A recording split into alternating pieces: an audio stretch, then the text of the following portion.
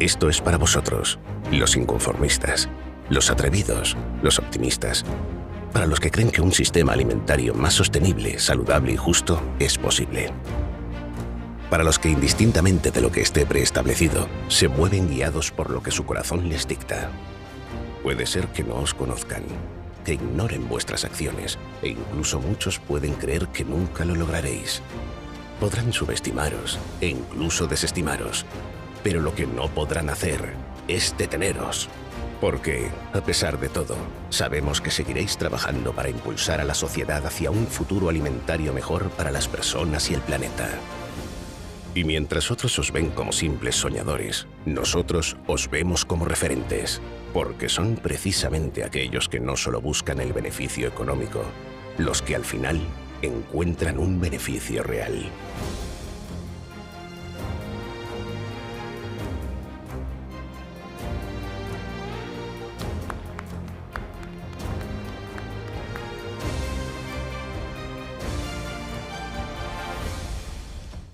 Buenos días.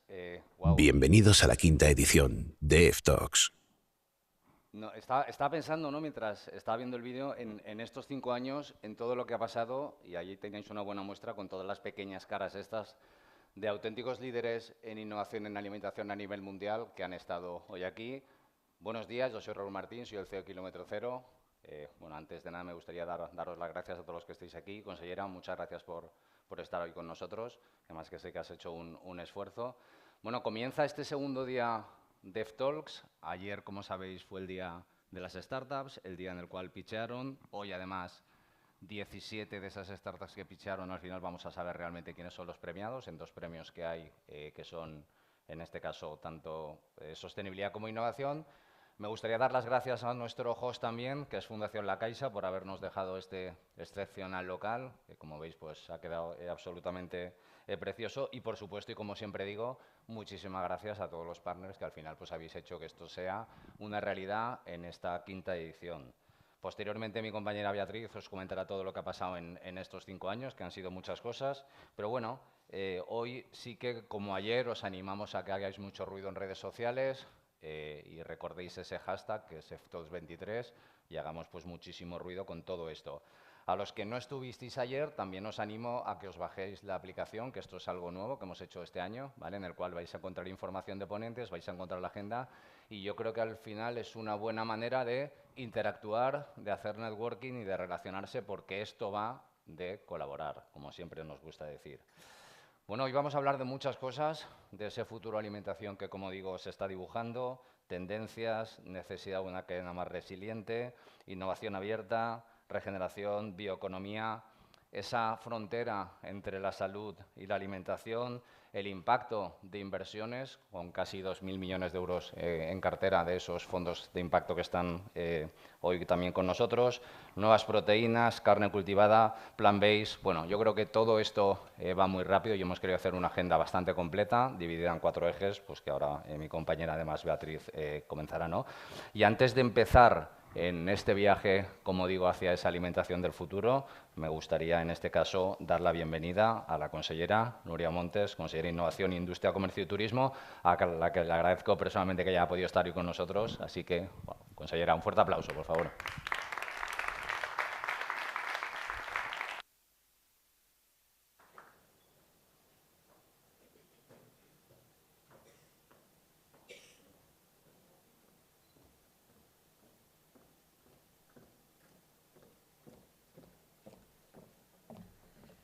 Buenos días a todos. Buenos días, Raúl. Muchísimas gracias. Leonor, muchísimas gracias. Sois las caras visibles, sin duda, de este Full Tax Food Summit. Y bienvenidos a todos, señoras y señores. La verdad que para mí es un placer y, la verdad, ha sido una casualidad, bendita casualidad, que me ha permitido poder estar aquí hoy en este segundo día de este interesantísimo evento que se celebra ya por 5ª edición. Os voy a confesar un secreto. Una de las peores cosas de ser consellera es que no tenemos horas suficientes en el día para poder atender todo lo que nos interesa. A mí me hubiera gustado estar precisamente estos 2 días aquí con vosotros. Soy, además, Raúl y Leonor lo saben, una especialista y especial interesada por mi etapa profesional anterior. Yo me dedicaba al sector hotelero, precisamente todo lo que tiene que ver con la innovación en la industria alimentaria, porque soy perfectamente conocedora de los retos.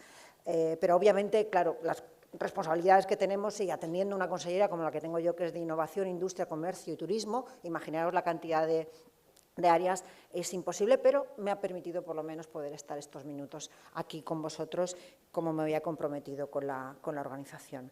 Desde luego, encontrarnos hoy en un foro de estas características que cumple ya, como he dicho, su 5ª edición y que además ha sido capaz de reunir a casi 800 personas interesadas precisamente en esta materia, hace que Valencia se configure, desde luego, como el mayor foro sobre innovación alimentaria del sur de Europa, gracias precisamente al trabajo que ha hecho la Fundación Kilómetro Cero Food Innovation Hub.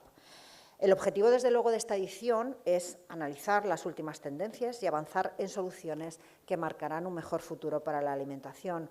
Como ha dicho Raúl, en la jornada de hoy seguramente os enfrentaréis a retos, que además son retos de todos nosotros como sociedad, ¿no? Cómo hacer una cadena de suministro más resiliente, cómo luchar contra el desperdicio alimentario, una de nuestras grandes apuestas de futuro, las nuevas proteínas, la innovación abierta o la necesidad de crear productos más saludables y sostenibles. Esto, desde luego, está en nuestro ADN como sociedad y es uno de los retos que todos vosotros tenéis que ayudarnos a encontrar. Además, afecta a una gran parte de nuestra actividad. Yo quiero recordar cómo la industria agroalimentaria de la Comunidad Valenciana y la industria turística de la Comunidad Valenciana, que van íntimamente ligadas, han sido dos industrias que han mostrado su resiliencia, precisamente, su capacidad de supervivencia y su adaptación en épocas tan difíciles como la crisis del 2008. Fueron las dos industrias que empujaron seguramente la recuperación económica y, por supuesto, qué decir de su comportamiento durante la pasada pandemia. La industria agroalimentaria fue la que estuvo al pie del cañón durante los momentos más duros, todos los días, y la industria turística fue la que cerró sus puertas, pero aún así aguantó el tipo durante muchísimos meses, prácticamente 2 años de inactividad, y ha sido capaz de recuperarse con éxito. Y ambas dos están íntegramente relacionadas. Sabemos que la Fundación Kilómetro Cero apuesta precisamente desde hace 5 años, seguramente más tiempo, desde su germen, ¿no? su primera puesta en marcha, por este sistema de innovación abierta y de inversión estratégica como tractores para transformar precisamente el sistema alimentario hacia uno más sostenible, saludable y accesible. Además, sabemos que apresta su apoyo completo a emprendedores, startups, inversores e instituciones del sector, con una visión que tiene que tener un triple impacto en las personas, en el planeta y en la economía, porque cualquier visión que no contemple estos 3 factores será una visión que sea incompleta y, por lo tanto, no pueda tener ningún éxito. Desde luego que esta fundación y todos vosotros que estáis hoy aquí constituís lo que es el think tank de referencia en innovación en alimentación de habla hispana, y que estéis hoy aquí en Valencia, y muchos de vosotros además que seáis empresas, emprendedores, startups e innovadores de Valencia, hace que nos sintamos llenos de orgullo. No os descubro nada si os digo que nos encontramos con enormes desafíos, ¿no? Recordar que hemos tenido una inflación persistente, una inflación además especialmente elevada en materia alimentaria. Ahora mismo está algo más moderada, al 3,5%, pero hemos tenido picos inéditos durante el verano pasado, llegando a un 10,5%, que ha sido el nivel más alto de los últimos 30 años, y el encarecimiento de las materias primas y las energías suponen un reto para todos los sectores productivos y especialmente para la industria agroalimentaria. Junto a esta, digamos, amenaza, existen también importantes retos que tiene que afrontar el sistema alimentario: biodiversidad y resiliencia, ya lo hemos comentado, digitalización, proteínas 4.0, salud y bienestar, entre otros. Pero sabemos que esta industria, lo hemos dicho, como ha respondido a situaciones adversas anteriores, está completamente preparada y ya está poniéndose manos a la obra para ser, desde luego, la protagonista y llevar a cabo gran parte de este cambio. Sabemos que queda mucho trabajo por hacer, pero se presenta una gran oportunidad para emprender e innovar. Solo podremos afrontar con éxito los retos planteados colaborando e invirtiendo más en innovación, y por ello aquí está esta Consellería precisamente de Innovación para poder atender y aportar además incluso una parte económica de todas estas estrategias. tenemos suerte de estar rodeado de este grupo de emprendedores que ven en los tiempos de crisis una gran oportunidad y que están dispuestos a crear soluciones a las complejas circunstancias que nos rodean. Solo quiero terminar dando mi enhorabuena a Kilómetro Cero por la organización de este ftalks Food Summit, que servirá desde luego para poner en común las soluciones a todos estos retos planteados. Muchísimas gracias a todos los que habéis venido desde fuera y habéis visitado Valencia, y a los valencianos que estáis hoy aquí. De verdad, todo nuestro reconocimiento por el trabajo que hacéis. Muchísimas gracias.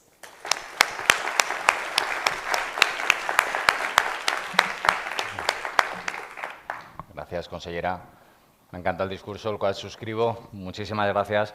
Me ha gustado mucho ese guiño al final hacia esa cadena alimentaria resiliente, ¿no?, que estábamos hablando, y todo el esfuerzo que ha hecho especialmente, pues lo ha dicho bien la consellera, especialmente estos dos hubs, ¿no?, tanto el turístico como el agroalimentario, para superar esto, y el cual además creemos que la herramienta o la vía siempre es la innovación abierta de la que hablaremos, ¿no? Bueno, queremos que nos acompañéis en este viaje, como decía, y que seáis parte activa, y para ellos vamos a hacer un pequeño recordatorio de todo lo que ha sucedido en estos últimos años, que, creedme, pues han sido bastante intensos, con lo cual, para comenzar este viaje, llamo a Beatriz Jacoste, mi compañera Bea, directora Kilómetro Cero, así que, Bea, adelante. Hola, buenos días. Bueno, un placer estar con vosotros después de estos 5 intensísimos años. Voy a compartir para todos aquellos que no hayáis estado tan cerca durante todo este tiempo cómo ha sido esta evolución, pero más que nada os voy a invitar a imaginar, porque es muy pronto y creo que tenemos aún que soñar un poquito. Entonces, quiero que imaginéis un mundo en el que todos tengamos comida buenísima encima de nuestra mesa todos los días y que encima la podamos compartir con esas personas que queremos. Y que sea un mundo y unos recursos naturales ilimitados y súper abundantes. Imagina un mundo en el que haya personas que se quieran dedicar a nuestro sector, jóvenes que quieran apostar por la agricultura y por toda nuestra industria. Imagina un mundo en el que los niños en el colegio aprendan de dónde viene la comida y sobre todo el valor que tiene y todo lo que significa, qué impacto tiene esto en su cuerpo, qué impacto tiene en el mundo. Sé que es muy difícil creer en un mundo así y que os parece algo utópico, especialmente en estos días en los que estamos escuchando noticias devastadoras, también relacionadas con nuestro sector. Sigue habiendo 700 millones de personas en el mundo que no tienen acceso a suficientes alimentos. El 70% de las personas que no tienen acceso a estos alimentos son precisamente agricultores. ¿Qué está ocurriendo ahora con los precios? El precio hace que sea aún más difícil acceder a esta buena dieta. Esta foto que poníamos al principio con alimentos buenísimos, compartidos, cada vez son más caros y el 40% de personas en el mundo no se puede permitir esta dieta saludable. Y en España no estamos tan bien. Seguimos recordando, imaginando esta dieta mediterránea como si fuera algo que llevamos a cabo en el día a día, en la actualidad, y no es así. En la actualidad en España podríamos prevenir 80.000 muertes al año por cambios en la dieta, es decir, hay muchas enfermedades relacionadas con la dieta que además suponen un coste público altísimo. Y es muy triste ver que incluso los niños españoles comen poquísima verdura, siendo uno de los países más importantes en cuanto a esta producción de alimentos. Y además vemos noticias en las que nos cuentan que estamos perdiendo todo el suelo cultivable que tenemos disponible en el mundo, pero también en España. Vemos cómo la producción agrícola está descendiendo. Triplica, de hecho, este mal dato el descenso que se está produciendo en Europa de esta producción, pues relacionada a la sequía y relacionada a todas las condiciones climáticas.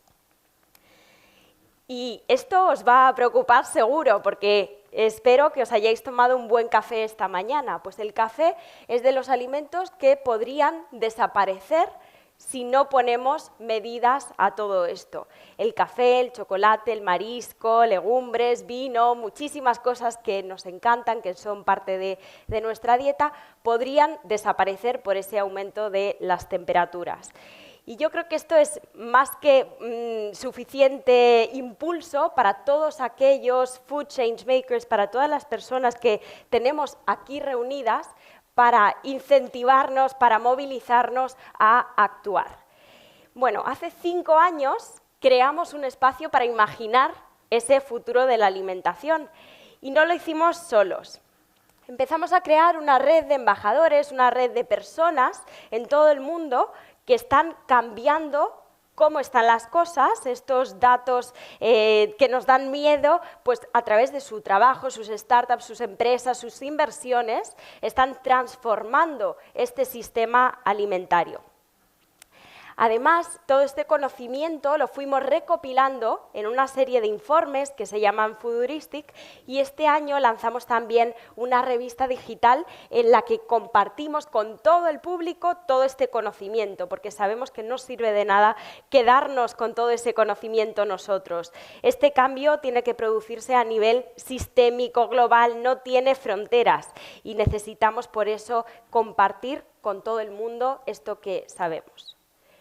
Y llevamos, como digo, 5 años celebrando este congreso en el que hemos conseguido reunir a cientos de líderes internacionales y con 2 ediciones en México. Son todo iniciativas que van construyendo esta visión que tenemos.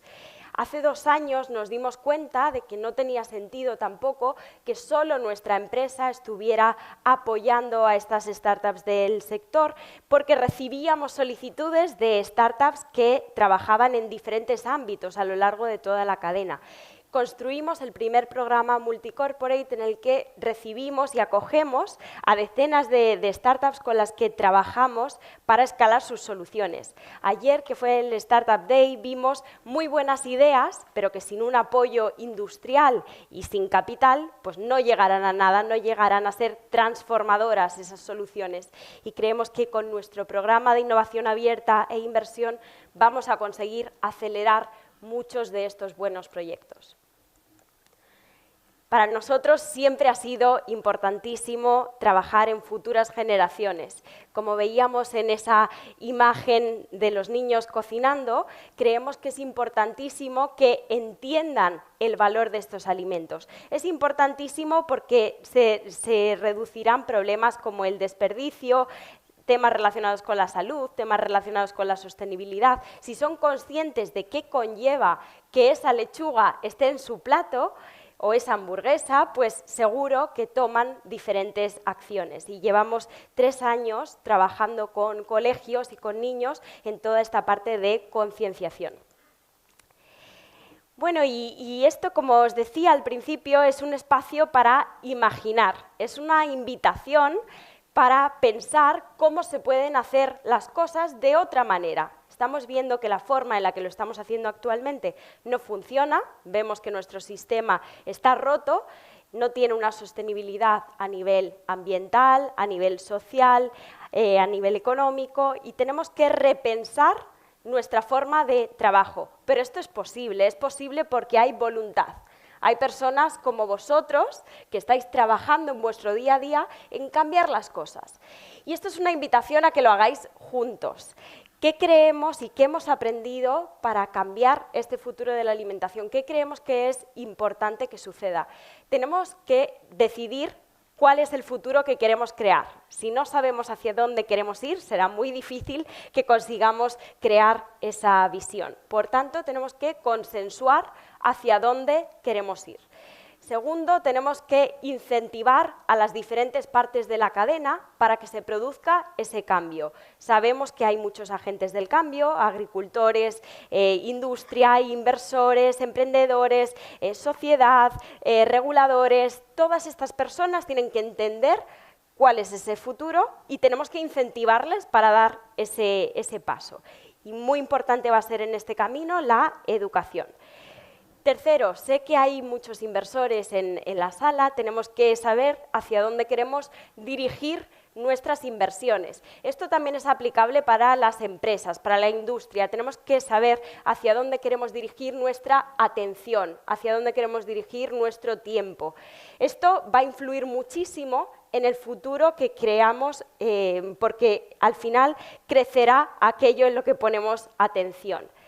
Y por último, sabemos que estamos trabajando en el sector más importante para la sociedad. Es un sector relacionado con nuestra identidad, con nuestra cultura, con nuestra tradición, nuestra ilusión y, por tanto, en cualquier innovación tiene que ser sensible con toda esta cultura, con toda esta identidad, porque si no, no vamos a tener éxito en el mercado. Hemos visto cómo decenas de lanzamientos fracasan porque luego no consiguen enamorar al consumidor. Cualquiera de estas innovaciones tiene que tener en su centro la cultura, la identidad, la tradición y todo aquello que aman las personas.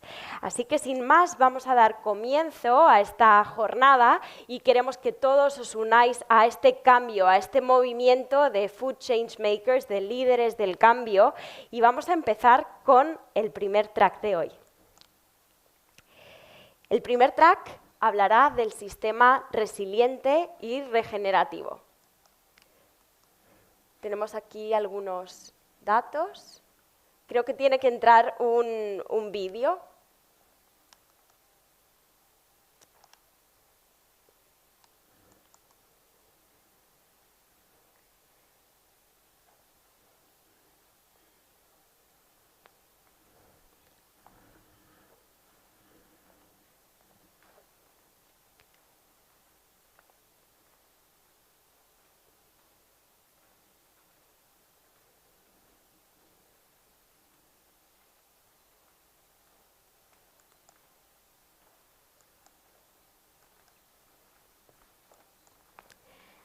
Bueno, no he dicho muchas gracias y así nos animamos, nos despertamos todos.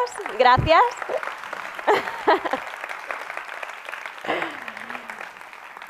Hemos elegido para la primera charla de hoy a una persona muy especial, a un emprendedor que está desarrollando una solución muy única. ¿Te imaginas que con proteína de soja conseguimos crear proteína de cerdo? Esto es algo que ya se está haciendo. Nos va a hablar el fundador de Molex Science sobre cómo, a través de edición genética, agricultura molecular, cómo podemos transformar un vegetal en unas propiedades que sean totalmente la de un animal, a nivel salud, a nivel propiedad. Y para ello, pues quiero invitar, I will switch to English, today will be a bit of a mix. I want to invite to the stage with me Henk Hogenkamp, the founder of Molex Science. Welcome, and thank you very much. Buen día. Oh, Cata. Bea, sorry.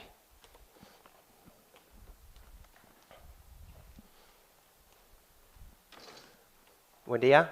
My Spanish is very terrible, so we keep it in English. My name is Henk Hogenkamp.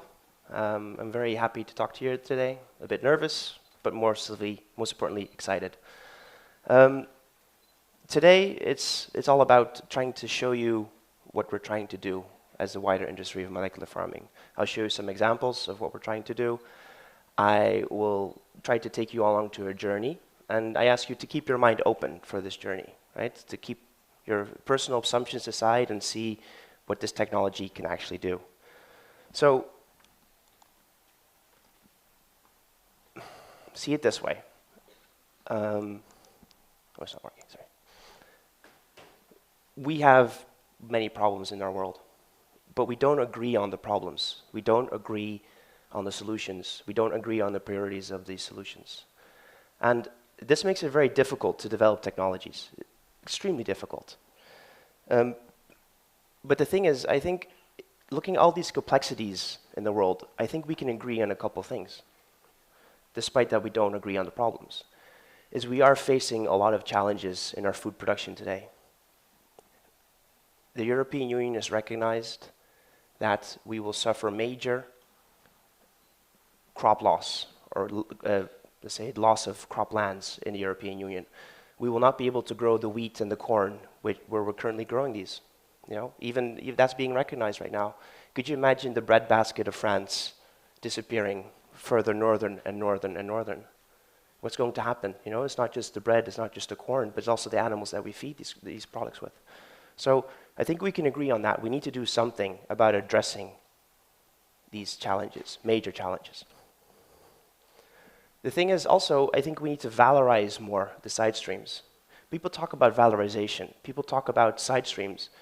But we never talk about what's the definition of a side stream. You know, when we make a technology, we always say, let's put these side streams to good use. But our technology has grown in such a way that actually the side streams is what pays for the crop. It's been so skewed that we need these side streams to pay for the main crop that we're feeding to humans. So why can't we redefine what side streams mean? You know, it's not only doomsday, because I believe in humanity, and we've always been able to make new technological advancements in the face of adversity, but we still need to understand the science, how we could use the science to shepherd these changes. So I would say, you know, today we stand on the brink of another technological frontier. And this, you know, this frontier is very exciting, and we're going to be discussing these today. Or I mean, hopefully some of these. But it's really important to recognize that these technologies still rely on the input of traditional agriculture. We still need crops to grow the crops on actual land, and to put these in, or fractionate them, or process them, and put these into these technologies. So you know, it's not a bad thing, but we still need input. So we need farmers. That's the most important thing. We also need to recognize that many of these products are only made possible by the animal industry. You know, if you make a good plant-based product, you waste a lot of material that has to be fed to some places, or fed to some animals. So the cost of our current products that we have in the market today that we deem sustainable, they're actually co-funded by animal agriculture. So the question is, if we're trying to remove animals from the equation, how come we're only developing more and more complex technologies? The technologies are becoming more complex, and they're becoming more expensive. So how does that work? You know, can we step back and see the entire picture? That we can't just develop and say, oh, I have this new pea protein on the market, and yeah, it's going to make the best product. It doesn't work that way, because that 1 kilo of pea protein is funded by the 5 kilos of starches and fibers that come along with it. And basically, yes, it ends up in noodles, but most of it ends up as animal feed. So, you know, we need to have that discussion, that open discussion. So I'd like to introduce you the concept of molecular farming. Molecular farming challenges the very core of agriculture. I mean, it doesn't challenge it, it actually supplements it. You know, with molecular farming, we have the possibility to change farming at its very core. You know, we can change the plants themselves to do what we need them to. But more importantly, we can change the plants to make sure that they fit our current processing capacities. It doesn't make sense to start building, you know, fields full of stainless steel bioreactors if we can't grow the crops, or if we even can't afford them, let alone if there's enough steel. So we need to make sure that the technologies we develop are compatible with the current infrastructure. That's so important to realize, because that means there's no upfront investment into these new technologies. So right now, there are companies using this type of technology to make dairy proteins in beans. They're using it to make enzymes in seeds. They're also using it to make growth factors for culture meat. And even certain vaccines can be produced in plants now. So, you know, we're already doing this. We're doing this already. So how can we use this philosophy? How can I put this philosophy in your head and think about crops in a different way, as mini bioreactors that only feed off the sun, off the water, and off the land that we currently use? And currently at Molex Science, what we're focusing on is meat proteins. So what we're doing is we're making taking these seeds, and we're having them make the meat protein of choice. So I would say, I think, you know, they always say a picture speaks 1,000 words. And now, and this is, you know, I'm trying to show you the picture that actually shows our results. Back in 2020, when we started Molex Science together with Gaston and Martine, we thought, okay, how can we change the plants at this fundamental level? And we started talking to ag tech giants, and they said, if you could get 1% of animal protein in your bean, you'd be lucky. You'd be super lucky. But fast forward 3 years, we've been able to reach a certain level where we can reach 26.6% of the soluble protein in the bean is our animal protein. That means about 5 to 10% of the bean weight is expected to be our animal protein. If you translate it to acreage or hectares, that means we can grow anywhere from 100 to 400 kilos of animal protein on land per hectare. That's mind-blowing. Because now, if you look at it, how much land do we need to feed these animals to make these very same proteins? Also, what happens here, you can see here in this picture, is we've actually seen a color change due to the expression of these proteins. So the bean is actually, it has a different function. It has a specific function due to the protein that we're expressing. And depending on the protein that you're expressing, you could change the function of the bean. So that means in the future, when we start doing more and more of these projects, we can select the protein and match it with the function that we want for that bean. It could be nutrition, it could be texture, it could be taste, it could be color, it could be anything you think of, right? Lastly, it's also worth noting that this isn't just about increasing the yields on the land itself, but about changing the crop functionality. So right now, these traits that we're making, they're not coupled to the use of pesticides yet. We can, like in traditional, but we can also decouple them. So I want to challenge you in thinking, if we have a genetically modified plant that we grow in an organic way, is it still organic? Because the organic does not reference the plant, it references how we grow things. So would this be acceptable? I would say so. So our journey doesn't stop with proteins alone. We also have targeted the fat fraction. So what we've done here, or what has been done actually, is a genetic code was inserted for a very specific enzyme. And this enzyme turns an inflammatory omega-6 fatty acid, which is linoleic acid, it turns it into gamma-linoleic acid. And this gamma-linoleic acid is anti-inflammatory. It's the right omega-6, it's the healthy omega-6. I just say, okay, what is the market from gamma-linoleic acid? It's pretty big. It's about 1 billion. But it's now serviced by crops which are very small and very difficult to grow on scale. So it's not used a lot because it's expensive.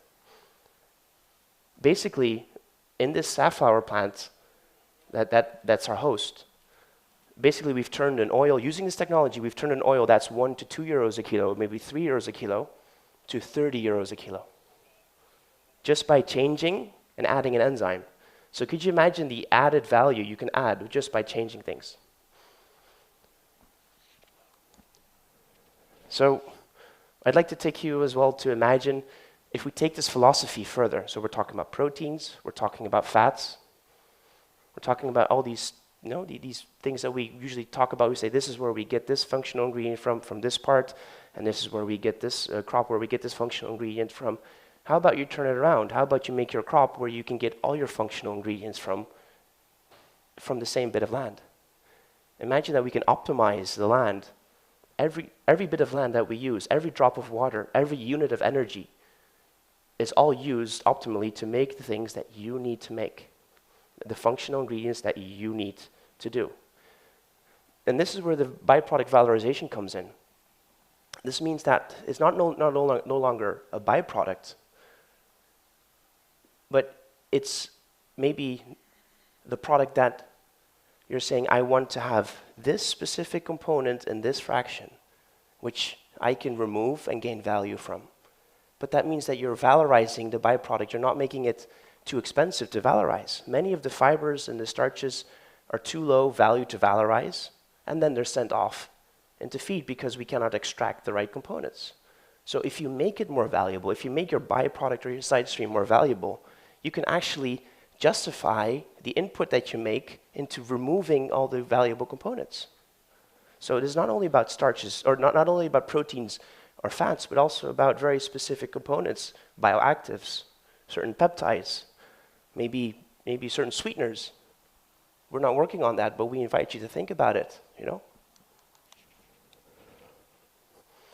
So, over the course of human history, I think the thing that's really changed, that's really guarantees change, is increased efficiency, you know?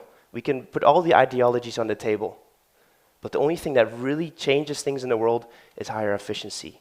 It's changing the value for shareholders, for the stakeholders, not shareholders, but the stakeholders. So, you know, if the farmer can make more money, it means it's probably something efficient, and vice versa. If it's more efficient, the farmer can make more money. So, I think it's important right now to recognize that molecular farming is not just our product, but it's a vision. It's a vision where we don't change, we don't change what we eat. Actually, we are changing a bit what we eat, but we don't change what we eat or how we grow it. It's about how do we shape what we're growing? And more importantly, how do we share this? I think that's really important because we need to be sharing our food, our protein sources, globally. You know, let me see, the last point I'd like to make is, you know, I think even though this is a GMO technology, I think it's a vision we can all unite behind.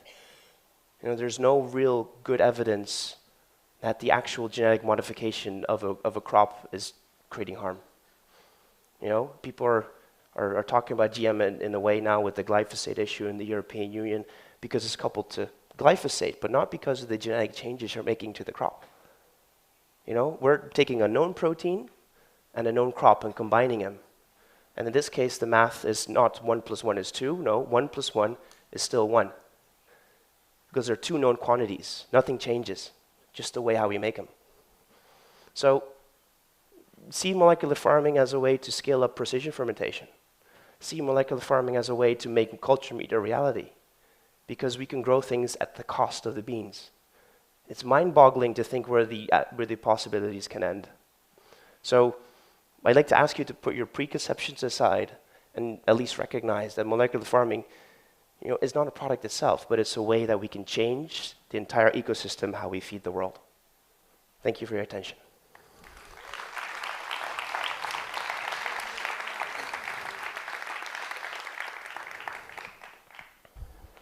Thank you very much, Henk. It was a very bright presentation to start with, and thank you for sharing your vision. I am sure you will be one of those food change makers, and this will be a very disruptive technology that will change things. So congratulations. Thank you. Thank you, Henk. Bueno, ahora nos vamos del campo al océano. ¿Sabéis que en el océano va a haber más toneladas de plástico que de peces? No dentro de tanto tiempo. Muy triste esta noticia. Pero también es triste a día de hoy. Nos comemos una tarjeta de crédito a la semana, cada uno de nosotros, en microplásticos. For this roundtable, we will have 4 people that are changing this situation through their companies. So we will be speaking to these 4 professionals, and this roundtable will be moderated by Thought for Food. I wanted to share with you this data. 70% of the surface of our planet is covered by the ocean.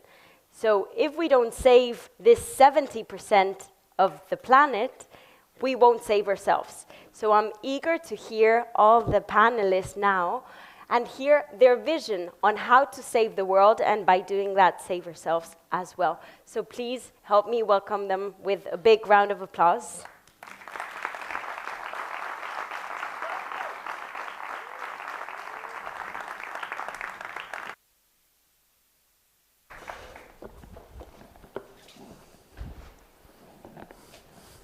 Oh, how should we do this? ¿Dónde te quieres?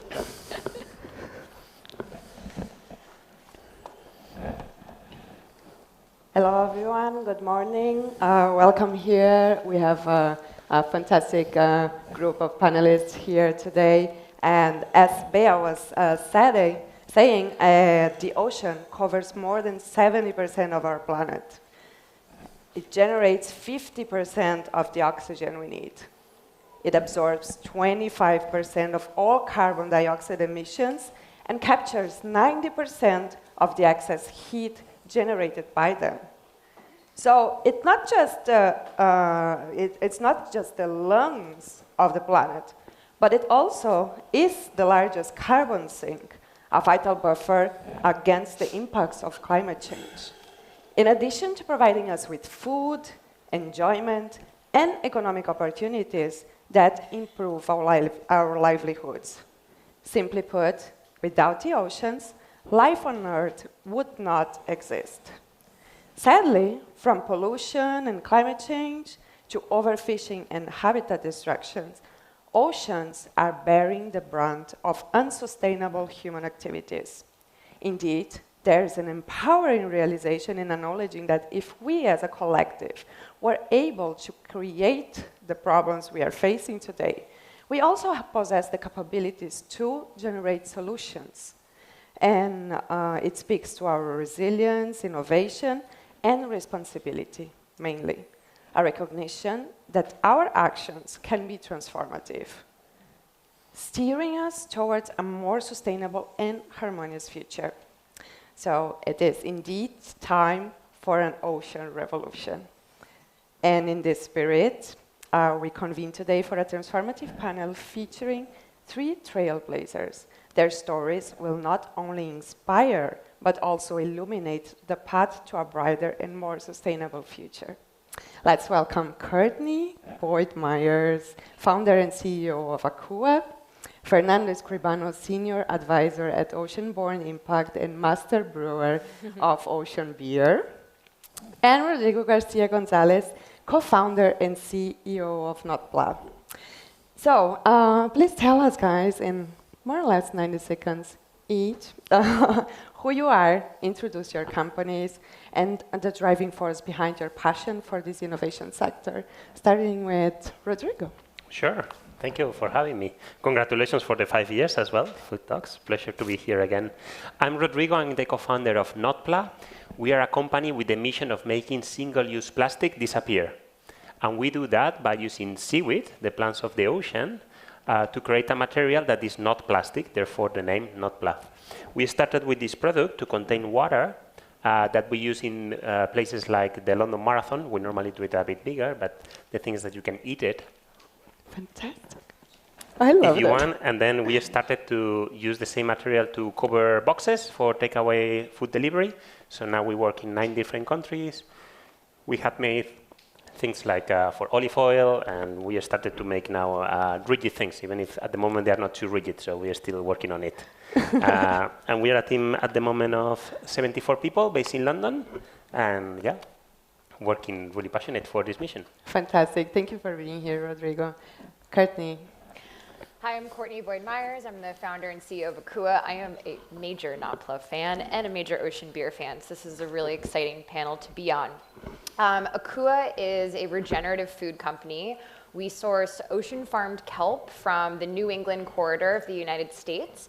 The company is based in the US. Our hero product, the kelp burger, and our little product we just launched for kids, which is SpongeBob-approved kelp patties, are sold in over 1,000 grocery stores nationwide and in hundreds of restaurants.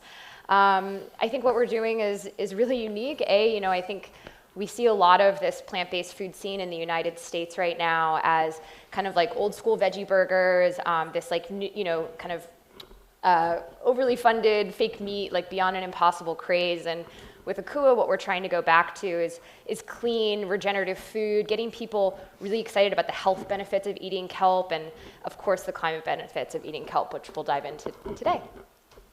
Fernando.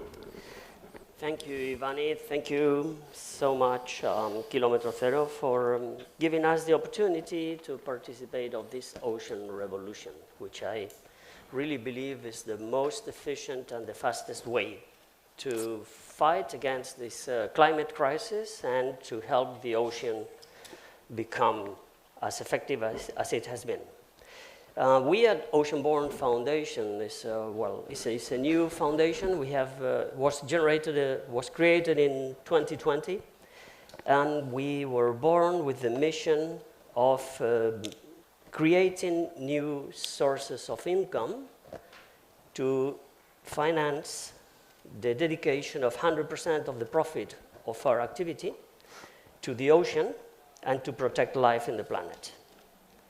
We do this by developing 3 business lines that we have currently. One is the ocean beer that you had last night. I hope you enjoyed it. If you didn't, don't tell me. And that is a way to communicate with consumers about climate crisis. We have a line of business with sustainable clothing, ocean-borne lifestyle, and a third line of business that is impact fund, that is, I would say, science-led, impact, purpose-driven, and return-focused. I will tell you more later. Perfect. So, to dive deeper on this, Fernando, ocean beer is usually described as a purpose product, right? So could you delve into this concept and share how Ocean-Born Foundation operates by supporting businesses instead of relying on charity? Tell us a little bit more about this model. Yes, we don't want to compete with the generosity of the multiple people donating for different, very honest and well-funded contributions. We prefer to create business in an ethical, honest and committed manner. We define ourselves as 100% ethical, committed, and in that way we consider we can help change in the way we are doing things. We've been maybe misconsidering the planet in our activities. The sustainability is a kind of, well, maybe too much managed word, and we would like to introduce the concept of ethical measurement of things. If we don't measure things, we consider they don't exist. So in that way, this is why we consider ourselves a science-led foundation, and we would like to see if we can make as much profit as possible to donate as a grant, or invest, or make partnership in a way that we can modify the way the consumer makes the decision of consumption, and we can move and create a class of products that would be a kind of purpose-driven products. Fantastic. Courtney, as a pioneer brand in sea greens-based foods, Aqua gave you a lot of insight into the marketing and branding strategies that are positioning your products from a niche or future food space to a mainstream market, right? So what strategies have been most effective in fostering consumer acceptance? Because at the end of the day, like, innovation needs a public, so. Definitely. Who had the Akua cannelloni last night? It was like wrapped in a little, it had, yeah, so that's our product, and I think product positioning is the most important part for us. So I mentioned it in my intro, but really kind of luring people away from that, you know, this bleeds and it's made in a lab, to, you know, this is from the ocean, it's really, you know, gonna have all these micronutrient benefits. It's not just about the macros, like the fat and the carbs, but how are you getting your vitamins and minerals on a daily basis? Shouldn't you eat food that makes you feel good? You know, we are, and especially in the States, so used to this idea that we're gonna eat a bunch of food and feel like crap. Like, how backwards is that? So at Akua, we're like, this food will make you feel delicious and energizing, and yes, it's also incredibly climate friendly. Let's talk about our ocean farmers. But what we've sort of realized in the 3 years selling the kelp burger is that, unfortunately, people don't pull products off of shelves because of climate change and their commitments to lowering their carbon footprint. They care, you know, is it delicious, is it convenient to cook, and is it healthy for me? So we've really focused on the health benefits of kelp and seaweed. And, you know, I think you see a lot of celebrity-backed CPG products today. You know, we are exploring bringing the new Little Mermaid, Halle Bailey, in as a partner to the company. And of course, you guys see up here, you know, we did a royalty deal with Nickelodeon to basically, you know, help kelp jump out from the shelf so that, you know, kids of all ages, really, because SpongeBob's a 25-year show, and the movie's coming out next year, so, you know, we hope that some of that fanfare will lift kelp. You know, other than that, I think that traditionally seaweed products have been, branded in sort of like an Asian-y way, or like a very kind of old school New England farmery way. And we're trying to be very punchy, very Gen Z, very exciting, speaking to a much younger audience, because that younger generation there's more vegans and vegetarians coming up than in any generation before. So we're really excited about that. We cater to that. Perfect. Thank you for sharing, Courtney. Going back to Rodrigo, I was super happy to interview you because, like, part of a team that nominates initiatives and innovations up to the Earthshot Prize, that you won that on December 2022, and in the category of Building Waste-Free World. So how has this prestigious environmental recognition impacted the company, and more broadly, how do you see initiatives like the Earthshot Prize influencing the trajectory of sustainable innovation and circular economy practices? Sure. Maybe a bit of context for everyone who might not know the Earthshot Prize. The Earthshot Prize is this prize that Prince William wanted to give for people involved in sustainability. He approached the Nobel Prize and asked, can you add a new category to your prizes? And the Nobel Prize, they say no. So he went to found his own prize with David Attenborough and a few other celebrities. And every year they award 5 prizes. They give to every one of the winners £1 million, which is quite significant. And there is quite a lot of media and excitement around it. So last year the ceremony was in Boston. David Beckham gave us the award, so it was kind of like a big deal. In 2 weeks, the new ceremony is in Singapore. We become the all winners instead of the current winners, and had brought quite a lot of attention. Like the prince itself is quite involved, so we had to see him quite often. We were in New York with him. So cool. 3 weeks ago for Climate Week, sharing stage with Bill Gates and other kind of like super big personalities. We had him in the office, we had him selling our boxes. So he had managed to sell our boxes to Aston Villa, the football club that he really supports. And then from there, like 50 more stadiums won our boxes. So he managed to create this kind of like a snowball effect. And I think it's really important to put a bit the focus or the sexiness, a bit what you were saying, on things that they are maybe at the moment not mainstream, or topics like sustainability that probably new generations are focusing on. And I think it's important that they become mainstream. Fantastic. Courtney, Fernanda, and Rodrigo, now talking a little bit about expansion and growth, because we need initiatives like yours all over the planet, like we need to make it happen faster. So what are your current strategies and for expanding and growing your businesses? Who wants to start? Who feels like? Okay. We have like 2 main pillars for this definition of our strategy. The first one is try to accelerate, so that every company that we invest in, every project that we work with, we try to get involved as much as possible, and in a way that we can develop and accelerate the route to market of what they're doing.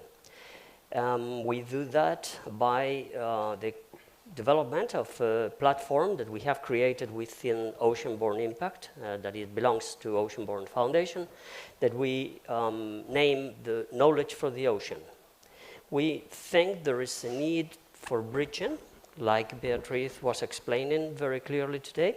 We need to bring knowledge to where it should be, to be productive. So we are trying to have this mission of linking the knowledge with the productivity. We do that with the seaweed industry. We do that with the food industry. With the seaweed industry, we do it in a way that we want to maximize the value and create a sustainable value chain of products from seaweed. Maybe for the food, but not only for the food, but the cosmetics, the pharmaceutical, animal feed industry. With the food wastage, we do it collaborating with companies that reduce food waste. With both of them, we try to integrate the knowledge that we have within the foundation and bring it to their departments of R&D. Startups are difficult to have departments of R&D. So we try to replace a little bit that role of research and development of new companies from the inputs of the foundation. So our strategy is mainly accelerating And the second pillar is measure what we do. We need to measure how the impact is. We invest in companies that have a positive impact on the environment, but we need to measure it. We need to certify it. We need to audit it. So somehow we try to do these two things. Yeah, it's all about transparency and trust at the end of the day as well, for people to change their habits, right? So if they see it's happening and how it's happening, that's a big one for changing behaviors as well, as Courtney was mentioning. So Courtney, what are your strategies? This idea of speedy growth and growing fast is it's been on, I think, a lot of our minds for the past 2 years, and as the funding landscape has shifted under our feet, I'm more thinking about slower growth and growing in a really healthy way. And in the past 6 months, we've been, cutting our marketing spend, thinking about what is the longevity of this business, how do we reach profitability faster. And one of the things we've been focused on for the longevity and the survival of the business is really the supply chain optimization. So how can we make this kelp cheaper for us to buy so that we can open up B2B revenue streams, so that more people can come in and buy kelp? It is a very nascent industry. There's approximately £1 million being grown in the New England corridor. Alaska could be a huge, supplier of kelp. In the Faroe Islands in Europe, there's ocean rainforest, like an amazing supplier of kelp, but still we're in kind of the stone ages of growing this. And, I'm sure you feel this too. And so I think, as much as we want to grow fast and have strategies for that, my focus as a CEO has been, how do we stay alive? How in 10 years' time can we be clearly the market leaders in developing this new category? And these things just take time, right? Like, I can throw all the marketing and all the celebrities at it, but convincing someone in Los Angeles who shops at Erewhon to eat a kelp burger is very easy. But how do I convince, the guy who's pro-fracking and owns, a cow farm in Texas to also eat a kelp burger? And I have to convince both of those people if I want this business to be big and thrive. So yeah, I think it's just going to take time. And we've seen trends before this, like mushrooms are a great example. I think if I looked at mushrooms, I used to work in a mushroom company in 2017. I thought that was peak mushroom boom, and we are nowhere near the peak of the mushroom boom. And so I think seaweeds are going to follow a similar trajectory, but it might not be on that 5-year to 7-year venture-backed return timeline that we all thought it was when we started. Rodrigo? For us, in terms of scaling up, we are launching in new countries. So yesterday we opened in Italy as a new market. We are in 9 countries at the moment in Europe. We are doing pilots in the US. So I think next month in Portland, the Trailblazers are going to use our packaging for all the stadium, which is quite exciting. And yeah, working quite a lot with supply chain and trying to work all together on this seaweed revolution as well. So where's your kelp from? We have quite a lot of seaweed from different parts, quite a lot of it from Spain, actually. There is quite a lot of seaweed, you might not realize, but like in Burgos, there is quite a lot of one of the biggest seaweed suppliers. Burgos is in inland in Spain, so it's not like a common place for seaweed. But long time ago, Franco decided that it was, so they put a seaweed plant there. Cool. Fantastic, guys. Touching a little bit about circular economy and collaboration for growth. And as we are heading already to the end of this panel, unfortunately, to wrap it up literally, when are we going to have our packaging for beer and burgers made out of seaweed? Sure. So we are making packaging for burgers, for stadiums. So I think we are doing a contract now with Just Eat of around 10 million boxes, which is quite big, just for burger boxes. Fantastic. And beer, let's get our hands into it. But I think we have been working talking a on lot. it. Right. Yeah. So we already have circular some, economy we have some happening alternatives right for packaging, but we still don't have a solution for gas drinks. Correct. Into the container that would be edible. But we're working on it. Perfect. So I would leave the stage open for questions from the audience, if we have time for one question or two. Christine? I wanted to just ask a question about Sure. And how, like, fishy tasting are they? And have you had, you know, feedback from particularly your younger consumers about, like, kind of open-mindedness to the flavors? Because I'm guessing there's, you know, a different ocean flavor that's coming across. Yeah, so I think if you tried it last night, most people in this room would agree it does not have a fishy flavor. The predominant flavor is that umami taste profile. Our first product we launched was kelp jerky, which we no longer make. Maybe someday we'll bring it back. And that product was 70% kelp. We learned really quickly the hard way that that is too much kelp to feed to someone who didn't grow up eating seaweed. And so, you know, we look at our kind of like non-Asian American audience and we do a lot of testing, and with the kelp burger, we've dropped the kelp. It is still the first ingredient on all of our nutrition labels. Like, that's really important to us, that we're not just sprinkling it on popcorn and calling it a day. But with the kelp burger, we also have mushrooms and extra virgin olive oil. And again, those just add to that umami taste profile. And I think it's really important, you know, we poll, like, we've got a 50,000 person mailing list that we've built over the years, and we poll people like, can you taste the kelp? Do you think it tastes fishy? And about 50% of people say they can taste the kelp. And then the next question is like, did you grow up eating kelp products? And if they did, they grew up eating seaweed, they can identify it, but if they didn't, they can't identify it. And very few people think it's fishy. I mean, people, there is certainly, like, I'd say 10% say it's fishy, but it's not the majority.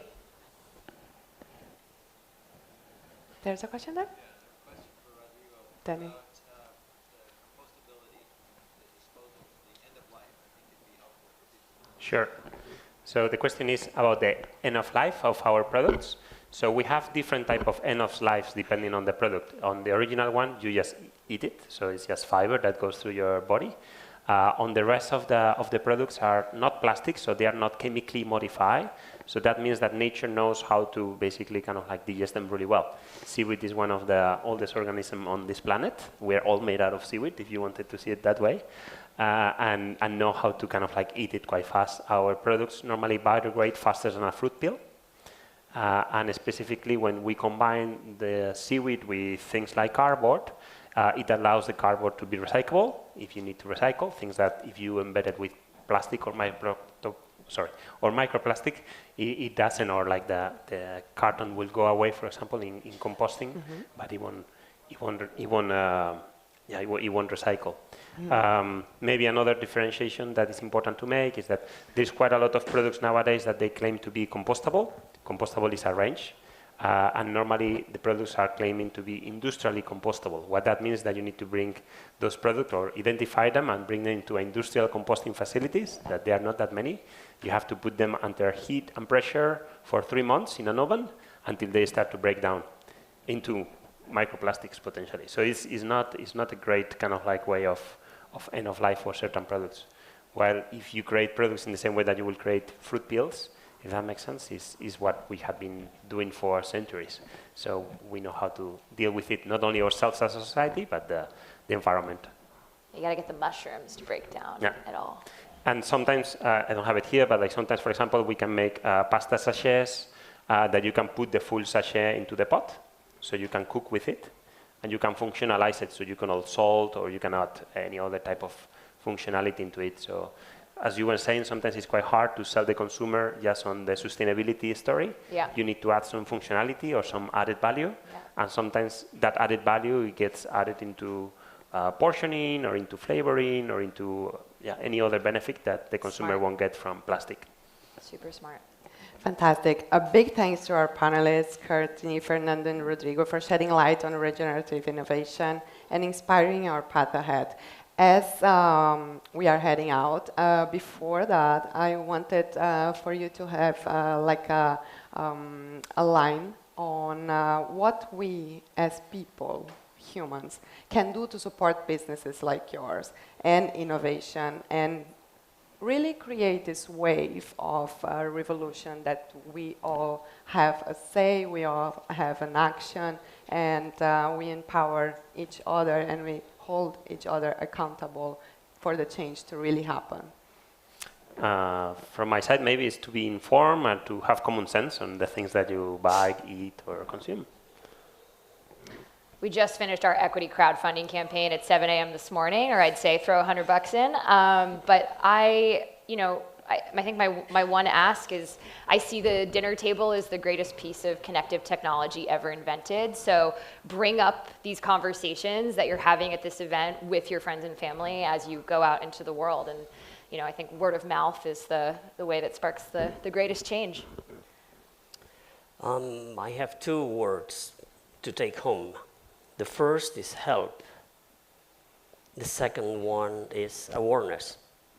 We believe that everything we do, not only at our foundation, but in everyday life of most of us, should have these two words on kind of a written paper and keep clear for everything we do. We need help to help the ocean recover. The ocean is sick. The ocean is our detoxifying agent, is our protection, is our life.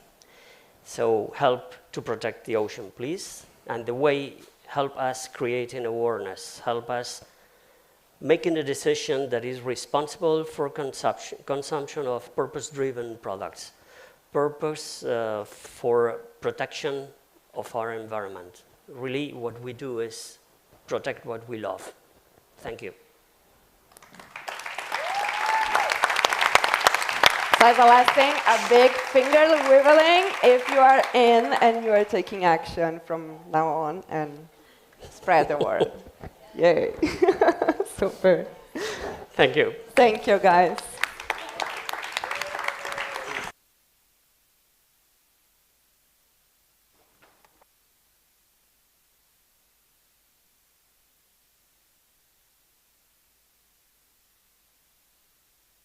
Más que añadir a todo lo que han aportado en esta mesa redonda.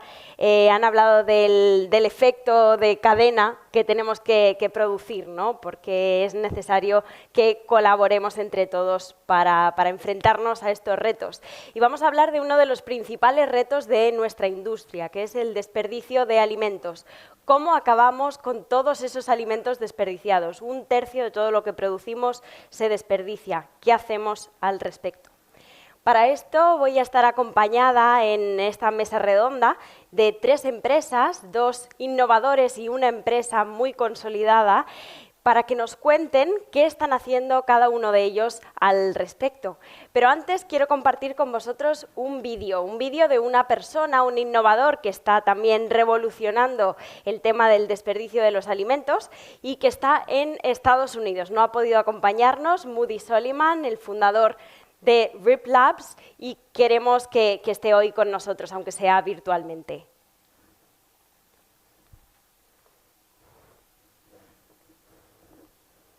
Hello, everyone. My name is Moody Solomon, and I'm the CEO and co-founder of RIP Labs, and I'm very excited to be at ftalks 2023 in Valencia to tell you about what we do at RIP Labs. So our mission is to simply put an end to food waste. But first, to put that in perspective, over the next 4 minutes, we are going to waste enough food to feed over 4 million people. And that very same food waste will end up in landfills, releasing over 24,000 metric tons of greenhouse gases. That's literally enough to feed every single person in Valencia for about 5 days, and it's literally happening every 4 minutes. This is due to the fact that we have an unbelievably inefficient food supply chain system. Losses are experienced all across the supply chain, from the farm all the way down to the consumer, amounting to over $2.6 trillion in losses every year. So clearly we have an economic, social, and environmental problem on our hand. And if we're going to come up with a meaningful solution, it has to be easy to use, can be applied anywhere along the supply chain, scalable, and can be adopted by the largest distributors and retailers in the world down to the smallest smallholder farmer. And we believe that's exactly what we did at RIP Labs. So we've developed a plant-based bioactive formulation that can be applied to a variety of surfaces, including stickers. You simply take one of our stickers, apply it to a fruit or a package of the fruit. And as you can see here in the time lapse, by about day 14, the non-treated fruit will start to prematurely rot, while the treated fruit is a lot more resistant to the premature rot. So if I was with you and looking at the audience right now, I would see a lot of confused faces. How in the world can you apply a sticker to a fruit and have that kind of impact? So what we've done is we've turned to nature. Plants have been producing these natural volatile compounds for millions of years to protect themselves. Let's say, for example, you're walking by a plant and you can smell the lavender at a distance. We as humans think it's a pleasant smell, but it has some very important attributes to it, one of which is to protect itself. So what our plant physiologists and microbiologists do is they can actually identify the specific compounds that these plants release to fight certain post-harvest diseases. That's the first step. In the second step, our material scientists and chemical engineers will develop matrices to encapsulate or trap these volatile compounds, giving us a formula that we can apply to a variety of surfaces, including stickers. You then simply take one of our stickers, apply it to a fruit or a package of fruit, and essentially what we've done is we've biomimicked how plants have been protecting themselves for millions of years to extend the shelf life of fresh produce. Our technology is protected. We have 6 pending applications and 5 in drafting. Another question that often comes up is how in the world then do you protect strawberries or blueberries? Do you add a sticker to every one of those berries? And the good answer here, the good news here is no, we don't. We can actually apply one of our higher load stickers to the package of the fruit and have very much the same effect. So in summary, we have stickers that can be applied directly to the fruits, ones that can be applied to the packaging, and we even have sachets that could be applied to the larger boxes or packaging of fruits. Behind this amazing technology is an equally amazing and talented team of microbiologists, plant physiologists, chemical engineers, and material scientists that came from a variety of different industries to bring this technology to market. A couple of years ago, we started our pilot studies and started working with some of the largest household names in the industry, including the likes of Walmart, Carrefour, Westphalia, and many more. And our technology has been tested and proven. With one of the largest global retailers, we've had some astonishing results on strawberries where we added 2 days to the shelf life of strawberries. We've doubled the shelf life of grapes and had some quite good results on citrus, papayas, and mangoes as well. These are some of the examples that our customers have shared with us with Ripe Labs and without, as well as with grapes and citrus fruits, where under certain environmental conditions, our technology has lasted up to 67 days. Our technology also meets several sustainable development goals. We estimate that for every $100,000 invested in the technology, our customers will see up to 300% ROI, so that's up to $300,000 into their bottom line. We can save 155 tons of CO2 gas from being emitted in the atmosphere and over 281 tons of food from being and from ending up in landfills. So again, thank you to Bia and the entire ftalks team for this opportunity. We hope you join us in the fight against food waste, one sticker at a time. It was a pleasure to give you this presentation, and I hope to be with you in person next year in Valencia in 2024. Thank you. Bueno, una pegatina que consigue alargar la vida de esa fruta que muchas veces tenemos que tirar a la basura. Suena magia, pero es una realidad y gracias a emprendedores innovadores como Moody, pues conseguimos enfrentarnos a estos grandes problemas. Quiero invitar al escenario, please join me on stage, my super panelists, my food change makers. We will be covering the topic of food waste with you all. Which one's better? You. Okay, so I am joined by Juan Aguiriano. He is one of the leading minds at Kerry, the food ingredient company. He leads the whole sustainability strategy for this very influential company. We will see later how he can use his power for good. We also have with us Chiara Gallucci. She is the sustainability specialist at 3D Essence Food and the founder and CEO of Mimica. Solveiga, please help me with your last name. Paksteite. That's a hard one. Okay, so my first question for you all is around, it's not an easy one, as you may imagine, as the problem of food waste is so huge and so urgent for our industry. But if we really want to become a net zero economy, if we really aim to achieve that goal, food waste is one of the first things we have to tackle. So I'm curious to hear from each one of you how your company and how you are acting to get one step closer to this goal. I'll start. All of us are looking at food waste from different angles, I think, and from Mimica's perspective, we're looking at food waste that's caused by expiry dates. And at the moment, the way they have to be set to protect consumers is that we have to set them to the worst case scenario, because after it leaves the producer, there's just no way of knowing which conditions it will be stored in. But as a result of these dates, which are too short for most scenarios, because who keeps it? Tries to keep actively things in the worst case scenario, right?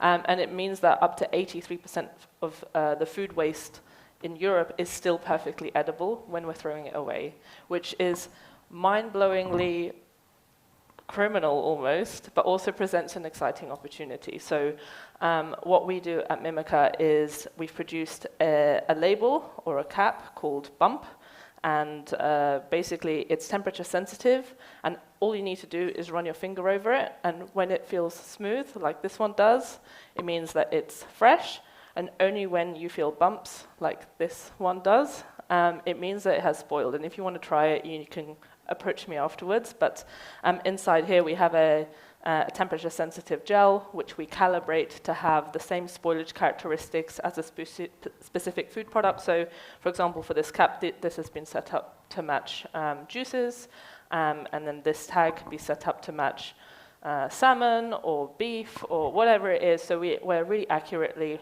modeling that profile. So, and this is really exciting because just extending food by a couple of days, perishable food, just by 2 days, waste in stores should go down by about half.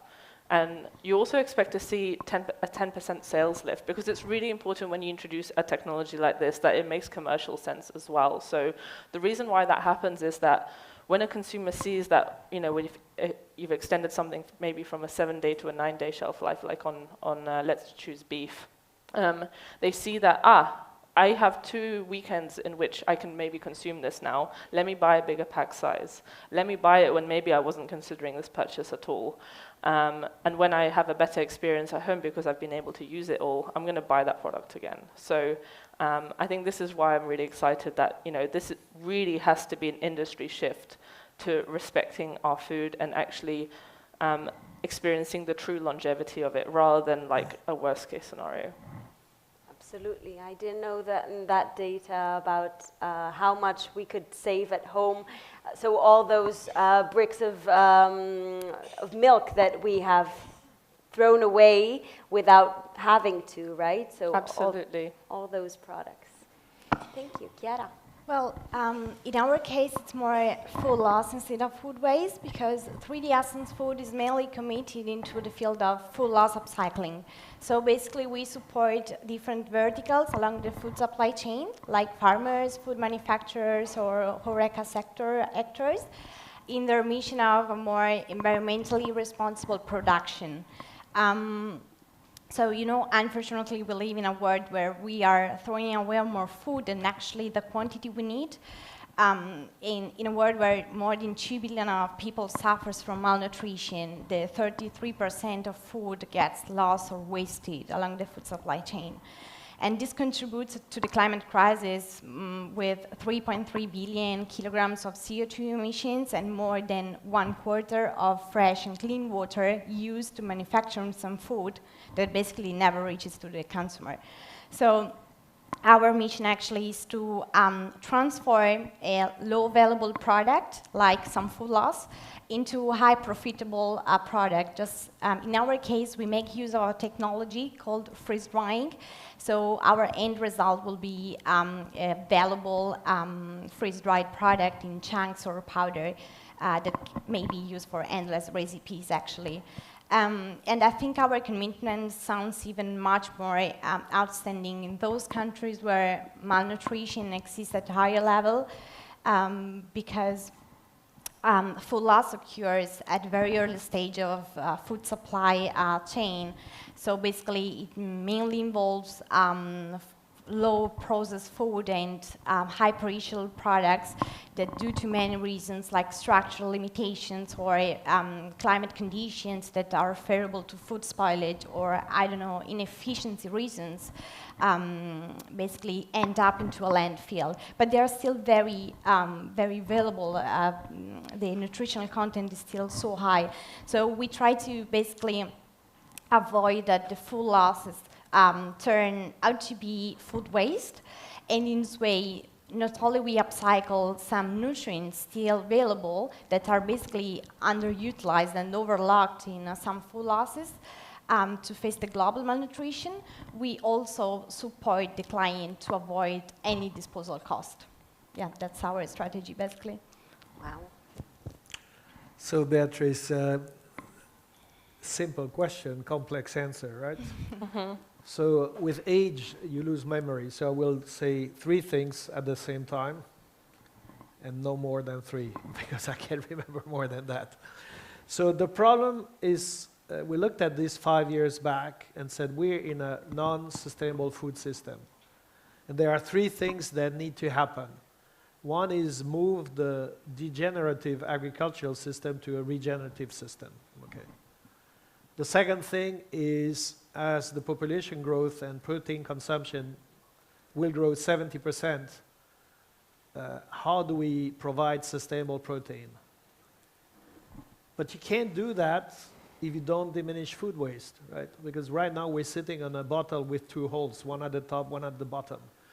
So we said, regen and protein, we will do that, but it's massive in terms of investment. Food waste is not an investment, it's a saving day one. So this pays for the 2 others as an industry. $1.3 trillion, roughly. I can't even count the number of zeros, right? So in Kerry, we said, okay, how many people do we reach? 1 billion. Roughly, we reach 1 billion consumers through our customers. We're a B2B company, but we counted how many people we reach. And we want to reach 2 billion by 2030 with sustainable nutrition. And so we said, okay, let's do food waste. So we invested. We had a business there already, and we just invested a lot more to make it really big. And we said we're going to do 2 things, not even 3, 2. One is reduce the food waste of our customers. So we are the largest shelf life extension company now. Why? If you look at 2 categories like bread or meat, bread is the largest processed category. Up to 40–50% of bread is never consumed. It's crazy. It costs 1 to 2 cents per kilo of bread to extend the shelf life by 50%. It's nothing. Meat, 20% of processed meat is never consumed. Costs you 3 to 5 cents per kilo of meat to extend the shelf life. Now, you don't have to do that with products that are bad for you, right? Shelf life extension is very complex. You have to maximize the safety of the product. You have to maximize the aesthetics of the product. You have to minimize the packaging, because you could shrink wrap everything with plastic, but that's not the solution. You have to extend the shelf life. If you do that, we have consumer research that shows that consumers want to help in the problem. Half of the problem in certain countries happen in the fridge. Yes, retail, food service, a lot of it is in the fridge.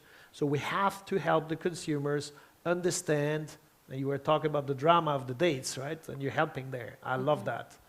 How do you understand that longer shelf life, which is associated to more chemicals, bad stuff in the food, is not like that. You can do modern solutions, biotech solutions, which are 2,000-old year vinegars, botanical extracts, citrus extracts, but done at scale in a modern way, right? Which are good for health and are good for the planet, right?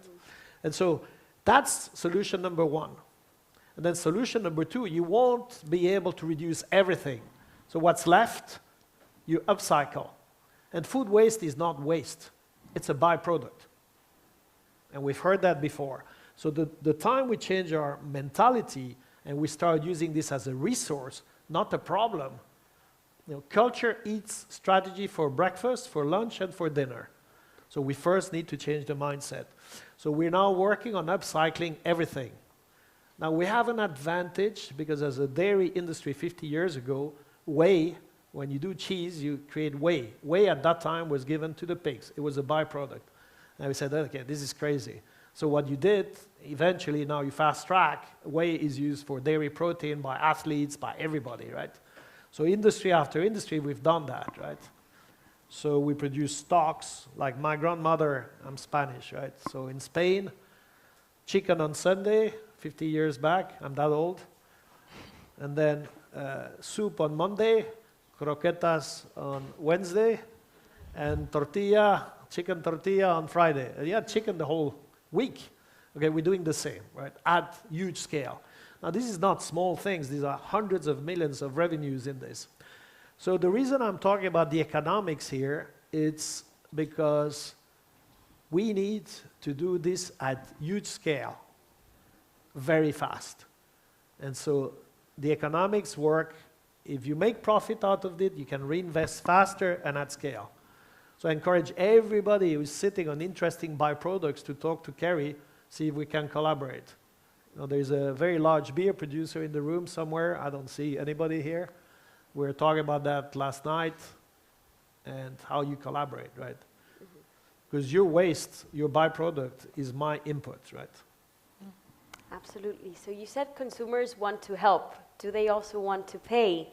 I'm going to ask you another question about how do we incentivize these different end consumers to make that shift, right? How do your technologies also convince them from a health standpoint? You mentioned how these innovations may extend shelf life, but how is the perception of the consumer? How do we change those mindsets? I believe that is the most difficult part to do at all.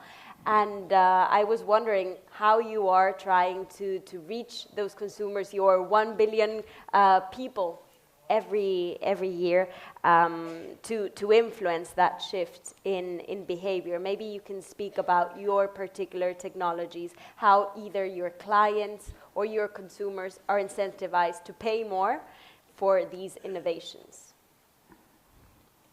I'll start again. Again, yeah.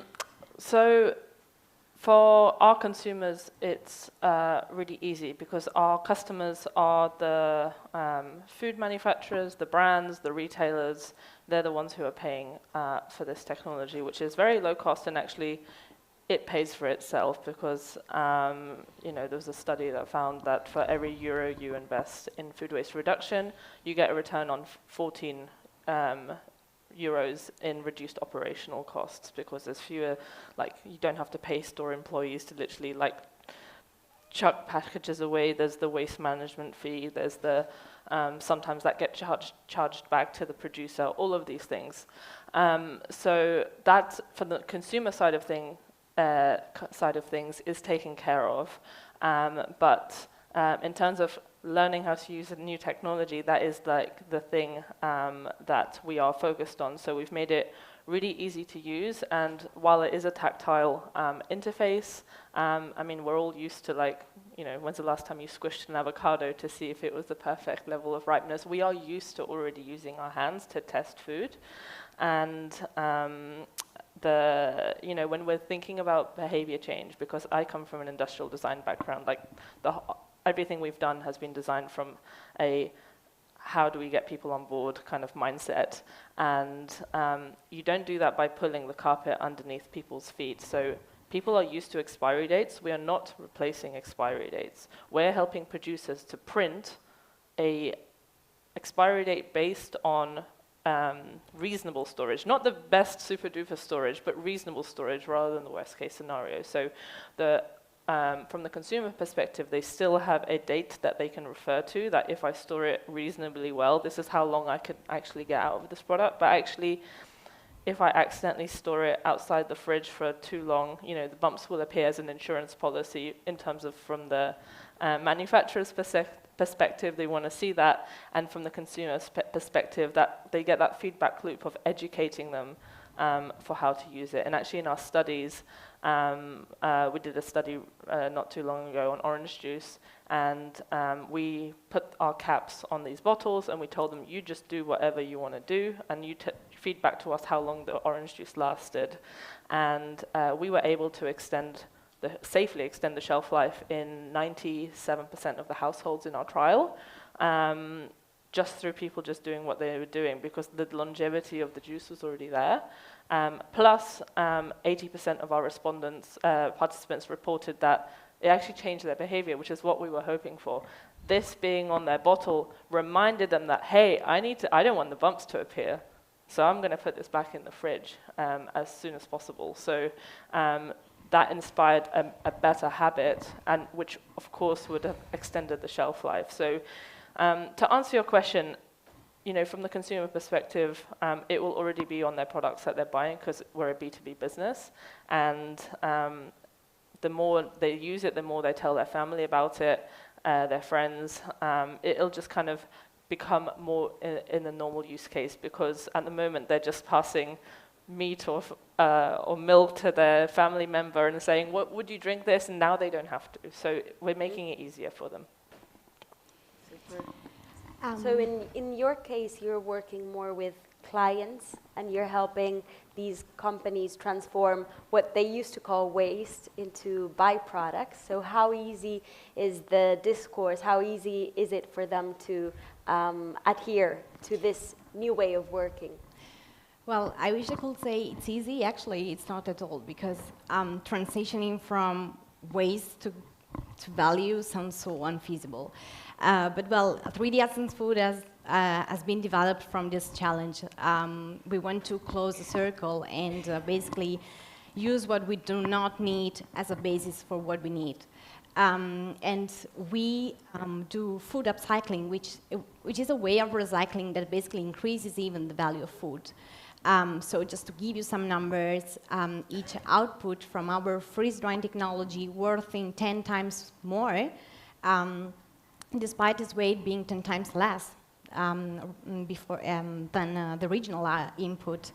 So yes, our strategy basically is to enhance the value of something that otherwise would end up into a landfill. How? Well, obviously, as you rightly said, we are transitioning from waste to value. So by doing so, we should pay greater attention in terms of food safety requirements. That's why we're making use of technology called freeze drying that belongs to the category of thermal manufacturing process in the food system. And for this reason, it's able to extract water, most of the free water present in the food matrix.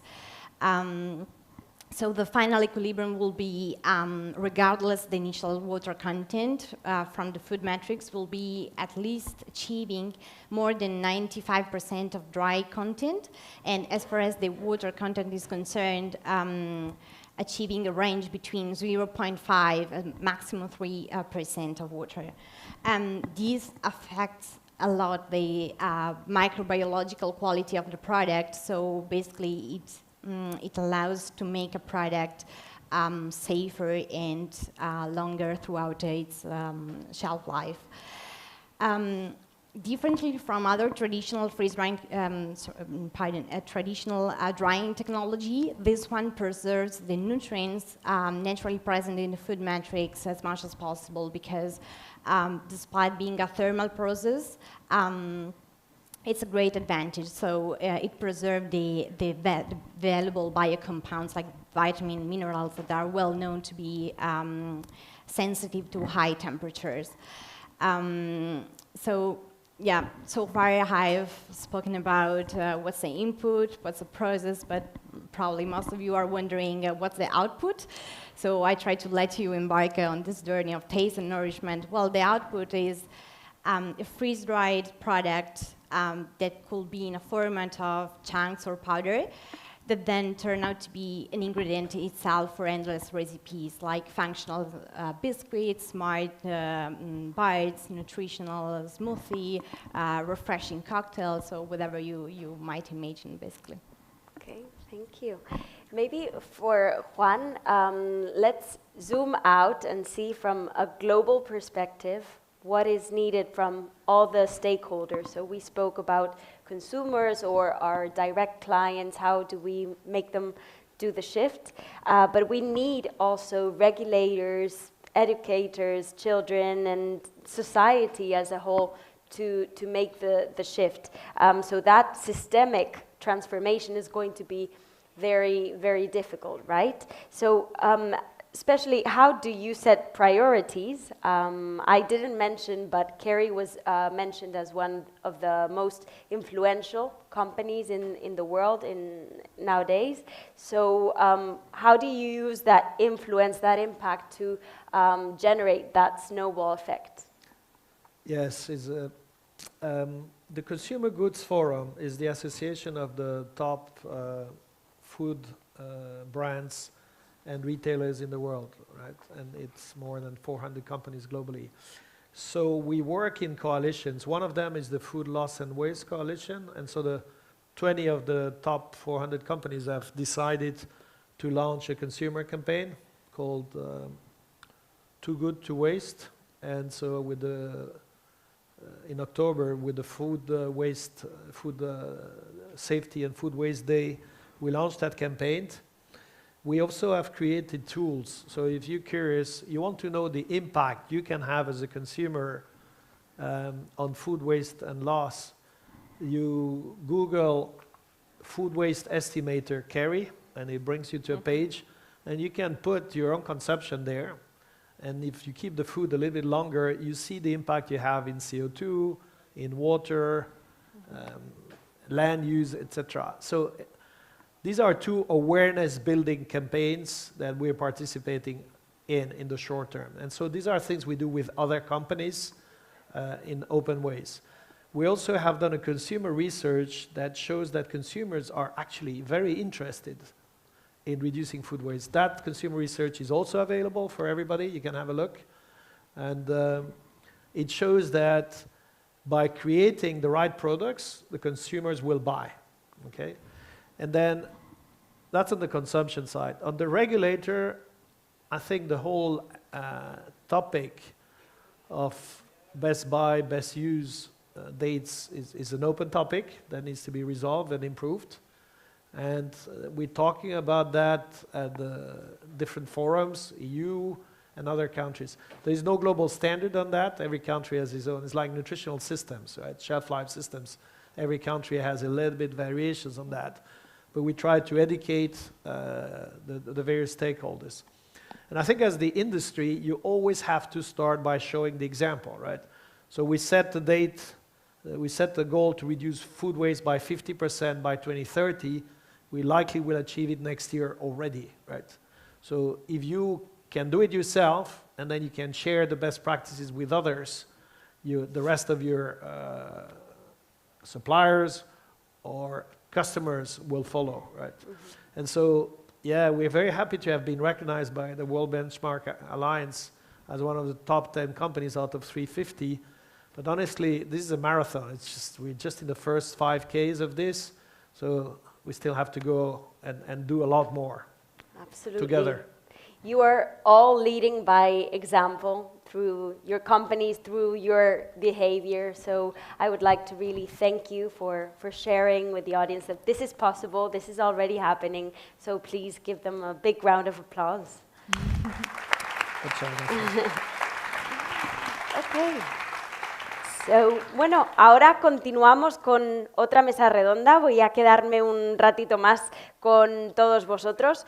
Hemos escuchado muchísimas terminología relativa a la regeneración, la resiliencia, y ahora me gustaría invitar a la mesa a unas empresas que son muy conocidas entre vosotros para saber cómo se puede llevar esto a la acción, cómo esta terminología se puede aplicar en términos prácticos. Y para esto nos van a acompañar unas personas muy interesantes que vienen de todas partes del mundo.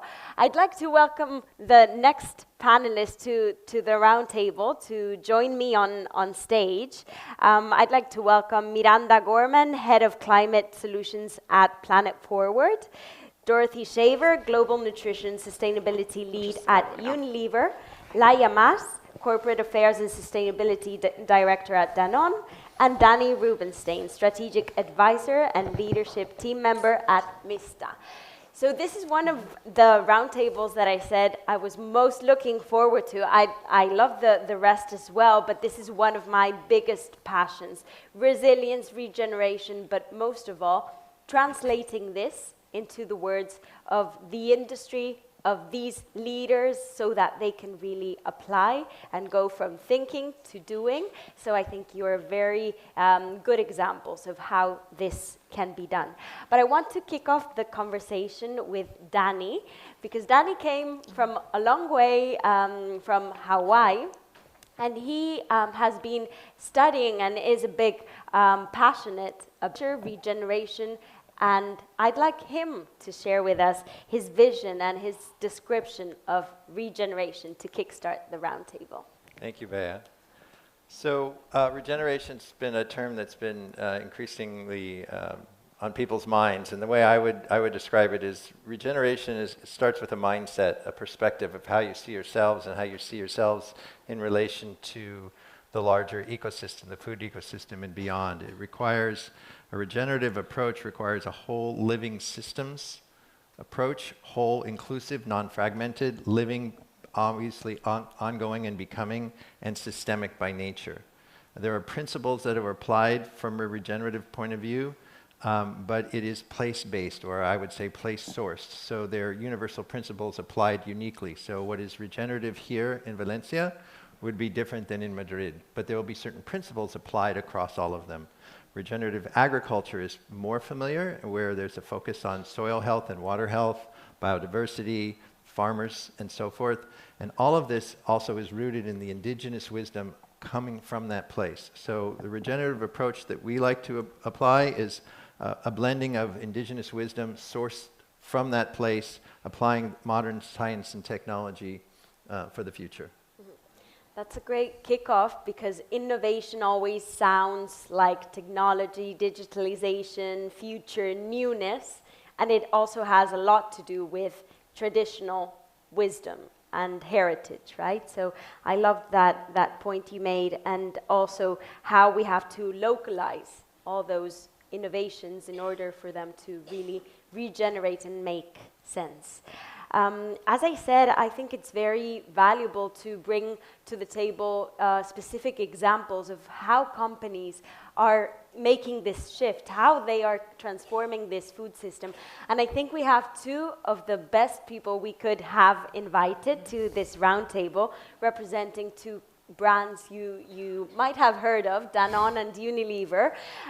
So I'd like Laia and Dorothy to share with us how each of their companies are transforming and introducing this regenerative and resilient principles into each of your companies and your brands. So we can start with you, Dorothy. Okay.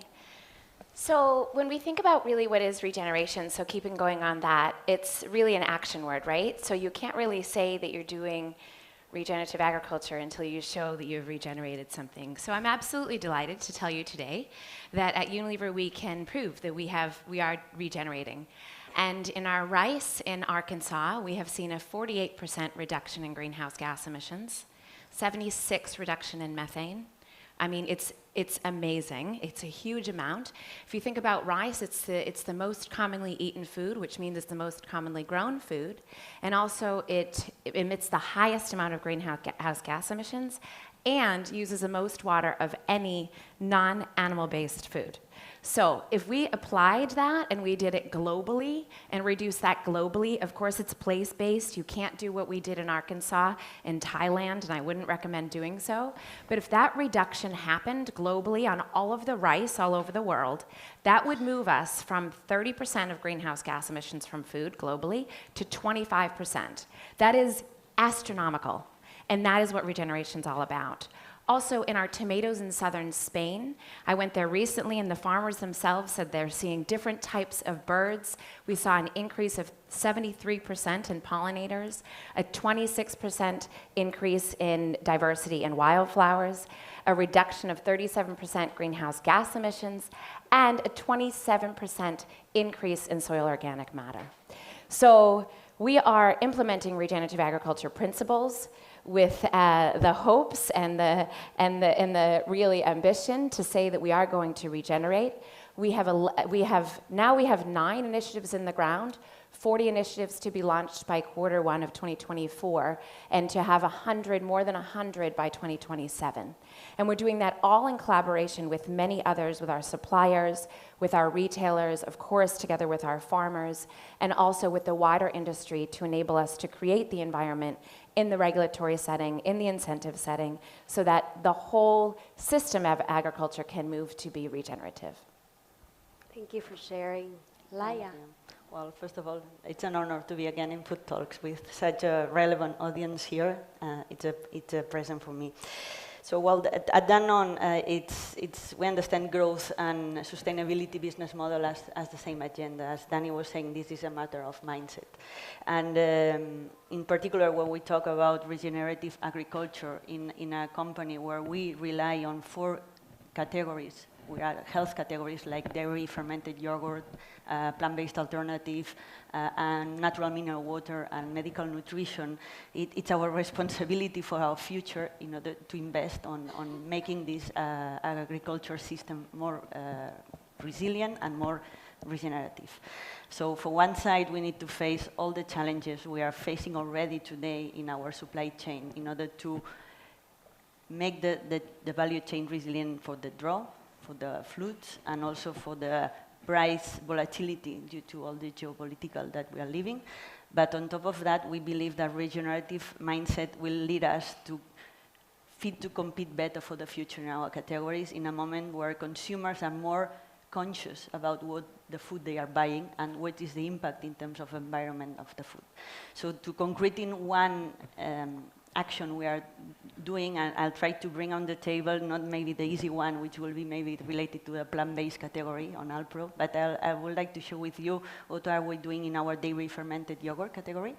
When we think about yogurt, we think all of us the livestock emissions we emit, and this is true. So 60% of our Danone Spain footprint relates on the emissions from farming.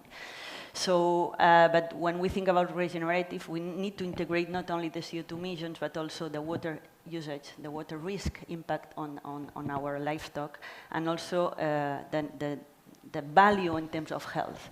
So what we are aiming at Danone for our yogurt category is to provide one of the highest rich nutritional density category, because we provide naturally fermented protein with the lowest environmental impact among animal protein world. Okay, so we envision to be part of the future on the conscious eating.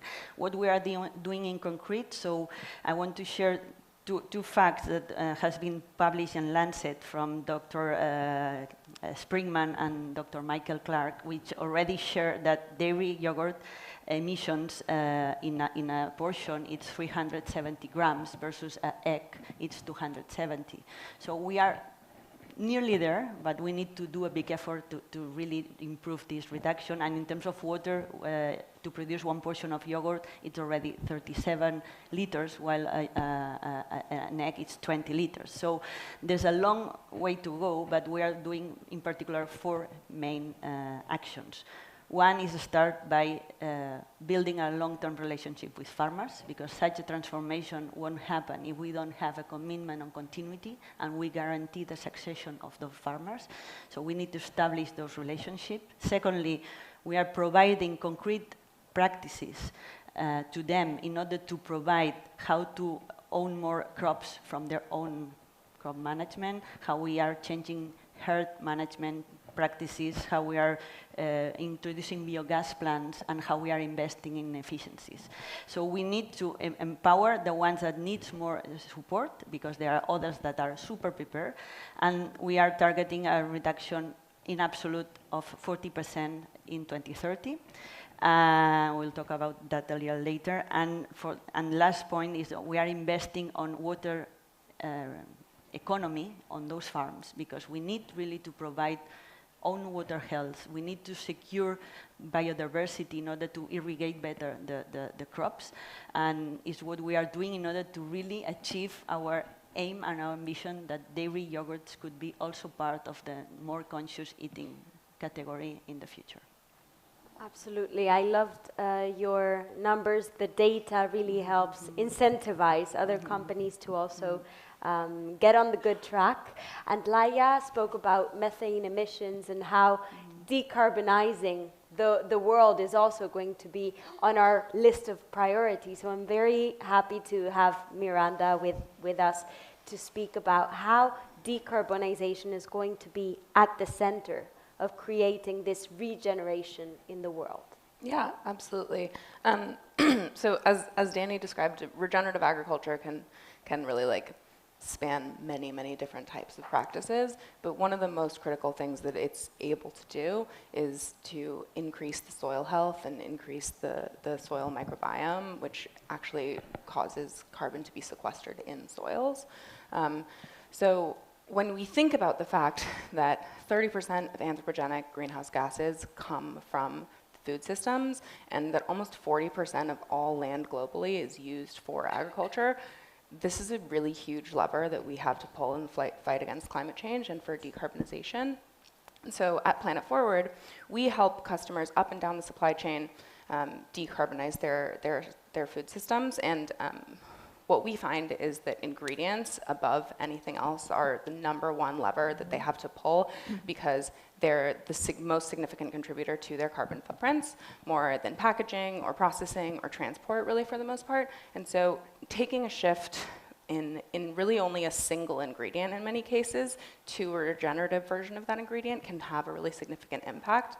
One of our customers, Ritual, uses a regenerative pea protein, and we did an analysis where, compared to a conventional version of that same product, their regenerative pea protein actually had 9 times lower carbon emissions. So thinking about, as Dorothy said, deploying that really at scale, it's a huge, huge opportunity for us to really decarbonize food systems. And one of the other things that's really unique about food is how ingrained it is in our lives across the ecosystem.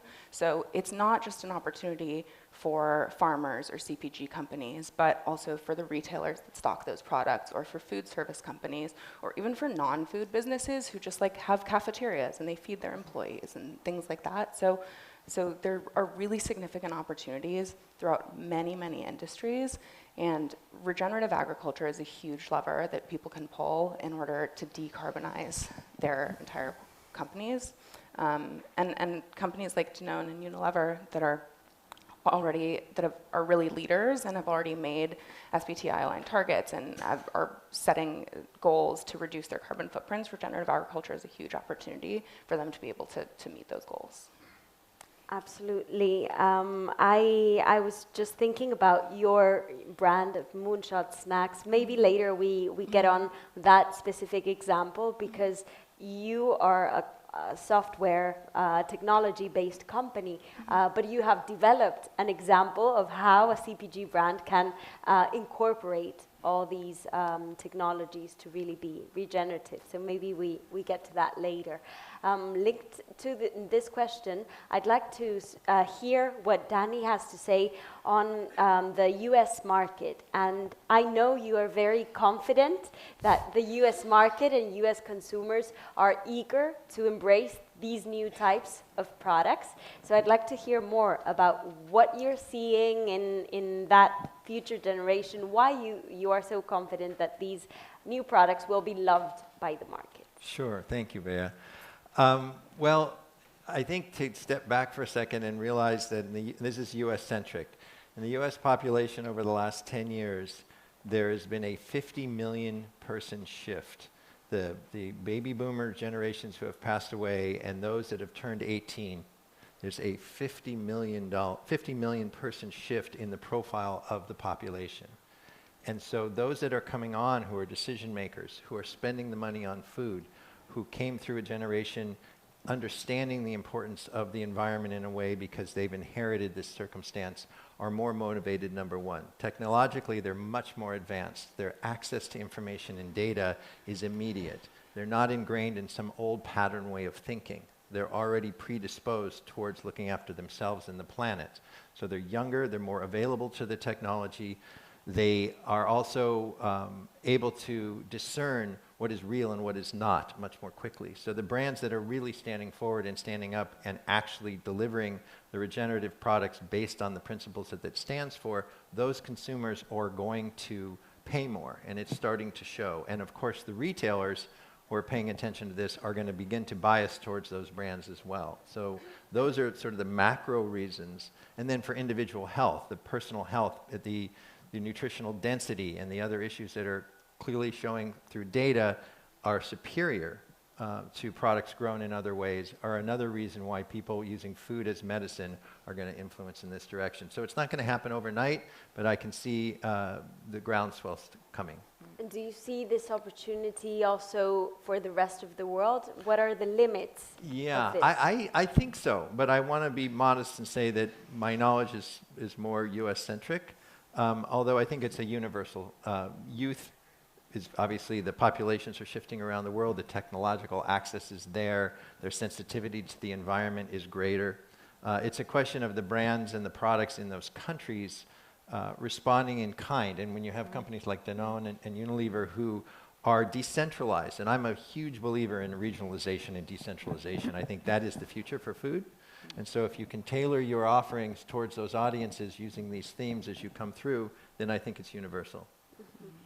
Something important for these companies to step up and make those changes is that they can then monetize in some way those efforts. So there's a lot of confusion around certifications and how do you communicate and show the progress you are making, because there is no global standards, no global consensus on this. So I'm curious to hear how each one of your companies measures impacts, what tools do you adhere to, and what's your view on standardizing this communication of progress.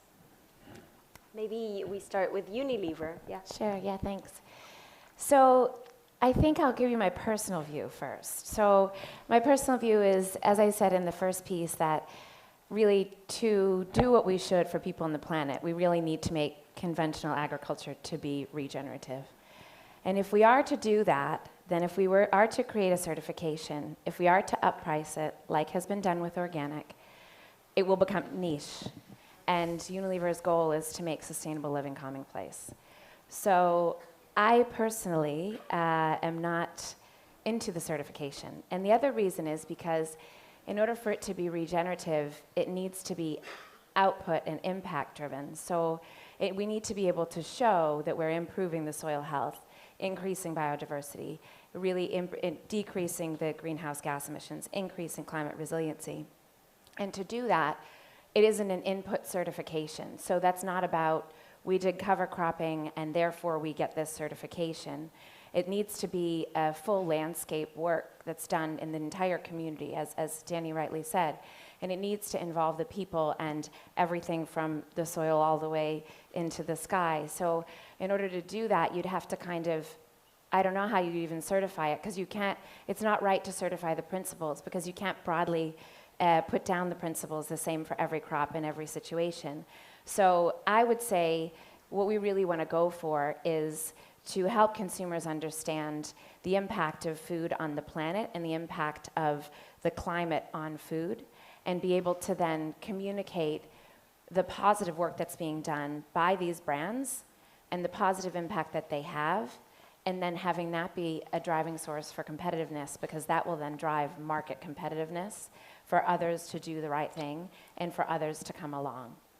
So that's the view that I'm going to say we have.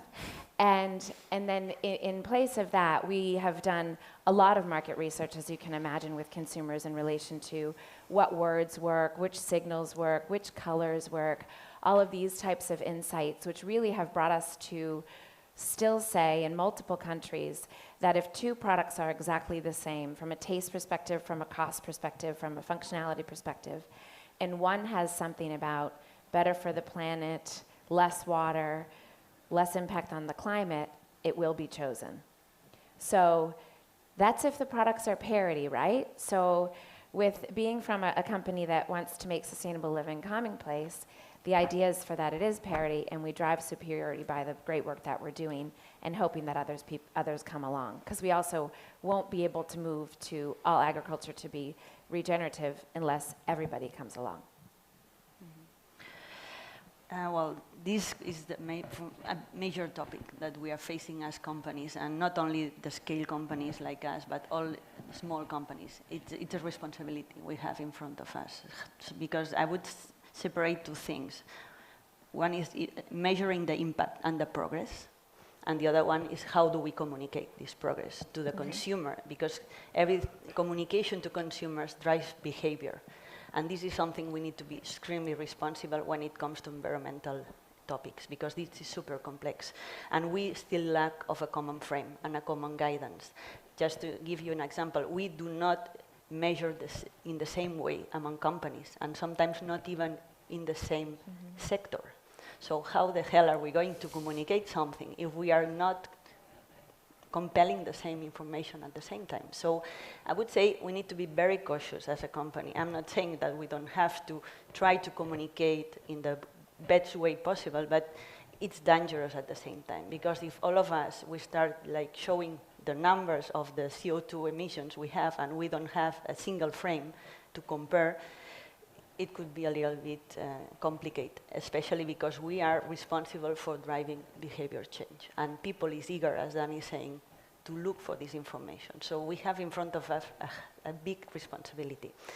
Having said that, we are doing our homework so far. So it's true that we feel more comfortable today on measuring the progress, measuring and looking for the best standards we can have. So we have rapport all our carbon roadmap reduction to science-based targets. They have approved the roadmaps, and we are committed to reduce at the velocity to keep the 1.5 degrees at 2030, which is already massive for us because we are a big dairy company as well. This is the homework we are doing. We are monitoring locally because this comes to local. I totally agree. This is local agenda. We are monitoring locally with our farmers, with our suppliers, with our value chains and partners and retailers, all the progress we are doing, and we are reporting annually. So it's true that certifications might help to have some guidance, but the situation is much more complex, especially when we want to link that to a product and to consumer behavior. And to give you an example of what we have doing recently here in Spain is that, again, coming back to dairy yogurt category, we do not have the same standards among industry to compare the reduction of decarbonization. So we have joined forces with collaboration with universities, academics, NGOs, farmers, in order to provide the first report in Spain for decarbonization of dairy industry. And we have asked 10 call to actions. One of them is really a call to action to government and institutions to provide this common framework. Otherwise, we will jump in kind of greenwashing that it will be super dangerous for everyone. In this sense, maybe Miranda can jump in because Planet Forward is working hard on supporting companies to measure their scope 1, 2, 3 emissions. So maybe you can elaborate on how. Yeah, absolutely. As you know, I'm sure are significant pain points for a lot of companies. There isn't necessarily one standard or consensus around one standard framework for how to measure emissions, and that goes for both corporate inventories, so the full scope 1, 2, and 3, as well as for product LCAs or product carbon footprints. And we are seeing some inertia behind a few, so the Greenhouse Gas Protocol, SBTI, even the ISO 14000 series. But one of the things that I think is a really big challenge is that these standards or these frameworks or guidances are often really open to interpretation. They can be interpreted in many different ways and sometimes seem to be actually like directly conflicting with each other, which is why it's really important sometimes when considering how to make measurements and make claims that you have a third party to help guide you through that process, and that's how we come in and how we can help. So, you know, there's also, you know, changing conditions from governing bodies that, like the recent regulations in the EU and California about making climate claims, and consumers are really voting with their wallets as well. And so all of these changing market conditions make it really important for companies to be able to feel like they have a really high quality, high scientific rigor measurements that they can make so that they can make claims with confidence. So at Planet Forward, we have a whole team of climate scientists, climate solutions engineers, software engineers that are making sure that everything that we do is really highly aligned with all of the available standards, and that we can do standards-aligned product LCAs as well as corporate inventories to help our customers make claims with confidence and communicate to their consumers effectively in a way that they know that they can believe in, and that really stands up to scrutiny. And so that's something that is really important to us, and we know is really important to our customers. And it's basically, important for us to be able to stand behind the claims that we're making and to help our customers understand it so that they can then help their customers understand it. Thank you, Miranda. Just to close up this conversation, I'd like each one of you to share what you believe should be done, what needs to happen in order for that good future, if we do have a consensus on what that good future looks like, what does need to happen at all levels?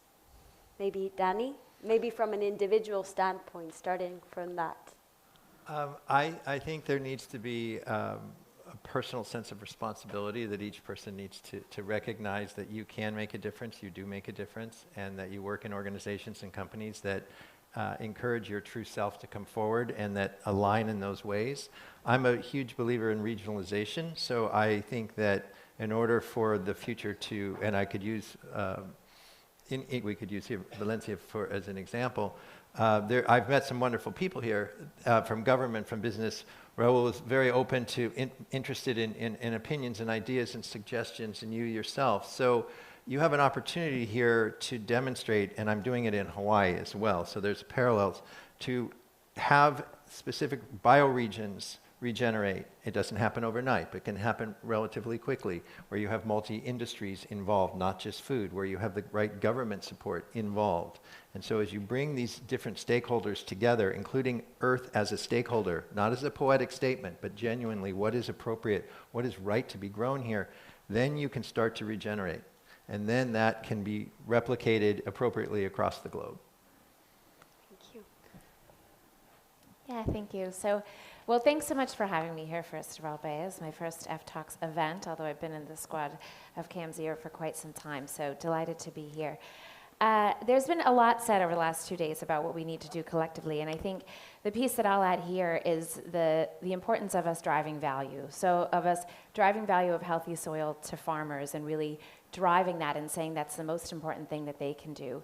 Driving value to our suppliers, like the Cargills and such, to say, it's of value to you to drive the resilience in our food system by really investing in regenerative agriculture principles. It's of value to companies like Unilever, Nestle, Danone, and others, and talk amongst ourselves to say it's valuable for you to invest in this, and really understanding that that value will be the foundation of our brands in the future, because we need to do this in order to have a valuable food system and be able to have food for the future and be able to have the crops that we have now.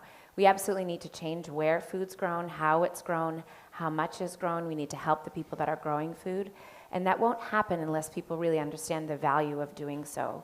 So it's also our opportunity to communicate that value to retailers, to consumers, to influencers, to YouTubers, to everybody. So to really start to build your own personal narrative on what value you really want to drive through the food system. And I think really flipping that around to say what needs to be done to drive value, as opposed to giving people eco-anxiety, which is running rampant, and saying, we can all drive value by doing this and that and that.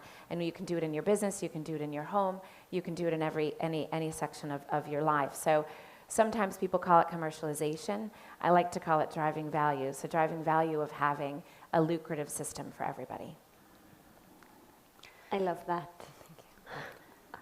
I would say we need collaboration, honestly. I mean, on all the topics we have been discussing in those 2 days, the magnitude is huge, and the speed we need, it's even more complicated. So we need collaboration from startups, government, companies, academics, everyone. And I would bring this in a more maybe provocative way. So we need even to not compete for that. We need a systemic change. And if the mindset is competing, it will be very complex. Because we need a change of system, we need to change sectors, we need to change agriculture, and agriculture relates to all of us. So this is a big shift of mindset we need to do. And I would go even further, saying that we would need a independent entity that really governates those agendas, that doesn't depend on political cycles, because we need the speed. And maybe in USA it's different, I'm not so familiar with that, but in Europe, we are complex European countries. So we need, I would say, to foster make an independent agenda of environmental and food and agriculture in our decisions. Otherwise, it will be more tough. We will end with Miranda. What do you want to see? Yeah, thanks. As I said, I think food is one of the most significant opportunities that we have in the fight against climate change. And in order to capitalize on that opportunity, I really agree that collaboration is an absolutely critical point. There's no silver bullet to the solution. No one can do it really alone. And as we wait for more regulations and more guidance and all these different types of things, food brands have an opportunity right now to be leaders in this space. And I think that the things that are the most important are to measure your climate impact, to communicate that transparently, and then also to take reduction actions. And in the spirit of collaboration, I think that there's a lot of people in this room right now that have the agency to make those changes. So I would really encourage everyone to talk to their colleagues or talk to their suppliers and really just think about what's the next best step that we can take in order to meet our climate goals. Absolutely. So going back to Danny's point on each one of you has power to change, and we have the power and responsibility of driving that value and that transformation throughout the whole system. I'd like to really thank you. I enjoyed very much this conversation. We have to end it now, but we will continue later for sure. Thank you. Big round of applause for these thoughts. Very inspiring leaders. Thank you. Bueno, y ya necesitaréis un poco de energía vosotros también, así que vamos a pasar al coffee break. Tenemos un rato para tomar algo y Raúl os comparte un mensaje. Se oye, sí. Una cosa importante y es, toda la gente que está apuntada al workshop de Timus, que empieza a las 12:05, tiene que estar en la parte izquierda, donde está guardarropía, ¿vale? Solo los que estéis apuntados. El resto, vamos a disfrutar. Muy bien, vamos a disfrutar de un café. Hasta luego.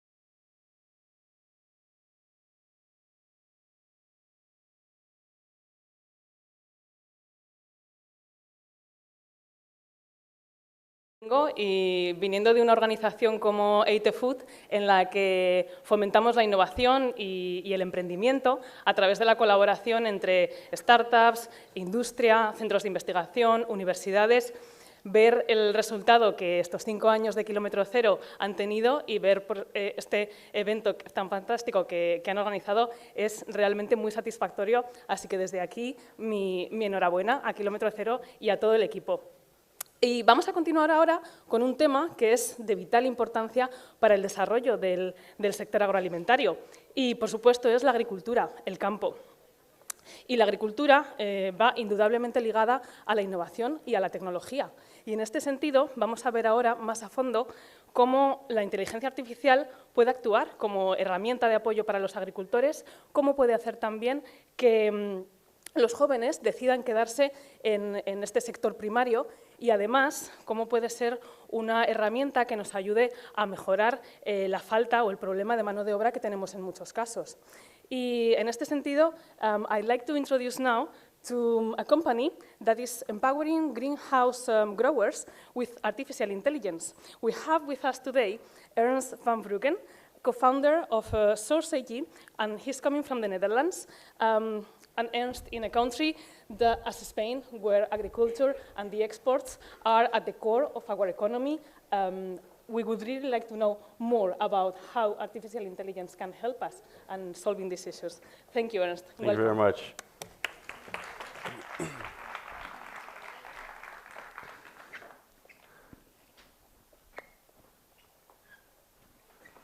Hello, everyone. My name is Ernst van Bruggen. Yes, great, awesome. Hello, everyone. My name is Ernst van Bruggen. I'm the co-founder and CPO of Source. Source is an AI company that develops smart software for greenhouse growers, both low and high tech, across the globe. We help growers adopt these AI solutions to improve their profitability and their scalability in their operations.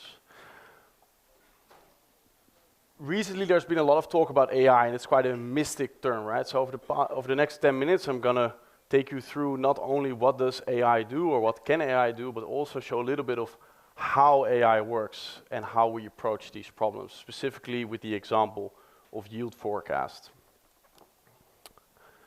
But first, let's take a step back and look a little bit at the trends that are currently affecting this industry across the world. Over the past 10 years, we've seen up to 40% reduction in yield for open field farming, which really has accelerated the transition to greenhouse growing. But at the same time, we've seen prices, producer prices, staying flat or even decreasing a little bit. And this can be explained to some extent by the power of the retailers in the value chain, being very large companies, consolidating still, and just putting a lot of pressure on the fragmented landscape of growers. At the same time, we have, through a rising middle class, it's becoming harder and harder to find low-skilled, high-quality labor to attract them, but also to retain them. But the industry is reacting. Growers are also expanding and consolidating to increase their size. As an example, you see a picture here of Agriport. It's a 750-hectare development that was built in the Netherlands over the past 15 years. And these high-tech greenhouses produce food for more than 20 million people. But you don't just see this in high-tech, you also see this in low and mid-tech, also very much here in Spain, Almeria region. And why does scaling help? Well, there's two main advantages.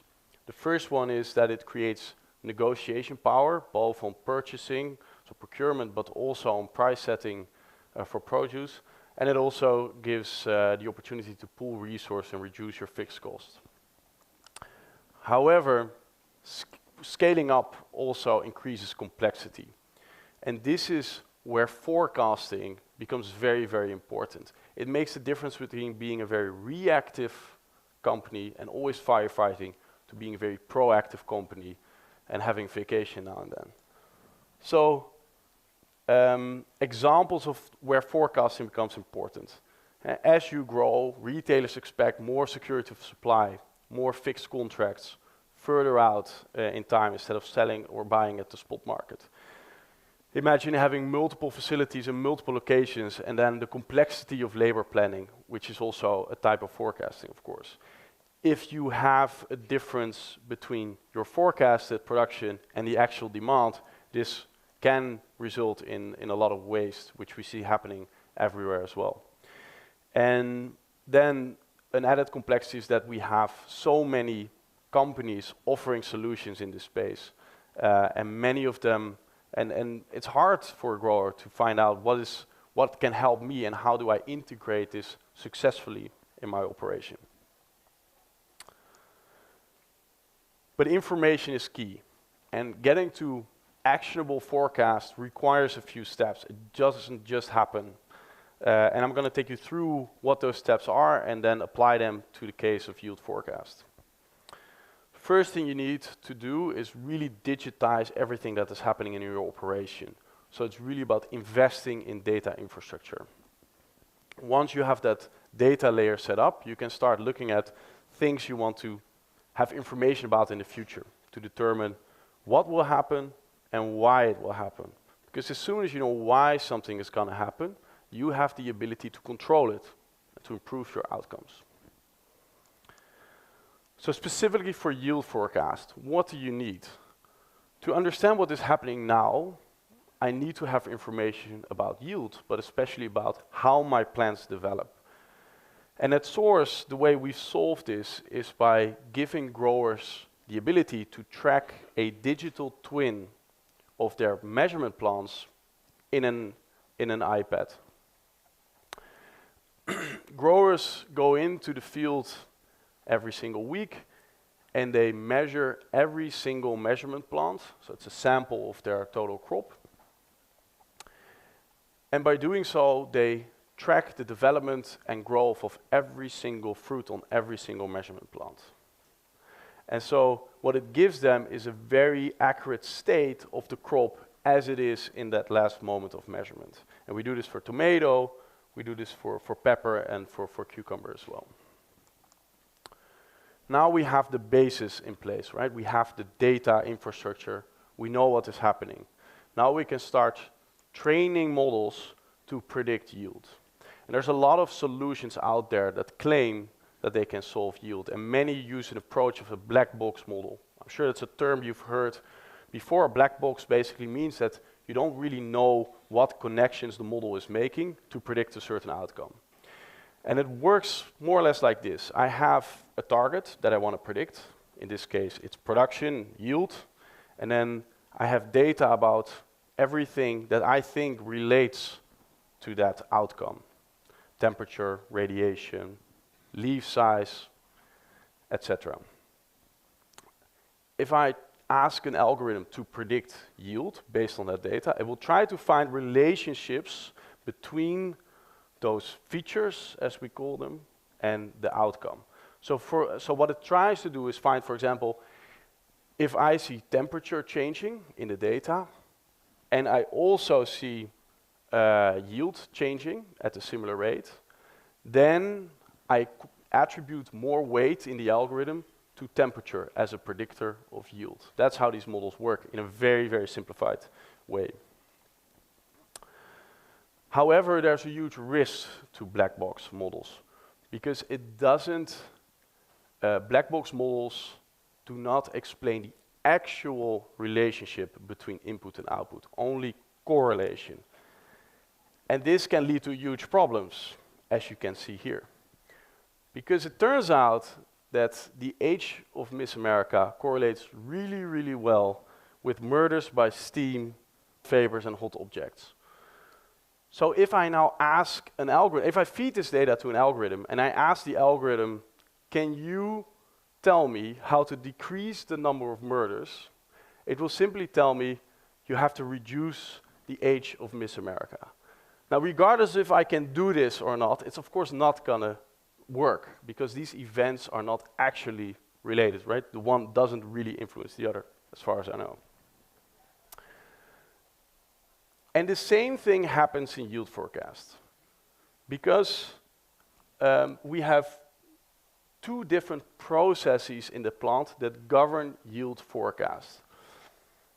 We have fruit development, so this is the time it takes for a fruit to go from a flower to a harvestable fruit. That takes a certain amount of time. And we have fruit weight, so the increase in biomass for each fruit every single day. And these processes are independent, which means that the underlying drivers are different. Fruit weight is mostly impacted by radiation, photosynthesis, the partitioning of sugars across fruits, but very big component is the amount of sunlight that you receive or that the plant receives, and temperature fruit development is mainly explained by temperature. If I take a black box approach and I ask the model, can you tell me how to increase my fruit weight without making this distinction, it may tell me you have to increase temperature, which will not happen, or which will not result in an increase in fruit weight. And this is why a lot of these solutions struggle to, especially to deal with changing conditions. Right? If you've always done the same thing, you're able to predict. But if you're doing different things than you did before, then the model doesn't really know how to react. And so at Source, we use the biological relationships between environment and plant growth to train our models. So we have independent processes, independent models, that for each fruit on each measurement plant, we take the latest measurement and we simulate each day in the future how that particular fruit is going to develop, both on its development, so getting closer to being ripe, but also on the biomass increase. And so we can, for each day in the future, and here you see this tomato plant, you see for each day in the future that we generate a digital twin of the plant. And as a byproduct, we know at each day how many fruits are ready for harvest, and that gives the harvest forecast. So now I can predict yield, and I know what drives it. Can I use this information to actually change it? We do this, this goes down to optimization, and we do this already every single day. A lot of tools that we have in our daily life use this kind of technology. As an example, you have Google Maps. I can ask Google Maps, hey, I want to have 3 different options. I want to have the fastest route or the cheapest route, or I want to add a few stops on the road. And I can compare each of those routes in Google Maps, and it will tell me for each route, this is the time it takes for you to get there, and this is how much it will cost you. And based on my personal criteria, I can find the best option for my situation. We give something similar to the grower.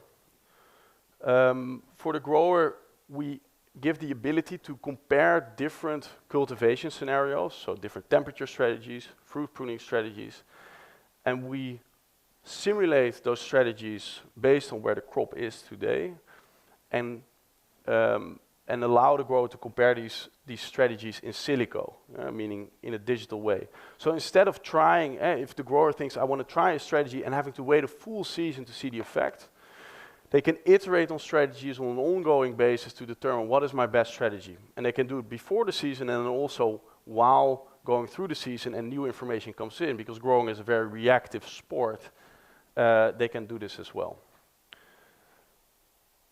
Here you see an example in the bottom where we have a different pruning strategy and a temperature strategy, and we show the grower how this results in different fruit weight, for example.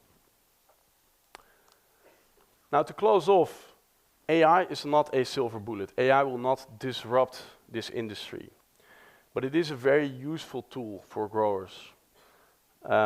AI will bring the future forward. It will increase the rate of innovation for the production, for the greenhouse vegetable production industry.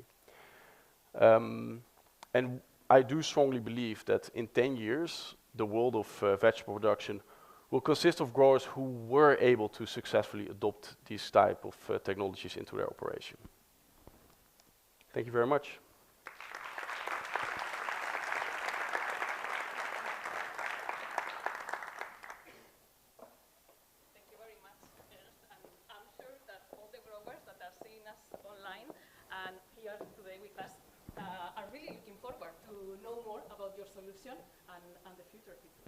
Thank you.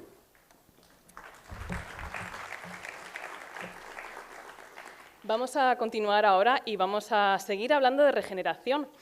Regeneración y resiliencia son dos palabras que están desplazando a esa otra palabra que está en boca de todos y que es sostenibilidad. Y visto los datos que nos han dado en la mesa anterior, creo que van a continuar cobrando importancia y siendo cada día más relevantes. Y hoy tenemos además la suerte de contar con la visión de Dani Rubinstein. Dani lleva trabajando 35 años, ni más ni menos, con multinacionales del sector, apoyándoles en sus procesos de innovación y de competitividad. Y fue socio de la conocida compañía americana de zumos Naked Juice y hoy en día asesora a decenas de startups y de CEOs de éxito. Thank you very much, Danny, for joining us today and coming all the way from Hawaii. Thank you. Thank and you. Welcome to the stage.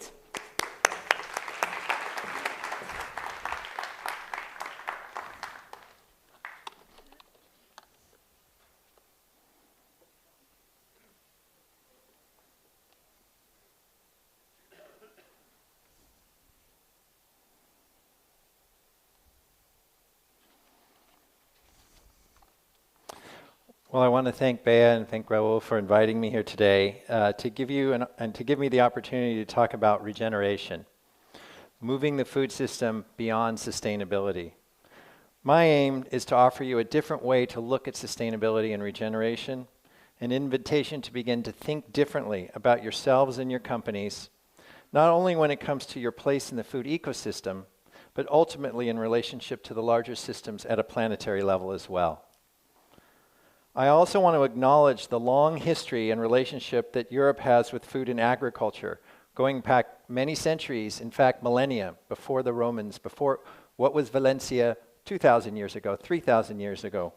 And I respect the wisdom that comes from all of that collective experience, which is critical when it comes to thinking about the health of any regional food system and ultimately any regenerative process in general. Now, why is making this shift to regeneration so important now? You've heard some statistics, but I think many of you know that a third of climate change and its impact is driven from the food industry. A third of global impact is from the food industry. Now, sustainability is classically defined as the ability to maintain at a certain rate or level. And I doubt anyone in this room is okay with anything remotely close to that status quo or even incremental change. What we need is systemic level change, and we need it urgently. As an industry, as a community, we are uniquely positioned to make a very significant impact when it comes to helping to return the Earth to a state of planetary wellness by moving beyond sustainability to regeneration.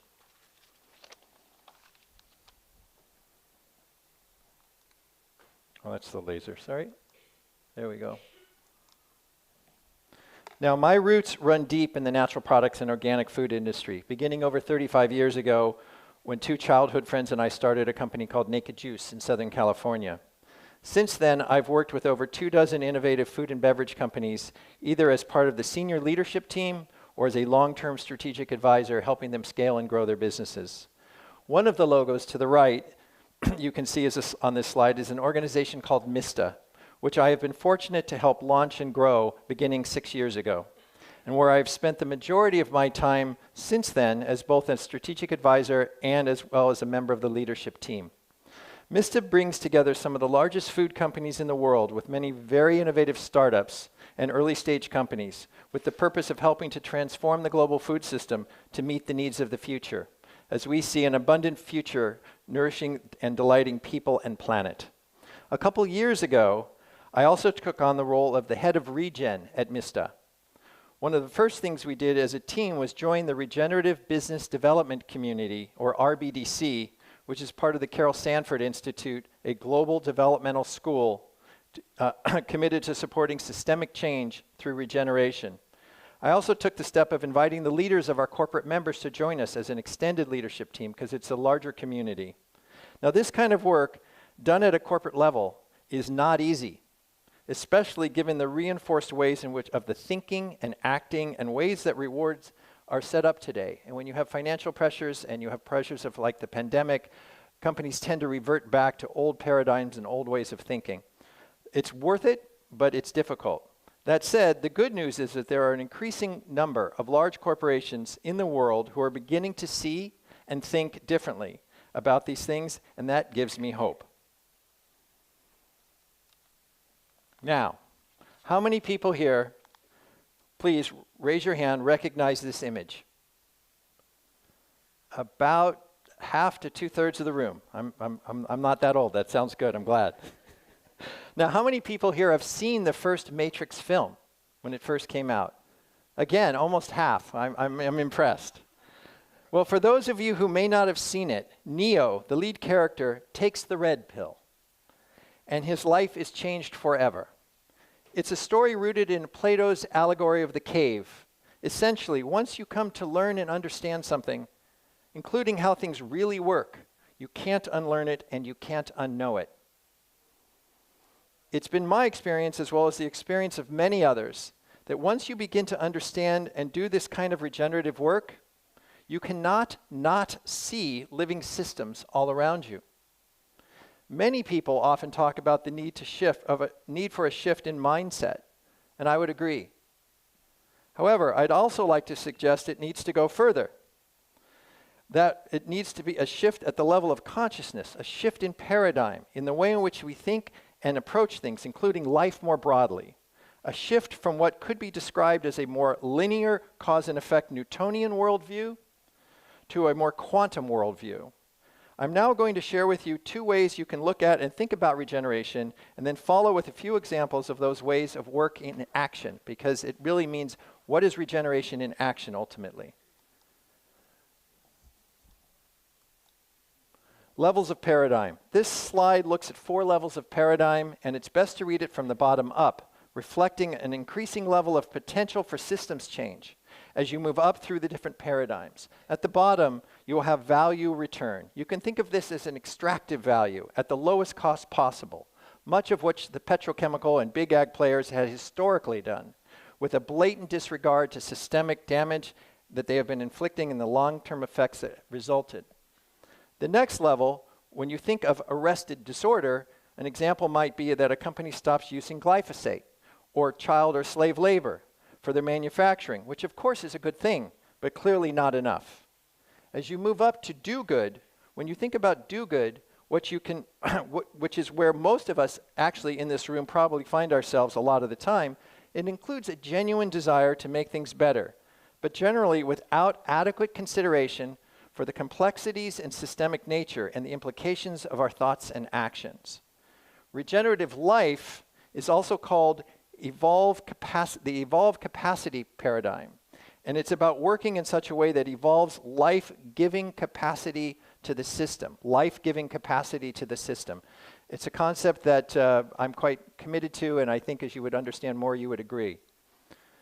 Now, the next slide I'm going to share with you is a different visual image that I think will also be helpful. This is a slide from a Genesis group, which, while it appears complex, there's just a few main themes here.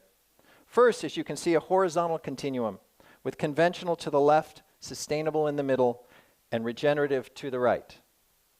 The second theme, very importantly, has to do with design.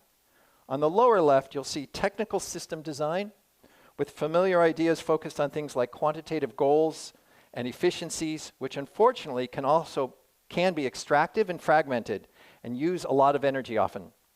Moving up and to the right is where we start to see the application of living systems design.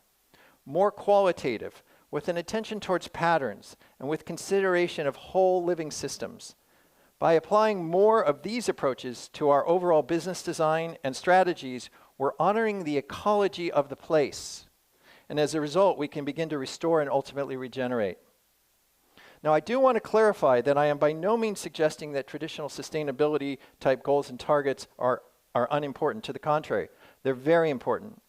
Rather, what I'm wanting to emphasize is it's the how your companies think about achieving these objectives that matters much more than people currently realize, including the systemic effects that will result. Now, using a more regenerative design approach does not mean you have to give up anything, but rather you will be working more closely and in harmony with natural laws, which means less energy will be required as you work to achieve your more quantitative outcomes as well.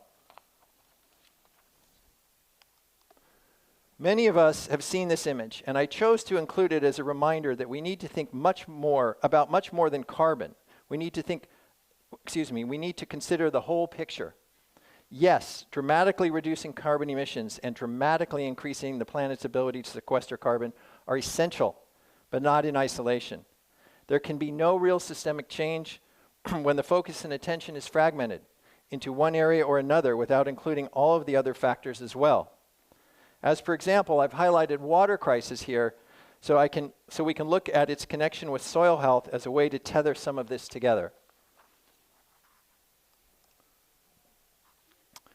When we begin to meaningfully regenerate the soil, Not only will we be able to sequester much more carbon, but the positive impact to water requirements will be massive. Given the kind of weather you had here in Spain this year, and across Europe and more broadly actually the entire globe, I don't think I need to say more about the importance of improving soil health and the positive effects that will have when it comes to water, which together are critical when you consider the larger scheme of things. Now, I just heard that the government of Spain is investing $16 billion in water infrastructure. Why? 15% of your country is under severe drought emergency.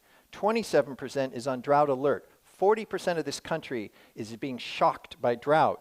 Your grain production was down 40% this year versus last year, and you need to import 20 million tons more of grain this year than you did last year due to this crisis. As many of you know, your tomato crops were down 74% this year. And it's clearly unsustainable, and we need to regenerate in order to turn this around. Now, unfortunately, a lot of the money for water is going towards the technical end, and I would hope to encourage that they would consider more regenerative design in their use of funds as well. Now, I'm going to share some information about a few companies that I've worked with that I think will be illustrative for you to see when you have regeneration in action. The first is a company called Terviva.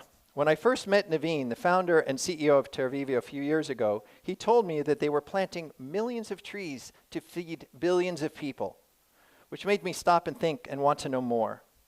At Ternova, they describe what they do as beyond simply sustainable.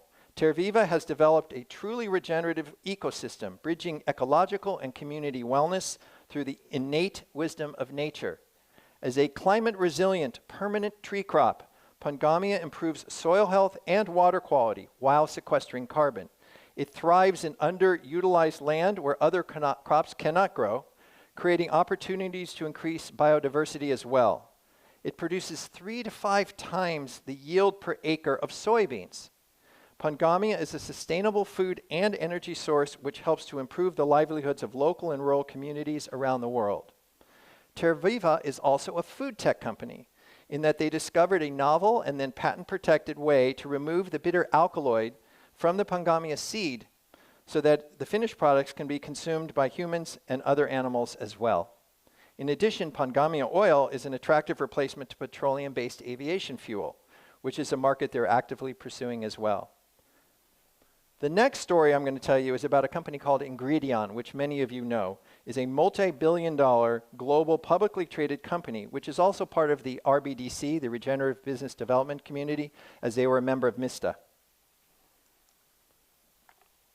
This slide has a lot of information on it, all of which is important and worth learning about perhaps at another time, but starting with their stated purpose here on the left, which is rooted in life, everyday life, connected life, planet life. They then go on to highlight 5 key areas, and again, I'll just touch on the highlights, is diversity, equity, inclusion, and belonging. Community impact, sustainable and regenerative agriculture, environmental impact, and innovation. This is what this company is about. But rather than go through the details in each point, I thought what was much more important was to focus on how they approach things, starting with the way in which they think about their business and see themselves, and how they themselves see their role in the larger scheme of things. Larry Fernandez is Senior Vice President, Chief Commercial Officer, and Chief Sustainability Officer at Ingredion. How many people here know of any multi-billion-dollar global food company that is structured this way, where both the primary responsibilities are combined into one person? Does anybody here in this room know of a corporation of that nature? Nobody, and I didn't either. Larry's approach to leadership, as well as the organizational design itself, explicitly puts them on a path where their financial success and their sustainability outcomes are intertwined and inherently aligned. They are also committed to creating a culture, including ways of working, that focuses on the development of the capacity of their employees, where they are encouraged to exercise what they call their personal agency for the benefit of the company, for the food industry, and the planet. It's a very unique company. I was fortunate to participate as a resource in one of these RBDC sessions a few weeks ago, and I left the experience quite impressed, starting with the fact that the majority of the session, over an hour and a half, was offered and dedicated to the most junior person on the team. What really, excuse me, hit home was when she started to talk about how she was encouraged to show up as her true self and how much trust there was amongst the team. She said she felt that she had a sense of belonging, that what she cared about and what the company cared about fit together. She said she felt that she had the opportunity to contribute in meaningful ways and make a real impact, which she said was very motivating and self-empowering. Now, who doesn't want an employee that has that kind of experience? That said, she was also not shy about talking about the areas in the company that she felt needed work and that weren't up to the level where she felt they should be.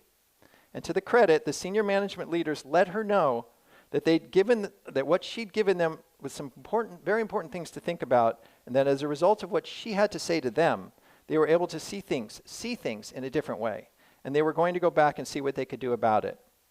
There is no doubt in my mind that one of the major reasons that Ingredion is as successful as they are today is about the way they are working.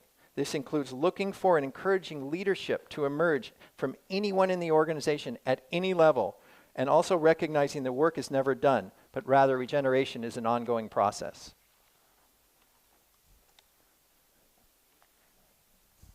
Some of you might be thinking, this all sounds well and good, but will consumers really get behind it, even pay a premium, given that regeneratively produced products may cost more, especially during this transition? Well, the good news is yes. The truth is, more and more people genuinely care about many of the regenerative principles and would happily choose those brands and products if the information was credibly evaluated and presented to them in a way that was easy to understand. I want to give a nod to my friends at HowGood, this organization, for the wonderful work they are doing in this area. By using their proprietary technology and the real-time data capture from their clients' supply webs, they can help their clients quickly and easily evaluate how good they are doing against a set of key metrics, and then effectively communicate that information to retailers and consumers.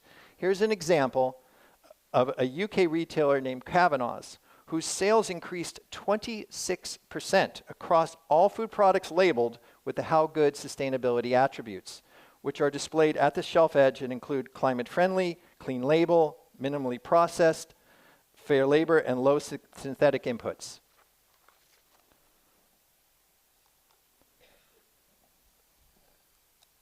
This last image I'll go on quickly is something I'd like to share. It's simple but a powerful developmental way, a framework that we call 3 lines of work.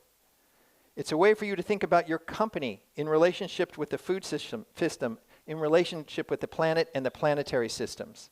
If we ultimately want to have meaningful regenerative impact at a planetary level, we each need to start by developing our own personal capacity to think and act more regeneratively and developmentally in that way. Regeneration also requires individual and collective strength of will. No one person or company can do this alone. It's needed to be done in a community like this. And that's at that second line of work that things can ultimately change. Again, this is not easy, given all of the old paradigms of working that are still ingrained in most large food companies, but this is starting to change. These kinds of shifts are what is necessary and help to set the stage for us to collectively make positive change to the food system, which can ultimately put us on a path to regenerating the planet as a whole. Imagine if every time anyone in your organization was about to make a decision, the first question they were to ask themselves was, what is the higher order purpose I am serving, and will the aim of this decision and action ultimately contribute to a superior outcome at a more systemic level? Now, that is not encouraged in most companies, but imagine if that was what was ingrained into your culture, that people would start and think that way before they did or acted in any way. And what if the second question was, what impact will this decision or action have for the next generation? And then one after that, and then one after that. And I don't just say this poetically. What if your company ultimately ingrained that kind of culture and encouraged that kind of thinking and behaving? Now, before I close, I wanted to say that I live in Hawaii, and I'm happy to have been doing the work I've been doing with Esta as part of the leadership team and part of as a strategic advisor. But I'm going to begin to shift my my role again and transition to the advisory board starting in January. so that I can pursue other interests and get involved in other projects focused on regeneration, the first of which is going to be done in helping the state of Hawaii regenerate its own system. But in listening to what I heard yesterday and today, I can't help but think about what Valencia could be because of your innovative roots and your commitment to inclusive way of thinking and being, if you were to try and regenerate this bioregion and make Valencia an example for the world, an example for Spain. I think it's possible. Raul, when you invited us to speak yesterday and we're open to our ideas and thoughts, and thank you for that, to me, this is where you can make a difference. You've got government here. You've got universities here. You've got businesses here. You've got KM0's commitment to making positive impact. Why not use it? Let Valencia be a beacon. It'll take time. It'll take 3, 4, 5 years to show the demonstrable difference. But next year, I understand, is a big deal here in terms of green. So I would just encourage you to consider that. I'm going to part with one quote that I really enjoyed, a description of regeneration that I like from a man named Matthew Betchlich. And the way he puts it is, regeneration is a value system, an attitude, a way of co-creating with life, for life. Thank you very much.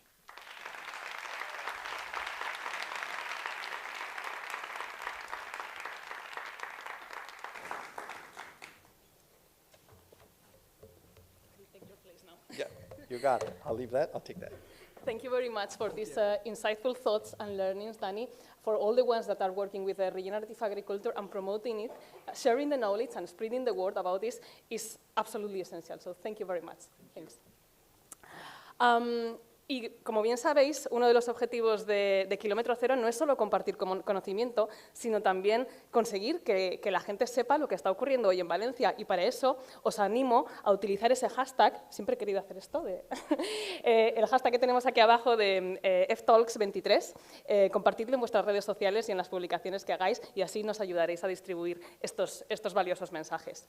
Vamos a continuar ahora con otra palabra, y esta palabra es bioeconomía. ¿Qué es bioeconomía?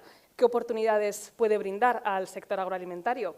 Y cómo se puede abordar desde los centros tecnológicos, las instituciones públicas, desde las empresas y las industrias. Y para ello tenemos la enorme suerte de contar con el Ministerio de Agricultura, Pesca y Alimentación, que han tenido en el centro de su estrategia la bioeconomía, y no solo la bioeconomía, también la reducción del desperdicio agroalimentario como parte de todo lo que hacen. Además, creo que nos van a presentar hoy una convocatoria que es muy interesante, así que estad atentos. Y sin más, quiero darles la bienvenida con un fuerte aplauso a todos. Muchas gracias.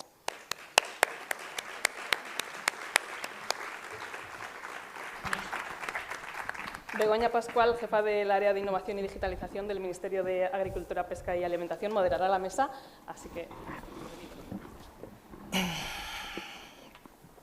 Bueno, muchas gracias a todos. Bienvenidos a esta mesa redonda donde vamos a hablar efectivamente de bioeconomía, de cuáles son las oportunidades, retos y desafíos que presenta la bioeconomía en nuestro país, al menos. Entonces, tengo aquí a 4 panelistas de lujo, pero quizá en primer lugar voy a tratar de explicar un poco también. Bueno, yo soy Begoña Pascual, lo he comentado antes, y trabajo efectivamente en el Ministerio de Agricultura, Pesca y Alimentación, que somos uno de los 3 ministerios en España con competencias en estos temas de bioeconomía, lo cual os da un indicio también de la complejidad del tema, porque estamos también con el Ministerio de Ciencia e Innovación y el Ministerio de Transición Ecológica y Reto Demográfico. Entonces, como ha comentado antes presentándonos, quizá una de las principales preguntas antes de empezar a preguntaros, a lanzaros las cuestiones, quería resolver un poco qué es la bioeconomía, porque es verdad que todo lo que tiene el término bio pues puede inducirnos a error. A algunos les puede hacer pensar en yogures, a otros en agricultura biológica o ecológica en nuestro país.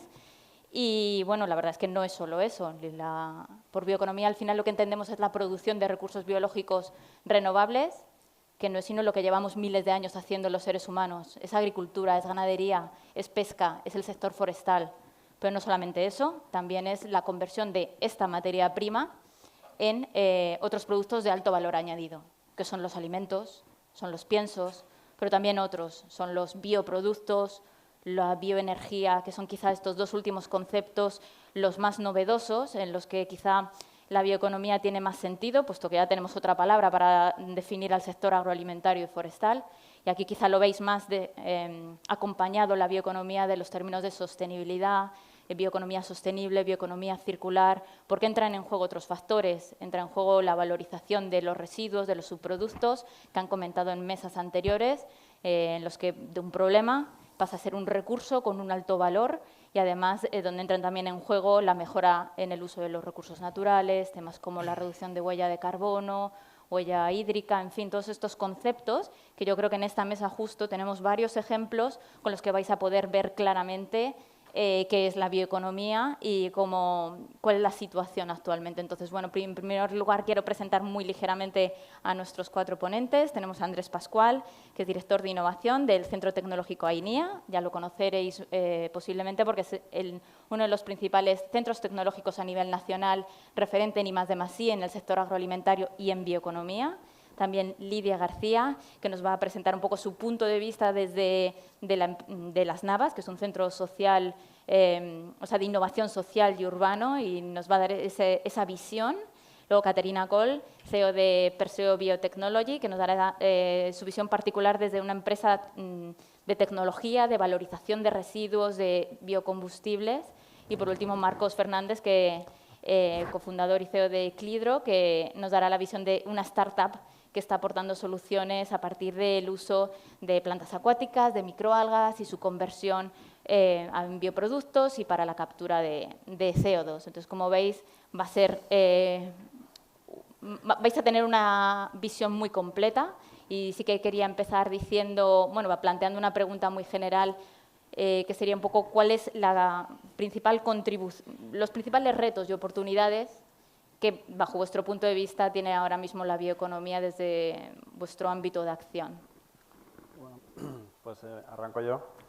Bueno, primero felicidades a todo el equipo de Kilómetro Cero por la 5ª edición de ftalks, fantástico como siempre.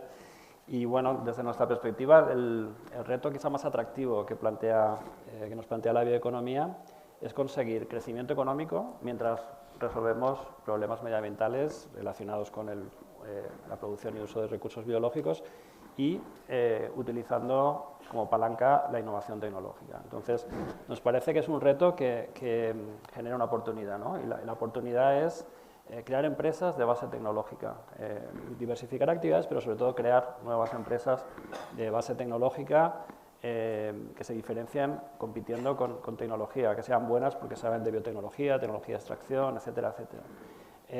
Empresas que pongan en el mercado productos biobasados, innovadores, con valor añadido y que utilicen para ello recursos biológicos, que es un concepto que se utiliza mucho en bioeconomía, y desde luego ahí los residuos orgánicos, ¿no? El food waste, es decir, es una fuente para desarrollar un montón de productos súper interesantes, pero también sin olvidar otros recursos biológicos como las microalgas o como las macroalgas y bajo un poco el planteamiento de siempre a través de procesos de transformación eficientes y sostenibles, ¿no? Entonces, esto es un concepto, al final siempre es más fácil mostrar lo que serían estas empresas de bioeconomía con ejemplos, ¿no? Entonces, ejemplos, pues una empresa de ingredientes alimentarios de upcycling, ¿no? Este concepto que también está creciendo, que es, oye, residuos que no irían a consumo humano, pues hago un procesado y los convierto en ingredientes más sostenibles. Pero también biomateriales, bioplásticos, que sustituyen al plástico en envases con otros materiales, ¿no? Utilizando residuos, utilizando macroalgas. Esta mañana veíamos un caso, ¿no? con Notpla.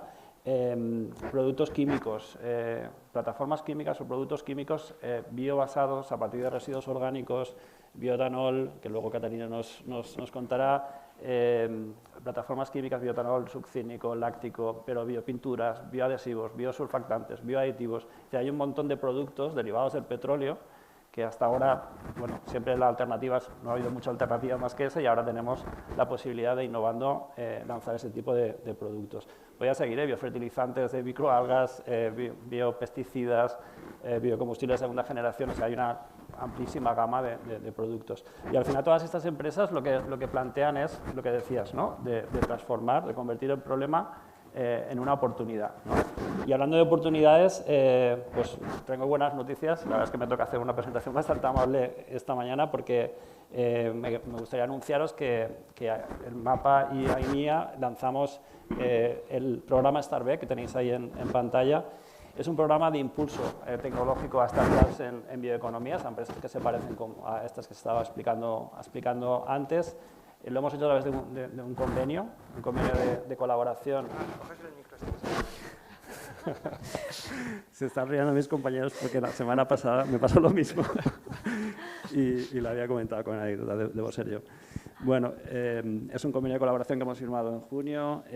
Vamos a cofinanciar 300.000 euros en una primera edición, 23 y 24, y vamos a hacer muchas actividades, pero digamos la principal es impulsar tecnológicamente a 10 startups a las que les vamos a ofrecer acompañamiento tecnológico, acceso a servicios tecnológicos gratuitos de AINIA, después capacitación tecnológica y difusión, ¿no? Será una mentorización muy individualizada, con acceso a consultas, a sesiones de trabajo con nuestros expertos, información, luego, pues lo que decía, servicios como pruebas de concepto, ensayos piloto, ensayos analíticos, los servicios de AINIA, pero de manera gratuita.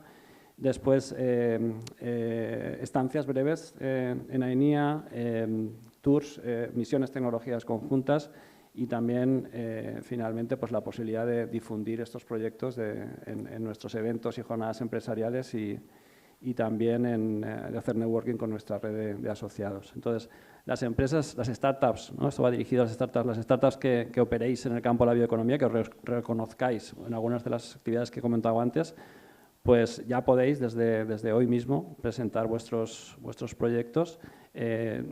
Bueno, en esta dirección de página web, startup.com, encontraréis la plataforma donde tenéis toda la información, las bases, los criterios de selección y todo el procedimiento para aplicar. Y la idea es progresivamente ir seleccionando hasta 10 startups, lo haremos entre MAPA y AINIA, y hasta el 1 de diciembre. Y el programa, digamos, ya empezará el 1 de enero del 2024. Y bueno, para no quedarnos solo con 10 startups, vamos a crear también una comunidad de startups donde con un programa más ligero, más básico, más sencillo, hasta 100 startups podrán formar parte de nuestra comunidad y recibir también, pues, realizar actividades con nosotros. Y bueno, el 21 de noviembre tenemos una jornada para startups para presentar el programa en AINIA y después el 15 y 16 tendremos una hackathon con emprendedores en bioeconomía, emprendedores que sean estudiantes procedentes de universidades españolas que tengan grupos de investigación activos en bioeconomía. Muy bien, muy interesante y la verdad es que estamos muy ilusionados por parte del Ministerio con esta colaboración que iniciamos. Y bueno, os hago la misma pregunta al resto. ¿Cuál es vuestro punto de vista de oportunidades, retos? Sí, bueno, a ver, como Centro de Innovación Social y Urbana del Ayuntamiento de Valencia, como en una entidad pública local, yo veo claro dos grandes retos, ¿no? Por un lado, que desde las políticas públicas municipales podamos promover y facilitar este tipo de proyectos y de acciones relacionadas con la bioeconomía, sobre todo para promover la sostenibilidad y la resiliencia a nivel territorial, ¿no? Y que además estemos bien coordinados a escala nacional, regional también, con los gobiernos autonómicos y también internacional, ¿no? Creo que ese reto lo tenemos siempre y por lo menos desde Valencia lo estamos trabajando. Y también me gustaría añadir un reto como más de defecto profesional, ¿no? Del que vengo, y es que me gustaría que también que la bioeconomía como oportunidad también sea una oportunidad precisamente para incluir y no excluir al sector agrario y rural más pequeño o más local, ¿no? O sea, siempre pensamos en grandes extensiones, como hemos visto antes, agricultores y agricultoras con grandes extensiones, pero tenemos que tener en cuenta que al menos aquí en Valencia es muy importante ese sector más pequeño, de superficies más pequeñas, estamos rodeados de huerta y tenemos que pensar en nuestros productores y productoras que hacen ese gran trabajo de alimentarnos de forma sostenible, local, de calidad. Pero no solo eso, sino también están manteniendo nuestro territorio, están manteniendo nuestro suelo, la fertilidad de los suelos, nos están siendo más resilientes frente a pues, las grandes lluvias torrenciales que tenemos en los últimos tiempos, están evitando la salinización de nuestra huerta Y creo que también la bioeconomía debe dar espacio e incluir y dar esa oportunidad a este sector, ¿no? Que muchas veces pues se siente un poco fuera de estas grandes tecnologías, ¿no? Y nosotros como Centro de Innovación Social, por supuesto, valoramos la innovación tecnológica y social, ¿no? Por otro lado, creo que es una gran oportunidad, que tenemos una gran oportunidad desde Valencia, porque tenemos la misión climática de Valencia, somos una de las 112 ciudades europeas que nos hemos comprometido a ser climáticamente neutras para 2030 y, por tanto, ahí la bioeconomía juega un papel fundamental y eso lo tenemos que hacer entre todos y todas, desde el sector público, desde las empresas, obviamente, desde las organizaciones de la sociedad civil, la ciudadanía, los centros de investigación, que trabajamos mucho conjuntamente y creo que es importantísimo. Y además, como espero que sepáis, Valencia 2024 seremos capital verde y así creo que también va a ser una gran oportunidad para seguir fomentando la bioeconomía. Muy bien. No, desde luego estamos en el lugar adecuado para hablar de bioeconomía hoy. Sí. Bueno, Caterina, a ver, desde tu punto de vista, como empresa dedicada a estos temas, ¿qué oportunidades, retos ves más importantes? En primer lugar, me gustaría dar la enhorabuena a Kilómetro Cero por la organización de este ambicioso evento, que la verdad es que está resultando súper interesante. Y también daros la enhorabuena a Almapa y a INEA por la iniciativa que habéis presentado, que la verdad es que es un gran reto y puede impulsar pues, la bioeconomía. Y en cuanto a empresa biotecnológica, nosotros realmente partimos de hace muchos años de un proyecto de innovación que además está totalmente sostenido por la bioeconomía y por el desarrollo sostenible. Entonces, ahí es donde nosotros vemos la gran oportunidad, ¿no? de utilizar todas las fuentes que tenemos para ese desarrollo sostenible. Y además está totalmente alineado con todas las estrategias europeas, desde el Pacto Verde, la estrategia de economía circular, la estrategia de bioeconomía, ¿vale? Con el objetivo de descarbonizar sectores estratégicos y de hacer más sostenibles en cuanto a agua, uso de recursos, sectores estratégicos como es la industria, como es el transporte y como es el sector de los residuos, y además está totalmente alineado con las legislaciones y las directivas europeas de residuos y de energías renovables que nos impulsan pues, a ser más independientes y en cuanto a las fuentes de energía que utilizamos, que son fósiles, a ir renovándolas y a cumplir esos objetivos que al final nos hacen tener las materias primas más deslocalizadas y poder pues, crear riqueza en otros sectores, además que no en los países donde están estas fuentes de recursos.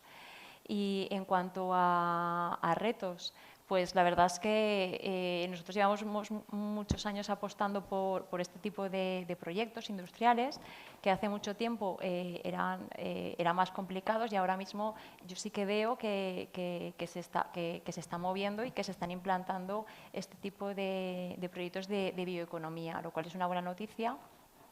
Y hay una clara apuesta a todos los niveles, a nivel europeo y a nivel nacional, regional, para fomentar este tipo de proyectos. Y sobre todo un reto importante es la materia prima que estamos produciendo a través de estos procesos, ¿no? Que haya una estabilidad en esa materia prima para que las inversiones en este tipo de procesos pues al final puedan ser viables. Es un poco lo que desde el punto de vista de la industria podemos ver. Efectivamente, ahora es la oportunidad, desde luego, desde la bioeconomía, con esta necesidad de reducir la dependencia energética de combustibles fósiles. Yo creo que es el momento, desde luego, de conseguir desplegarlo. Bueno, Marcos, cuéntanos tu punto de vista. Vale, muchas gracias. Un placer participar de esta discusión. Primeramente, yo estoy de acuerdo con ellos. Esto todo empieza desde un gran marco, que son los Objetivos de Desarrollo Sostenible de Naciones Unidas. Yo creo que la bioeconomía contribuye casi directamente, o algunos más o menos, pero casi con todos los objetivos. Pero yo destacaría principalmente 3 o 4 que son fundamentales dentro de este contexto. y estos son el uso eficiente de la energía, uso eficiente del agua y de la tierra. Es muy importante destacar que la bioeconomía no compite, o sea, con tierras que son cultivables. Entonces, no hay competición entre, tenemos que dejar de hacer esto para empezar la bioeconomía. La bioeconomía podemos empezar ya. Otro tema que creo que es muy importante como oportunidad es hablar de la calidad de esta bioeconomía. Esta bioeconomía, pues, como hemos dicho, a partir digamos, del proceso pues, se generan distintas oportunidades, sean para ser utilizado como alimentación humana, sea como biocombustible o como biogás o como cualquier otra aplicación. Y es importante decir que la calidad de esos productos tiene una calidad igual o superior a la calidad de los productos que tenemos hoy. La cuestión hoy es que tenemos esa decisión, si tenemos que o no que pagar la prima verde para tener esos productos. Eso sería un punto. Y para mí todo el tema de descarbonización, porque esto es, digamos, la visión de Clidro, que está 100% conectada a lo que es la producción de esta biomasa a través del proceso de fotosíntesis. Lo que hacemos es la captura del dióxido de carbono. Bien, bueno, dicho esto, yo creo que los retos aquí, yo creo que ya hemos comentado uno de ellos. De hecho, para mí es todo el tema del fomento de la colaboración público-privada. De hecho, pues, felicitar el trabajo, o sea, lo que acaba de anunciar aquí Andrés, el trabajo de Begoña, porque yo creo que va por ahí. O sea, cuanto más colaboraciones, cuanto más podamos dar espacio a esas tecnologías y, bueno, también con políticas, todo esto tenemos que potenciar. Pero yo veo otro gran reto, quizás un poco lo que decía Lidia, pero ya de una perspectiva más de empresa, es el reto que nosotros tenemos que ampliar lo que tenemos, porque hoy en día toda la tecnología, todo lo que se ha creado normalmente se está probando a nivel de plantas pilotos a pequeñas escalas o a mediana. Pero si queremos ver realmente un impacto a nivel de bioeconomía, nosotros tenemos que escalar esto. Entonces se verá, digamos, el impacto realmente en sostenibilidad que, bueno, que viene junto y es uno de los puntos claves de la bioeconomía. Totalmente de acuerdo. Descarbonización, escalar, crecer es uno de los principales retos. Bueno, ya como segunda pregunta que lanzo al ruedo sería ¿cuál es un poco la contribución o impacto que tienen vuestras iniciativas en materia de bioeconomía? ¿Podéis contarnos y bajar al terreno? Claro que sí. Bueno, la verdad es que yo creo que desde el comienzo Enia tiene 36 años de vida trabajando en temas de más y siempre el tema de bioeconomía ha estado presente y también bastante en el nivel europeo. Venimos trabajando mucho a nivel europeo. Somos miembros asociados de la BIC, que para quien no la conozca es el consorcio de bioindustrias europeo y que colabora estrechamente con la Comisión Europea para desarrollar programas de investigación e innovación. Y te hemos perdido por el camino. No.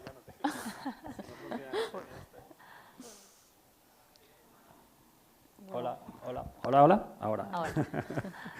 Bueno, pues iba a hablaros de algunos ejemplos de estos proyectos europeos que hemos movilizado. El primero hace unos años ya finalizado, que es Urbiofin, y que pudimos colaborar muy estrechamente con Caterina y con Perseo, y era una biorefinería de residuos sólidos urbanos. Fue, creo que, el primer gran proyecto de demostración de biorefinería de residuos sólidos urbanos. Y ahora mismo activos tenemos un gran proyecto también con este concepto de biorefinería muy propio de la bioeconomía, ¿no? Este uso, esa transformación eficiente de las biomasas y pensando en más de un producto, ¿no? Pues tenemos un proyecto muy importante que se llama Cheers, trabajando con los subproductos y con el CO2 biogénico de la fermentación de la cerveza. Y aquí trabajamos con Mau San Miguel y con un consorcio bastante grande.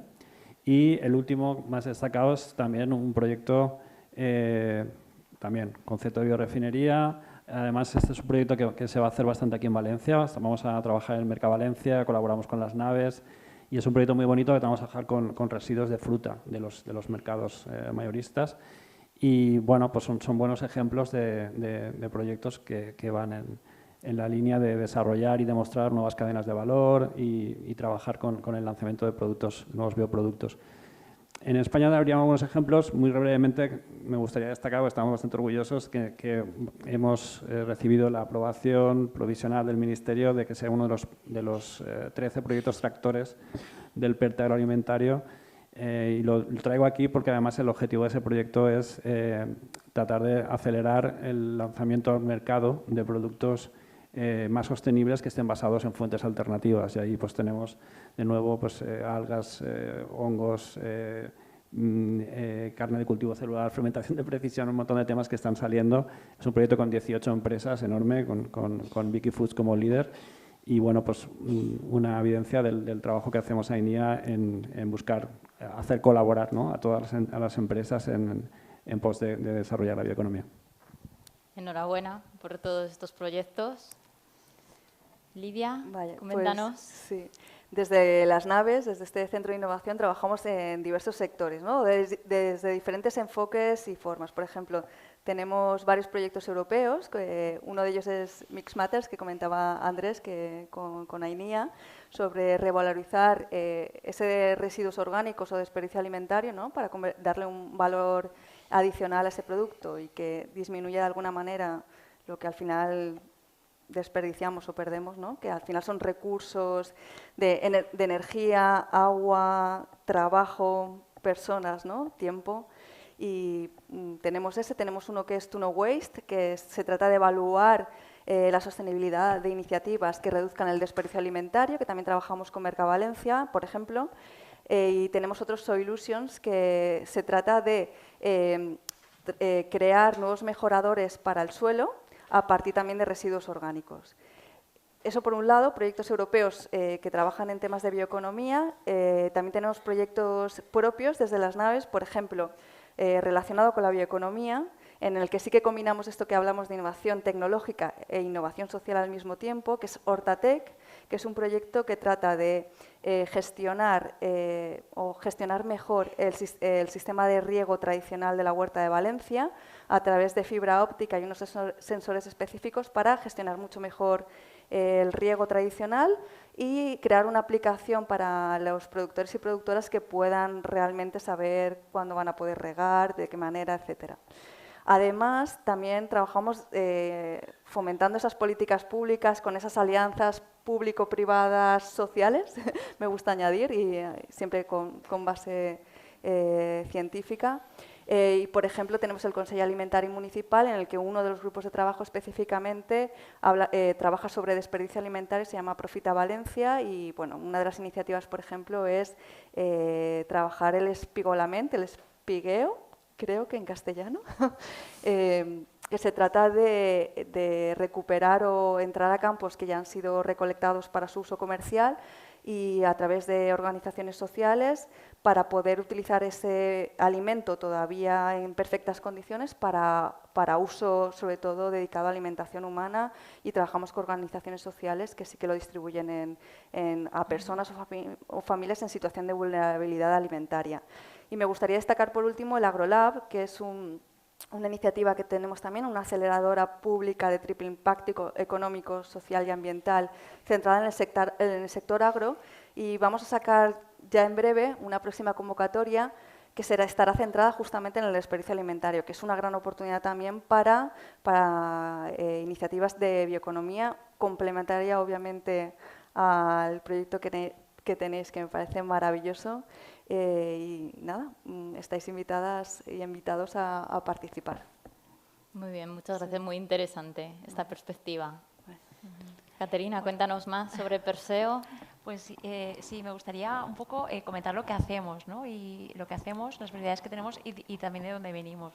Entonces, Perseo Biotechnology es una empresa que está focalizada en el desarrollo de procesos para la valorización de los residuos en bioetanol, que puede ser utilizado como biocombustible o como producto químico. En otros bioproductos, dependiendo de la materia prima, podemos ir a biobasados o a otro tipo de bioproductos, y bioenergía. Y lo que hacemos es una valorización global de ese residuo, ¿vale? Con tecnología propia, patentada, y también con colaboración con otras tecnologías. Hacemos un proceso global con el objetivo de llegar a la implantación en la industria. ¿Cómo lo hacemos? Nosotros tenemos laboratorios propios en nuestras instalaciones, estamos aquí situados en la Alcudia, en Valencia, tenemos laboratorios propios, también participamos muy activamente pues, con centros tecnológicos, universidades para desarrollar proyectos. Luego tenemos capacidad de escalado en nuestras propias instalaciones, tenemos una planta piloto con una capacidad de procesado de 25 toneladas al día, realmente es una planta semi-industrial, con lo cual ya estamos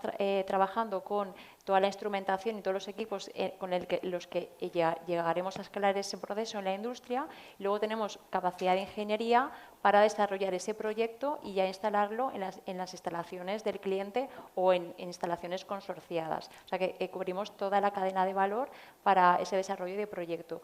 Y nosotros nacimos de un departamento de innovación de una empresa valenciana, de IMECAL, y en el 2020 entró en el accionariado Repsol con la firme vocación de llevar esa innovación tecnológica que empezamos en el 2007 a través de muchísimos proyectos de innovación, como los que ha comentado Andrés, y otros basados en biorefinería urbana y de residuos, el llevarlos ya a nivel industrial. Lo que estaba comentando tú antes, Marcos, de implantar todo ese desarrollo, todo ese I+D desarrollado a lo largo de todos estos años, ya con la capacidad de instalar ese proceso con unas bases muy claras, que fuera económicamente viable, importantísimo, que fuera ambientalmente viable y que, por supuesto, redujera la huella de carbono y las premisas que nosotros tenemos para la bioeconomía, porque nosotros trabajamos siempre con biomasas residuales para hacer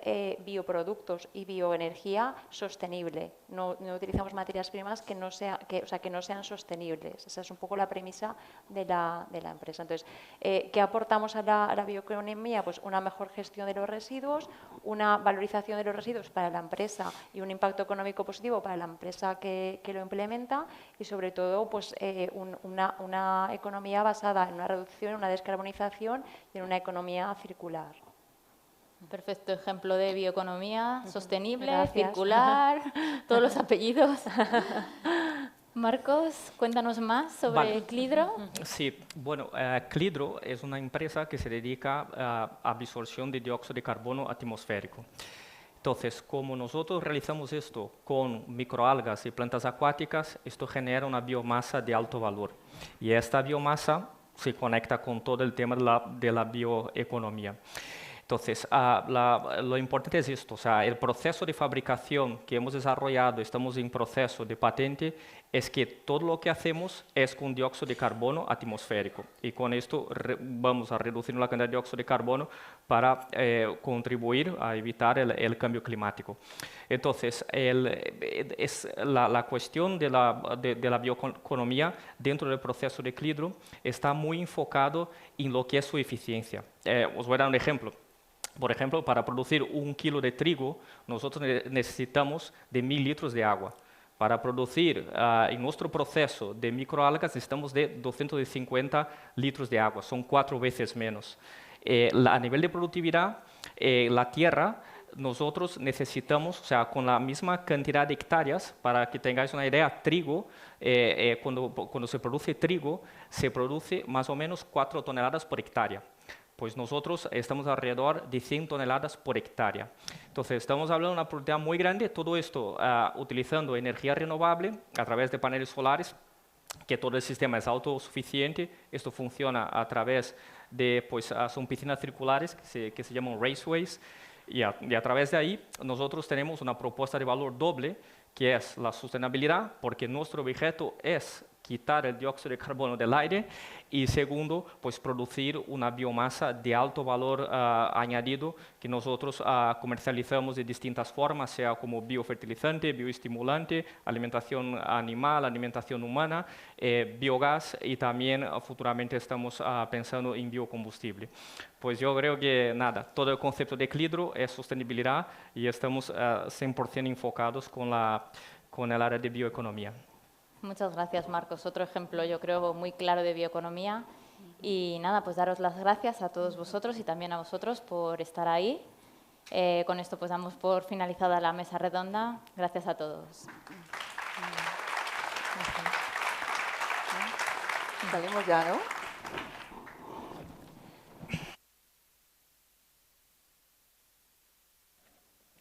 ¿Se oye? Sí.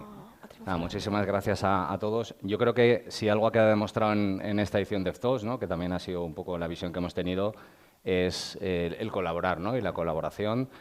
Y me abre esto a la siguiente mesa, en la cual, pues, como el que diría, tenemos ciertos intereses contrapuestos, ¿no?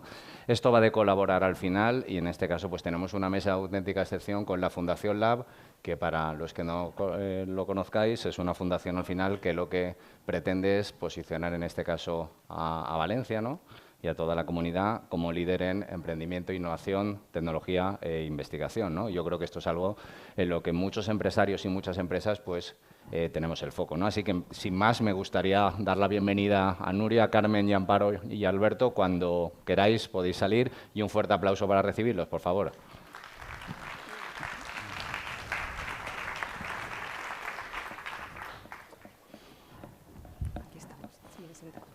Bien. Nada, ¿qué tal? Bueno,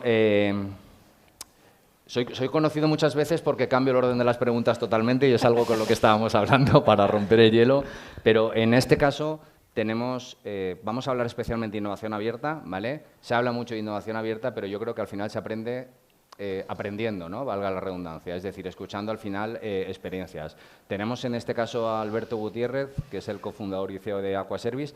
También fue el expresidente de la Fundación Lab, y además pues es el responsable de toda esta gran aceleradora o este gran proyecto que es, en este caso, Plug and Play, ¿no? Con lo cual, pues bueno, yo creo que nos va a dar una visión interesante. Tenemos también a Amparo García, que es la CEO de Zeus, una gran startup que además tiene varios proyectos en marcha, ¿no?, y que, por otro lado, ¿no?, tenemos una corporate, tenemos en este caso una startup que al final puede dar soluciones para esta innovación abierta que estamos dando.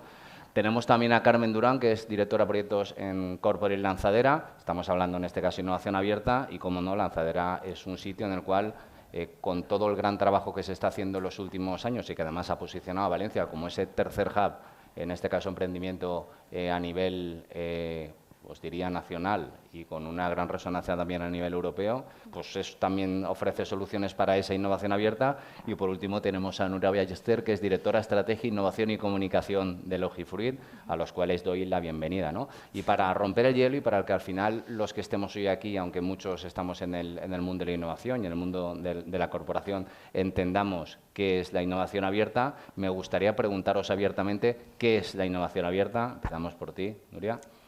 Fenomenal. Bueno, muchísimas gracias por la invitación y por tenerme hoy aquí. Cuando nosotros hablamos de innovación abierta en Logifruit, lo primero que tenemos en cuenta es cuáles son las necesidades de nuestro cliente. Porque al final la innovación entendemos que tiene que ir a satisfacer esas necesidades entendiéndolas previamente. Y para eso lo que practicamos también es la escucha activa. No solamente de nuestros clientes, sino también de todos lo que son nuestros grupos de interés. ¿Y cómo fomentamos esa escucha activa de los grupos de interés? Pues bueno, hablando un poco ya más aterrizadamente de la innovación abierta, nosotros lo que hemos hecho ha sido construir un ecosistema de partners que le llamamos el observatorio. Y en este observatorio pues, hemos ido a lo largo del tiempo construyendo ciertas relaciones estratégicas pues, con hubs tecnológicos, con institutos, con aceleradoras de startups. En fin, cualquier agente de innovación que pueda ayudarnos a acelerar esos procesos de transformación dentro de la organización.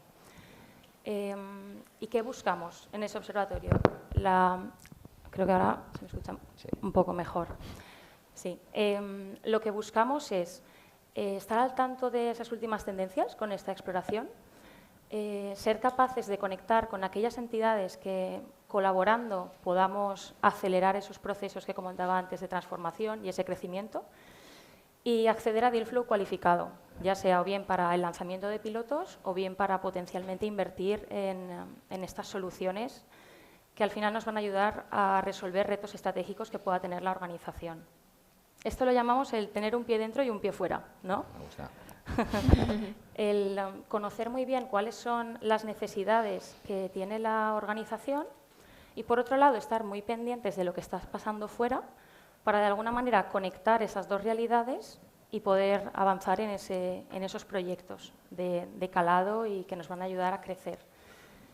Pero claro, ahora hablamos de la realidad, ¿no? O sea, poner en marcha un proyecto con una entidad como es una startup, que al final está empezando, bueno, depende del estadio en el que se encuentre, ¿no?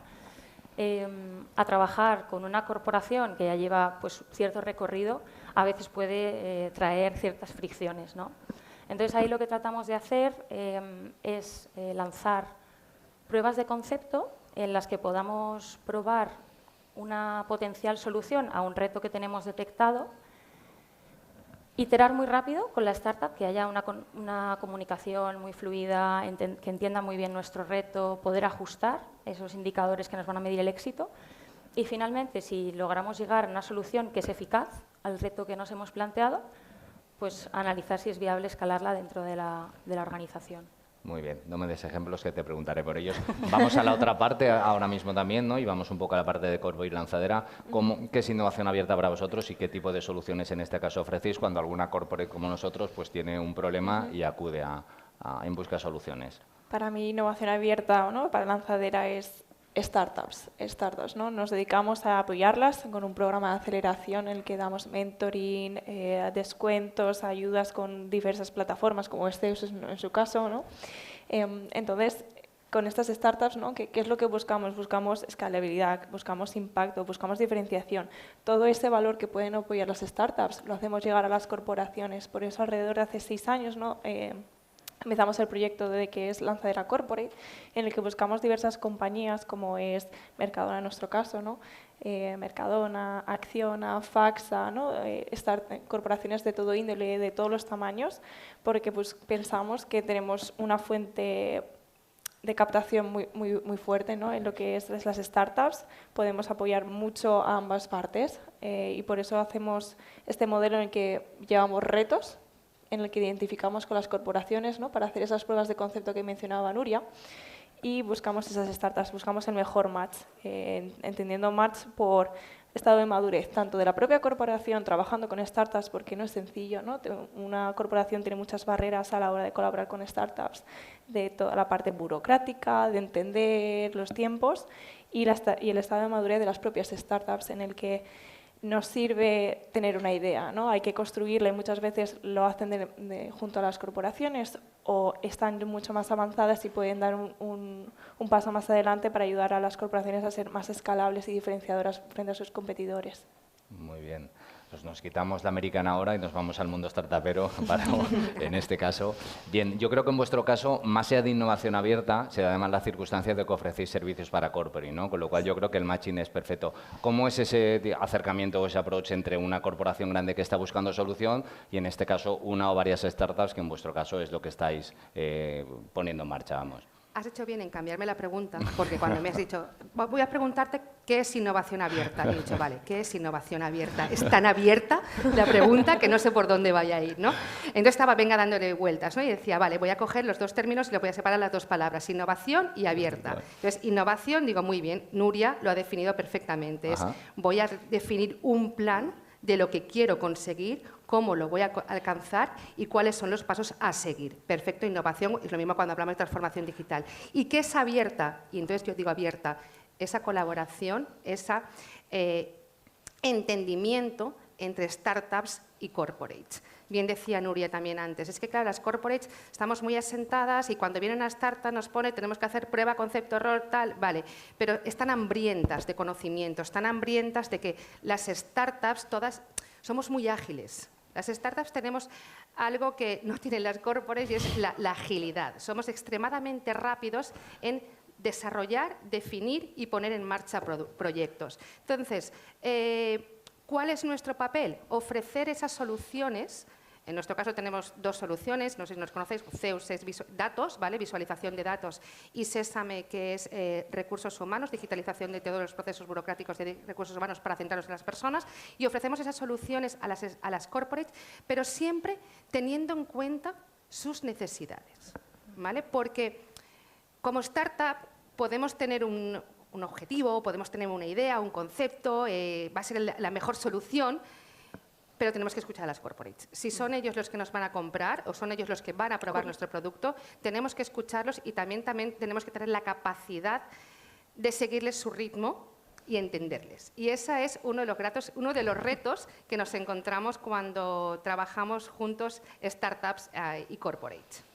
Muy bien, y yo creo que llegamos un poco como al concepto de una startup, porque conociendo a Alberto siempre he considerado que Aquaservice al final empieza pues como una startup como tal, que al final se convierte en una gran empresa y que al final pues también por el bagaje que tú tienes, ¿no? Especialmente en toda la parte de Estados Unidos y todo esta cercanía con Plug and Play, pues al final te ha permitido, ¿no? Toda esta velocidad o toda esta agilidad, utilizarla al final para conseguir, en este caso, una compañía consolidada. En este caso, ¿qué es innovación abierta o cómo integráis también, que quizás es interesante que lo expliques, todo este modelo de Plug and Play con lo que hacéis en vuestro día a día? Bueno, en primer lugar, gracias por la invitación. Como bien dices, cuando empezamos hace 26 años, cuando empecé a conseguirse hace 26 años, era una pyme y yo era un gerente, ¿no? Ahora sería una startup y yo sería un CEO, ¿no? Pero bueno, bromas aparte. Innovación, ¿cómo defino yo innovación abierta? Yo creo que innovación abierta es la búsqueda de la innovación y de factores diferenciales fuera de las cuatro paredes de tu casa.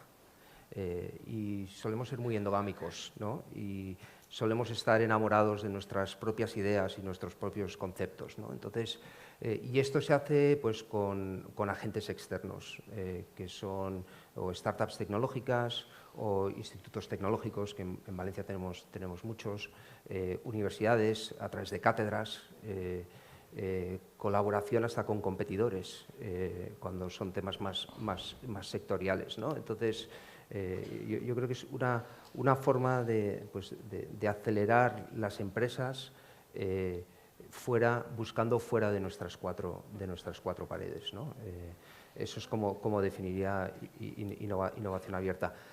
Yo tengo la gran fortuna que estoy como en ambos mundos, ¿no? Soy un ser un poco extraño, ¿no? En el sentido que estoy en ambos mundos, y sí, hoy día Aquaservice es considerada una corporación por nuestro tamaño, pues con más de 2.900 personas en la empresa y dando servicio a 650.000 clientes aproximadamente en toda España. Por lo tanto, por nuestro tamaño ya se nos considera una corporate, pero yo no quiero perder esa agilidad y rapidez de cuando éramos más jóvenes, ¿no?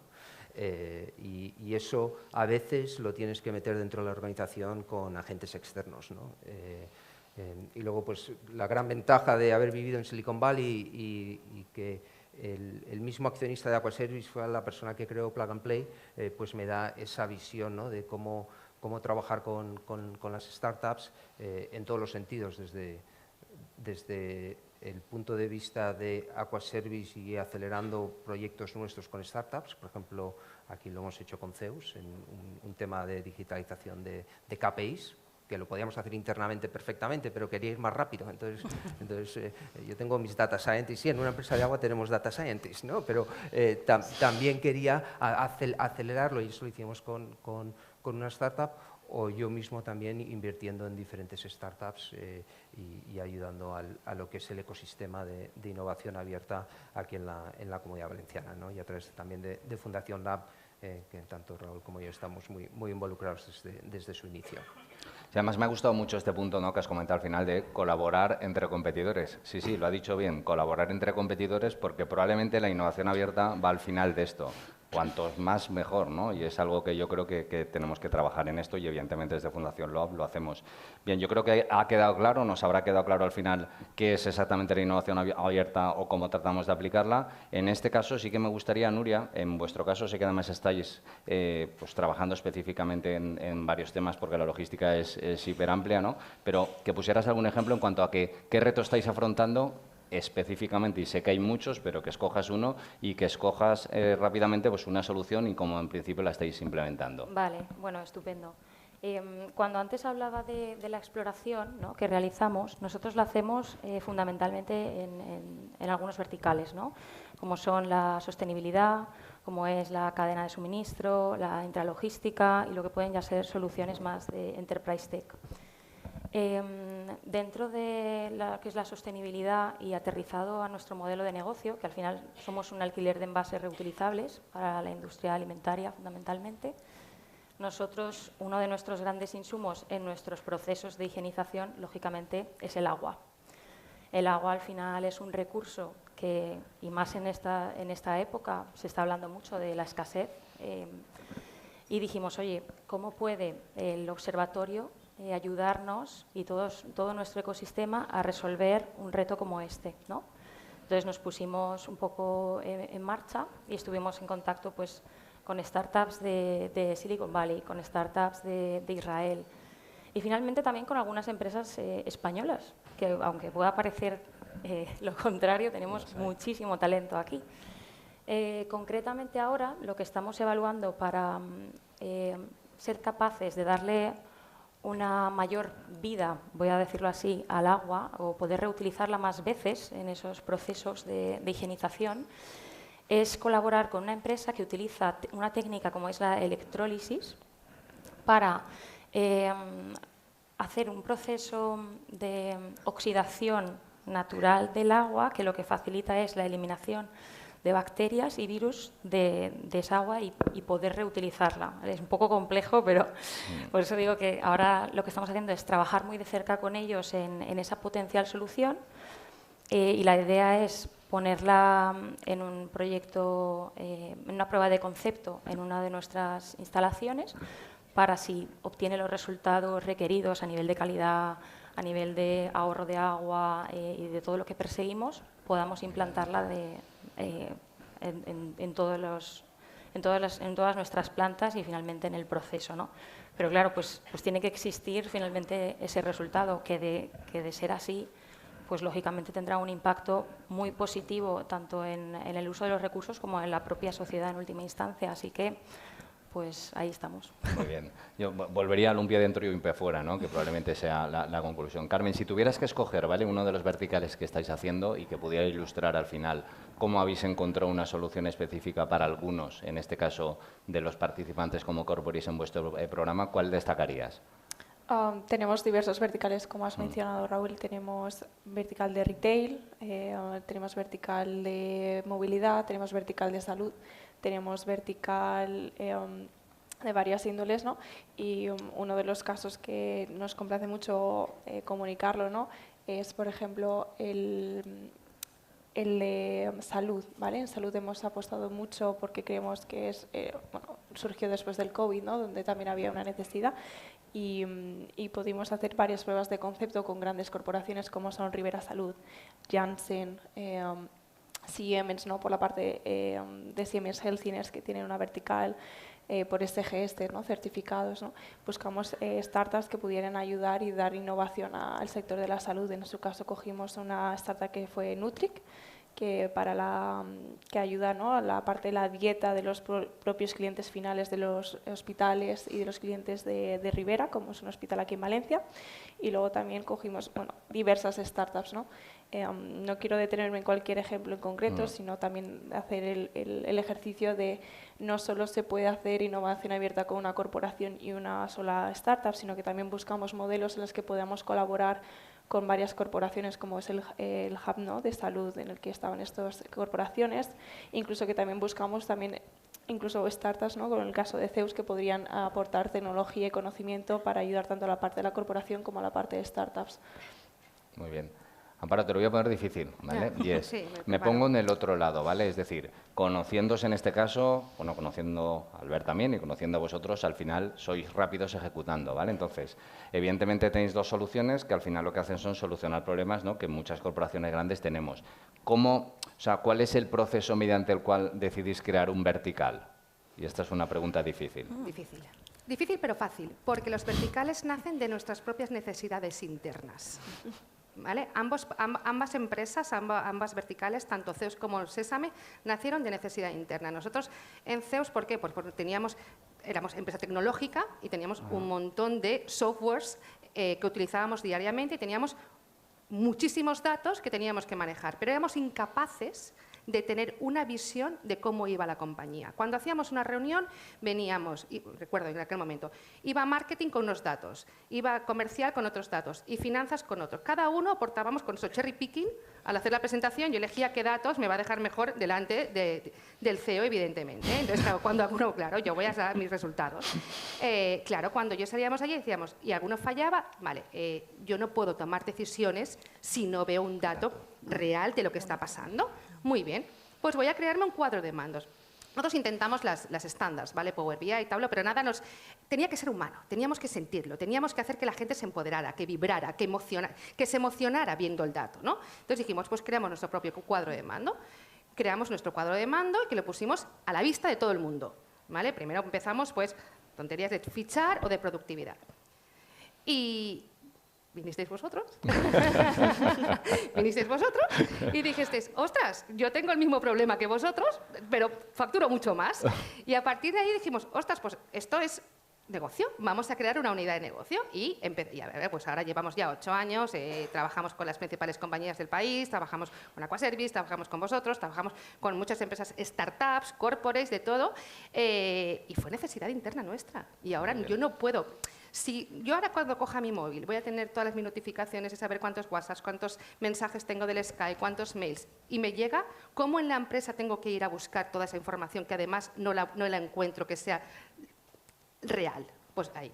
Y Sésame, lo mismo, fichajes, también fue algo, se nos estropeó el fichaje en aquel momento, hace 8 años, y dijimos, bueno, para comprarlo, pues lo creamos nosotros mismos también. Y al final, pues mira, son necesidades internas, pero siempre pensadas.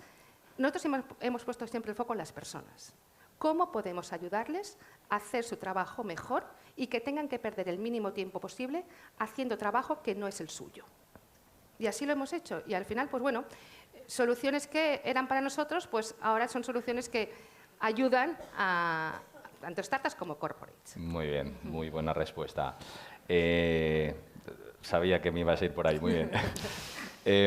Alberto, yo creo que un poco es característico común, ¿no?, entre las 4 personas o las 4 compañías que representéis al final, el tener pues como líderes curiosos, pero también comprometidos, ¿no? Y al final yo creo que todo este tema del entorno es importante, pues hoy es importante, Fundación Lab es importante, el ecosistema es importante, ¿no? Entonces, en vuestro caso, más allá de tu labor como inversor, que tienes inversión en bastantes startups, a mí me gustaría que nos explicaras también, un poco por terminar de cuadrar este círculo, ¿no?, porque sé que además eres bastante inquieto con todo el tema de datos y eres también una persona, muchas veces hablamos, ¿has visto esto? Esto te puede ayudar en cuanto a tecnología.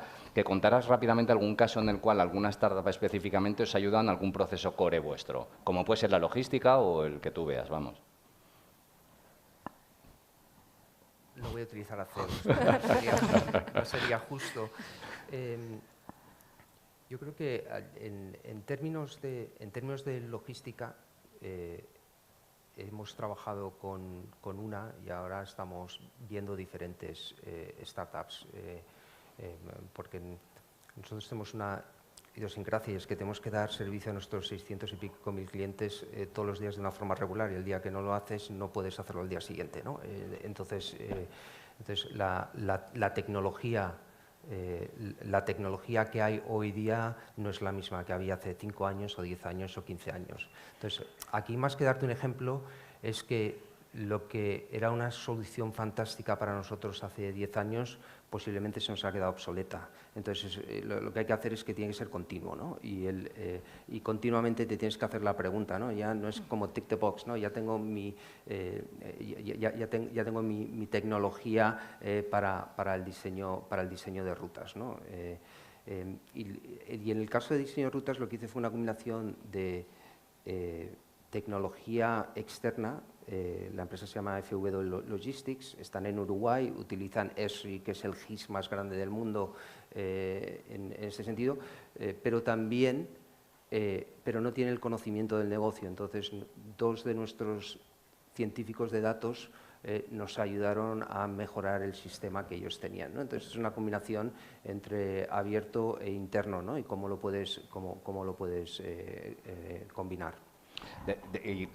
Desarrolla, que esto creo que lo hablamos alguna vez, ¿no? Como alguna tecnología que usáis para prevenir, en este caso, accidentes de conductores o algo así que me contaste también, que al final, quiero decir, es uso de tecnología real que está en el mercado, aplicada probablemente a un uso para el cual no se ha diseñado, y yo creo que eso es un poco la obligación nuestra como corporate al final, ¿no? Que es ese matching entre corporate y startups.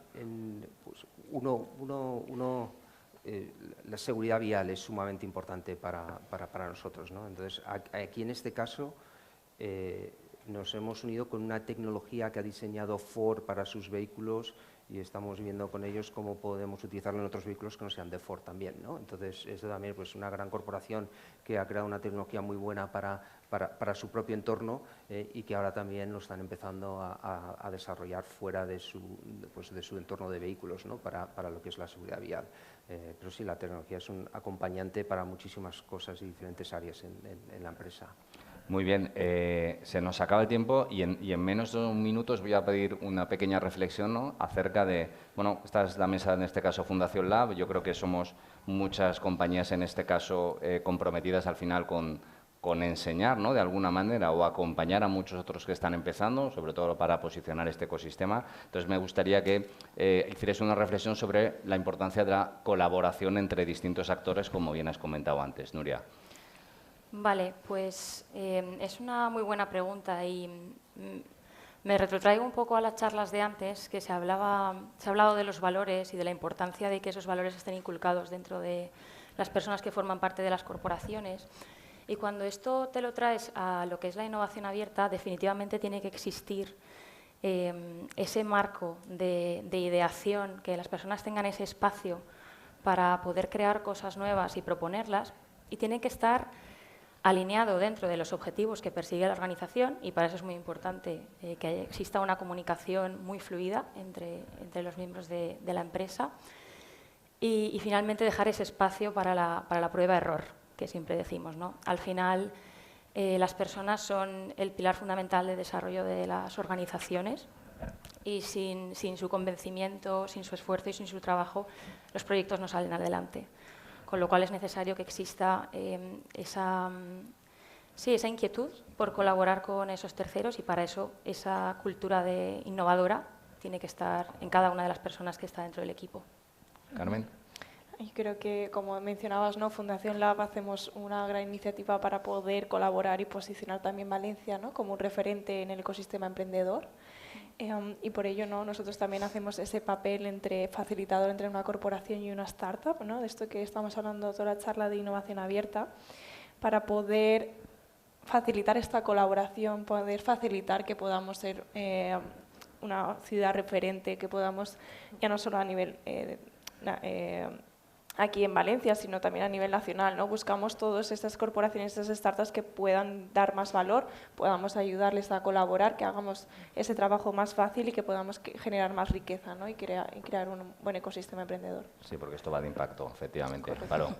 Yo, como startup, animar a las corporates, ¿vale? Muchas sí que lo estáis haciendo a través de la Fundación Lab. También estamos haciendo este match entre corporates y startups. Creo que es muy importante, como decía Alberto, pues la mayoría de corporates también han sido startups, pymes, es decir, también han empezado por ahí. Para todas las startups es necesario esa colaboración con las corporates, y las corporates tienen que confiar en las startups, y las startups no tienen que tener miedo a las corporates, ¿vale? Es decir, al final simplemente es hacer ese match perfecto, y creo que hay una oportunidad en estos momentos importante para poder crecer todos juntos haciendo este match. Así es. Alberto. Muy bien, yo por añadir algo más, ¿no? Yo no soy de aquí, yo no nací en Valencia, pero esta tierra me ha dado muchísimo, y la Fundación Lab me ha dado mucho, y al haber vivido en otros sitios y haber viajado mucho, también me doy cuenta de las grandísimas virtudes que tiene, ¿no? Que a veces los que vivimos aquí, pues o las desconocemos o no las apreciamos, ¿no? Y la Fundación Lab, pues, fue una forma de devolver lo que Valencia me ha dado a mí y a mi familia. Y esto, pues, es a través de poder ayudar en algo que conozco algo, ¿no? Que es el emprendimiento, la tecnología, la innovación y la investigación, ¿no? La investigación no conozco nada, pero también es parte de la Fundación, ¿no? Y eso es lo bonito. Tenemos aquí unos mimbres muy potentes y Valencia se puede convertir realmente en un ejemplo, ¿no? En un ejemplo de innovación, de tecnología. Lo que estáis haciendo vosotros aquí es único, referente a lo que es food tech y agtech, pero hay muchos más, ¿no? Entonces tenemos que estar orgullosos de lo que hacemos, tenemos que promocionarlo, y esta es una tierra pues con mucho talento y muchísima oportunidad, ¿no? Y eso pues lo tenemos que apreciar y devolver lo que nos ha dado. Fantástico colofón al final, yo creo que es la importancia de trascender y el legado, ¿no? Que es algo que hemos hablado, así que muchísimas gracias, un fuerte aplauso, por favor, para todos ellos. Gracias a ti.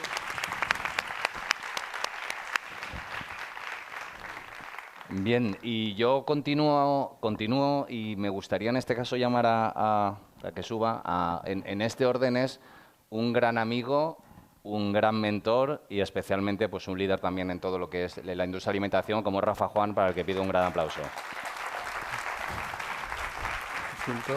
A mi lado. Bien, bueno, tenía muchas ganas de hablar contigo, Rafa, que hacía tiempo que no nos veíamos, aunque sí que hemos compartido bastantes foros, ¿no? Un poco en línea, ¿no? Y con todo lo que hemos estado hablando y que probablemente hemos compartido muchas veces es, hablando de un entorno, estamos en un entorno, como me gusta decir a veces, extrabuca, ¿no? Que alguno lo hemos hablado alguna vez, volátil, incierto, bueno, tremendo, crisis de materias primas, ahora empieza todo el conflicto en Oriente Próximo, hemos tenido COVID, un montón de cosas y al final, ¿cuáles son los retos ahora mismo o el mayor reto al que os estáis enfrentando, en este caso desde Vicky Food, y cómo la innovación en este caso os puede ayudar a superarlo? Esto para empezar. Bueno, muchas gracias, Raúl. La verdad es que os tengo que dar la enhorabuena por la magnífica organización, una vez más, de este quinto ftalks, que la verdad es que es una maravilla y que pone a Valencia también en el mapa de la innovación en un sector tan importante como es el sector agroalimentario. Pues la verdad es que, como dices, en Vicky Foods, y yo creo que en todas las empresas de nuestro sector, nos estamos enfrentando pues, cada vez a hechos más inciertos, a un entorno complejísimo, volátil, y bueno, en el cual pues hacer planes de negocio muchas veces se quedan en papel mojado, ¿no? Es verdad que la estrategia es muy importante en tener muy claras cuáles son las líneas estratégicas que queremos seguir con nuestro negocio, con nuestra empresa, pero identificar objetivos a corto, a medio, incluso a un cortísimo plazo, pues a veces se hace complicado, ¿no? Sin embargo, en este entorno, para nosotros, para Vicky Foods, pues la innovación sigue siendo nuestra principal palanca de crecimiento y lo ha sido a lo largo de los 70 años de nuestros 70 años de historia. Y hoy más si cabe todavía porque está en nuestro propósito, que no es otro que innovar para alimentar un mundo mejor. Es un propósito muy amplio y en el cual, pues, como digo, nos apoyamos en la innovación para seguir creciendo. Y la innovación para nosotros se basa o se apoya en 5 palancas importantes y de las cuales pues se ha hablado en la última mesa, ¿no? Y quiero felicitar también a todos los ponentes que la verdad pues que tienen proyectos de Open Innovation fantásticos, ¿no?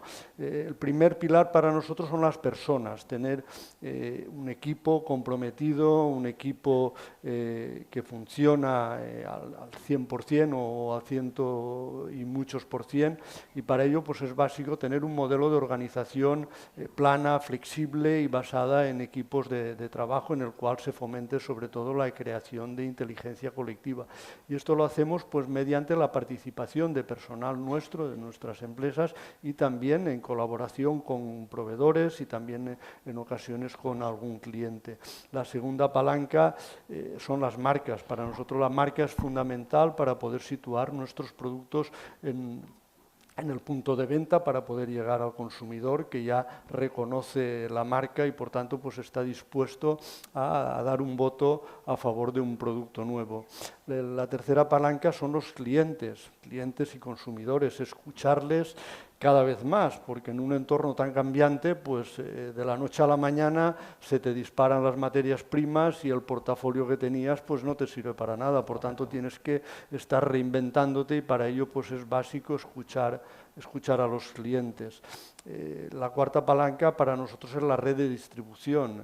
Nos permite estar en España solo en cerca de 80.000 puntos de venta y para nosotros es básico cuando sacamos un producto nuevo, pues poder situarlo en el lineal. Por tanto, pues la red comercial en este sentido nos ayuda muchísimo a posicionar, a poder llegar con el producto al consumidor.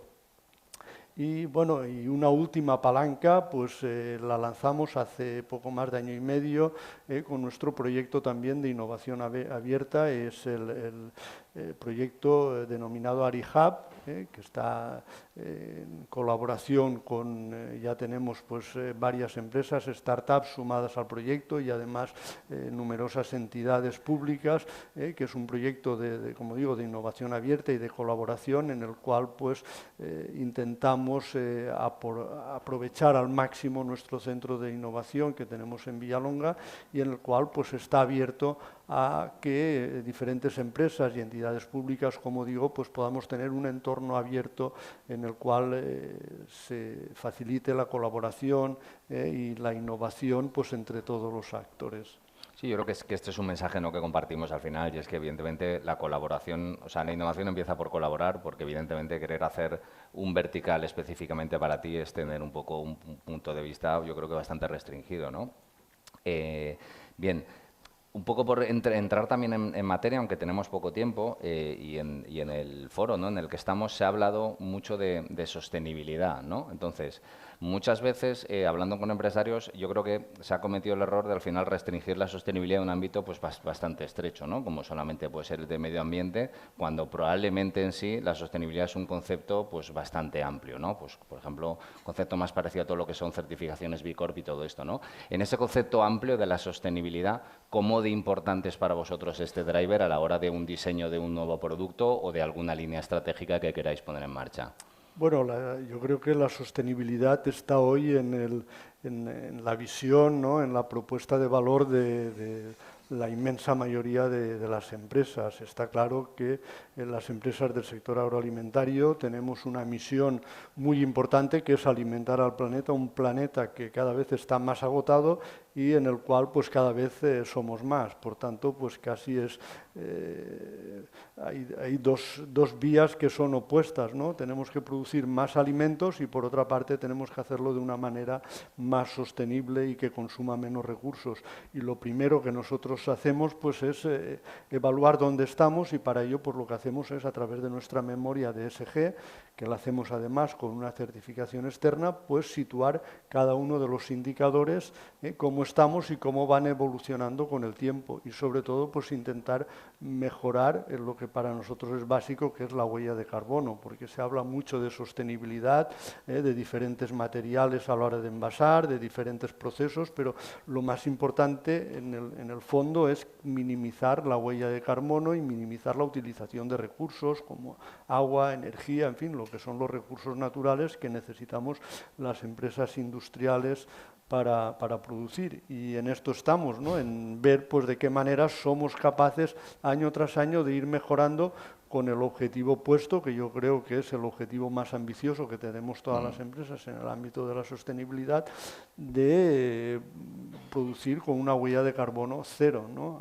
Ahí yo creo que tenemos muchísimo por hacer todos y en eso estamos, ¿no?, en intentar también aprovechar la innovación para minimizar, para ayudarnos a minimizar la huella de carbono. Sí, es importante al final yo creo que el mensaje de que sí creamos que en este caso la industria y mucha industria está preocupada y está trabajando al final en hacer pues una alimentación más asequible, más saludable y efectivamente más sostenible, ¿no? Yo creo que en este caso pues tenemos que ser y foros como este son buenos al final para poner en valor todo esto, ¿no?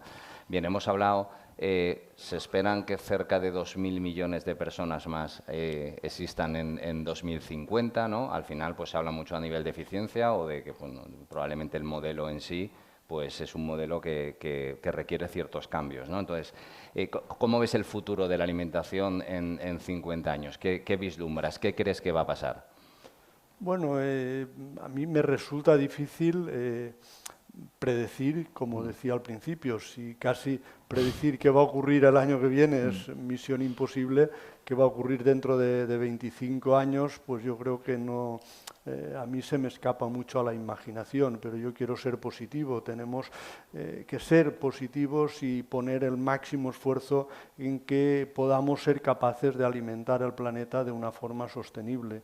Yo creo que este es el mayor reto que tenemos en el planeta. Desde luego, pues el ambiente geopolítico no ayuda mucho porque, bueno, hemos pasado de una situación que más o menos era estable antes de la pandemia, a una situación en la cual nos aparece un conflicto detrás de otro, y esto pues obviamente no ayuda, pero yo creo que tenemos que ser capaces de abstraernos, de mirar en perspectiva, con luces largas, y desde las empresas y desde el sector pues abrir un ambiente colaborativo en el cual pensemos que vamos todos en el mismo barco, no hay un planeta B, tenemos que ser capaces de alimentar a la población, a toda la población, y aprovechar al máximo los recursos y la tecnología para ser capaces de poder llegar y dejar a nuestros hijos o a las generaciones futuras pues un planeta como mínimo igual o mejor que lo hemos encontrado.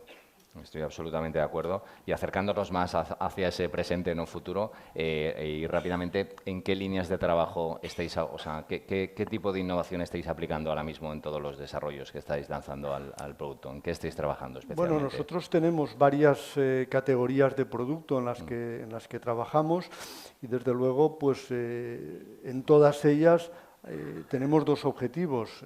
Por un objetivo, que nuestros productos sean cada vez más saludables, y por otro lado que sean también más sostenibles, y además de ello pues que nos ayuden a crecer como empresa. Y en este sentido pues estamos trabajando pues por ejemplo con nuestra marca B+, en el desarrollo de nuevos productos, no solo en el ámbito de la alimentación infantil, que es en el que nació la marca, sino pues desarrollando pues cada vez una gama más importante de productos en el ámbito de la alimentación para adultos también, y ahí estamos creciendo pues de una manera significativa. Luego, en una categoría en la cual hemos crecido mucho en los últimos años, que es el pan, pues estamos invirtiendo cada vez más, y ahora de hecho pues estamos en construcción en una fábrica en Francia que se va a dedicar pues prácticamente casi en exclusiva a la producción de pan.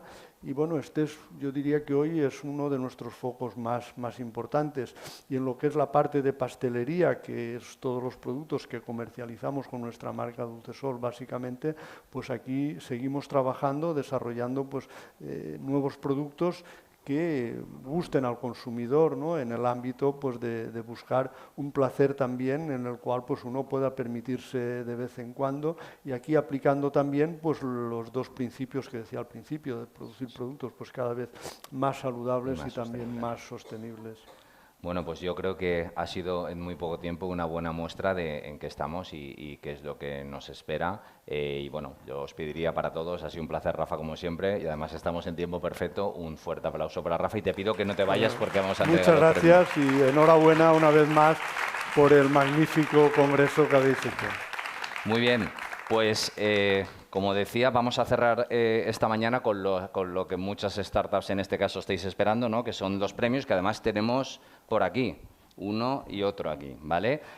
Y como habitualmente estamos bastante concienciados con todo nuestro contenido, también los premios que en este caso estamos dando tienen una historia detrás, ¿no? Y en este caso me gustaría llamar a Miriam Aristegui de Gravity Way para que nos explique cómo están hechos pues, estos premios, con lo cual, Miriam, cuando quieras puedes subir.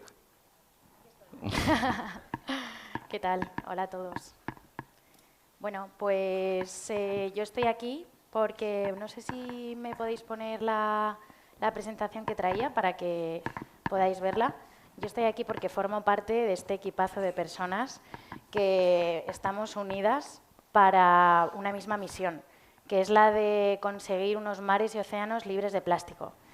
No sé si puedo tener yo el mandito. Tendrás aquí. Sí, gracias.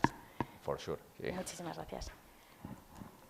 Y bueno, ¿Por qué nos hemos unido para conseguir esto? Porque afrontamos un problema global, que es la contaminación plástica en nuestros mares y océanos, y es que cada minuto se vierte al mar un camión lleno de basura. Y casi toda la basura marina que encontramos, el 95% es la contaminación plástica. Y dicen que para 2050 vamos a tener más plástico que peces en los mares. Esto es bastante preocupante. ¿Quién quiere comer plástico? Nadie, ¿verdad? Bueno, pues dicen que el Mediterráneo, nuestro querido Mediterráneo, es el mar más contaminado que hay en el planeta. Y es que España, de hecho, es uno de los países que más plástico vierte a los mares. Y el plástico no es un biomaterial. El plástico nunca, jamás va a desaparecer, va a permanecer ahí hasta que nosotros lo retiremos. Entonces, hay que limpiar, hay que prevenir que el plástico no llegue a los mares y hay que concienciar. Porque no solo afectan a especies marinas, o sea, también nos afecta a las personas. Al final, todo está conectado y no solo lo que nos imaginamos, ¿no? Que el plástico se lo come el pez y el pez nos lo comemos nosotros. No, es que ya el plástico, aunque no desaparezca, sí que se vuelve micro, incluso el polvito de plástico que no podemos ni ver, y lo tenemos en la sangre. O sea, ha llegado a estar en nuestra sangre, lo tenemos todos en la sangre humana. Y es que dicen que cada semana nos comemos una tarjeta de crédito. O sea, imaginaros el percal. Y claro, durante todo este tiempo hemos fabricado y fabricado plástico virgen y nunca hemos pensado a dónde va a parar todo este plástico.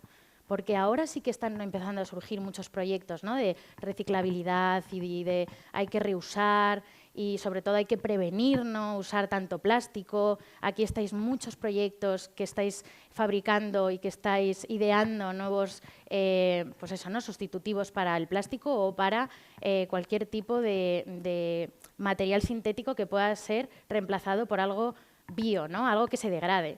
Pero es que la respuesta a dónde ha ido todo ese plástico durante todo este tiempo es a nuestro vertedero del planeta, que son los mares y océanos. ¿Por qué? Ahí nadie lo ve. Nadie lo ve, hemos estado muy tranquilos durante tanto tiempo, pero ahora estamos empezando a sufrir las consecuencias.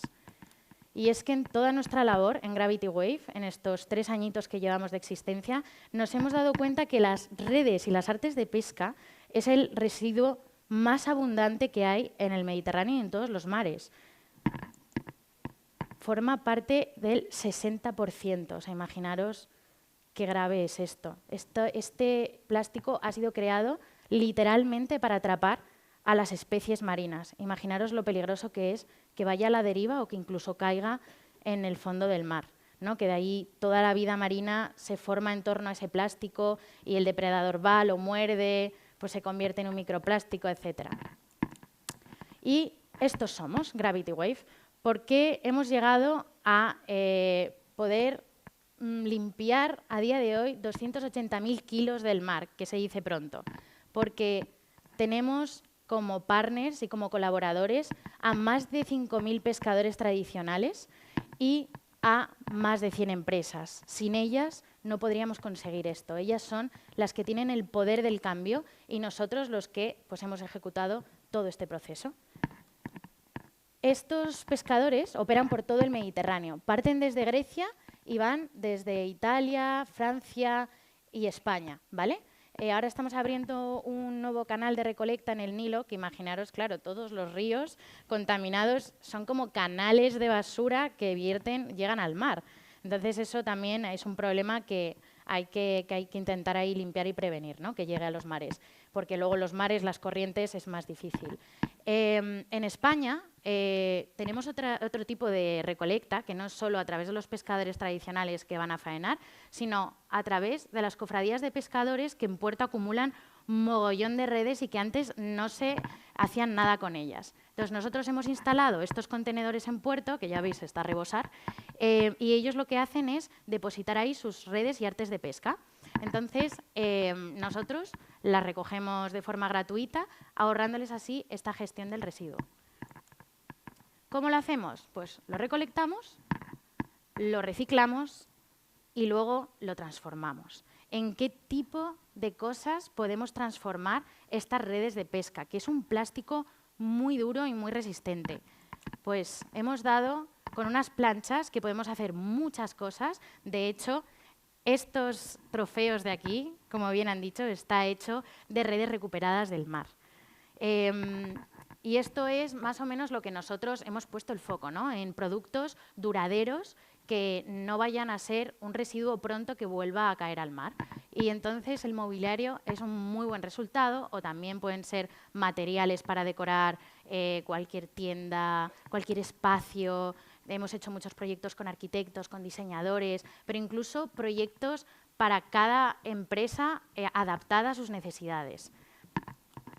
Por ejemplo, esto es una colaboración, ¿vale? Que hay otro canal de transformación que no son estas planchas, sino que es Granza. No sé si conocéis todos lo que son los pellets, pero son unas pequeñas bolitas de plástico que utilizan toda la industria de la plástica para la inyección. Entonces, eso es con un grado muy caliente, lo inyectan en moldes y se puede hacer de todo. O sea, imaginaros poder transformar todo el plástico que recolectamos del mar, no solo las redes, sino todo tipo de plástico, que lo separamos por tipología, en mogollón, pero mogollón de objetos útiles para la vida.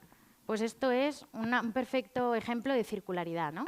Entonces, bueno, a ver, ostras, pues no hay aquí unas diapositivas, pero es una pena porque os iba a poner un ejemplo de dos empresas de vuestro sector, del mundo de la alimentación y del food and beverage, que son, no sé si los conocéis, Viña Esmeralda, que es un vino muy rico, por cierto, que ellos lo que hacen es colaborar con nosotros a través de su producto, a través de la venta de su producto. Con la compra de una botella de Viña Esmeralda, estás ayudando a retirar el equivalente a 10 botellas de plástico del Mediterráneo. Ese es el mensaje que dan y esa es la diferencia que ellos ponen en el sector. Oye, no solo vamos a hacer todo lo posible en nuestro modelo de negocio para mejorar cada vez más y tener menos impacto o más impacto positivo en el mundo, sino que encima vamos a colaborar para que los mares estén limpios. Otro ejemplo es el caso de Buna. Buna es una marca de atún vegano, que no sé si lo conocéis, que ellos también hacen lo mismo, ¿vale? Se han unido a nuestro movimiento, que es el movimiento Plastic Free Oceans, y por cada bote que venden, lo mismo, ¿no? Al final es hacer partícipe al consumidor final de ser parte de la solución, ¿no? Oye, estáis siendo parte de la solución. Gracias a que elijáis mi marca, estáis ayudando a tener unos mares más limpios. Y ya no os doy más la chapa. Muchísimas gracias por escucharme. Y gracias, Miriam. Mi equipo entero os da las gracias. Muchas gracias. Bueno, al final de esto va ftalks, ¿no? Al final, ¿no? Es bueno, generar soluciones para retos, ¿no? Y evidentemente, pues el reto del que antes hablaba Miriam, pues es un reto importante. Y bueno, como llega el momento de dar los premios, y me gustaría agradecer especialmente tanto a Vicky Foods como a Solurim, al que pido además que suba su director general Javier, porque llega el momento de dar los dos premios, tanto en innovación como en sostenibilidad. El primer premio, Bea, te doy la palabra. Lo va a entregar Javier. Sí, el primer premio lo entrega Javier, CEO de Solurim, y tiene mucho sentido que lo haga él, una empresa relacionada con la sostenibilidad. Nos encanta que siempre el tótem tenga sentido también, que sea coherente. Buenos días, Beatriz, y Raúl, y a todos buenos días. Muchas gracias por contar con nosotros para este premio y enhorabuena por cómo se está desarrollando este evento, que se está desarrollando muy bien. Nosotros nos dedicamos a la higiene en el sector alimentario y desde hace unos años pues ya trabajamos la sostenibilidad en nuestro proceso. Tenemos como materia prima el agua y el producto químico y cada vez pues intentamos utilizar el mínimo posible nuestro proceso y mantener la seguridad alimentaria que tan importante es. Por eso tiene sentido que podamos dar este premio. Hemos recibido también algún premio nosotros en sostenibilidad y ahora pues lo devolvemos, ¿no? Pues dando ahora estamos este todos premio. Deseando saber de esos 15 emprendedores que compitieron en la jornada de ayer, ¿a qué conclusión llegasteis? Porque no sería fácil, ¿no? Fue muy difícil la deliberación del jurado porque bueno, pues la mayoría de las startups tenían estos factores de sostenibilidad que todos conocemos. Lo que es la sostenibilidad ya ha estado muy repetido y fue muy difícil decantarnos por uno, lo tuvimos muy complicado. Fue una deliberación larga. doy la enhorabuena a todas las startups participantes, pues porque todas son merecedoras de un reconocimiento. Bueno, ya estamos listos para desvelarlo. Bueno, pues sí, la startup ganadora del premio de la sostenibilidad es Split Sensations por Lunat. Un gran aplauso.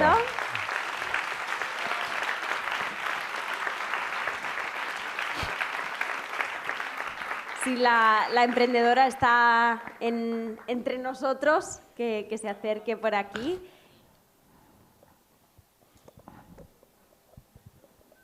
Además, es un proyecto valenciano. Es un proyecto valenciano del garrofón judío en valenciano, que tiene muchas propiedades muy saludables y con un cultivo sostenible, y que lo están recuperando el cultivo. Entonces, y una jovencísima emprendedora, que eso también hay que celebrarlo. Y con mucha ilusión. Enhorabuena. Enhorabuena. Y que os sirva de empujón.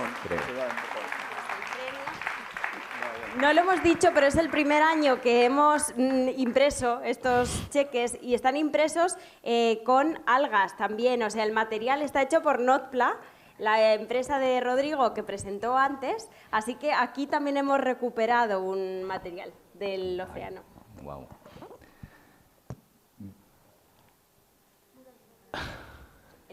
Enhorabuena.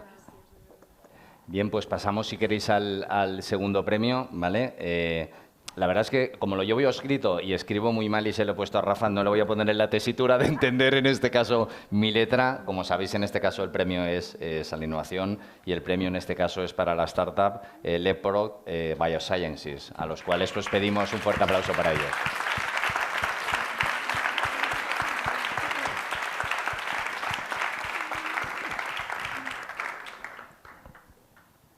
Ahí vamos.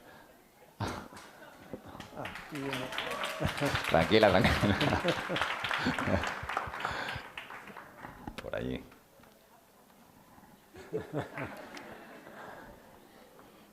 Bueno, recordar también que es el primer año en el cual hay una dotación económica para las startups, que yo creo que es muy importante. Más allá del reconocimiento en sí, de daros las gracias a todas las startups por haber participado en todo este certamen, que para nosotros es importante.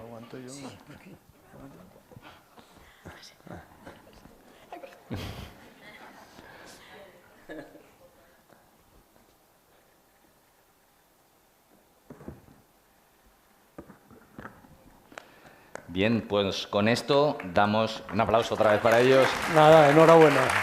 Enhorabuena. Nos hacemos una foto todos.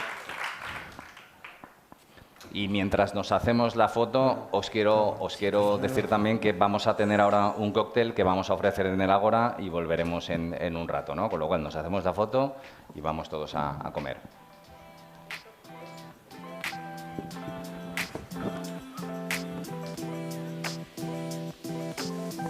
Ok, gracias. Nada, enhorabuena. Enhorabuena.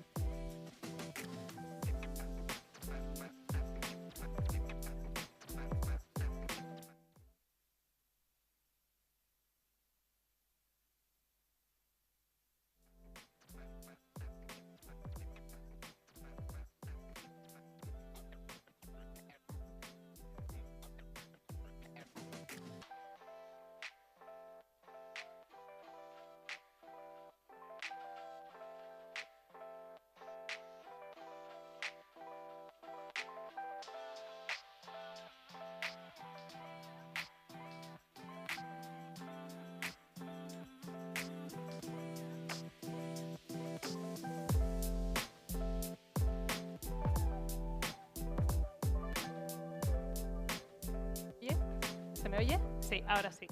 Bueno, bienvenidos de nuevo. Muchas gracias por seguir con nosotros esta tarde. Esperamos que hayáis disfrutado de la comida y sobre todo del networking también, que para eso están estos eventos al final.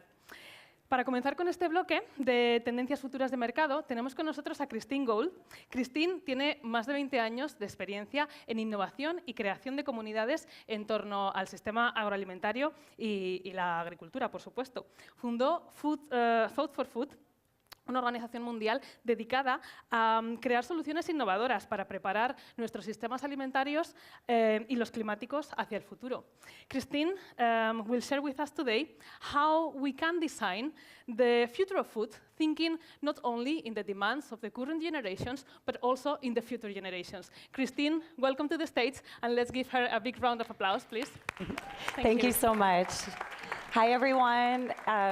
It's a real pleasure to be here. And also, I'm going to try right now to bring some energy and creativity and ideas for action, because we all need that after lunch, right? So, and we also need to do this because we have a big problem on our hands, right? It's code red for humanity. All of our systems are under threat. We're in a climate emergency. We have geopolitical crises. We have economic crises, societal crises, cultural crises, and at the core of it all is our food system. And our food system is facing some massive, unprecedented challenges.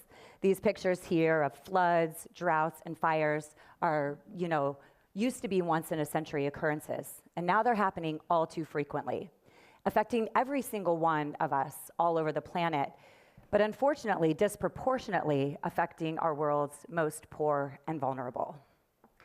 And this is what I go to bed every single night worried about. But I also wake up every single morning energized and excited about the possibilities that we have to solve these challenges in new ways. We have the technologies, we have the people, and we have the will. But what we need is the vision. So I did a little experiment a couple of weeks ago when I was preparing for this conference, and we're all tinkering with the new tools of AI. So I went on Midjourney, and I said, hey, can you help me find a picture that can create a new vision of possibility and opportunity for the future? So this is the prompt I put in. I'm still learning Midjourney. I'm sure many of you are much more talented at this platform than I am. But I said, can you design a future food system with biodiversity, going beyond carbon? I want to see butterflies, bees, and mushrooms. I want to see happy people eating healthy foods, enjoying community. I want to see technology not tearing us apart, but bringing us together and connecting us.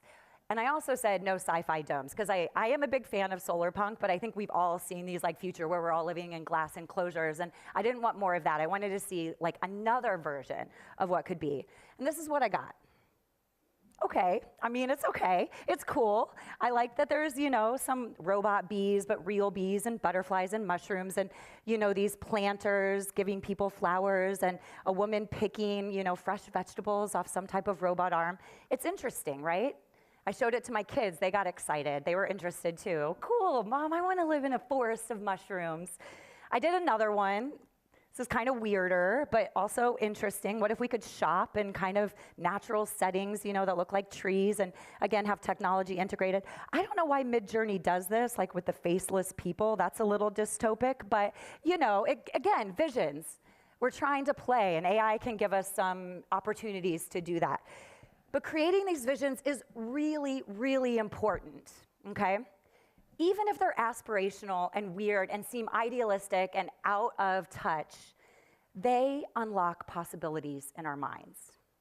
And those possibilities are the opening acts of innovation in the real world. I didn't come up with this. My friend Sarah Farley, who works at the Rockefeller Foundation, said this quote, and it really inspired me.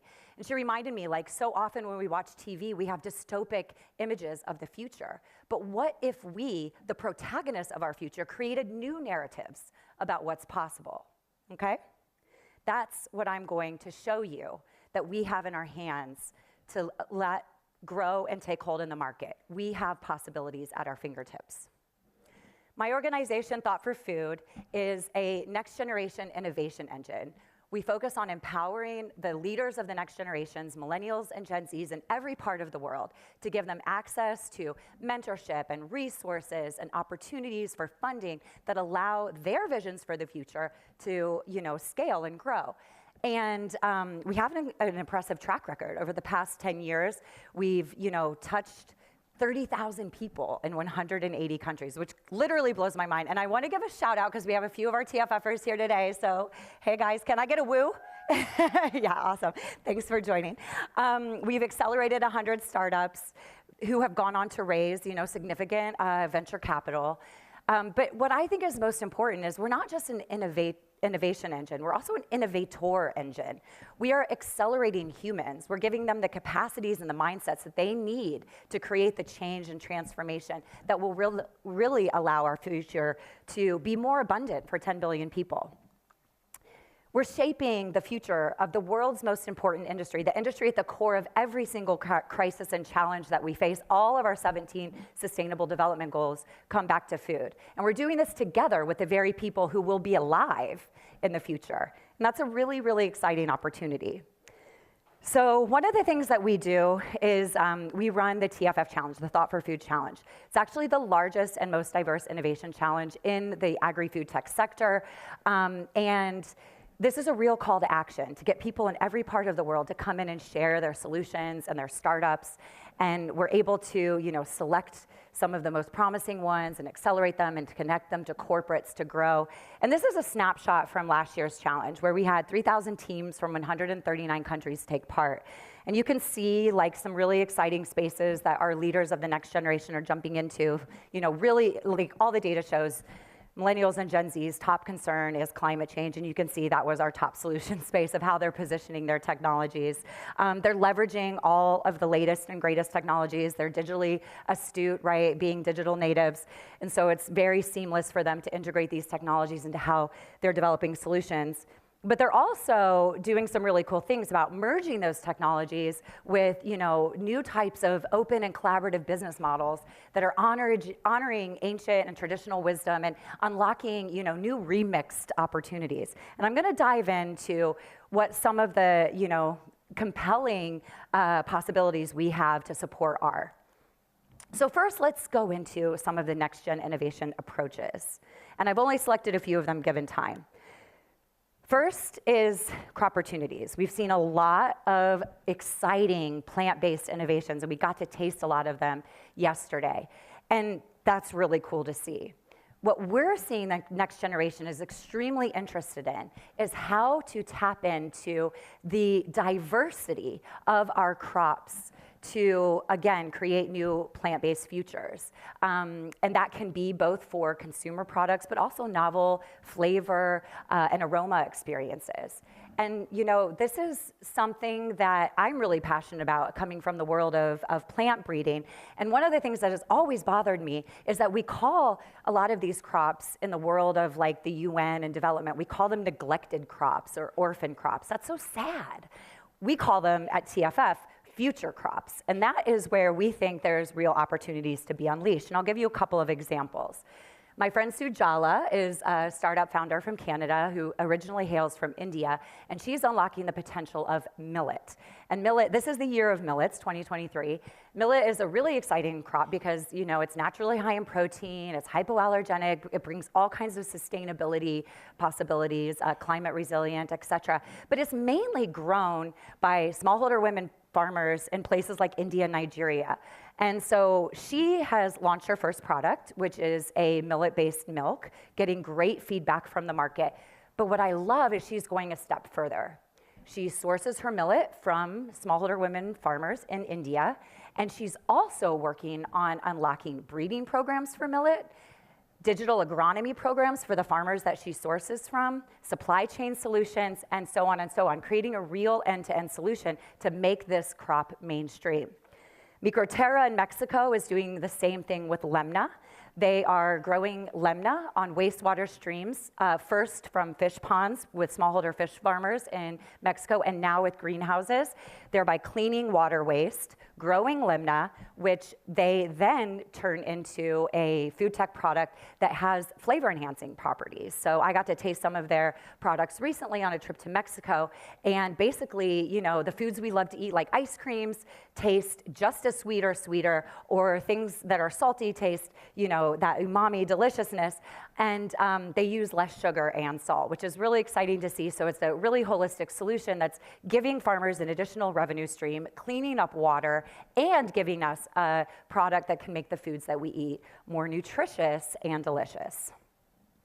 We're also seeing that our next-gen leaders are having new conversations about the possibilities of biotechnology. We're here in Europe. There's lots of debates about GMOs. We've talked about it earlier today. But next-gens are really concerned about climate, and they want to see outcomes that are positive, net positive for people and the planet. And they're ready to say, if we have the tools of biotechnology, let's use them. It's time to have a new conversation that bridges environmentalism and science. Couple of companies in our ecosystem. We have Spira in the US. They're creating a natural food coloring product, blue, yellow, red, from spirulina. And they source that spirulina from a decentralized network of farmers in many countries in all regions of the world. And they also are using CRISPR technologies to gene edit the spirulina to not contain a fishy flavor. They're at the precipice of being big, in my opinion, as California has just taken some measures to ban synthetic dyes. And so here comes Spira with, you know, a natural, delicious, nutritious, food-grade ingredient that can, you know, color the foods that we love. Electric Sky is their blue product.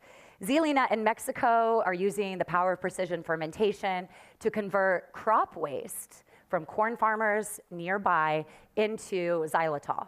And what I found was really interesting is they're doing this at a lower cost than where most xylitol is sourced from, which is China. So they're, you know, undercutting cost of goods, giving farmers, you know, an additional revenue stream from their waste products, and using the power of biotechnology to deliver positive outcomes for food, particularly people who are diabetic and, you know, need to have a different type of sugar source. And the last cluster, I could go on and on with many examples, is how we're seeing the concept of terroir being applied to more and more crops. So we all know terroir really well from, you know, wine and olive oil, and how where we grow the crops and in what soil enhances the flavor and the value of those products. But what if we expand that concept to all that we grow? Because we know soil is at the heart of the climate crisis, but we also know, and more science is backing that up, that the soil in which we grow food does improve the nutritional outcomes and the taste of the foods we love to eat. Couple of examples. My friend Nada runs Duda Solutions in Lebanon. They're doing vermicompost at scale. And that's really exciting. Usually there is a stigma around this type of, you know, technology, thinking it's like very low tech or something for backyard gardeners. She's producing vermicompost at scale in a modular system that can be deployed globally. And this is also really exciting given the fertilizer shortages that we experienced as a result of the conflict in Russia, Ukraine. And so she's ready to go with bringing vermicompost mainstream and converting organic biomass from municipalities into this valuable soil additive that is based on a lot of, you know, ancient wisdom. And speaking of ancient wisdom, we also have Umica in Mexico. I know I have a lot of Mexico examples here. I just got back from there. But I got to meet Ramon, the founder, and he's biochar, all about biochar. And biochar is having a moment right now. Investors have finally woken up to the potential of this incredible technology, which can sequester carbon for centuries when applied to the soil. And what I love about Ramon is he's developed an AI platform that does soil analysis. Then the engine recommends a specific biochar recipe based on that soil type and the crop being grown. And then he works with women farmers specifically to help them learn how to use biochar in their systems, and he helps to sell their products in a marketplace at a premium price. But what's most interesting is he's finding in some of his use cases with citrus that biochar is helping to prevent citrus greening, which is like the #1, challenge facing citrus growers. And 2 is improving the flavor of citrus. So this concept of terroir is really exciting if we expand our lens about what regenerative ag can do for consumer benefits. So I'm going to rush through the rest because I'm out of time here. But just wanted to show that, next gens are really stepping up. They're demanding more of our food system. But one of the things, we all know this well, they don't want greenwashing. So for those of you who are innovators and those of you who are corporates, take note. People want to see solutions that address climate change and environmental protection, that are improving nutrition and health, that are empowering farmers, particularly smallholders, that are preventing food loss and waste, and that, of course, table stakes, ensuring food safety and quality. We need our food system to deliver all of these in an honest way. So here's your opportunity. We're all here in Valencia and seeing the opportunities here of innovations. It's incredible, mind-blowing. Let's look for solutions everywhere. Let's look for solutions in Europe. We all know Silicon Valley, but every single region is affected by food and has the solutions in their hands. And this is your chance to go discover them, connect with them, learn from them, connect them. Also, wherever possible, and I'm here specifically speaking to corporate leaders, amplify new visions and voices. These are real pictures of conferences that I spoke at and attended, okay? We're continuing to see business leaders, gray suits, dominating the discourse about food systems. The other side here is a picture from a Thought for Food event that we held recently in Brooklyn. We had dancers, we had a Jollof face-off, we had creatives, we did a full sensory soil immersion. We need more events like here at ftalks to diversify what we're doing, and we need to invite the decision makers to be part of this and see what we're seeing. And I also invite all of you to unleash more creativity and experimentation into your innovation process. Those of us who are entrepreneurs, this is what we do every single day. And I know corporates get excited by this. But what's happening right now in this market downturn is we're turning back to business as usual, saying, we can't take risk right now. We don't have the funding for this. This is the time to invest in innovation. Study after study shows it's during market challenges that disruptions happen. So again, speaking to the corporate leaders, try to, look for those crazy ideas that don't fit your business as usual thinking and find a way to integrate them and experiment with them in your value proposition to the world. And here's 3 actions that you can take to do this. 1, why not set up a next-gen sounding board? You can really future-proof your strategies by inviting the very people whose future is at stake into your decision-making process. Puma has done this around their sustainability strategy. It's helped them uncover blind spots when they're trying to position sustainability initiatives. We can be doing the same things in this industry. And actually, Al Farms, is known for setting up their Gen Z advisory board. I'd love to see more of this happening everywhere with food companies. And that's also for startups. Why not try to experiment with a capsule collection? We see this in fashion all the time, and these are a couple of biomaterial startups we've worked with who've, partnered with H&M and Zara to launch some new materials. What if we could actually deploy some of the solutions that we're tasting here, in creative and fun ways and get a little bit of PR and also, excite new customers in new ways. Go to a music festival and have people taste and try some of these things. We need to mainstream this stuff and make it fun and accessible. And finally, if you do have the power, if you're in a big corporate, think about how you can, again, carve out scale-up opportunities. We recently partnered with DHL, the global logistics company. We were here, actually, in February at this very venue for a food logistics conference that they organized, a sustainable logistics conference, but they were looking at food, and they were, working with us to find startups, and they discovered 3 that they're now bringing into their business for pilot projects and proof of concept, which is a great value proposition for both sides. So if you would like to talk about any of these, do come and see me. Our mission, all of our mission, is to bravely embrace creativity, multispectral thinking. That means thinking beyond the black and white to all of the possibilities in between, to focus on collaboration and action in order to make a radical impact on our agri-food and climate innovation. You may say, I'm a dreamer, but I'm not the only one. Let's do this. Thank you.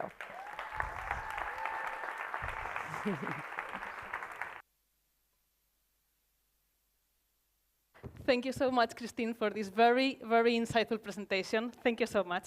And Christine nos ha dado algunos elementos que son necesarios para diseñar el sistema agroalimentario del futuro. Otro de los que ciertamente también es necesario es la inversión. Sí, allí hacia donde dirijamos el capital tendrá una influencia significativa en el futuro que veremos. Hoy nos acompañan 3 fondos de inversión internacionales y además especializados en el sector agroalimentario.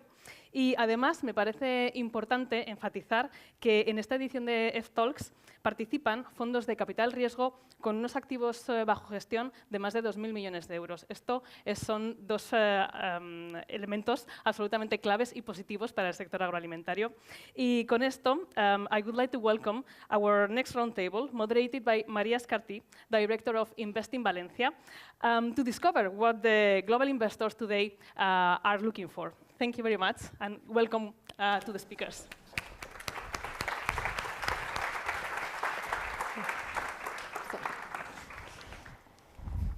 Well, thank you so much, KM0. Thank you for this amazing organization. It's incredible, and congrats to KM0 for 5 years already here in Valencia organizing this amazing event about food and innovation. And welcome everyone to Valencia, and thank you for being this afternoon here with us in this round table. My name is María Escartí. I'm a managing director at Invest in Valencia. It's the investment attraction agency for the city of Valencia, part of the City Council and Chamber of Commerce. But, okay, I'm not here to talk about that. I'm here to talk about food innovation, and the topic here today is the impact of our investment in food. And we have 3 amazing experts here today with us. I'm going to introduce a little bit, each one of you, but then please feel free, of course, each one to introduce yourselves. So I have here with me Marta Laorden. She's a partner at McWin Capital Partners. She's based in Madrid, right? Well, you're VC director, actually. Yeah, VC director. VC director. Yeah. And we have Emilio. Thank you for being with us, Emilio Restoy. He's the CEO at the Food Tech Lab, and he's based in Madrid, but also the Food Tech Lab is based around the world, I believe. Correct. Right? Yeah.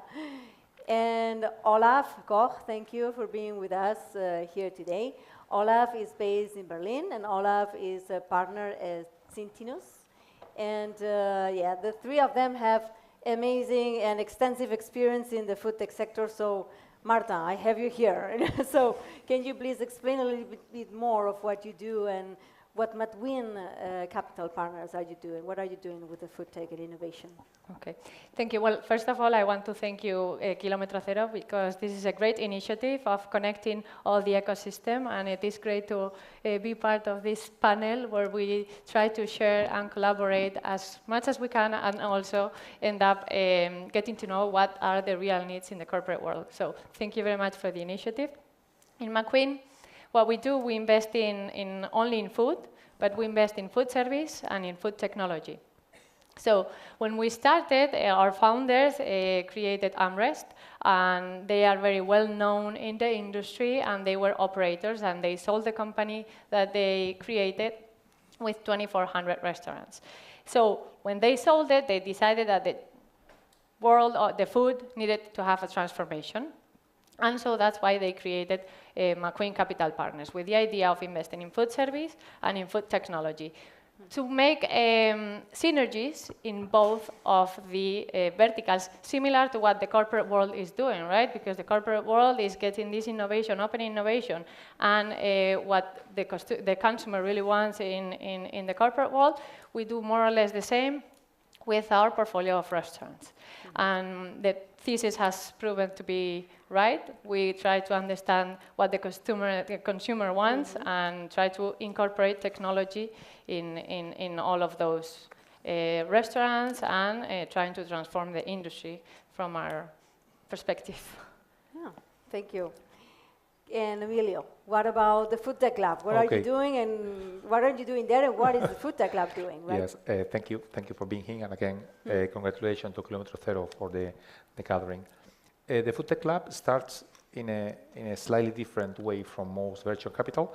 We are a group of colleagues and friends that we have plenty of experience in the food industry in every sector.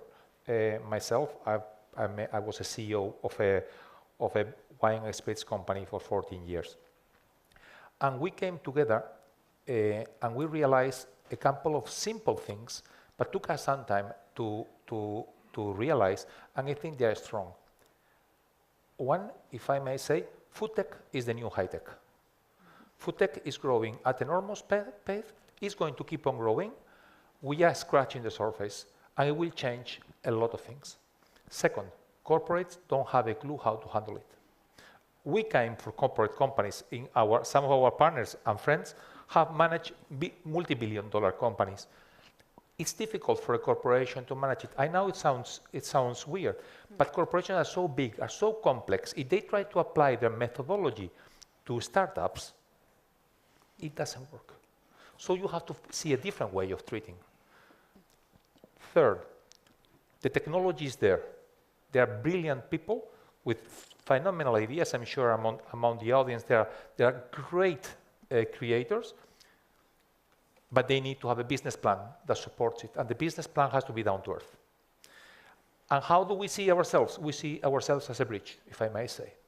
Bridging this need for startups to have a partner and to create a business plan and to meet the clients, because many are business to business, you are developing technology, and also for the corporations to know the technologies that are out there and to speed up their growth. If this bridge can be done among these two worlds, that they're getting together with time, we think we can unlock a lot. And coupled to that, there's one thing. Spain is uniquely well positioned to do that for one simple reason. Spain is number 1 or number 2 on basically everything related to food in Europe, because that's our structure. If we can capitalize and bring the technology, be from Spain, be from wherever. One of the things, this is global. The technology comes from wherever it comes, and we can channel it to the corporate, to the producers, and they are willing to accept innovation. I think there's a huge competitive advantage, and this is basically what we try to do. No, yeah, not a small task. Thank you, Emilio. And Olaf, yeah, what about Syntinos and yourself? Tell us more about Syntinos. Yeah, well, not a big surprise. We are also a food tech fund. We solely invest in new food in the spaces of all protein, functional food, food loss prevention. We're based in Berlin, Germany, and Boulder, Colorado in the US. We are quite a diverse team with very different set of experiences. My personal motivation for this has come over the years. I used to work at Metro. I did run Metro AG for 9 years as CEO. And during that time, I had the privilege to learn a lot about the diversity of food, the fantastic passion people have, the quality of food. But I also had access, particularly through the Consumer Goods Forum with Ian Cook and myself chairing it for 2 years, to learn about the problems of the industry and the fact that we are running to a system which can break, and we cannot accept that as human mankind, and we cannot accept it as individuals. So when I left Metro, my plan was clear. I wanted to set up a fund quite similar to what you guys say in investing significant money into innovation, but making sure that we can help people to make the right choices. When they enter the space, sometimes they have fantastic ideas, and sometimes they have no idea about the complexity of the food sector, which is quite complex. Mm-hmm. So with that, we try to have a positive impact. We'll see how positive that's going to turn out to be, but that's what we do. Well, we're going to find out, right? The big impact that you have, right, in the food and food industry yourself with your investments. We're going to talk about that. And thank you all. And the fact that you're talking about your background in Metro, right, or Macro, more known here in Macro in Spain, gives me, some material, to the next questions. And I will start with you, Olaf. But I'm going to throw out here a few data about the industry. And according to Statista and Futuristic, by the way, amazing publication by KM0, the food industry is more than $9 trillion US. And we all know that a lot of gas emissions are linked to the food industry. We all know that, you know, the food industry, and I'm gonna say a little bit of negative things, but here you are there to make an impact and, you know, have the positive note here at the end. Of course, 40% of the global population is overweight, and 40% of what is produced is wasted. And we know there's still a lot of food insecurity. More than 800 million still go hungry every day. But, so what can we do with our investments to have a positive impact on all of this? And with that, let's start with Olaf. So you were one of the big fishes, right, in the pond. I mean, Metro, sorry, and now you are making your impact with Sintinus. So how you now, from Sintinus, how are you making an impact, you know, through your investments? Yeah, well, number one, I think that we can make an impact by hopefully making the right choices to support those companies that will help us on a transition to a more sustainable and healthier food system. I think it was mentioned earlier today that there is a strong trend that innovation is happening more and more outside of the large companies, and you mentioned that as well. And we have seen that over the years at Metro. We had accelerators since 2015, and we have been backing startups for a long period of time. So how can we have impact? We can have impact in getting companies that today might be at 2 million sales and might facing issues they cannot resolve because they don't have financial means, and they might actually run into pitfalls they could avoid if they talk to people who know the industry. So our pledge is we want to help you to get from 2 million to 50, to 100, to 150 million, and make sure that this is going to become a mainstream product. That is our ambition. And I would say the jury's out, but the likelihood that this will succeed, I would call is very high for 3 reasons. One is the consumer. You guys are changing, and the preferences are going to the innovation. There's no question about that in the United States and in Europe. Despite inflation, by the way, a lot of the stuff is still growing despite inflation. Secondly, we are running into a protein crisis in Asia. In a few years, we'll not be able to feed the people with protein from livestock. So you need alternatives. So there will be governmental effort to make sure that food security is going to work out. And then if you look at that and you say, well, now I become desperate because how can we resolve that? There is no lack of innovation. There's no lack of science. We heard that throughout the whole day, yesterday and today. The only question is, can we turn that into something real? Can we turn that promise into reality? And that I'm not just optimistic, I'm 100% convinced it's going to happen. Yeah. Thank you. Yeah. Good. So, and by the way, you can comment as well. Okay, all the the speakers here. So, Emilio, yeah.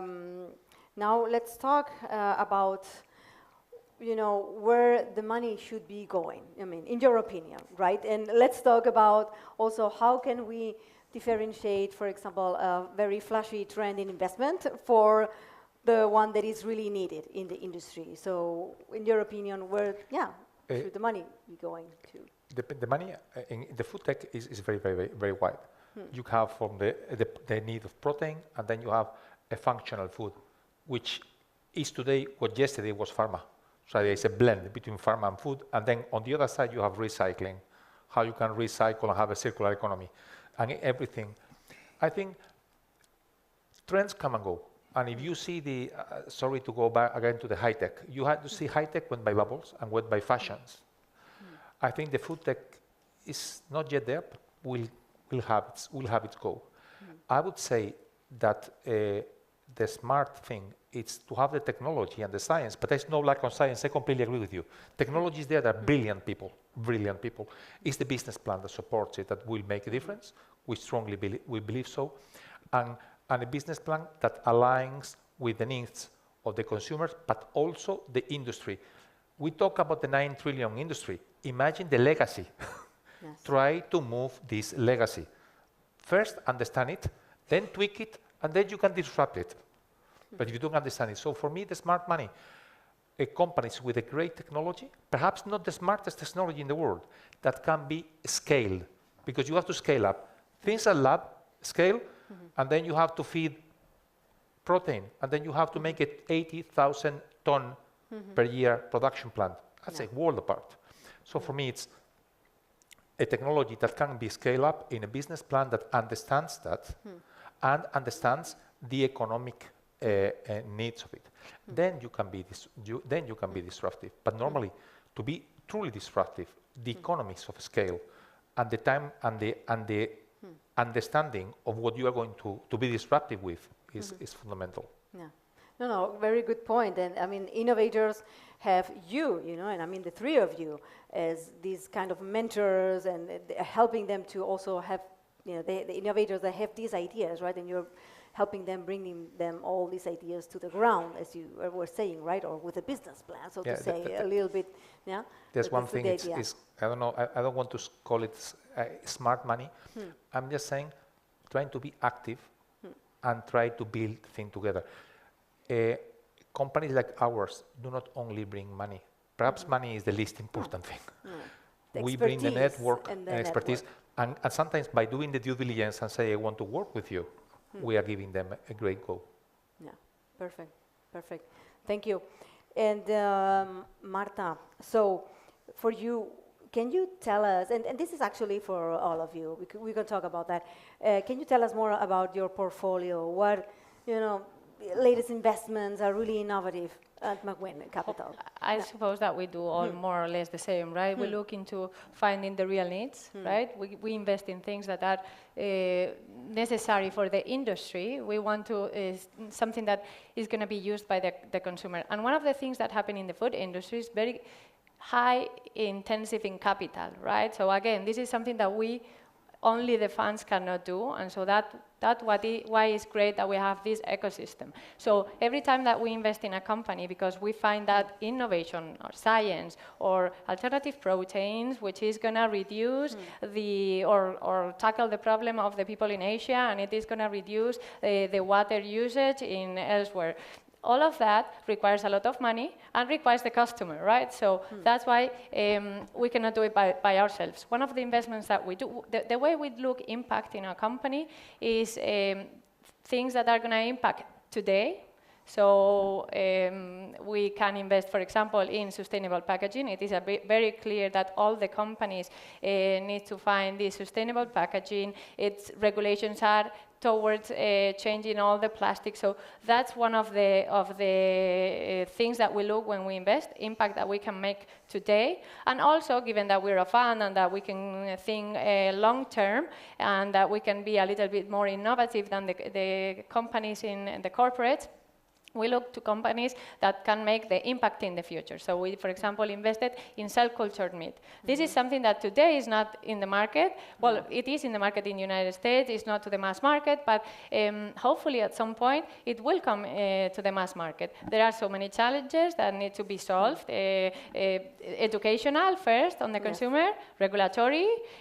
How are we going to produce it? I mean, are the corporates going to come in and also help? In the case of cell-cultured meat, we have JBS, who has invested in biotech foods, which probably is a trend, right? So that's the way we look our investments. Another of the topics that you mentioned is food security, right? And for that, we invested in a company that is a vertical farming company. With the idea, I mean, it is complicated, again, that these companies get to be sustainable on day one, but I mean, food companies had long time in order to evolve, to progress, to get to the consumer, and now we're asking these companies to bring, to be sustainable in a 10-year fund term, which is quite complicated, right? I mean, all the businesses from the food industry took long time to evolve. And so this is a vision that we have. We think that the vertical farming is going to evolve, and it is going to bring closer the production to the consumption area. So that's the way we look the impact in McWin. Yeah. Well, many challenges you were mentioning, and it's very interesting. I think cell-based meat, right, is also a challenge, and there's a debate right around that. I mean, it's really, really interesting. Any of you that want to mention an innovation, you know, an interesting investment? I would say packaging and sustainable packaging. There is a clear initiative worldwide and led by the European Union, which is that the packaging has to be fully sustainable and recyclable by 2030. The technology today is not, another question. And has to be in 7 years. So there is and here there is a massive incentive in doing that.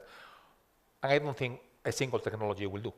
To give you an example, we are invested in a company that wanted to recycle food and beverage packaging, the cartons or the packs, the milk packaging, not to say the brand. Today, the technology today cannot recycle, but the legacy of the technology is about 10 billion. There is about 10 billion invested worldwide in recycling one thing that they can only partially recycle.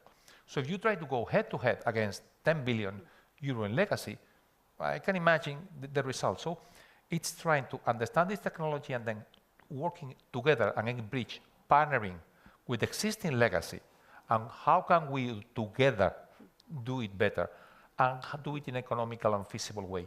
If it can be done, then you can really revolutionize an industry. It takes longer, but once you establish a technology that is economically, well, it's technically feasible and economically makes sense, it happens faster. But you have to understand really the legacy, what is already in the industry is already there, and that it's difficult that you work against them. Thank you. Now we have the last minutes, and I have a final question for you all. Let's think about the future, because we are here at a future event, right? I mean, the future of food. We're thinking about the future of food. So now let's travel to the future. It's year 2050. And what is McGuinn Capital investing in? Marta? Well, I am biased to the personalized nutrition and healthy eating. So trying to avoid that at some point we will have a pill to eat, trying to avoid that because the other side of the house probably will kill me given that we are doing restaurants. But I would love to see, or I would love to invest in something that is personalized and that will help as a food as medicine, right? That will help prevent a lot of diseases that come from diet. Yeah, that's good. I would love to see that as well. Emilio or Olaf, please. Yeah. Well, I think that we will see a total transition of the food system. No lesser than that. I'm not a prophet, so I cannot predict the future, but the protein industry will be completely rebuilt. And the investments we have done so far in all protein are very encouraging. So you see the plant-based dairy, milk, advancing at speed of light in quality. We invested in Mighty. They have a protected fermentation process that gives you the silkiness of milk, which is fantastic. It's mind-boggling. Now, the plant-based milk is done with fermented plants, added water. So why do you add water? Why don't you send powder to people and you have packaging that you save and you can send directly to the homes? Simple innovation, not a lot of science, and that's Blue Farm. That's an investment we made. While we look into the protein space, we see that the base fermentation that we had in the world for hundreds of years has not been exploited to the level that we should. And I, conscious of time, will not bore you too much, but taking mycelium, the root of a mushroom, and grow the mushroom, which grows in 30 times faster than any crop, turn that into an ingredient for analog meat, seafood, or other stuff, from my point of view, is going to be one of the solutions that you will see that eventually will replace some other large-scale protein suppliers. Good. Interesting. And Emilio, final innovation. I would say year 2050. on one thing, the personalized food as medicine. Medicine is all getting about preemptive medicine. I think food will become, there will be a mixture, they will blur the difference between pharma and food in many things are going to be one. Second, everything will be circular. Everything will be recycled simply because there is not enough raw materials on anything. What you commented is get rid of the pack if you can with via powder, and all these things will happen. And third, protein. At the end, if we are going to be 10 billion people, there is simply no food enough. So, but that industry will become a massive industry, like today's heavy chemistry and chemical industry. And to move that, we will need a plan, which has to be governmental plan, similar to the investment we had when we decided we want to go to renewable energies. Because the amount of money to do that is going to be huge, way beyond the scope of venture capital, even private equity. we will see and define or help define the technologies, but they will be fully implemented, I think, in a governmental, in a global way. It's the only way forward. Well, many thanks. It's a great way to finish this roundtable. Many, interesting insights from your side. Many thanks. I hope the audience that you have enjoyed, this insight from the experts. So thank you very much. And please, let's continue the conversation, connect on LinkedIn with everyone here, connect with us also, or Invest in Valencia on LinkedIn, but with the experts here, with Olaf Koff, with Emilio Restoy, and with Marta Laurden. Thank you very much for your insights. It's been a pleasure, and thank you, KM0, for this space for insights and innovation. Thank you very much. Thank you so much. Thank you.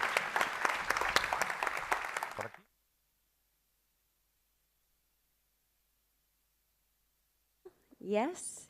So food as medicine is the perfect link to the next roundtable. La alimentación será nuestra medicina. De eso vamos a hablar ahora.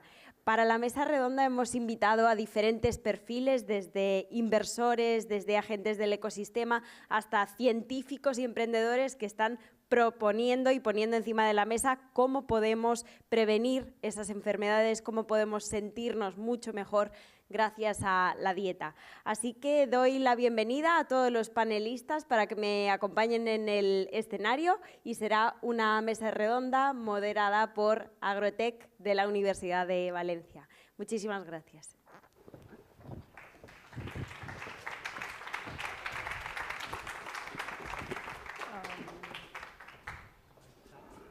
Yo siento aquí.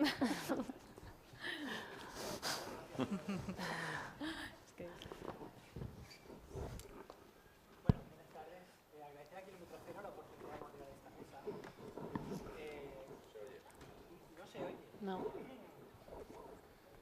Un segundo. A ver ahora. Sí. Vale. Bueno, pues agradecer a Kilómetro Cero la oportunidad de moderar esta mesa. Vamos a tratar una mesa sobre intersección entre nutrición y salud. Mi papel aquí de moderador, conozco a algunos de los integrantes en la mesa, preferentemente a Sara, porque la tenemos en la incubadora Agrotec TV en el Parque Científico de la Universidad de Valencia. Y presentándolos, para no ser yo el protagonista, tenemos a Sara de Ibions, que nos hablará de nutrición personalizada para pacientes oncológicos. Pedro de Álava viene del fondo clave.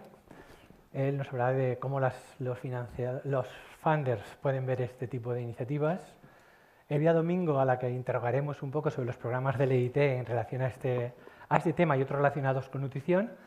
Y Christine Tanner viene de Darwin Bioprospecting Excellence, en una spin-off de la universidad que tenemos en el Parque Científico, y que también una parte de su actividad está relacionada con el desarrollo de productos orientados un tanto a la mejora de la salud.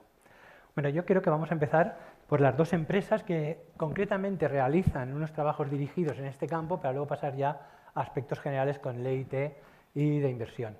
A ver, Sara, por favor, cuéntanos un poco lo que haces y cómo aplicas sobre esa intersección entre nutrición y salud. Pues lo que nosotros hacemos en Ibions es utilizar la nutrición como una herramienta terapéutica asociada a los tratamientos hospitalarios en pacientes con cáncer. Enseñamos a los pacientes qué tipos de abordajes nutricionales pueden ayudarles en su tipo de cáncer concreto, en los efectos secundarios para que ganen calidad de vida, y intentamos también que los tratamientos resulten más efectivos. Ya. ¿Quieres que entre un poco más? Un poco más.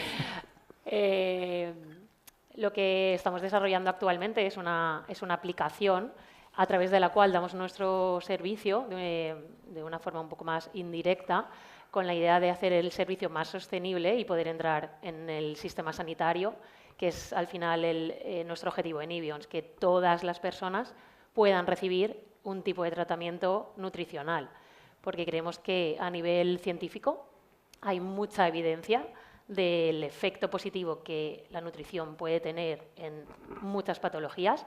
En concreto, nosotros nos dedicamos al cáncer, pero la nutrición es una herramienta terapéutica.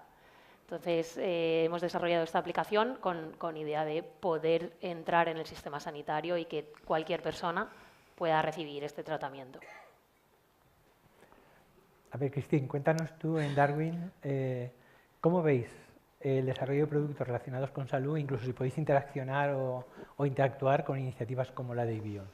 Claro, sí. Bueno, en primer lugar, agradecer a Kilómetro Cero el haber contado con nosotros para esta mesa redonda. Es un placer estar aquí, ha sido un placer escuchar todas las ponencias de esta mañana y de ayer por la tarde.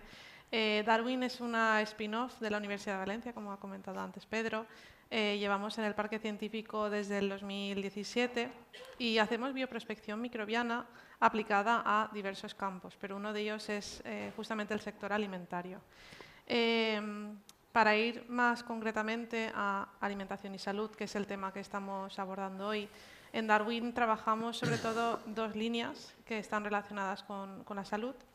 La primera de ellas es el desarrollo de probióticos, pero no solo la búsqueda de nuevos probióticos, su caracterización, sino también el asegurar que cuando llegan al punto donde tienen que actuar, llegan en buenas condiciones y hagan su función donde tienen que hacerlo, que es un reto ahora mismo en la industria de los probióticos, que realmente no solo se valide su función in vitro en el laboratorio, que está muy bien, sino que luego también funcionen en las personas que lo tomen como suplemento o añadido a un tipo de alimento. Y esa es un poco la otra línea también, el desarrollar nuevos alimentos que o bien pueden contener probióticos o también nuevos alimentos fermentados.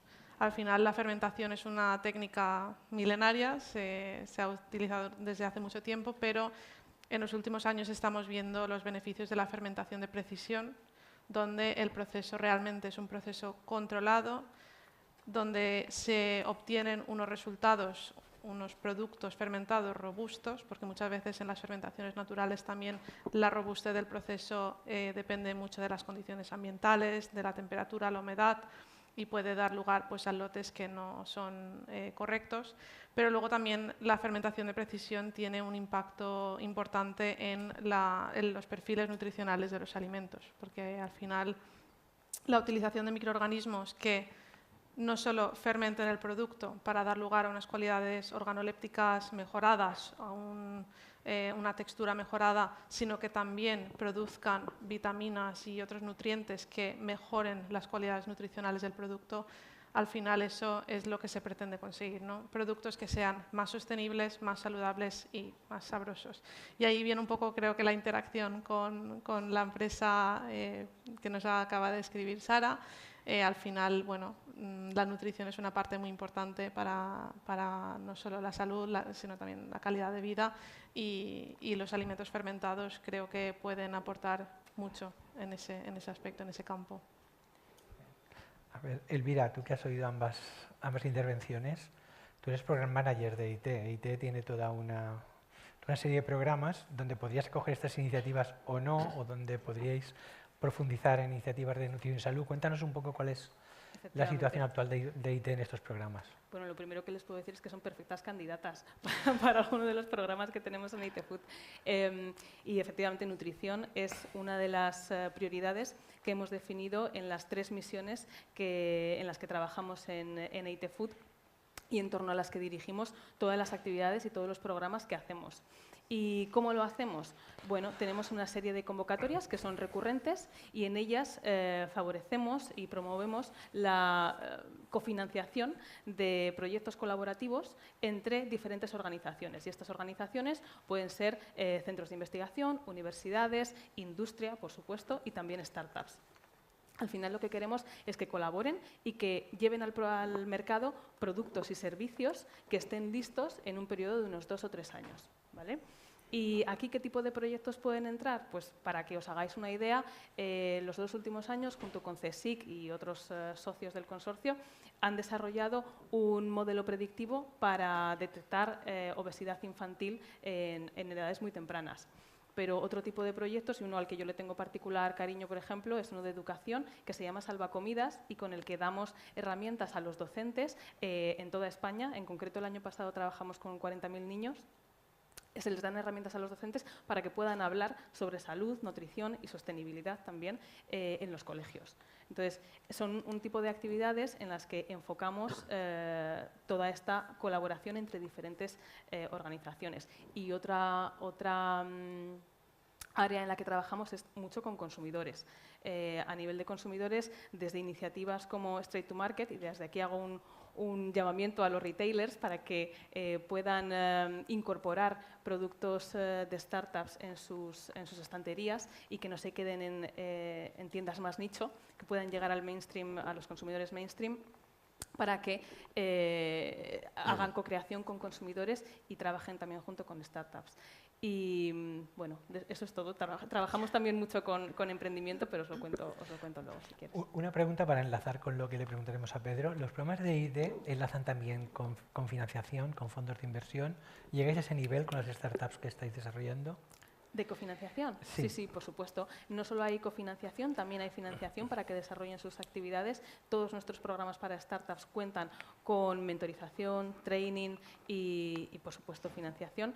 Tenemos desde una incubadora, una aceleradora y luego programas más específicos que van tanto para investigadores que todavía no tienen una startup desarrollada, como para aquellas startups que ya están completamente desarrolladas. Por ejemplo, tenemos una asociación de startups que se llama Rising Food Stars y en la que, siendo socios, pueden participar colaborativamente en otros programas junto con el resto de socios.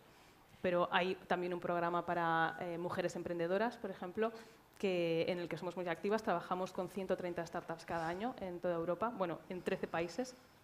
Así que sí, hay posibilidades de financiación y de otro tipo de apoyo. Muy bien. Bueno, Pedro, tú has estado escuchando las dos iniciativas que defienden tanto IBIONS como Darwin, un poco los programas del EIT. ¿Cómo ve una persona que conoce bien el mundo inversor estas aproximaciones de nutrición y salud de cara a la financiación de una empresa de este tipo o a iniciativas que puedan ser financiables? Bueno, pues lo primero es dar las gracias a Paco, Raúl y a Beatriz y a todo el equipo por invitarnos. La verdad es que es un lujo que esto esté pasando en Valencia, por lo tanto muchísimas gracias por hacer el esfuerzo de la familia de que esto salga adelante. Lo segundo es, efectivamente, primero me voy a presentar un poco, gestiono un fondo que se llama Tech Transfer Agri-Food, tenemos 26 inversiones, fuimos muy activos porque empezamos muy al principio, empezamos en 2019, cuando el sector food tech estaba prácticamente saliendo en España. Ahora estamos ya en la época de desinversión, hay oportunidades de salida y recientemente estamos gestionando también un fondo de CETI que está centrado en la nutrición y que tiene un poco este claim de nutrición y salud. Por lo tanto, la abordación de abordar el concepto de nutrición lo podemos abordar desde alimentación y salud o desde farma y salud, ¿vale? Desde el punto de vista de food, que es un poco lo que nos toca hoy, principalmente lo que está pasando en el sector alimentario es que la pandemia ha dejado un modelo de salud en alimentación que antes no existía. Antes uno iba solo al nutricionista cuando quería perder el peso o cuando tenía una enfermedad o cuando tenía que hacer un deporte muy concreto, entonces la nutrición estaba reservado para momentos muy concretos y había un concepto de que lo que comíamos era sano, ¿vale? Hoy en día ese concepto existe, pero las nuevas generaciones están empezando a plantearse si lo que están viendo en el producto se podría hacer de una forma mejor o se podría construir con otro tipo de alimentos, ¿vale? ¿Qué ha ocurrido? Pues que han salido muchísimas empresas que lo que están presentando son alternativas proteicas o alternativas funcionales que mejoran la calidad de sus productos en la S de sabor que tú planteabas o en la S de sostenibilidad que se ha planteado en muchas ocasiones. Por tanto, nos encontramos en un planeta donde estamos muy presionados porque tenemos que ser saludables, sostenibles, pero también tenemos que estar presionados por el precio, que es uno de los elementos que marca siempre el equilibrio, ¿no? ¿Qué pasa entonces con este estadio, ¿no? Lo que pasa con este estadio es que tenemos un regulador que en este caso en Europa se llama la EFSA y en Estados Unidos pues tiene la FDA, que marca si esas alegaciones se pueden demostrar clínicamente o no y si pueden ser incorporadas en los alimentos. Y por lo tanto, claro, los inversores siempre estamos un poco en esa dificultad en, vale, oye, esto que estás planteando tiene un efecto muy beneficioso para un paciente o tiene un efecto muy beneficioso para mi vida, porque, oye, me hace estar mucho mejor, me hace tener una piel mejor, pero clínicamente puedo demostrarlo, puedo tener las alegaciones. Entonces, claro, los inversores siempre este tema les preocupa mucho, ¿no? Porque es, oye, si tengo un buen producto, pero luego tengo dificultades comercializables porque el regulador no me está permitiendo decirlo, entonces tengo que ir un paso atrás. ¿Dónde tengo que ir un paso atrás? Pues bueno, tengo que decir las ventajas que tiene pero no puedo decir la función que practica, ¿no? Entonces, oye, pues este producto lleva cúrcuma y todo el mundo sabe que la cúrcuma está correlacionado con, oye, pues... y yo creo que este es un poco el espacio en el que empieza a moverse, ¿no? La salud ya no es un tema exclusivamente de la gente que tiene problemas, yo creo que es un driver que ha venido para quedarse en toda nuestra vida y que todos principalmente queremos vivir más. Y por este motivo hay muchísimo dinero ahora enfocado hacia, oye, ¿cómo puedo vivir mejor y puedo vivir más tiempo? Y efectivamente cualquiera de los dos planteamientos son válidos. Vale, pero yo creo que hay como dos planteamientos. En el sentido de que veo más un planteamiento de salud como bienestar y otro planteamiento de salud como mejora frente a una enfermedad. ¿Cómo lo veis? O sea, ¿son las mismas aproximaciones? ¿Son diferentes? A ver, yo creo que también aquí, en el tema desarrollo de productos, desarrollo de alimentos, creo que es muy importante que tengamos en cuenta que esa innovación en ese tipo de proyectos tiene que ir siempre de la mano de la ciencia y siempre de la mano de ensayos clínicos que demuestren que no hacen daño y que aportan un beneficio, pero al menos que no hacen daño. El problema es que muchas veces estos estudios no están del todo bien diseñados y vemos resultados negativos con el paso de los años. Pues hablábamos antes sobre el tema de alimentación basada en vegetales, no todos los alimentos que se están desarrollando enfocados en ese movimiento, que está muy bien y la alimentación debe estar basada principalmente en vegetales, pero estamos teniendo un problema y es que se está derivando hacia una alimentación basada en vegetales ultraprocesados. Entonces, creo que es súper importante tener claro que la base de la alimentación tiene que ser una alimentación natural y bien, combinar bien los alimentos, y eso es algo que no estamos haciendo. No se está haciendo. Solo un 12% de la población en España sigue una dieta mediterránea. Con lo cual, creo que la base de todo, en cuanto a salud, que es mi parte, yo soy médico y yo me centro siempre en buscar la salud, estamos muy lejos con los abordajes actuales que tenemos en nutrición de llegar a un patrón alimentario saludable. Sí, yo estoy totalmente de acuerdo con Sara. Al final, cualquier desarrollo nuevo que se haga tiene que ir sobre una base científica robusta que tenga en cuenta realmente que tenga unas funciones, bueno, que sea efectivo en la persona que lo esté tomando y muchas de las opciones que es ultraprocesadas, plant-based, no lo son, pero al ser plant-based pues se sobreentiende o el consumidor entiende que sí son saludables. Yo creo que, al menos para nosotros, para desarrollar esa base científica sobre los microorganismos, los productos que vamos desarrollando en Darwin, nos ha ayudado mucho los fondos públicos a los que hemos accedido en los últimos años. Bueno, mencionar que ahora vamos a empezar un PERTE, que también pues, es una iniciativa que nos va a dar un impulso importante a la I+D interna para justamente desarrollar esos productos con una base científica robusta y que luego pues, los inversores quieran ver cómo se lleva al mercado. Sí, yo el otro día, por ejemplo, estuve en Anuga, en Alemania, la mayor feria que hay en Europa prácticamente de alimentación, y de los 10 pabellones por 2 alturas, 20 pabellones, la alimentación todavía está en el concepto de voy a meter productos, ingredientes sanos. De ahí a pasar al siguiente elemento, que es, oye, además de ser sano tengo una ventaja, todavía ahí no está. ¿Vale? ¿Por qué? Porque las alegaciones cuestan mucho. Y Danone, que son verdaderas industrias que meten muchísimo dinero, les está costando muchísimo demostrar que sus productos tienen alegaciones funcionales. Entonces, yo creo que en el estadio en el que está España, que no está tan lejos de Alemania, ¿vale? No estamos tan mal en ese sentido, yo te diría que los productos básicos, las grandes líneas, justamente tenemos la suerte de que sean elementos que aporten un valor, como el aceite de oliva, o todo lo que viene del olivo es fundamental, ¿no? Entonces, yo creo que lo que se está haciendo ahora es, ok, vamos a mirar a ver de qué manera podemos cambiar algunos productos de nuestro clean label, de nuestra etiqueta, para convertirlos en más sostenibles. Y eso tampoco es un proceso que se va a hacer rápido. Es un proceso que lleva unos años, que está sometido a las presiones de la energía, la guerra, las materias primas, y que efectivamente las industrias tienen un objetivo que es mantenerse, ¿no?, en el tiempo. Por lo tanto, yo creo que ese camino está pasando, las empresas que no lo hagan serán borradas del mapa, pero no va a pasar de 0 a 100. Una startup sí que tiene posibilidades de presentar un modelo de negocio mucho más rápido con una propuesta de valor muy concreta. Y seguramente todo el plan base que no ofrezca esa transparencia, pues será borrado del mapa igual. Pero las que lo ofrezcan irán creciendo poco a poco, irán ganando cuota de mercado. En cambio, la gran industria no es un trabajo que puede cambiar día a mañana, porque al final todos son grandes compañías que tienen que modificarse. Entonces, yo veo una oportunidad muy buena para el mercado. Desde mi punto de vista es muy positivo.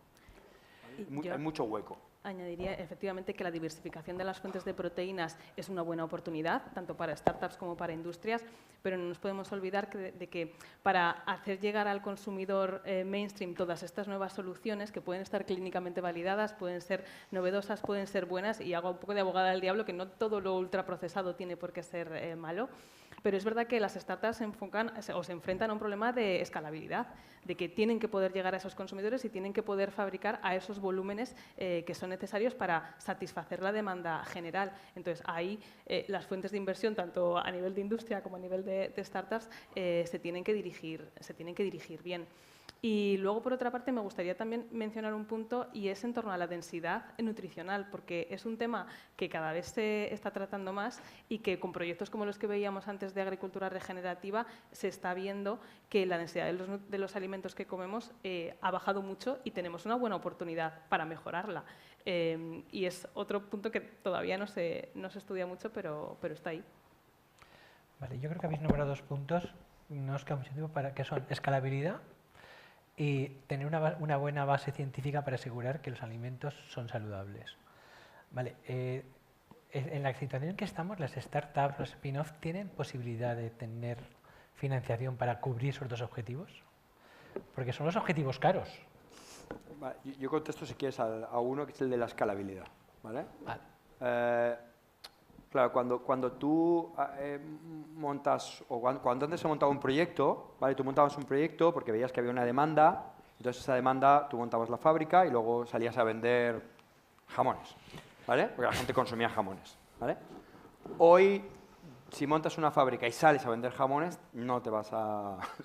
porque ya muchos huecos de esos canales de mercado ya están ocupados, ¿vale? Entonces, ¿qué hacen las startups? Ven primero la oportunidad de mercado, ven dónde está el hueco, ¿vale? Se concentran en satisfacer los problemas del cliente y una vez ya tienen resuelto el problema del cliente, empiezan a pensar, oye, ¿esto quién me lo puede producir? ¿Puedo buscar un co-packer en UK o en Netherlands? ¿Puedo encontrar quien me ayude a fabricar esto? ¿Vale? Esto es un modelo que está pasando mucho. Lo que ocurre es que entonces el margen lo tienes que repartir entre la startup y el productor. Y hay algunos productores que están, bueno, como B2B, están en un modelo de bastante rentabilidad. Nosotros, por ejemplo, invertimos en una compañía que se llama Smiley. Smiley es líder en España en baby food organic. Cuando invertimos en ella no era líder, ahora ya ha pasado a Aero, ya en Nestlé, en organic baby food, y les estaba produciendo una empresa de Navarra. Entonces, bueno, nos dimos cuenta que los márgenes se nos estaban reduciendo y desde la propia compañía hemos invertido y les hemos comprado unas facilities, una industria en Jerez. ¿Eso se puede hacer? Bueno, pues en España hay mucha capacidad productiva ociosa. Yo te diría que sí que hay oportunidades, pero tienes que tener los inversores que tengan una visión industrial, no solo una visión desde el punto de vista de negocio. ¿Se puede hacer siempre? No, yo te diría, Pedro, que es muy difícil hacerlo. Y creo que aquí también hay una oportunidad fantástica para la colaboración. En cuanto a incubadoras y aceleradoras, muchas veces hacemos modelos muy regionales y todos queremos tener nuestra propia incubadora, todos queremos nuestra propia aceleradora y con nuestro modelo único y no nos damos cuenta de que al final las inversiones que hacemos o que tenemos capacidad de hacer son pequeñas y si hacemos o cada uno ponemos un poco y hacemos una actividad más colaborativa, es más fácil llegar a un nivel de inversión más alto y que puedan tener más beneficio para las startups. Entonces, creo que eso también a nivel de las organizaciones que tenemos este tipo de actividades lo podemos fomentar. Bueno, como quedan 2 minutos y supongo que habrá un futuro 2024, una pregunta por si hay una mesa similar el año que viene. ¿Cómo veis el tema nutrición y salud a 1, 2, 3 años vista? ¿Sois capaces de pensar cómo va a evolucionar esto? Cada una en su ámbito. 2, 3 años es muy poco, ¿eh? Es muy poco, pero yo, o sea, desde mi punto de vista, lo que veo es que vamos a peor en cuanto a cómo nos alimentamos. Por mucho de que esté de moda la alimentación saludable, la realidad es que después no seguimos una alimentación saludable y están saliendo datos ahora de todas las enfermedades que están aumentando relacionadas con la nutrición. Yo tengo una visión diferente. Yo creo que vamos a mejor y te cuento por qué. Porque la industria se preocupa de eso. Yo estoy seguro que la familia Martínez está súper preocupada por cada plato que sale de su casa cada día y lo mira y remira los productos, y te digo que son conscientes de que quieren hacer lo mejor para el cliente en el mejor momento y se preocupan todos los días. Entonces, desde la industria eso es un problema. Y la industria que no esté pensando en eso, estoy seguro que el consumidor, que está muy bien informado, la va a borrar del mapa. Entonces, yo creo que las industrias están dando pasos. Para el 2024, un pasito más. Un pasito más. Ahora bien, y lo segundo era desde el punto de vista del consumidor. El consumidor es muy consciente de qué está tomando, de cómo está tomando. Por ejemplo, voy a poner un ejemplo que toda la vida hemos bebido alcohol, ¿no? Vamos a decirlo así. Pues ahora hay cantidad de gin tonics sin alcohol, mostos sin alcohol, vinos sin alcohol. Es decir, hay una conciencia, preocupación por esos problemas que antes no había. Y eso es porque las generaciones nuevas están preocupadas mucho por esos conceptos y antes no va a pasar. Por lo tanto, el camino abonado lo tienes. Yo creo que no vas a tener problema en vender. Bueno, vamos a seguir, que nos queda poco tiempo. Elvira. Es verdad que los datos hoy en día no avalan el que estemos comiendo bien, porque no es así. Pero yo aquí soy también positiva y tengo que decir que las organizaciones como la mía y como Kilómetro Cero estamos trabajando mucho para generar comunicación. Esta comunicación genera comportamientos en el consumidor y creo que definitivamente sí están cambiando y son mucho más conscientes. Bueno, yo Cristina, también estoy de acuerdo con la visión positiva porque, bueno, sí que estoy también de acuerdo con Sara que hoy en día hay datos que demuestran lo contrario, pero creo que justamente eso está ayudando a los consumidores a hacer un cambio de perspectiva, y creo que hay muchas iniciativas muy prometedoras, muy bonitas que se están haciendo ahora mismo en el ámbito de la alimentación, pero creo que la escalabilidad va a ser crítico y que esos desarrollos no se queden solo a nivel de laboratorio, sino que realmente se puedan escalar y se puedan llevar al mercado y al consumidor final. Bueno, pues muchas gracias. Tenemos que dejarlo aquí porque nos hemos incluso pasado casi un minuto. Muchas gracias a todos los que habéis participado. Gracias.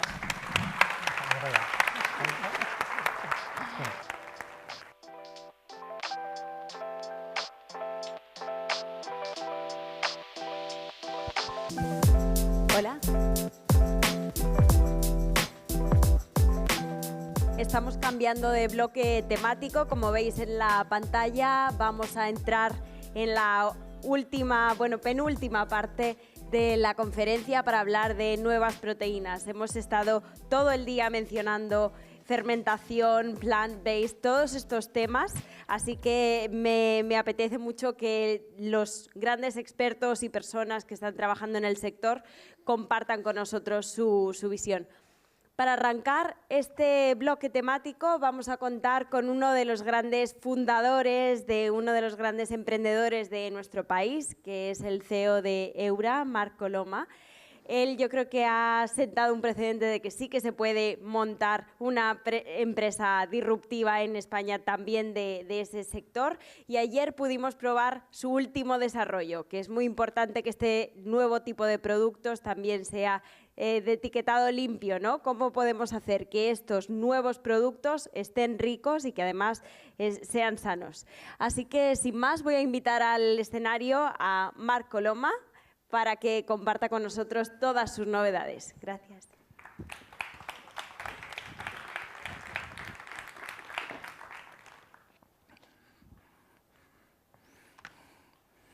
Un placer estar aquí.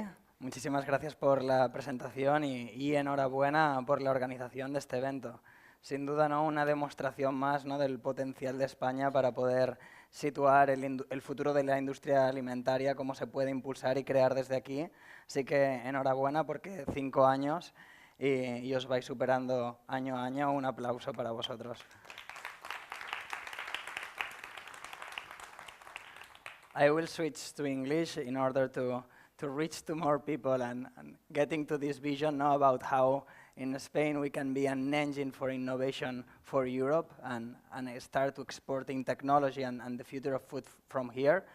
And I want to start with a thought. No? We are living in changing times, but it's super important to feel very fortunate, each of us, to be at the forefront of one of the industries that is going to solve a lot of problems and impacts a lot of people's life. No? So it's amazing.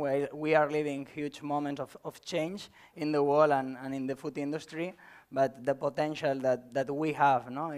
It's incredible, and we are living certain revolutions that in certain decades will change totally the way that we are eating foods, no? And that's why we like to talk about successors, no? To keep raising the bar about how we can keep enjoying what we like with a better impact. And going to these changing times, I think that we are in a very emergent moment in the alternative proteins. It's very interesting that we are looking at different ways, no? to give solutions, many different ways, but for me it's important to take also into account that not all the roads get you to Rome. And there are some, no, that will help us more than others. No? And today I will want to share our perspective about which are the technologies and the solutions that can help us to accelerate a protein transition, no? Something urgent from climate perspective and also from a sanitary perspective. No? And when we talk about roads to Rome, the big question is, okay, what Rome means, no? What is the role of food tech on all this, no? I think that one of the wonderful things about the role of food tech, it's start to taking the pressure out from the consumers to change their habits and put that pressure in the food industry in order to create better solutions to align the habits with the foods that they like with a positive impact, no? And that's our view in Eura, how we take the food that we currently love as society and improve the impact to keep maintaining it in our diets, no? And with that we land to, okay, and how we do that, no? And we are a mission-driven company, so it means that we put impact first, and it's important that when we think about solutions that help us with this vision, we achieve these three things, no? We need to create products that are solving the consumer's needs. We have to take into account that people are changing their habits. The first reason to eat healthier, to eat more sustainable, and as the second reason, but it's important that the products are tasty because we are in food, and then if not, people won't come back, no? Scalability, it's very important that we use supply chains that can help us to deal with the magnitude of the food industry, no? And that's the main thing about tech, how we make solutions that work at scale to be able to solve this problem. And then viability, no? How we take into account that in order to create this scalability, we won't be able to access hundreds of millions of euros. The decade that happened before us won't happen anymore in the next years, and we have to be very smart about how we scale the solutions that we choose, no? And I think that it's interesting as well, no, that in the food tech industry we have the challenge about how to help society to embrace technology, because sometimes there are technophobic perspective about food and technology, even though that they can be solutions to current problems. But I also think that in the industry we have a strong neophilia, no? We love always new things, and these are things that excite us, no? And today, again, I want to share with you what's our perspective and why we believe that the future of alternative proteins will be based in plant-based.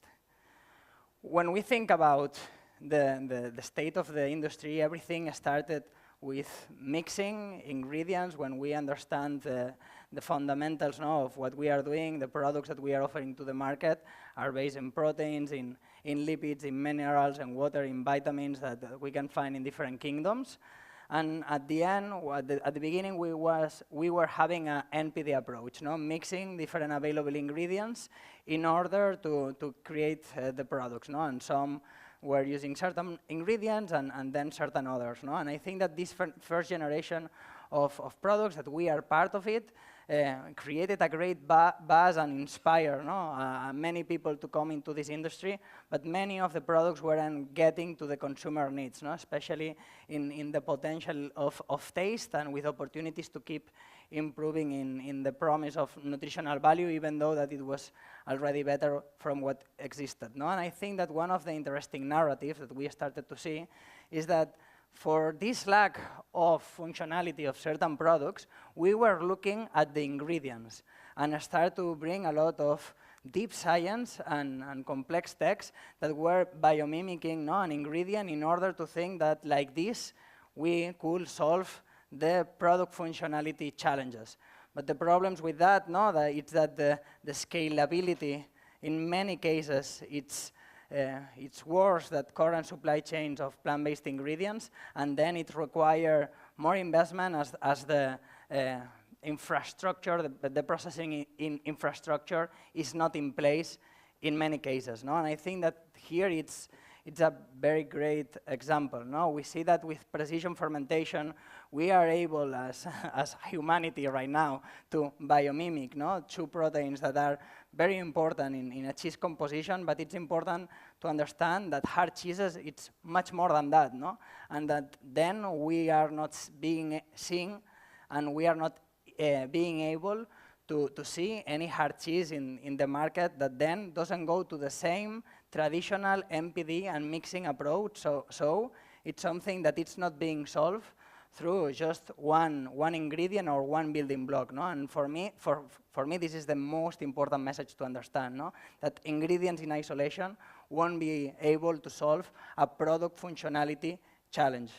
And that was the main idea and the novel perspective that I think that we are being able to bring into the food industry. We understood, no, all of us, that the growth of the category and the evolution of the category is not linear, but the same for the potential of plant-based, no?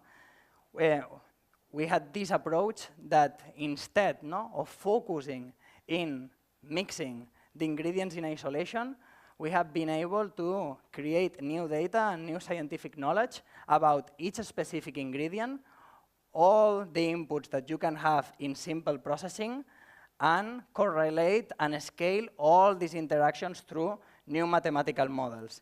Being able to, through already available ingredients in the industry, be able to create interactions with protein, lipid, protein, water that allow us to change these structures and create textures that were impossible with these ingredients. So what we have been doing is creating new scientific knowledge focused in these interactions, because where these interactions happen is where the functionality happens. And that's the big opportunity that we have been looking at, no? And I think that the first step that we did towards that was in our 3.0 burger, that who could taste that last night? And I received a lot of good feedback about it, and the ones that couldn't do that, I totally recommend you that you go to a supermarket and enjoy something that wasn't achieved until now, no? Hundreds of millions have been investing into doing veggie burgers and plant-based burgers, but it's very difficult to find something that can be juicy, firm bite, and crumble at the same time. Normally, these burgers are or, and we achieve that it could be and. Improving the nutritional value from everything that existed, being successors than the animals, but as you can see here with the study that we did with Kilometro Zero and Thymus, also from a sensorial perspective, no? And it's a revolution. And how we did that is understanding these interconnections and interdependencies of the ingredients, no? Because sometimes we simplify a lot ingredient sourcing with experience of functionality, no? A lot of people is relying a lot on saturated fat to think about juiciness, but juiciness is more than that, no? It's the water holding capacity of the proteins and what's the experience when you bite the product in your mouth. And there are many things like that that help you to be able to develop better products. And since we launched this product into the market, we are leading this segment in Spain, in France, and other markets. And again, from Spain, showing the way about how we can lead this future category. No? And this is impacting, bringing this scientific approach that's called microstructure design into our portfolio, that we are escaping any category dynamics. We are increasing significantly household penetration in Spain and achieving a repeat rate purchase ratio that we are not seeing in any country and in other companies. And that's revolutionary. And we have a long opportunity to keep growing with this, no? Because we are leading the Spanish market with 25% in market share, but we are only having 4% of household penetration. So it shows a good and an amazing opportunity to keep pursuing. An analogy of what I'm talking about is right now, I think that as an industry, we are creating like dysfunctional walls using a lot of cement. So this approach that we are talking about is how we are able to create different walls using different types of materials, but not only being limited to the walls, also do arcs and keep evolving and create these magnificent basilics as the Sagrada Familia. And talking about the Sagrada Familia, all this approach is landing to a new technology that allows us to create clean label products, high protein, in categories that it was impossible until now at scale. And all this microstructure design approach impacted in this year, the beginning of this year, filing a patent, because we have been able to create a new texturization technology that just through the protein and the lipid, we are able to do at scale without extrusion, very cost effective, get these textures with very simple thermomechanical processes with equipment that is already used in the food industry to unlock all these categories in a cross-category pattern that allow us to solve at scale the challenges in all these categories. No? And again, it looks like magic. With the same ingredients, with the same technology, we can unlock different textures done through the protein and the lipid. No? And yesterday, you could try the ham that you will start to see it in many supermarkets in Spain recently. And it's a very relevant innovation because cold cuts, it's the biggest segment of processed meat in Europe.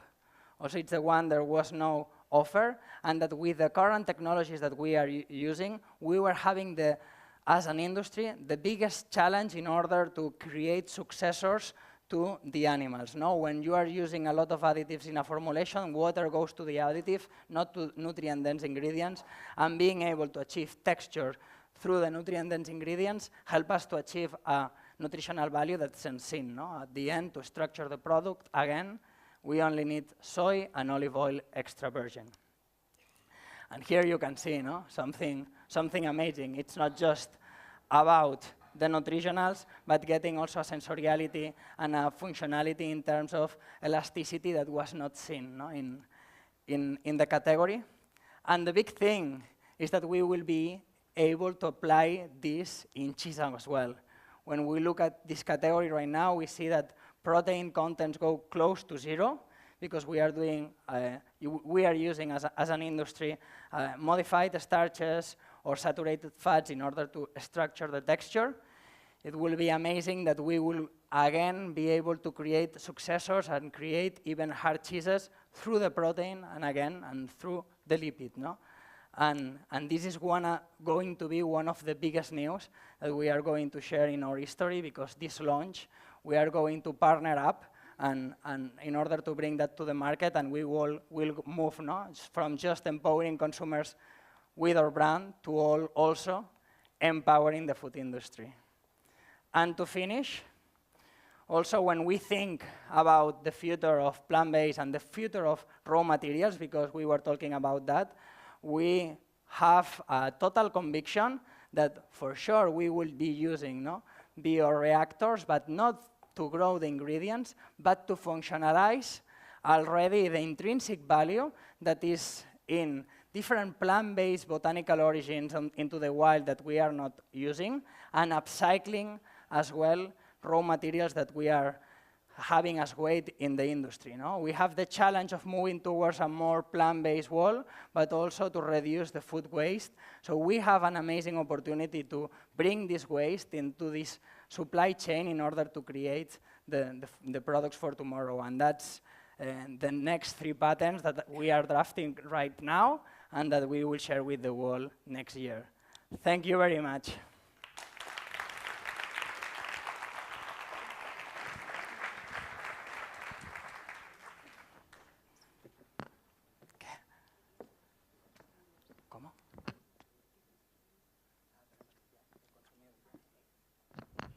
Well, thanks, Mark. I just realized that all the speakers on this block are part of our squad. So Mark is one of the members of this international network of ambassadors we have at KM0. So it's really an honor to have these food change makers be part of our community. And we learn every day from them.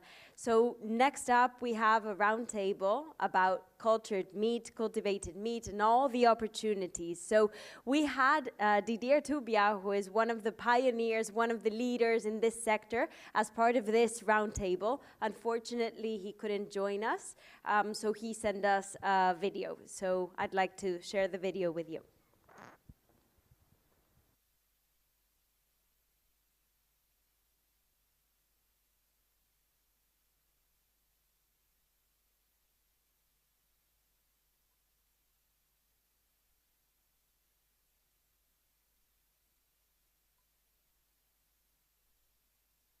Firstly, I want to express my appreciation to the teams at KM0 and ftalks for having us taking part in this great event in Valencia. Regrettably, due to the ongoing situation in Israel as we are fighting back a significant terror attack, I was unable to travel abroad to join you in person, as the events in my home country have left my family and Farm's team members in need for my immediate presence. It's an opportunity to thank all our friends from all around the world, including from Spain, for the expression of support as we are going through a difficult time. At Farms, we do see cellular agriculture producing animal proteins and fats based on cell cultures as a new source of food from cattle. We started eating meat 2.4 million years ago, then relatively recently to drink milk and eat dairy products when we domesticated cattle 6,000 years ago. Now we're witnessing, and that's super exciting, we're witnessing the incorporation of a new source for cattle-based food into our diet, cells.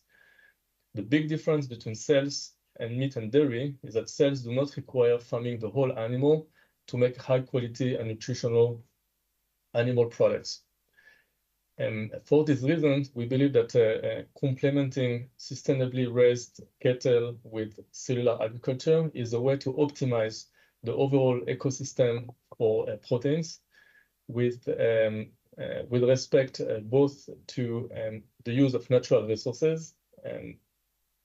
Making cells instead of raising cattle can help reducing greenhouse gases and methane drastically, especially by using renewable energies, but can also help reducing the amount of land and a loss of biodiversity associated with intensive cattle farming.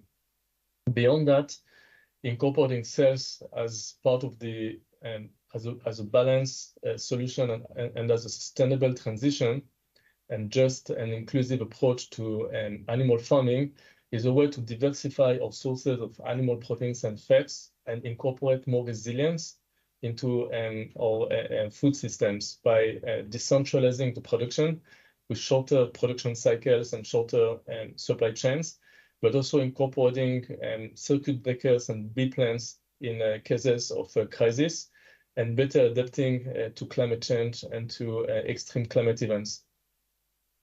So we're very excited to be part of this event today. I'd like to wish you all to enjoy ftalks 2023. Hope to be with you in person next year. Thanks again to KM0 and to ftalk organizer for creating this space for inclusive conversations. And I'm available for any questions or if you'd like to reach out to me directly. Have a good day and see you soon.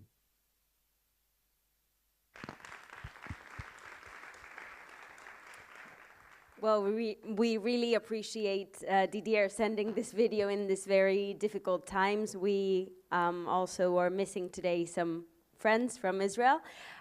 So we will have this roundtable with two fantastic speakers, a fantastic moderator, which you have already met. Christine Gold, the founder and CEO of Thought for Food, will be moderating this table, so please join me on stage. And of course, two other squad members, Giuseppe Scionti, CEO and founder of Nova Meat, and Íñigo Charola, founder of Biotech Foods. Big round of applause for them. Amazing. I'm really excited to be moderating this panel with such interesting innovators in a very interesting space, cultured meat. I mean, we talk about agriculture, it has the word culture in it. Food is, fundamental to cultures, and here we have a majorly disruptive technology that we're going to dive into and understand its potential, some of its challenges and opportunities. But before we go into that, I would love to hear from each of you who you are, what your company does, and actually why you got into this space of cultured meat in the first place. Let's start with you, Giuseppe. Thank you for the invitation, and I'm happy to be here and discuss a little bit about Nova Meat. I got into this space because I was professor in bioengineering. I worked 10 years in a field called tissue engineering, which is a field that is really connected to the cultured meat space because, for example, Mark Post, that launched the first cell-based burger in the world in 2013, or Professor Levenberg, which is the scientific director at Ale Farms, where Didier is coming from, and many others, such as other professors, really come from the tissue engineering field, where instead of building, as I was building, organs and tissues for the human body, then I got the idea that I was always in my mind to do something good for the environment, and I found a good idea at the beginning that became an invention, the first 3D printed plant-based beef stick that then was including cells or not cells, just plant-based, hybrid, etc. So I thought that finally it was a great opportunity to do something not just useful for biomedicine, but using that field to do something for the environment now that there is a crisis in biodiversity that is really, really serious. Amazing, amazing. So Íñigo, let's hear from you. Okay, so Biotech Foods is a Spanish company. We are based in San Sebastian, north of Spain. We funded the company back in 2017, and we are cultivated meat company, specifically working on land species, focusing today in beef. Okay, that's our first priority. Although we plan to add other meats to our portfolio in the future. I think the main reason why we started is that we were, in a way, get inspired by all the movement that was happening back in 2016, first with the plant-based revolution, okay, in a way, because we have been living with plant-based for a long time, but we were seeing how companies like Impossible Foods and Beyond Meat were trying to make much more attractive products to offer to consumers, trying to in that way avoid or create a more sustainable food production system. And obviously, I think Mark Post in 2013, as Giuseppe said, was also a very inspiring thing for all of the people that has spent some part of their scientific life in understanding tissue engineering, and that was also our case. So this is why we started. Also, I think we have paid society a lot of attention to other things that we use, like energy or transportation, and how the impact of those activities is affecting the planet. But in the last 10, 15 years, we have been being more aware about how the food production also affects us. And we started having more and more information about what is the percentage of greenhouse gases emission from the food production industry. So we really thought that there was an opportunity to, as I said, to have a more balanced protein production system that can meet a growing demand that we have seen in the last decades, and that for sure is not going to stop in the following decades. Absolutely, absolutely. And so it's funny, both of you mentioned Mark Post. I still remember 2013, 10 years ago. I met him. He actually spoke at my event's first conference. And it was all the rage. I mean, our minds were blown. What? Like, and he, you know, that seminal picture of him holding the petri dish of meat. But of course, the cost was extraordinary. But the possibility was painted us. And through the years, over the past 10 years, there's been a lot of hype around cultured meat. Bill Gates in 2021 said synthetic meat is a must-have to solve climate change and implored developed countries to really make this mainstream and investors to get in this space. And we've seen those investment dollars flow in, and we've seen technology, you know, more and more companies get involved. But I want to get real on this panel because we got to keep it lively, get people, you know, energized. And we're seeing that hype dissipate a bit recently. And, you know, some people are asking more questions. Can we really do this? Is it ever going to be cost effective? And I wanted to get your perspective about, can we deliver on this promise? What do you think about the current state of the industry? And what will it take to really make cultured meat break through? Yeah, if I start, then I think this transition to alternative meats in general, or as Bill Gates called, I think in the wrong way, synthetic He meat. He did call it Very synthetic. wrong, because many of the food we eat are synthetic in different ways, including Seyer de Carroca, El Bulli, and Bottura, and many things that we eat are optimized over millennia. So I think this transition is irreversible. I think is similar to the electric cars transition. It's similar to the broadband connection that drove the cloud computing.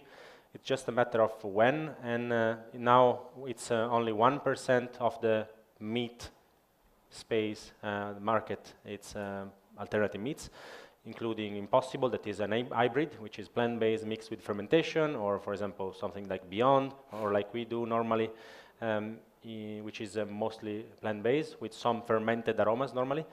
I think not only is irreversible, if we go down technological, what is needed, I think it's 4 main things. And you need to break down technological barriers. So there is great people like Andreessen, after doing their breakthrough in internet, they were not able to do cloud computing until the broadband connection was there.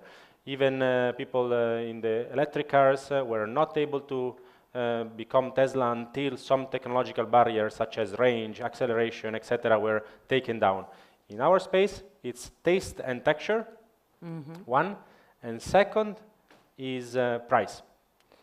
If you check the actual data, nutritional value, so the over-processing and versatility come next. So taste and texture, mostly taste. Okay. Second is price, then it's nutritional value and versatility.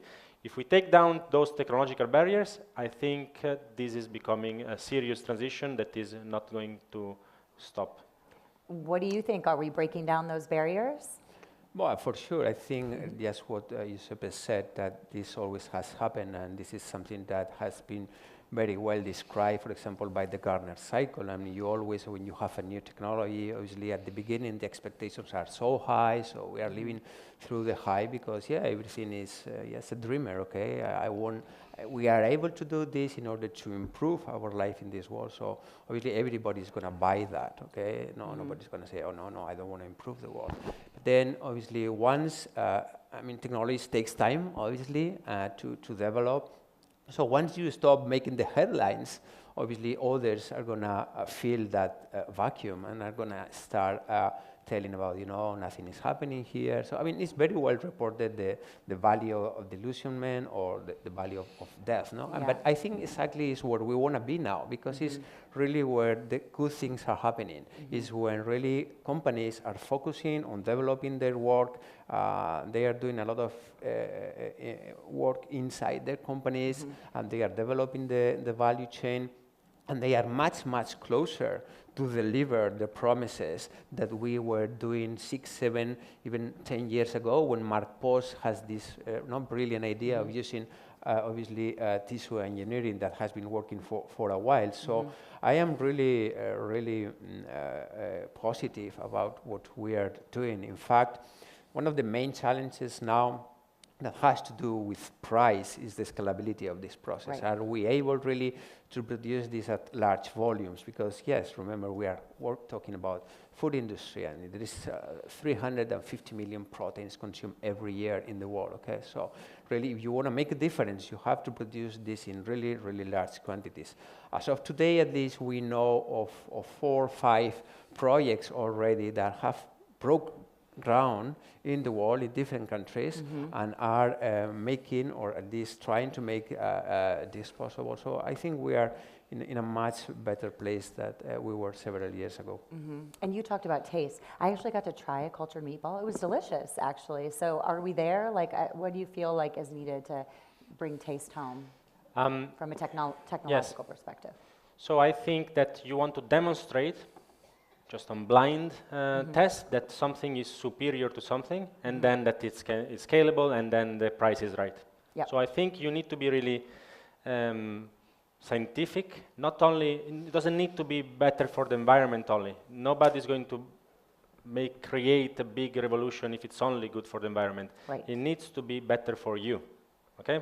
So take electric cars, it needs to be accelerating faster, it needs to be more fun, cost less, etc. if you have a parking with an electrical plug. So the trick here is not just take these technological barriers, taste, nutritional values, price, and versatility. It needs to be better for you. What we are missing here that will unlock the regulatory, which we'll probably talk in a second, is that we need demonstration, and these scientific studies, there is a very big gap in long-term studies, microbiome, and especially nobody is going to accept to buy something if it's not clear superiority. So I think you win when it's a clear superiority. It's same in plant-based meat. When in the future you see a cheap beef fillet that is bad on the pan, it loses water next to a marbled plant-based piece of meat that can be hybrid with cell-based or not. And it's the same in scalability with the other products that are not just meat. It can be cheese and it can be milk. So I think it needs to be better for us as humanity, and it needs to be superior. And superiority in this field comes with scientific studies. You need experts, including chefs, saying that I put these products in my menu, not just because I want an alternative, because I think this product is very good. Yeah. And our product now, it's, for example, in a degustation menu of one of the top 100 best steakhouses in the world. Not because we pay this product, they pay us, they buy the product. Awesome. And soon we will be in another restaurant of a chef that has 2 Michelin stars. You mentioned regulation, and I do want to talk about this. We've seen regulatory regimes emerging in places like Singapore, Israel, the United States. And we're here in Europe, so what's going to be happening in Europe? We have the Green Deal, one of the most visionary, visions around climate change solutions, but without real funding and action plan behind it.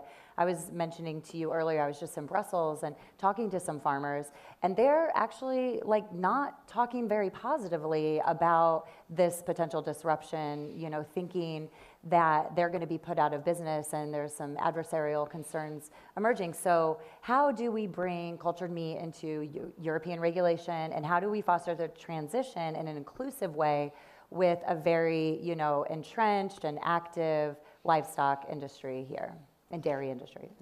I mean, again, at the very beginning, we were all of the industry to identify what was the 3 main challenges. And for sure, I mean, one was scalability that affects price, and the other one was consumer acceptance, but then the third one is regulatory framework. Obviously, when we talk about in the hype about this, we didn't have any jurisdiction that has approved really, or has even a plan to approve any cultivated meat. And what has happened in these late years is that we have had first Singapore, obviously a small city-state country, but then more recently, 1 year ago now, we have the US with the FDA, that they also make a great effort of putting together the efforts of the FDA and the USDA to work together on this, and they gave the green light to cultivated meat. And then after that, and for me it was even more shocking, because you expect the FDA to do a more analytical way of process, no? But the USDA could be more affected by existing farmers, because obviously they exist in order to protect the existing industry. But they were really, really fast in also giving the green light and making it possible to launch this cultivated meat in a couple of restaurants in the US, one in the East Coast and the other one in the West Coast. So I think all of this is going to make other jurisdictions to progress and to evolve, and we're going to see others following up. And we have seen Switzerland, the UK, and other places. So we are really, and remember that at the end, the regulatory frameworks of the different countries are not that different from them. At the end, they use more or less the same tools and methodologies in order to prove that something that you're going to eat is safe, okay, for consumption. And I always say, they obviously take decision based on knowledge, and the more information they have, the more easiest for them to take decisions. And I think probably, the European Union will follow as we have seen in other places. Obviously, European Union also has been pioneering the funding from governments.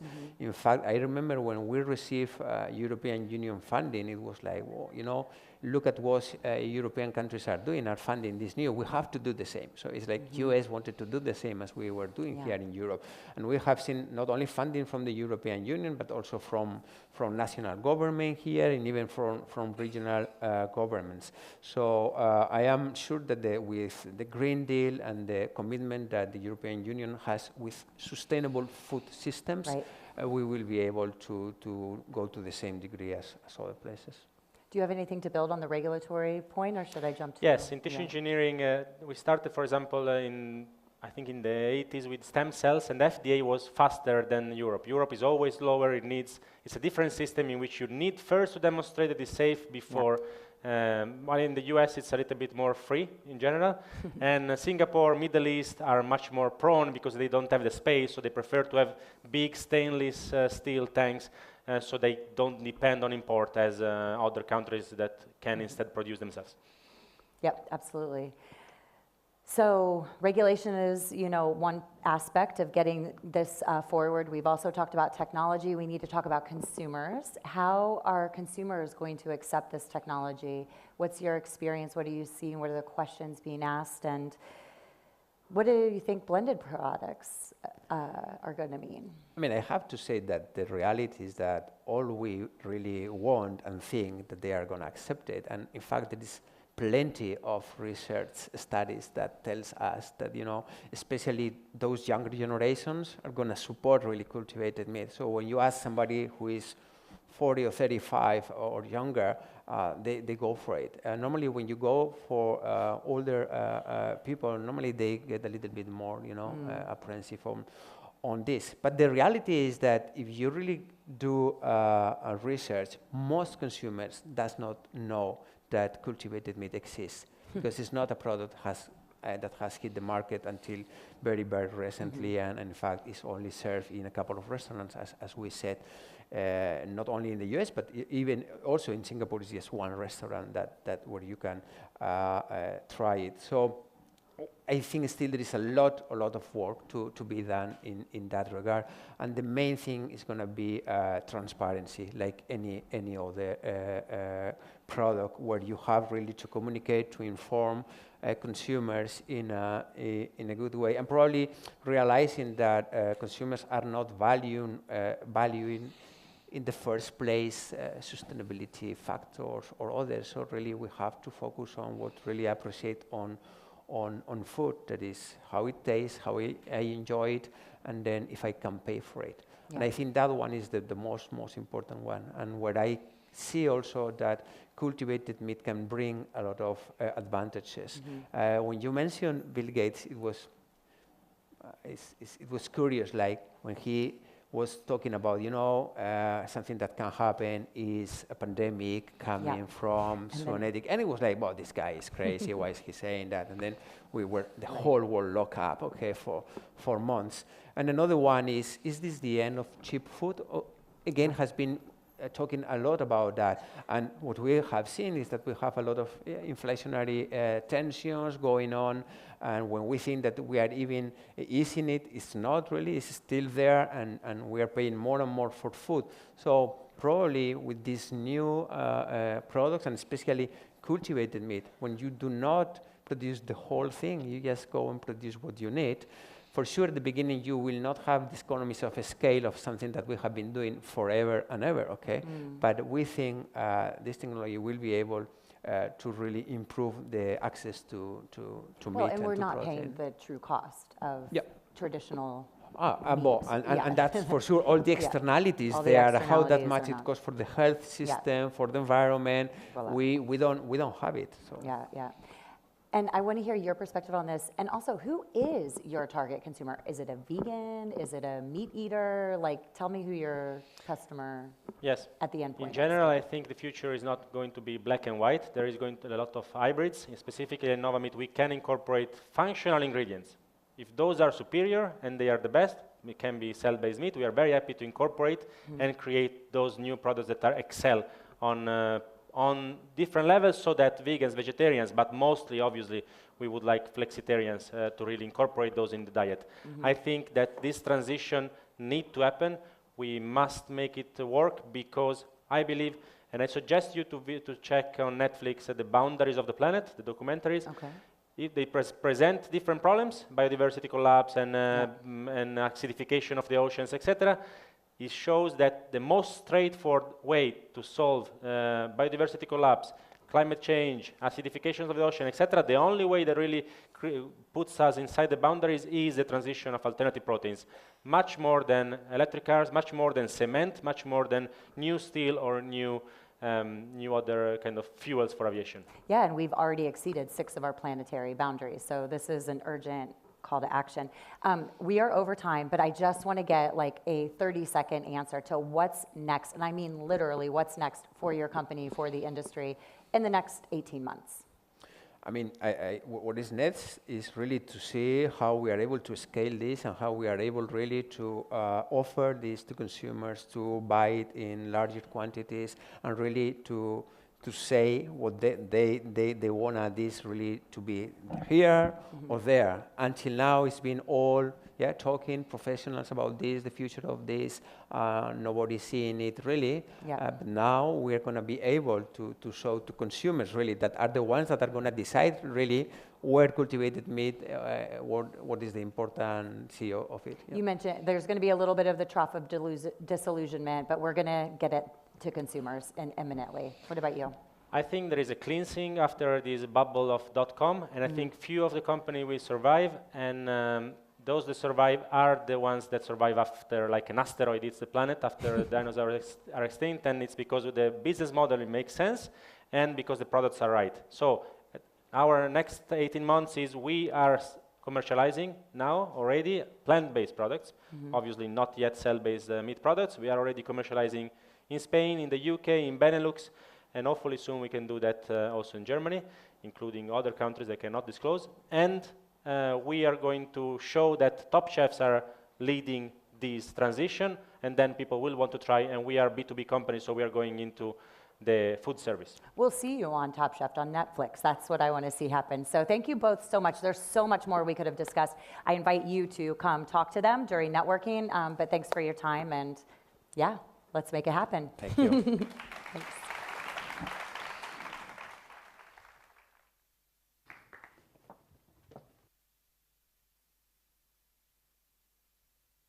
Very much to the speakers for this fantastic roundtable. De hecho, lo decía Giuseppe, el sabor y la textura son aspectos absolutamente importantes cuando diseñamos nuevos productos basados en proteína vegetal. Y no solo esto, el valor nutricional, por supuesto, también lo es. Sin embargo, de poco sirve que un alimento sea muy saludable si luego nadie lo come. Y por esto tenemos nuestra siguiente mesa. In our next roundtable, through fermentation and other processes, the speakers are uncovering completely new ways to improve the taste, the texture, but also the nutritional value of plant-based products. So please give them a big round of applause to our next roundtable, which will be moderated by Sen Ming Lee, Director of Strategy and Regional Expansion of Thought for Food. Welcome to the stage, please.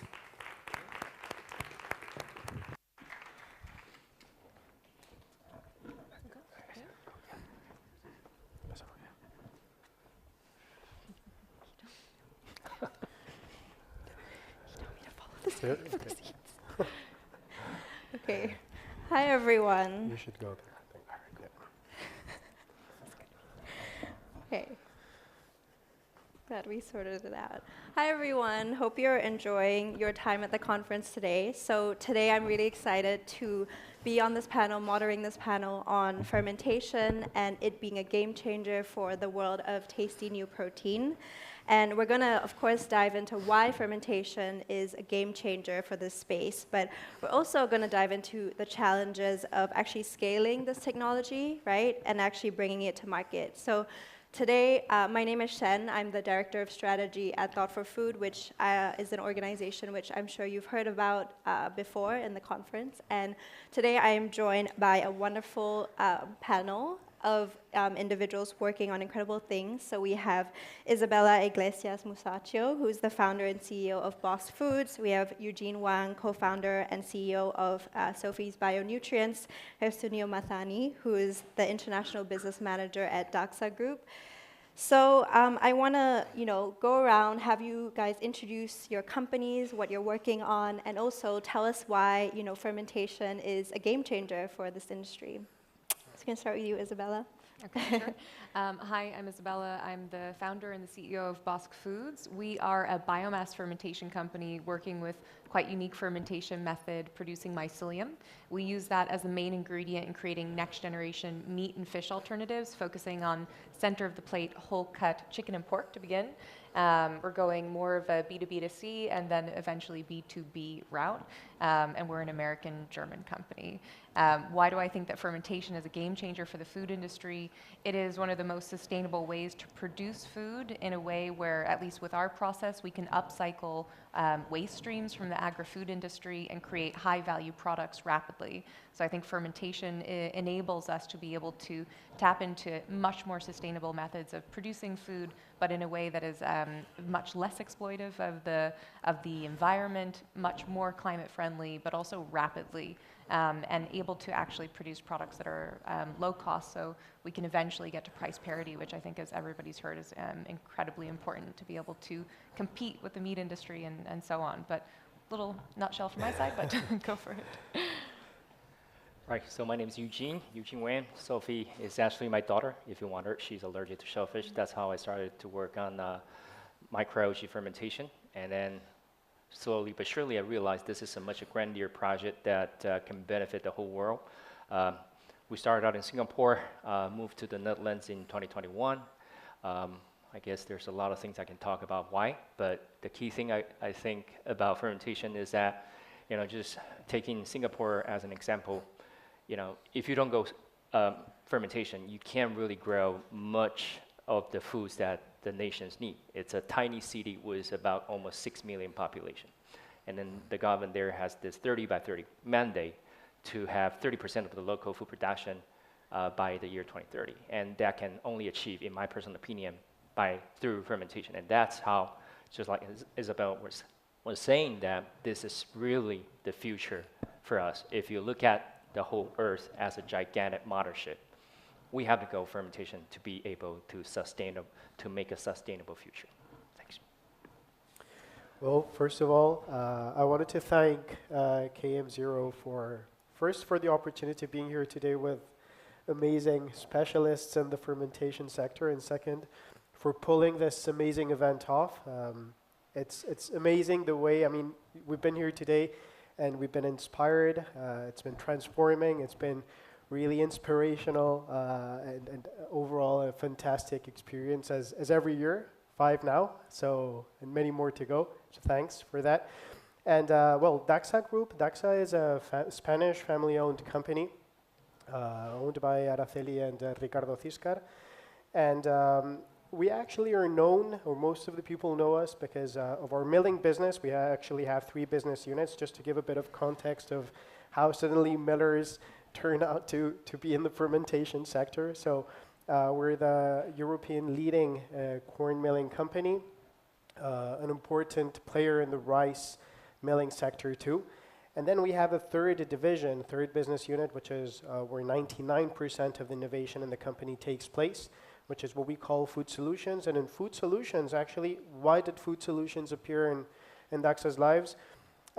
It's actually because, first of all, we have a CEO who's a visionary, and as you all know, 10 years back, there was quite a bit of pressure from the market on carbohydrates. Suddenly, carbohydrates were the worst thing ever, you know? So if you actually think about it, corn, rice, 100% carb-focused business. So it was time to diversify, and at that point in business, the choice Araceli made was to diversify at a technology level and at a ingredient level, adding new value to the market. And we did so by moving or shifting towards the protein sector. Started 10 years back with extrusion, in this case milling legumes, okay, so chickpeas, beans, and made them into flours, and they've catered and added value to many of the new products that now are hotcakes, selling like hotcakes on the shelves, which is like lentil pastas, or many of the healthy snacks that we see on shelves today. But 10 years back, nobody was actually doing it, so we were one of the pioneers there. And that's where our love with protein pretty much started. But then we transitioned from there to understanding where the trends nowadays were heading.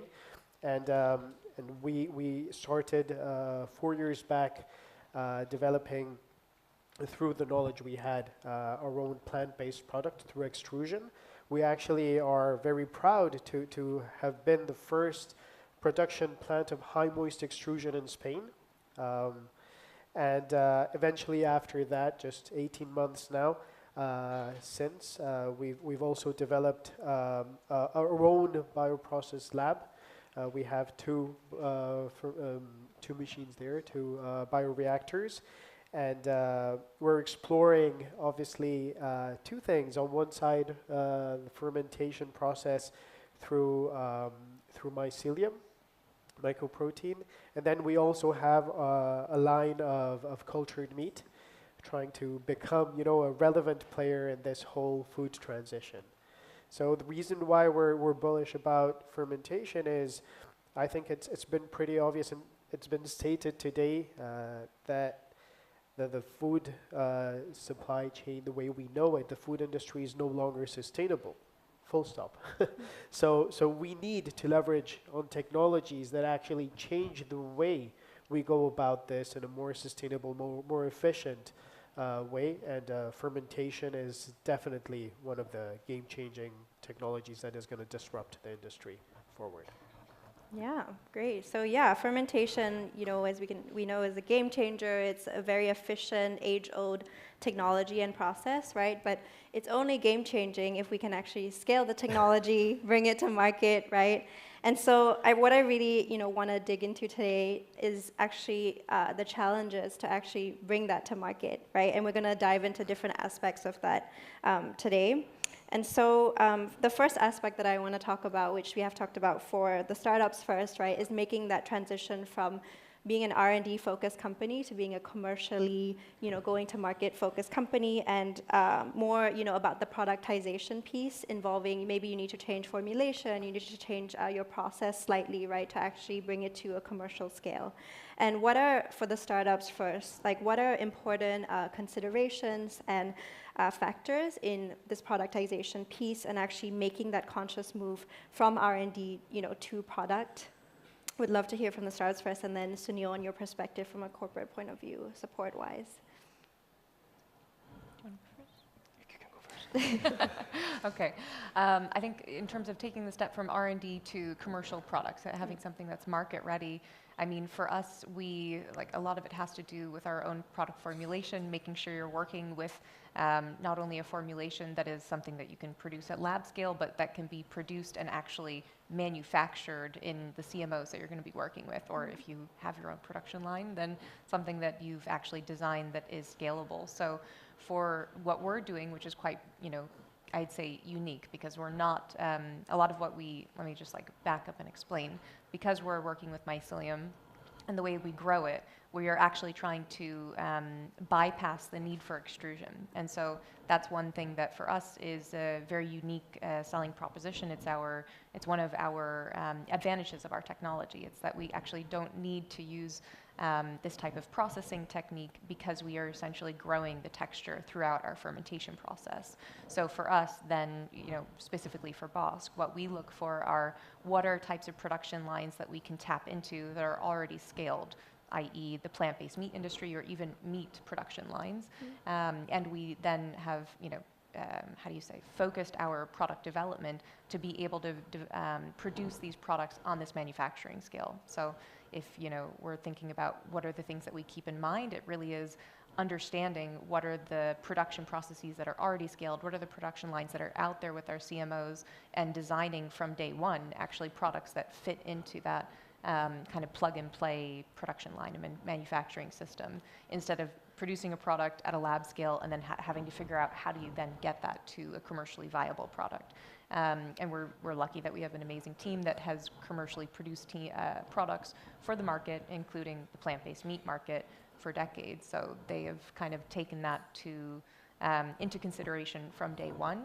But I think there is always, there's that actual production piece, and there's always the ingredients as well. For us, though, we try to work with very kind of typical ingredients from companies that you will have met here as well, beyond our mycelium, because working with one novel ingredient is enough, I would say. Yeah.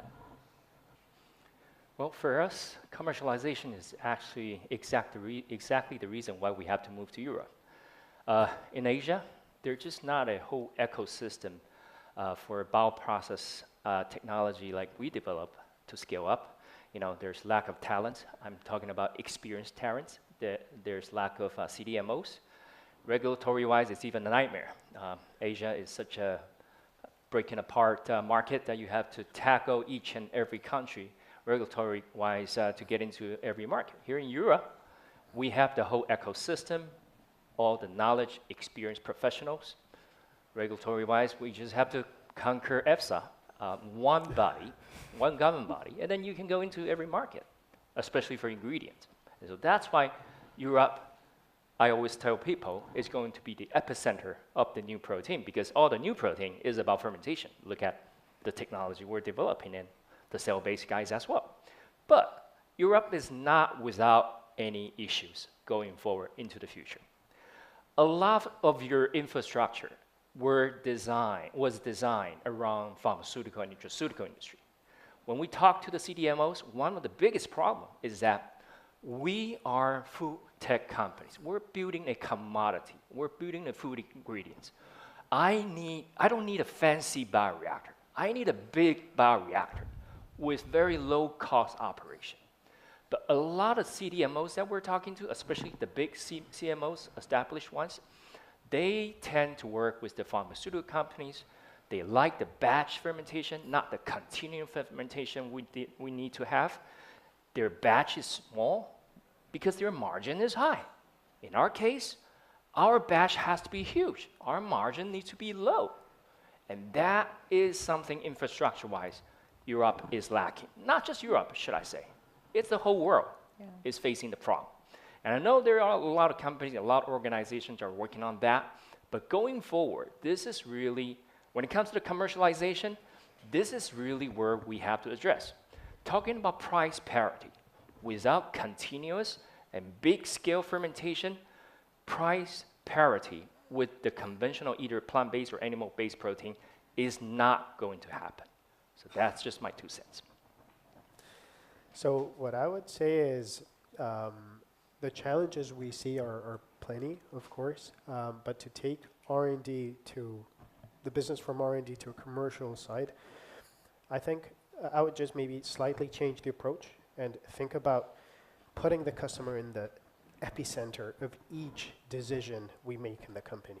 You know, when that happens and we are understanding exactly what the market needs, what are the consumers' needs, why are they eating what they're eating, why aren't they eating the things that they're deciding not to buy, what are the triggers, what is going to actually make them move, shift, change towards consuming these new proteins that we're actually developing, what are the drawbacks and fears, what is their perception about these kind of products, until and unless we do not dive into the mind of our consumers and understand them completely and surround ourselves by not only the sales teams, I mean, this is a whole teamwork between sales department, marketing departments, because there's a lot of education still. How do we change a perception? Just by changing the product? No.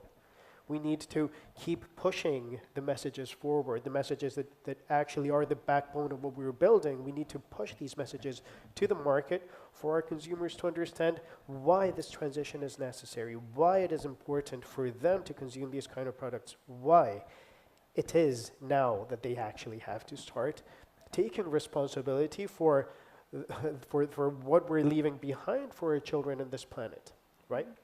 So I think R&D, marketing, business development all have to go hand in hand for this to happen. And when that happens, then the magic will obviously start taking place. And suddenly price parity will be easier because you are taking the consumer in mind. You know, considering what Eugene was just saying. I mean, why would I eat something that I know is healthier, that has excellent texture, but I'm not being able to pay for?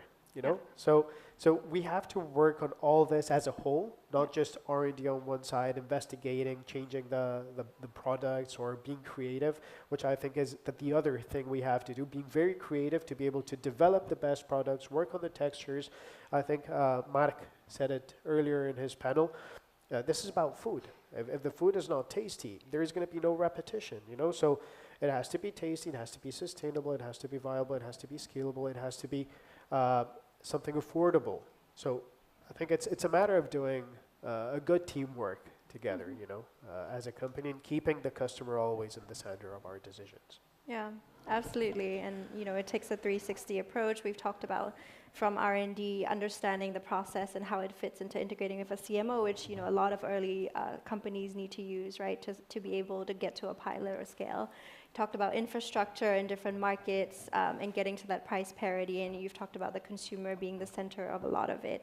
And I want to get a little bit more personal and ask, you know, the panelists, what are some of the kind of lessons that you've learned in terms of actually trying to scale a process and build this kind of more resilient operational backbone for your company, right, when you're trying to scale a novel process? Because getting to that and meeting, you know, expectations from investors or other stakeholders is something that I think every company in that kind of valley of death will face, right? So we can get to start with the startups, Celia, and then go to you, Sunil. Okay, so lessons learned in scaling up.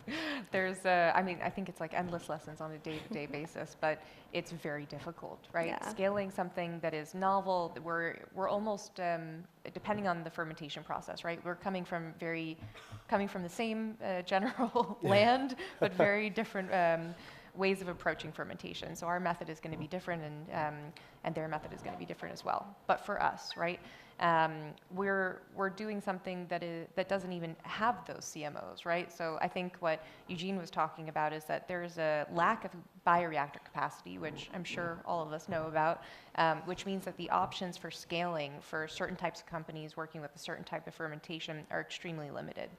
Doesn't mean it's not out there, but it's limited, and so you have to be very aggressive to get into those types of facilities. If they don't exist, if you can't get in, you need to build it yourself. It's extremely high capex unless you can get bioreactors that can be more simplified and just be lower cost and do what they have to do, but nothing over-engineered, right? So that's one issue. For us, we're also dealing with a similar issue, but it's more so because our fermentation method is not the typical like liquid state fermentation. So for us, that means that we are kind of scratching the surface on even what's possible. We're doing a lot of discovery work. We see that there's a lot of advantages with that in terms of cost, the future ability for us to reach price parity quickly once we scale. But of course, being able to get there is a huge challenge. So in terms of going through that process from lab to a completed successful pilot, it is just a constant iteration and being able to learn every single time you do a run on what's going well, what's not. So just to be perfectly frank, I think the difficult part is it takes time. And meanwhile, you are also fundraising, you're trying to go through regulatory, you're trying to improve your products for the market. So I think, to be perfectly frank, what is most difficult about what we're doing today is not, I would say two things. It's not the fact that it's difficult to scale. I think we know that it can scale. We have that proof of concept. We just know that it will take time, and what has changed is the market, and what is not changed is the difficulty of the regulatory landscape. Yeah. So I think Eugene and I hold slightly different opinions on the matter, but I love Europe, obviously, I'm here, but I don't think, I hope that it is a great place for fermentation in the future. I really, really do, because that would be very convenient because I live here. But I find it very difficult for most startups that are in my space that are also working with something novel to just work around the fact that for EFSA it's costly, it takes forever, maybe not forever, but definitely a couple of years, and for startups a couple of years could be life or death, right? Yeah. So frankly speaking, that forces, I think, a lot of innovation out that starts in Europe to move outside of it. Mm-hmm. And so in terms of scaling is always going to be hard, but I guess my answer to that is you have good scientists, you have good science, it takes the time that it will take, because you can't rush science. Mm-hmm.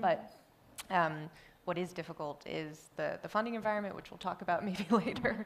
And I think what's more difficult is the pressure that regulatory puts on startups to potentially even have to leave Europe to commercialize. So it's I don't know if I answered your question exactly. No, it's good. We can dive into the regulatory side and have a debate about that later. But yeah, I want to give Eugene, you have any? Well, for me, it's communication. It's not even about technology. Okay. It's the communication internally with my scientists in the lab and the engineers on the factory floor. Because what happened in the lab always not going to happen in the factory setting. So they have to communicate perfectly, and that's hard. Communication to the investors, that's even more difficult. A lot of times they confuse us with other microbiology companies. They don't understand what we're working on. Communication to the government body. Communication to the corporates. Fermentation, are you like the soya sauce? So I'm using the broth? No, we're actually selling you the microbes. So the fermentation we're talking about is different from the soya sauce fermentation, but they don't understand. So a lot of times, the obstacles are happening with the communications. And that's why we are here at this event. We're trying to communicate with all the relevant parties. What are we working on? What are the challenges we're having? Help us. Do us a favor. Make it happen so that the whole world can be benefit from it. So that's why I said communication is the number one issue. Not really the technology, not really other things. Yeah. I just have 3 words to say.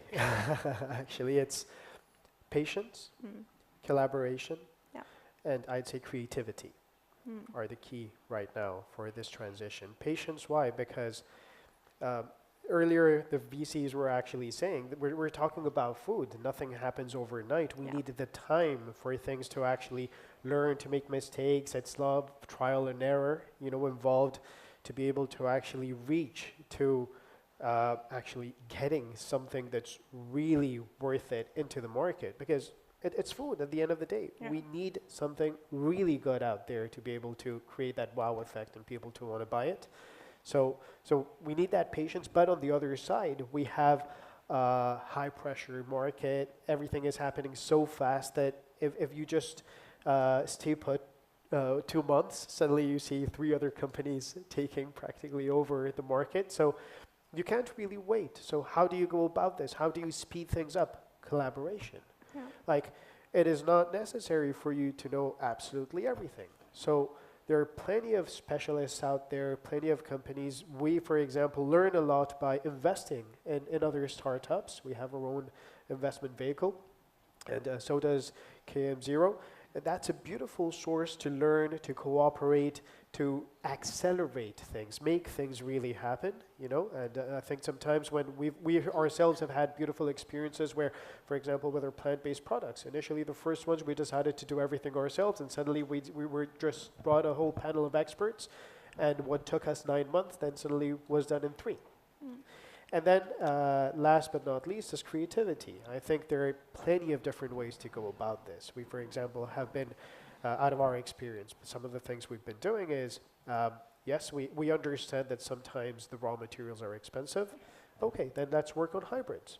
Okay, if you have cheaper raw materials, texturates per se, that are already, have already been scaled, let's combine them and bring the price down. Or, for instance, besides doing that, what we've also done is using our own byproducts of our corn and rice milling processes, and with a very very interesting and unique model. We were using these byproducts as part of the source, you know, so there is a circular economy, you know, and it actually is allowing us to develop new products. And what before was a byproduct that was being sold to the pet industry, now suddenly can be used for human nutrition. So there is an added value in a byproduct. So there are tons of different ways to go about this and add value to the market without having to suffer in the bargain. Yeah, we just have to get creative. Yeah, I love that you've highlighted, you know, patience, understanding that it takes time, which we've heard from you, Isabel. And as an investor and, you know, corporate side, hearing that is like music to my ears. So investors out there understand, you know, you might need to think beyond a 10-year fund cycle, you know, because food takes time, right? Like you said. And then you talked about, you know, collaboration. We can all understand that that's super important. And then creativity. I think we've actually run out of time, unfortunately, but that's a great way to end a lot of what you guys talked about. So I want to thank all three of you for being here and sharing your insights, and, you know, to the audience, and KM0, the organizer for this panel. So thank you, everyone. Thank you. Thank you.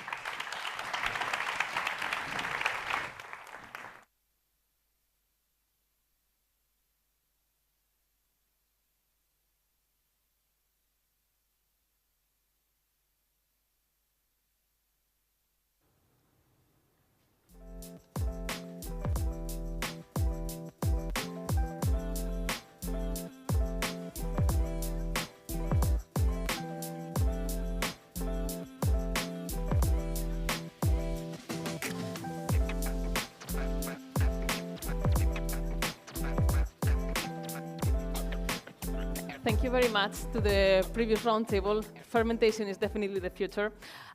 Y ahora vamos a entrar en este último track de ftalks 2023. Y precisamente lo vamos a hacer para hablar de la última parte de la cadena alimentaria y de sus tendencias de futuro. Y para ello contamos hoy con Damián Corcoran. Damián es fundador de Conscious Experience Consulting y ex vicepresidente internacional de Whole Foods Bio. Y además durante 20 años ha liderado proyectos de cambio organizacional preparando a líderes y corporaciones de todo el mundo en este sector agroalimentario en constante evolución. Damián, además, es fundador de la World Experience Organization. Ya nos dirá más. Thank you very much, Damián, and welcome to the stage, please. And let's give him a big round of applause, please. Thank you.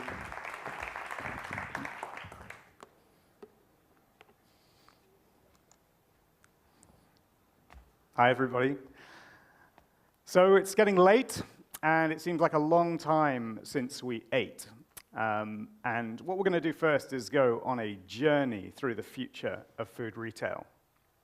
And in a room full of people that love food and work with food, I'm going to ask you to do something very, very easy. I want you to think about food. And if you're comfortable doing so, I want you to imagine your favorite food. And you can close your eyes and just think about your favorite food right now. It's in front of you. How does it look? What are the colors? How does it smell? Is it making your mouth water? how does it feel in your hand? And what is that first sensation on your lips? How does it taste? Is it sweet or is it savory? Are you on your own, or are you imagining that you are with other people? Are you at home? Are you in a cafe? And how does it feel to be there? Hold on to that thought. How does that feel? And you can open your eyes if you close them. So every one of us has had a unique experience of food in our past, and from that we form an emotional connection. But at the same time, nourishing ourselves with food is a basic human behavior and something that we all share, something that we all have in common. Something else we all have in common when it comes to food is where we buy it, our supermarkets. And in recent years, we've benefited from increasingly sophisticating methods of producing, transporting, and selling food. However, we've seen how fragile those systems can be. And we've also seen how ripe for disruption the food market is. So food and how we experience it is going to continue to change. And did you know that customers are fickle? 30% of shoppers only decide which brand they're going to buy when they're at the fixture.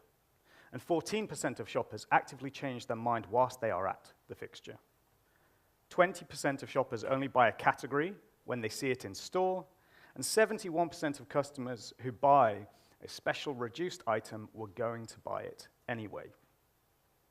Now, it may sound dystopian, but retail is becoming highly commoditized, homogenized, centralized, streamlined, and dehumanized. So what's the antidote for that trend? And how can we be optimistic about the future of food retail?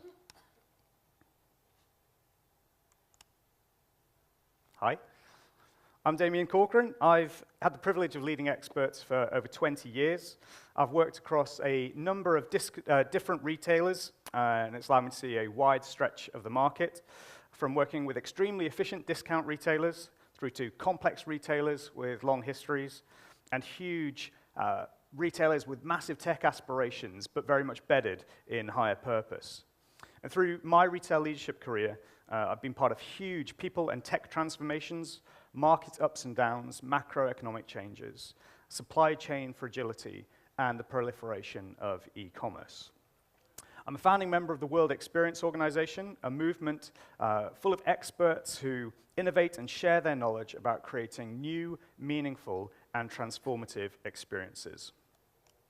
And with that in mind, I'm going to take you on a journey into the future of food retail. The situation is that what we buy, where we buy, and how we consume food is changing. And what complicates that for people like us who work in the food industry is that predicting the future is hard. So what reference points do we have now to make better decisions for the future? Leading us to the question, what is the future of food experience? I'm going to take you through 4 areas that, when mixed together in the right amounts, are the recipe for success in the future of food experience.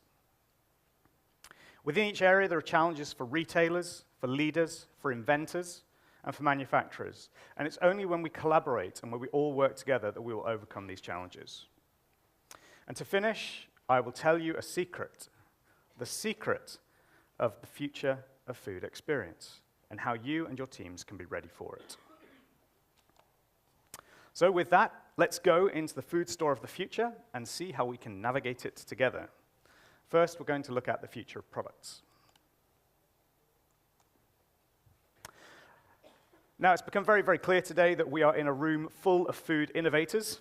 So this might be the section where you're already streets ahead. You're already looking into the future of food. So what value can I add here? Well, I've been on the other side of the trading desk. I've had the privilege of having hundreds of vendors vying to get me and my teams to buy their products. And it's been amazing to work with new product inventors, new brands, bringing their dreams to the market and creating exciting new offers for customers. But the market is moving towards fewer products, fewer SKUs. Retail stores are having to get smaller to survive. So what will the future look like, and what can you create? Well, the answer, and we've talked about this a lot today, is more differentiation. Products that occupy new space and that solve new problems. In a world when highly commoditized products become about value and price, margins get squeezed and the products become homogeneous. And this removes excitement. Why have 20 sorts of toilet paper when you know 3 will do? And if you can make your product solve a big problem for customers in a novel way, then you can change their behavior. So as retailers want to have better products that earn their place on the shelf, whilst trying to reduce the number of products available, what does that mean for new product development? For years, new product development was synonymous with more flavors and more sizes, just more. The trick for the future will be less, but better.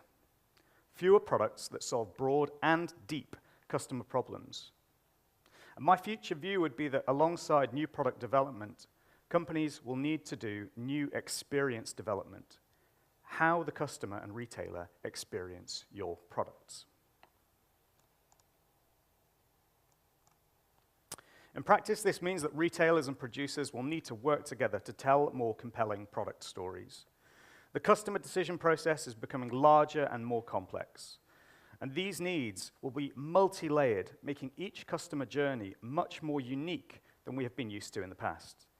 We already see some of this with dietary requirements, but the future will magnify this in a need for a deeper product story. I am a customer and I want to buy a product because of impact, branding, regenerative agriculture, morals, nutrition. The list goes on. So with a thing that's about this big, the product of the future, it will need to be able to present different messages to different customers at the same time on the same shelf. And some products already have QR codes, but in the end, we will just see a sea of QR codes. The future, I believe, will involve extended reality. And that will mean that the customer will be presented with the information they want to see in a sequence that will be unique to them. So how will we present these products, and what will the store look like? Our options for buying food have increased. From online deliveries for all of our calories to subscription programs, we can receive all of our basic requirements from the comfort of our own home. So how do we keep customers coming into the physical space? There are still things that you cannot do online yet, so the physical space needs to be exciting and enticing enough to make people want to be there. Historically, though, retail and the food in it is predictable and consistent, and that is not wholly a bad thing. People trust that they will get what they need and what they want. Customers like the seasonal changes, and they like key events like Halloween and Christmas. However, retailers have seen that their historic spaces are oversized and have added in store-in-store concepts to better use that space and to increase the trading density. Creating store environments which are dynamic and which are designed to be adjusted and then readjusted will be a critical element to flexing the retail space and surprising and delighting customers.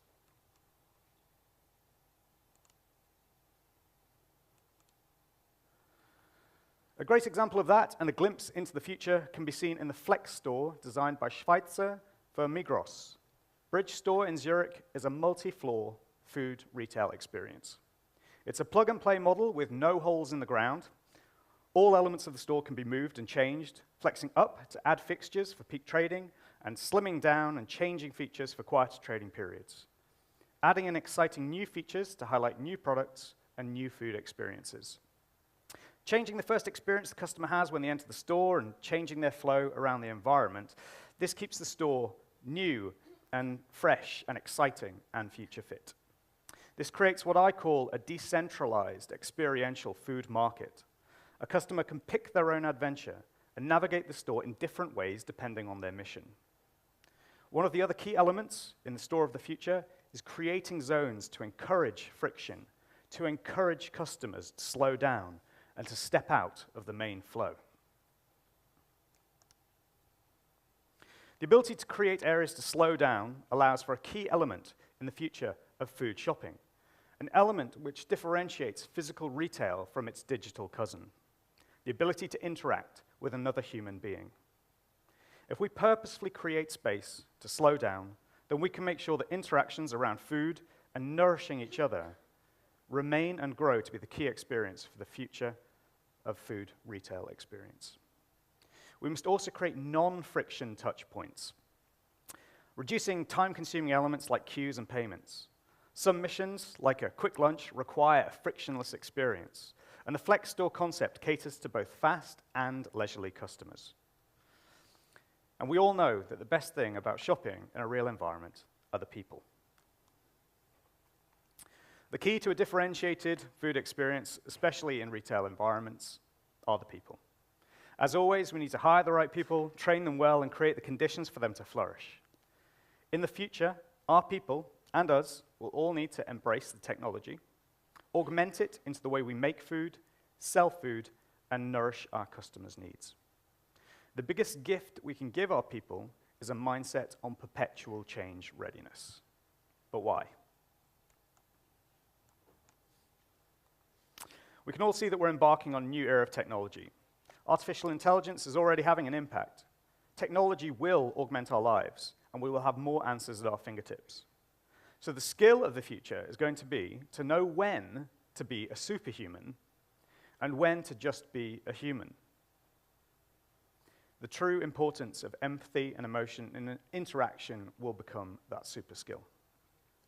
As retailers, the most successful will be the best at putting inquisitive and intuitive human beings in front of a customer who wants an interaction. That human serving food will have access to extended reality.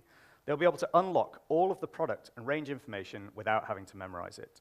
They'll be empowered and emboldened to answer questions in the moment.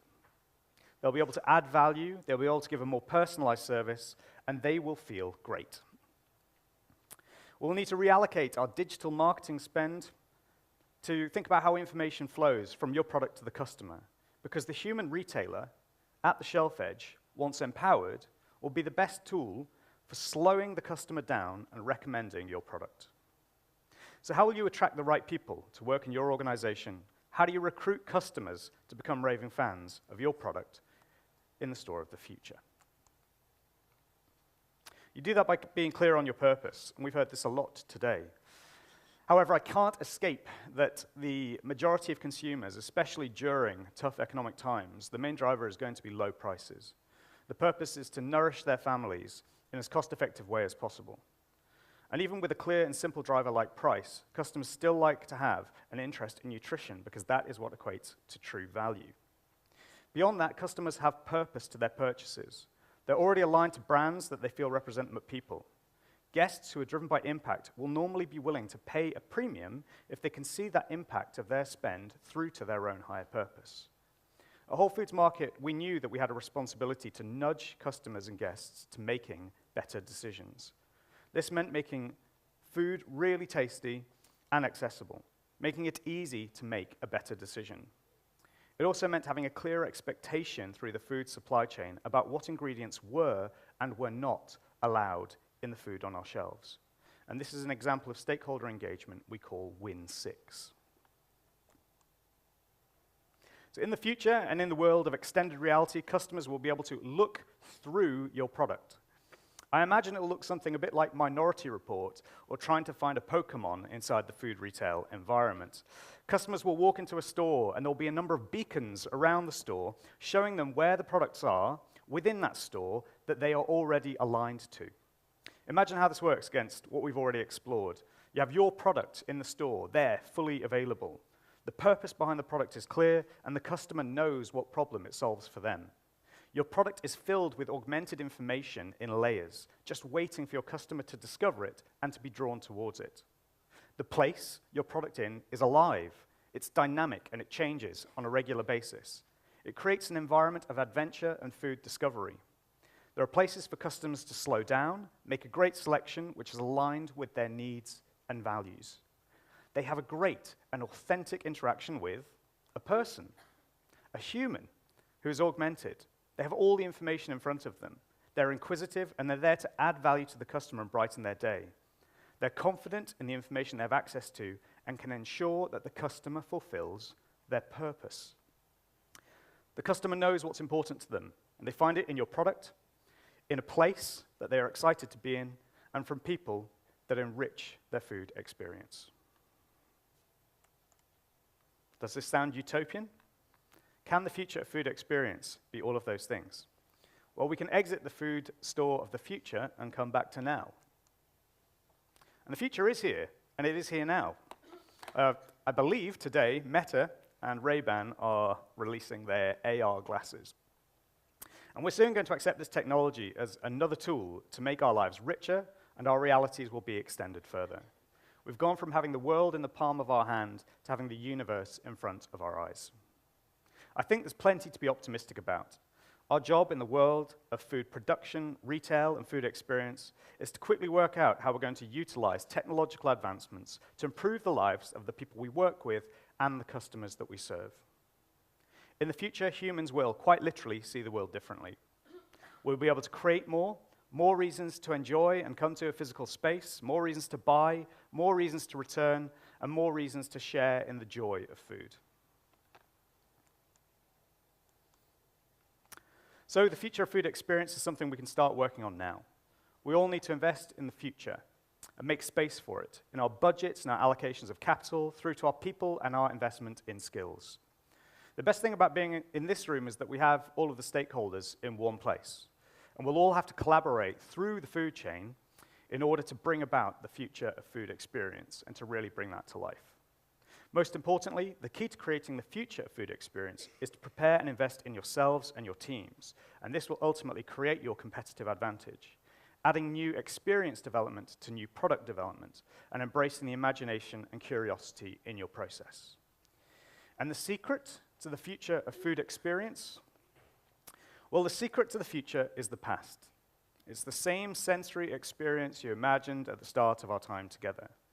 That experience with new layers of tailored information and enhanced meaning. Whatever we can imagine, we can create. And that is going to keep us adding huge value to the world of food for generations to come. Thank you.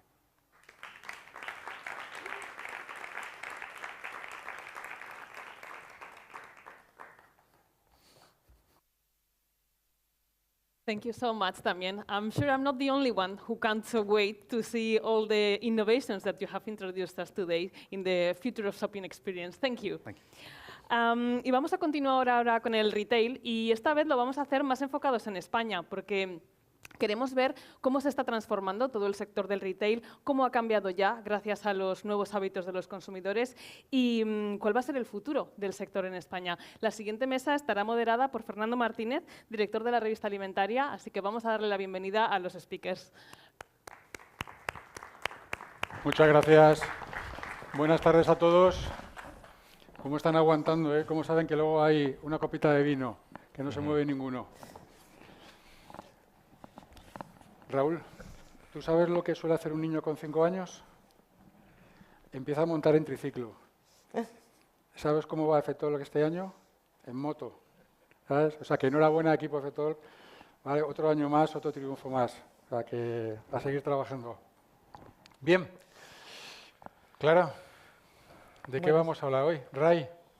Oye, por cierto, muchas gracias por estar con nosotros, porque sé que hoy teníais un eventazo en Madrid y te has escapado solo por compartir con nosotros este día de la hostelería. El día de la hostelería. Muchísimas gracias por haber hecho ese gran esfuerzo, ¿no?, de venir hasta aquí con nosotros. Encantadísimo. Ajá.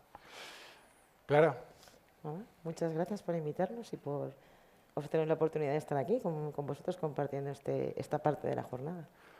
¿Cómo no ibais a estar vosotros, ¿no? ¿Cómo no ibais a estar vosotros hablando de este cambio, ¿vale?, del sector retail, del sector food service? Además, una persona como tú que siempre está hablando con las asociaciones de consumidores, pues a mí eso se me pone muchas veces, digo, uy, porque el consumidor cada vez nos está pidiendo más, ¿no? Productos más saludables, productos con un precio, bueno, vamos a decirlo, hasta lo que se puede pagar.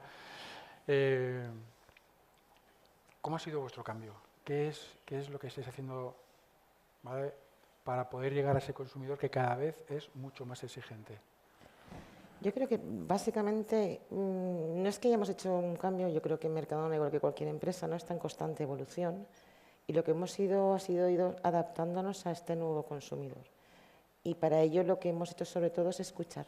escuchar proactivamente lo que nos están diciendo. Es decir, nosotros tenemos un departamento de prescripción y compras donde hay más de 200 especialistas, ¿no?, que están constantemente preguntando a nuestros jefes a nuestros consumidores, disculpen, a los consumidores, que es qué es lo que necesita, qué es lo que quiere y de qué manera se lo podemos ofrecer, ¿no? Entonces, eso nos da muchísima información que compartimos con nuestros proveedores especialistas, obviamente, y bueno, a partir de ahí desarrollamos.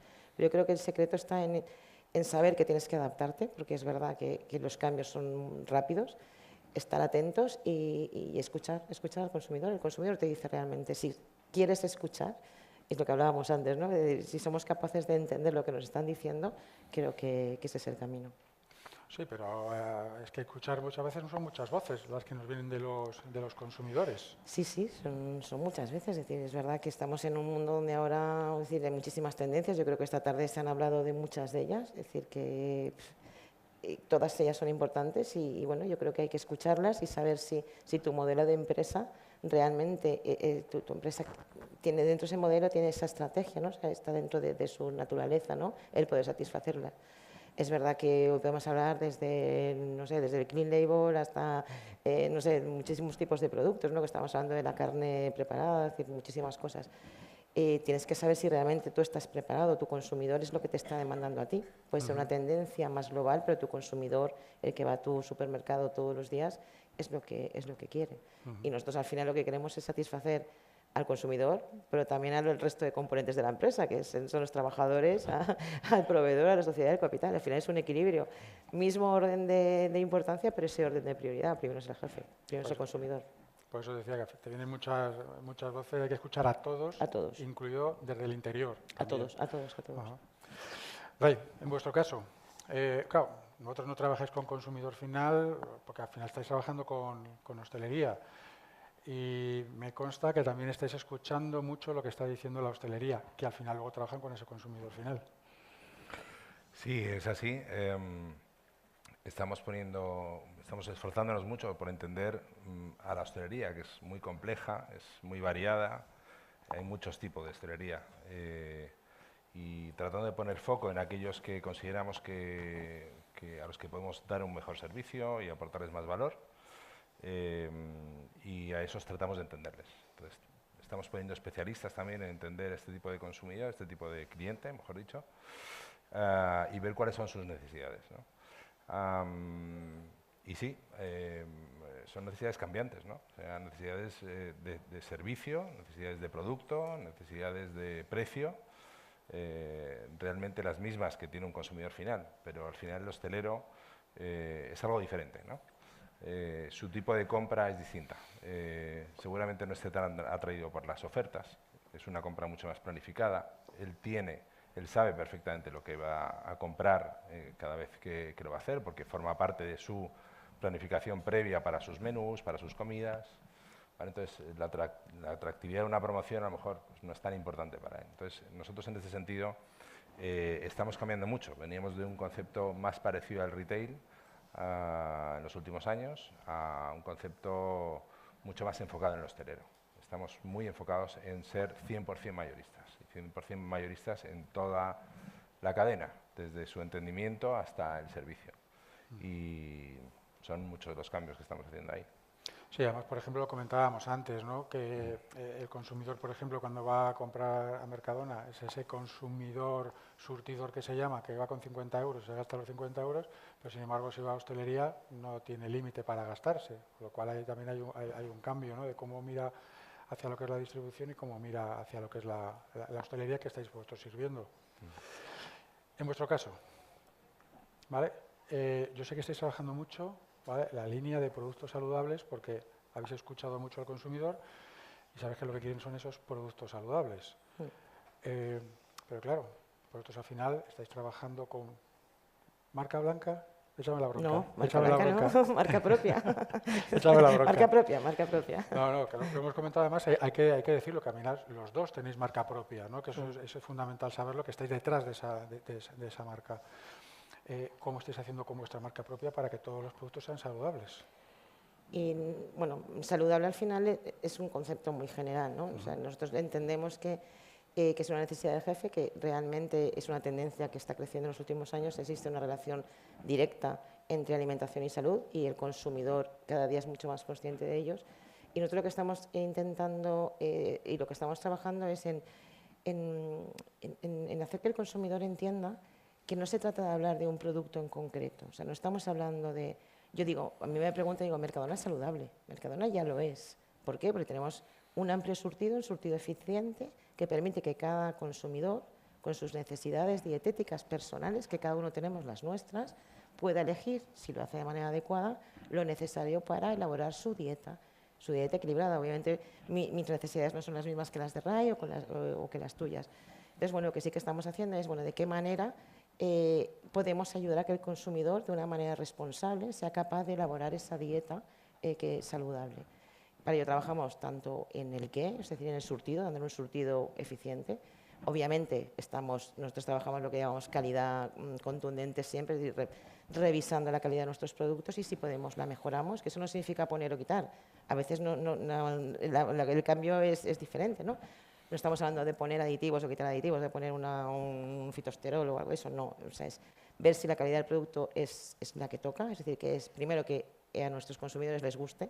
Lo hablábamos antes, de nada sirve tener un producto en un lineal que al consumidor no le guste, porque no lo va a comprar.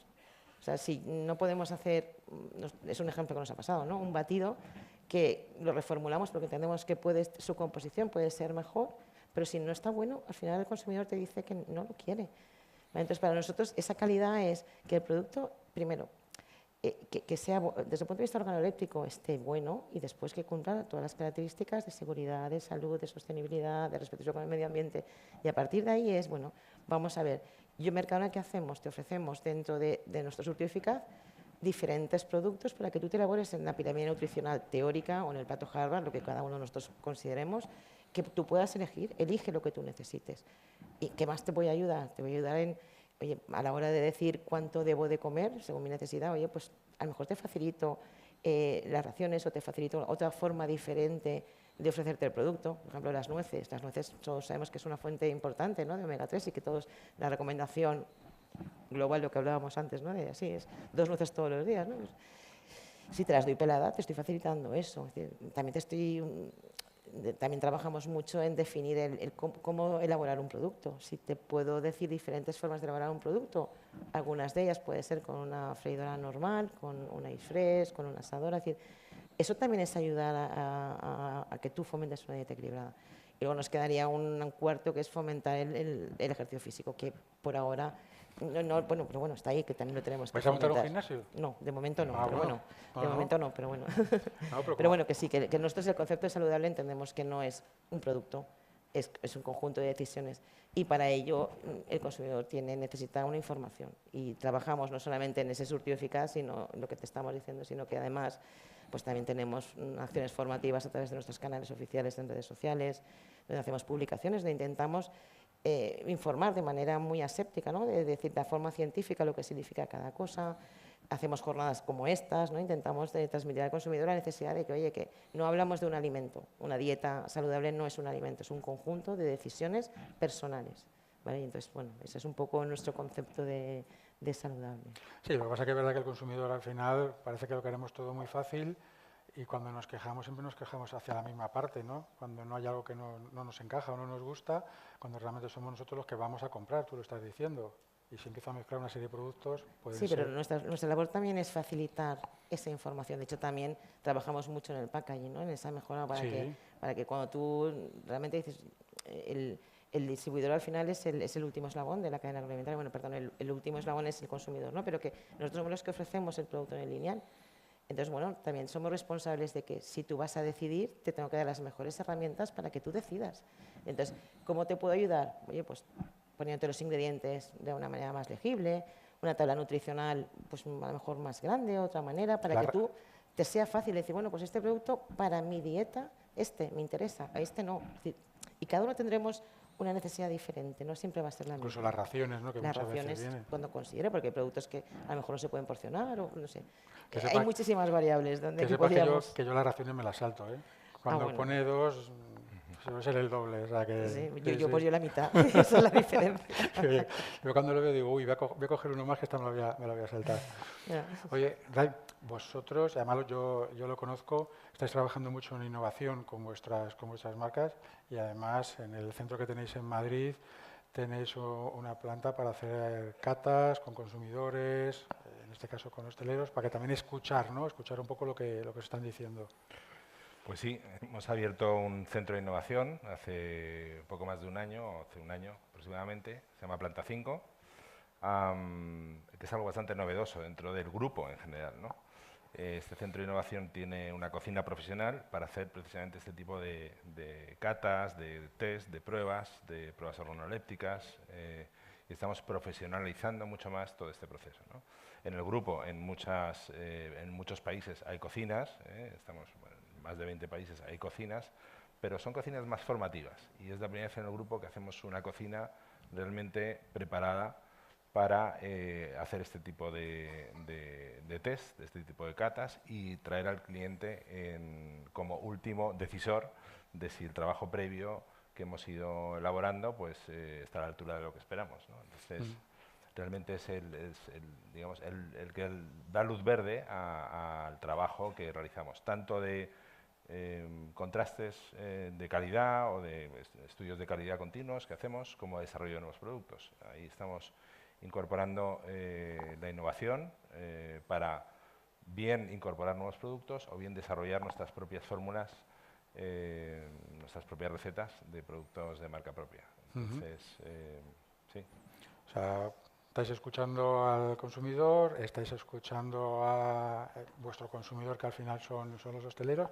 Oye, y una pregunta, ¿podría darse el caso que a lo mejor alguna startup de las que está por aquí presente o futura pudiera pasar por vuestro centro de innovación para que hicierais pruebas? Pues claro que sí. ¿Sí? De hecho, estamos en contacto con algunas a través de KM0. Para nosotros no es nuevo porque realmente, al menos desde el ámbito digital y desde el grupo, pues sí que muchas startups han llegado a consolidarse dentro de Macro y dentro del grupo Metro, especialmente en el ámbito de servicios digitales. Pero sí que en España estamos empezando a tener esta relación con startups también desde el punto de vista del producto y estamos testando con ellos algunos de ellos, algunos ya están en nuestros lineales y por tanto, por supuesto que abiertísimos a que tengamos esa conversación. Pues nada, chicos, animaros que ya sabéis, tenemos ahí la... Que ahí está. Que ahí está Ray, ¿vale? La planta 5. Planta 5. La planta 5, ¿vale? Que está dispuesta para que podáis hacer las pruebas con ello. Bien. Clara, vamos a ver.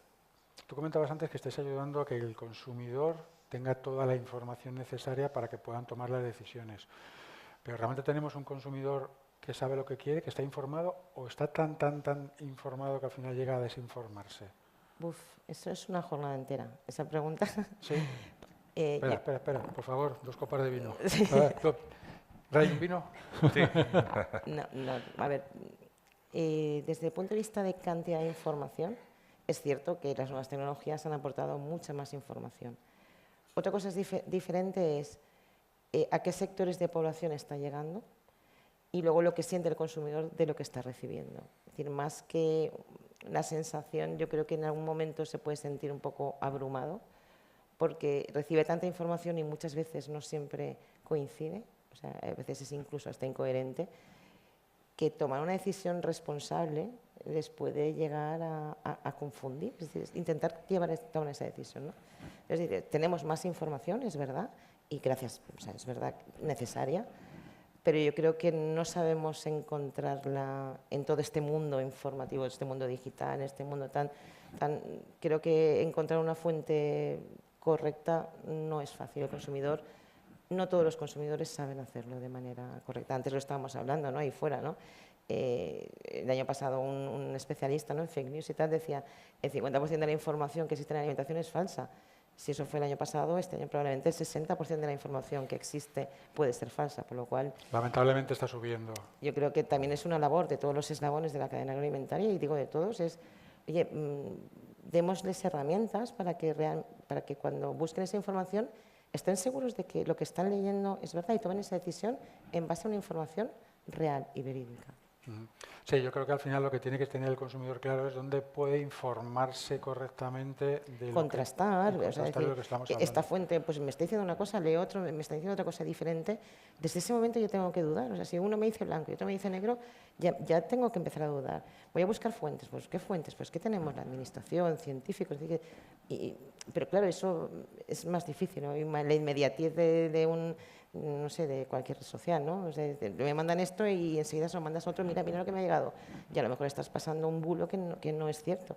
Y cuando llegas a desmentirlo, si llegas, realmente ya no tiene la eficacia. Sí. A mí me pasa muchas veces con comidas o cenas de amigos que empiezan a preguntar de todo y al final te dicen, dejarme en paz, pesado, que venga a disfrutar de la cena o de la comida. Pero es un poco por esa saturación de información, ¿no? O cuando me ven, oye, ¿y comes eso? Claro, porque no lo voy a comer. ¿Sabes? Yo como de todo. ¿Sabes? Yo siempre digo lo mismo. La mejor fuente de información hablando de alimentación, o sea, de un producto, es el propio producto. Es la fuente más fidedigna, es la etiqueta del producto. Es la fuente mejor. Ahora, que el consumidor sepa interpretarla al 100%, ahí es donde creo que es una labor también de todos, el enseñarle a interpretar esa etiqueta. ¿En vuestro caso, Ray, también os pasa lo mismo? ¿O al ser un consumidor algo más profesional, tiene un poco las ideas más claras?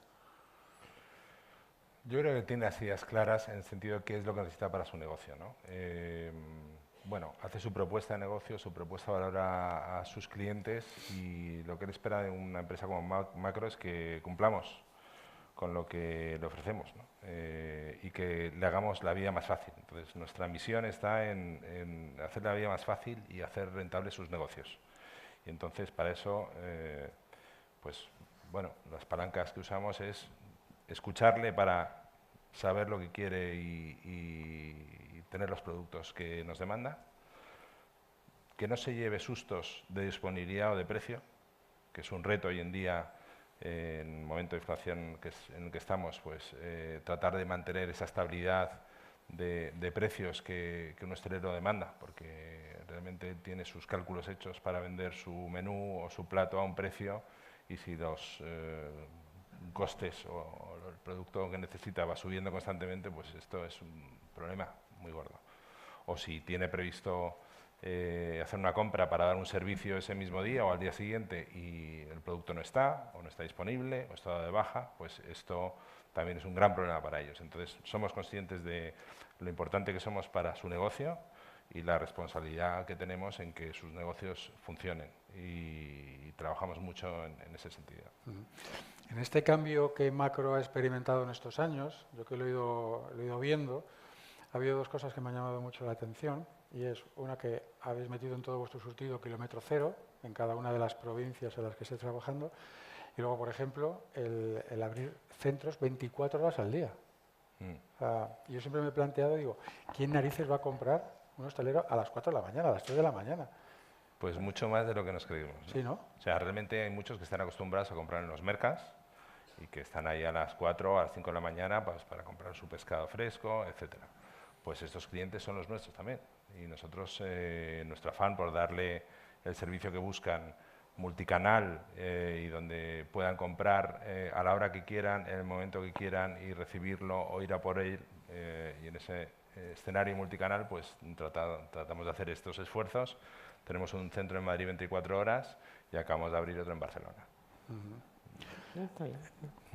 Te decía antes lo de que si vais a abrir un gimnasio, porque habéis puesto lo de listo para comer hace muy poco tiempo, más o menos. Hace unos años. Sí, sí, pero que es relativamente nuevo y está funcionando de maravilla, porque yo lo veo.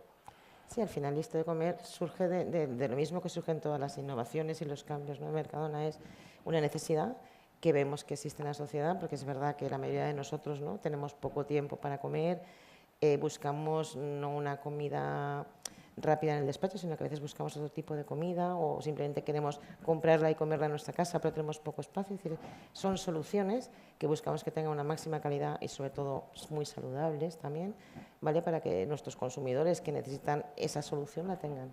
Y la verdad es que está funcionando muy bien. Bien, se nos ha puesto en gris. Jolín. O sea, está muy rápido, ¿eh? Sí, esto es rápido. Yo estoy por dar la vuelta a la pantalla. Dale la vuelta a la pantalla porque la mitad de las cosas no hemos podido hablar. No, pues mira, te tenemos por aquí atrás dos que nos están llamando la atención. Muy rápidamente, pero muy rápidamente. ¿realmente hay una transformación en el sector o esta ya es una transformación continua? Muy rápido. ¿En qué sentido? ¿Transformación? Sí, que ya va a ser una transformación escuchando al consumidor Sí, diariamente, sí. diariamente, y ya no es incluso ni a medio plazo de un año ni a 2 años. Sino No, que es constante. Es constante. Es constante. En vuestro caso. Continua. Forma parte ya de nuestro ADN. Es que transformación. Si no escuchas al consumidor, o sea, nunca vas a... Y aún así a veces te cuesta llegar, ¿no?, a la velocidad de los cambios que él tiene.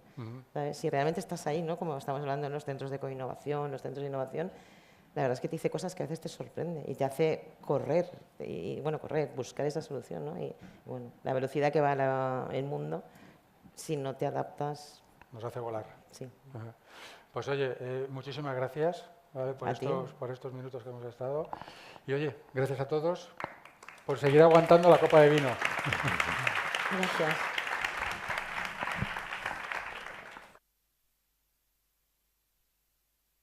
Muchísimas gracias a los dos, a los tres.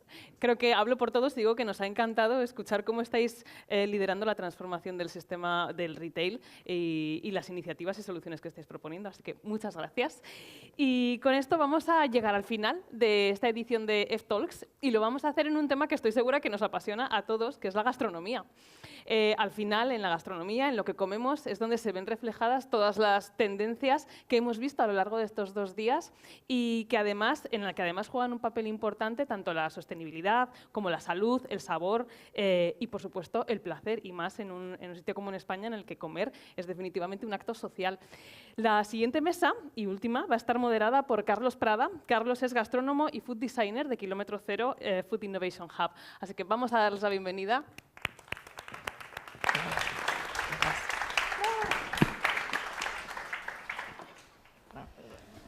Hola, buenas tardes. Bueno, nosotros tenemos la importante misión de hacer el cierre de ftalks. Ha sido un día largo, ha habido un montón de información súper interesante y quería agradeceros a todos los que os habéis quedado hasta el final. Yo creo que con los panelistas que tengo aquí nos va a quedar un buen sabor de boca. Y nada, como decía, hemos hablado un montón de cosas hoy. Hemos hablado sobre agricultura, sobre regeneración, procesos de transformación para generar nuevos ingredientes, ¿no?, nuevas proteínas, salud, retail y, como ha dicho mi compañera, pues ahora toca hablar de gastronomía. Es un tema que a muchos nos apasiona, ¿no?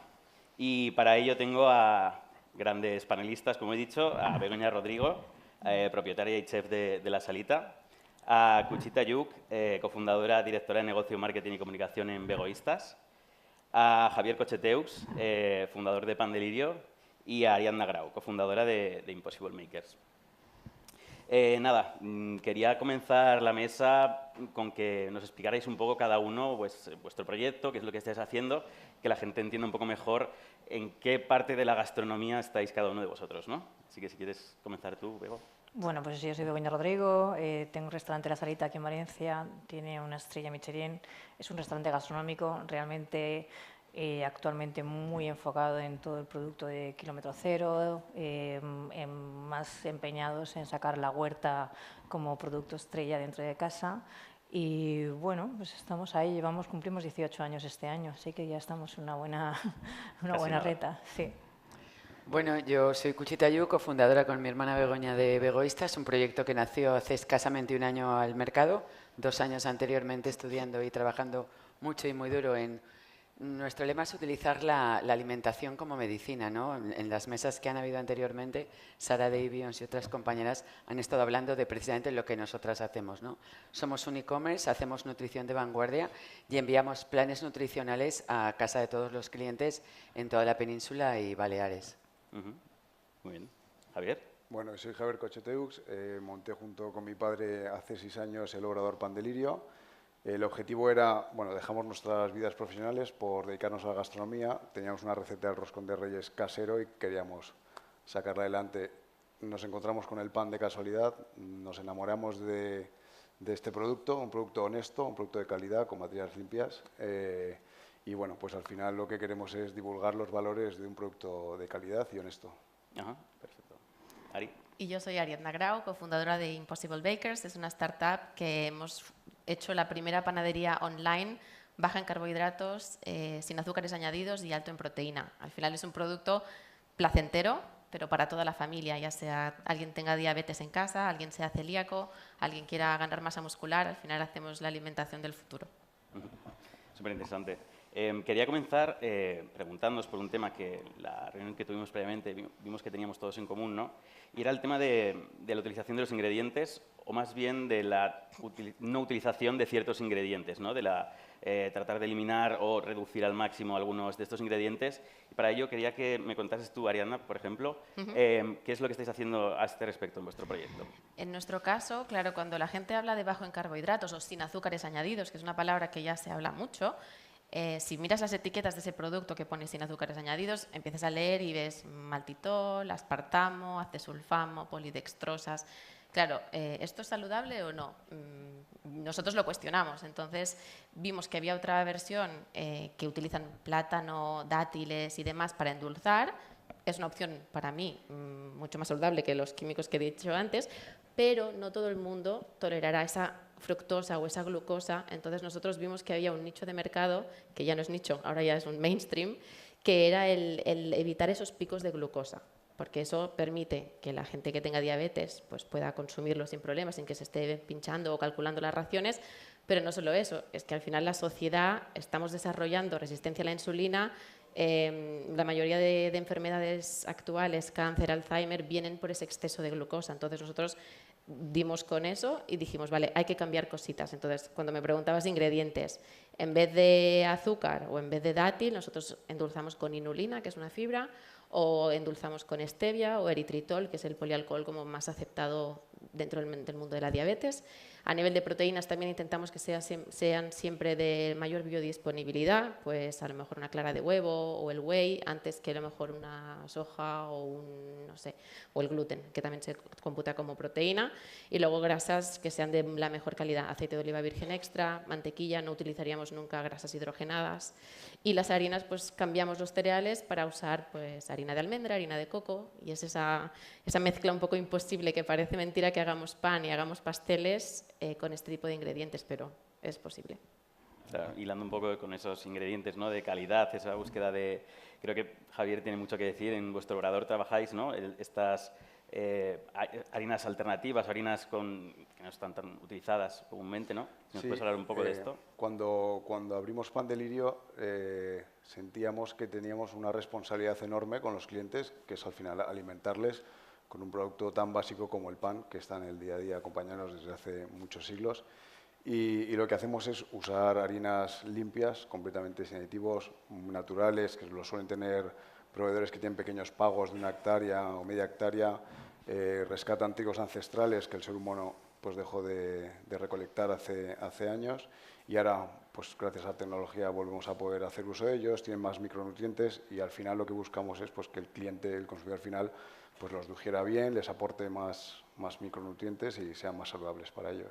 Claro. Y también, ¿no?, técnicas que habéis desarrollado. Bueno, sí, respetar los procesos de fermentación. O sea, al final, con la alimentación puedes abaratar costes acortando mucho los tiempos, y lo que hacemos es respetarlos, usar 24, 48 horas de reposo de las masas, fermentaciones largas, que está muy en boca de todo. Pero al final lo que buscas es pues, conseguir esos procesos enzimáticos que ayuden a degradar el gluten, bajar el índice glicémico, desencapsular vitaminas y minerales de las harinas, y es un poco el objetivo que tenemos con los productos. Procesos quizás más tradicionales que se han ido perdiendo, ¿no?, en favor de procesos de enrapidecer un poco la panadería, ¿no? Sí, al final el pan, yo creo que en España, por la industrialización, se había quedado con un producto de empujar, y ahora, por suerte, se ha convertido en un producto de disfrute. Entonces puedes tener diferentes panes en diferentes momentos del día. Claro. Y nosotras también compartimos la filosofía de nuestros compañeros. Es una alimentación que eliminamos la mayoría de las cosas que a la mayoría de la población no le sientan bien, ¿no? Sin gluten, sin lácteos, sin azúcares refinados, sin ultraprocesados, sin carnes rojas, porque queremos que la limpieza que te hacemos sea muy rápida. Bajamos, desinflamamos, desintoxicamos, y luego porque además ponemos lo que añadimos, ¿no? Pues cereales integrales, algas, ultraprocesados, adaptógenos, superalimentos, ¿no? Todo con índices bajos de glucosa. O sea, compartimos absolutamente la filosofía. Y nosotras también hacemos una pastelería imposible, que mi hermana Begoña le llama igual, pastelería imposible, porque es imposible hacer pasteles sin gluten, sin mantequillas, y utilizando otro tipo de harinas, pero nos salen deliciosos. ¿Y vosotros desde la salita, en cuanto a esta utilización o...? Pues vamos al contrario que ellos, porque Sí. ellos están creando cosas a partir de ver la sociedad cómo funciona, pero desde una idea, ¿no?, inicial. Nosotros como restauradores nos hemos encontrado con el problema de frente y hemos tenido que aprender, que esto es lo maravilloso de la hostelería, que siempre estamos aprendiendo, porque claro, a lo mejor en una mesa, o sea, en un día que tienes 35 reservas, cuando ves la lista de alérgenos es como te quieres cerrar el restaurante, no quieres abrir esa noche, ¿sabes? Es como, es imposible. Entonces, lo que hemos hecho ha sido hacernos nosotros la vida más fácil y para el cliente mucho más. O sea, nosotros en la salita actualmente, que escriben muchas veces, oye, no admito el gluten o tengo alergia a no sé cuántos ingredientes.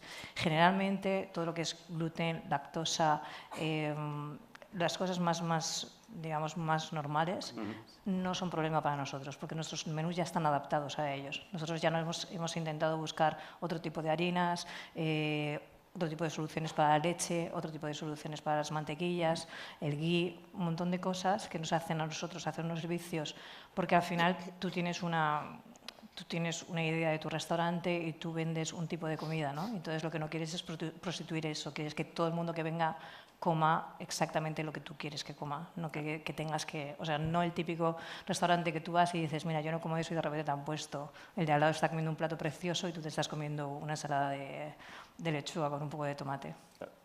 Totalmente.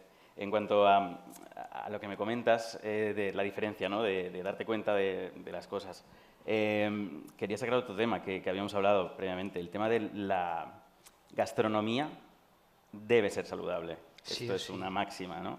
Sí. Debe ser saludable, pero no debemos de olvidar que también debe ser disfrute y hedonismo, ¿no? Me viene muy bien Bego en este respecto, porque cuando hablaba con ellos, claro, el tema de la salud salía y también el tema del disfrute, pero creo que en cuanto a restauración, ¿no? Claro. Aquí hay más cosas que decir, porque tradicionalmente venimos de algunos menús igual un poco, ¿no?, más... Bueno, yo creo que venimos de unos menús de esos que eran imposibles, que te vas a tu casa y querías morir. Exacto. O sea, no, ni quieres cenar ni quieres nada, te quieres ya... Incluso a veces te cuesta terminar el menú. Yo creo que eso ha cambiado, pero bueno, es una cosa educacional que va a tardar. Es como, por ejemplo, nosotros peleamos mucho con las verduras, hemos conseguido sacar la excelencia de las verduras y todavía a día de hoy nos cuesta tener que poner algunos ingredientes aparte para que la gente justifique el precio, porque a veces pensar como que no está valorado, ¿sabes? O sea, a lo mejor conseguir algo con una verdura que a ti te parece imposible, como por ejemplo en casa que ponemos chiribías crudas y son súper saludables y además súper sabrosas, pues a lo mejor si no le pones un poco de caviar encima, hay gente que parece que no cree que vale la pena. ¿Cómo has llegado tú a la conclusión de poner esa verdura de esa manera? Pero realmente se puede hacer una cocina muy sabrosa y muy saludable. Creo que hay muchos restaurantes que ya estamos muy fijados, yo personalmente, porque a mí no me gusta salir pidiendo a la hora de un restaurante. Entonces, es que tengan unos platos, que cuando acabas de comer, al cabo de hora y media, no digas que no te estés acordando de mí, que te acuerdes de otra cosa. Todo eso, yo creo que hay muchos restaurantes que ya estamos muy preocupados por ello, porque además creo que si no lo hacemos estamos muertos. Claro, totalmente. No tantos hay, pero a verlos a verlos hay. A ver, Cuchi, ¿qué tengo que hacer? Fuerza. Es verdad que hay que ir educando, ¿no? Es que no es de lo que venimos. Pero claro, es que es un trabajo de un tú a tú, no es solamente de los restauradores, también es una cosa... Muchas veces cuando el cliente cuando paga quiere salir, ¿sabes? Como que va reventado y entonces es como de... Es un hecho cultural del cliente. Totalmente. Tú que desde Begoístas, ¿cómo veis la unión de la Bueno, es que nuestra gastronomía es puro disfrute. O sea, nosotras, ni mi hermana ni yo entendemos comer sin disfrutar. Somos dos gastrónomas empedernidas, nos hemos pasado la vida viajando, probando, comiendo. Mi hermana Begoña es cocinera cordon bleu y no entendemos comer sin disfrutar. O sea, todos queremos disfrutar a lo largo de nuestro día, ¿no? Que menos que a la hora de comer, sentarte en una mesa y poder disfrutar. No hay ni una sola receta Begoístas que no hagas... Claro, y entender que no está reñido con que sea saludable. No, es que es al revés, es que es mucho más saludable y los sabores del mundo se cuelan en tu paladar con la gastronomía de Begoístas. Claro, totalmente. y en Pan Delirio. Bueno, esto surge de una pasión por la gastronomía, Claro. por disfrutar alrededor de los fuegos en familia y al final dar un corte y decir dedicarnos a esto. Claro. Y ese disfrute es la pasión que ponemos en el día a día de los productos. Da igual que sea pan o que sea la parte de bollería, al final es disfrutar, pero siempre con una premisa que es lo mejor en materia prima, sin Claro. aditivos y sin químicos. Que eso al final es lo que te genera la buena salud, ¿no? Eso es. De hecho, yo creo que la salud y el placer deberían ir siempre de la mano. Sí. Y nos encontramos que cuando vas al supermercado o a algunos restaurantes, no en la salita, pero en otros, disfrutas mucho, pero luego te sientes hinchado, ostras, me siento con poca energía. Yo creo que todos los agentes que estamos en la industria alimentaria tenemos esa responsabilidad de que lo que estamos ofreciendo al cliente sea saludable, que no quiere decir que no esté bueno. O sea, es que el placer para mí tiene que estar, pero la salud no puede dejarse de lado. Y nos hemos encontrado en momentos en el que no todo el mundo entiende lo que se está llevando a la boca. Antes en una de las charlas se decía, sí, la gente ahora está súper informada, tiene mucha información, no quiere decir que sepan cómo entenderla o cómo digerirla. Nosotros en redes sociales hacemos mucha divulgación, porque empezamos como una tienda online, ahora ya estamos también en supermercados, pero te das cuenta cuando la gente te escribe y te pasan etiquetas, ¿esto me lo puedo comer? Y claro, ves, porque decían polidextrosa, nada.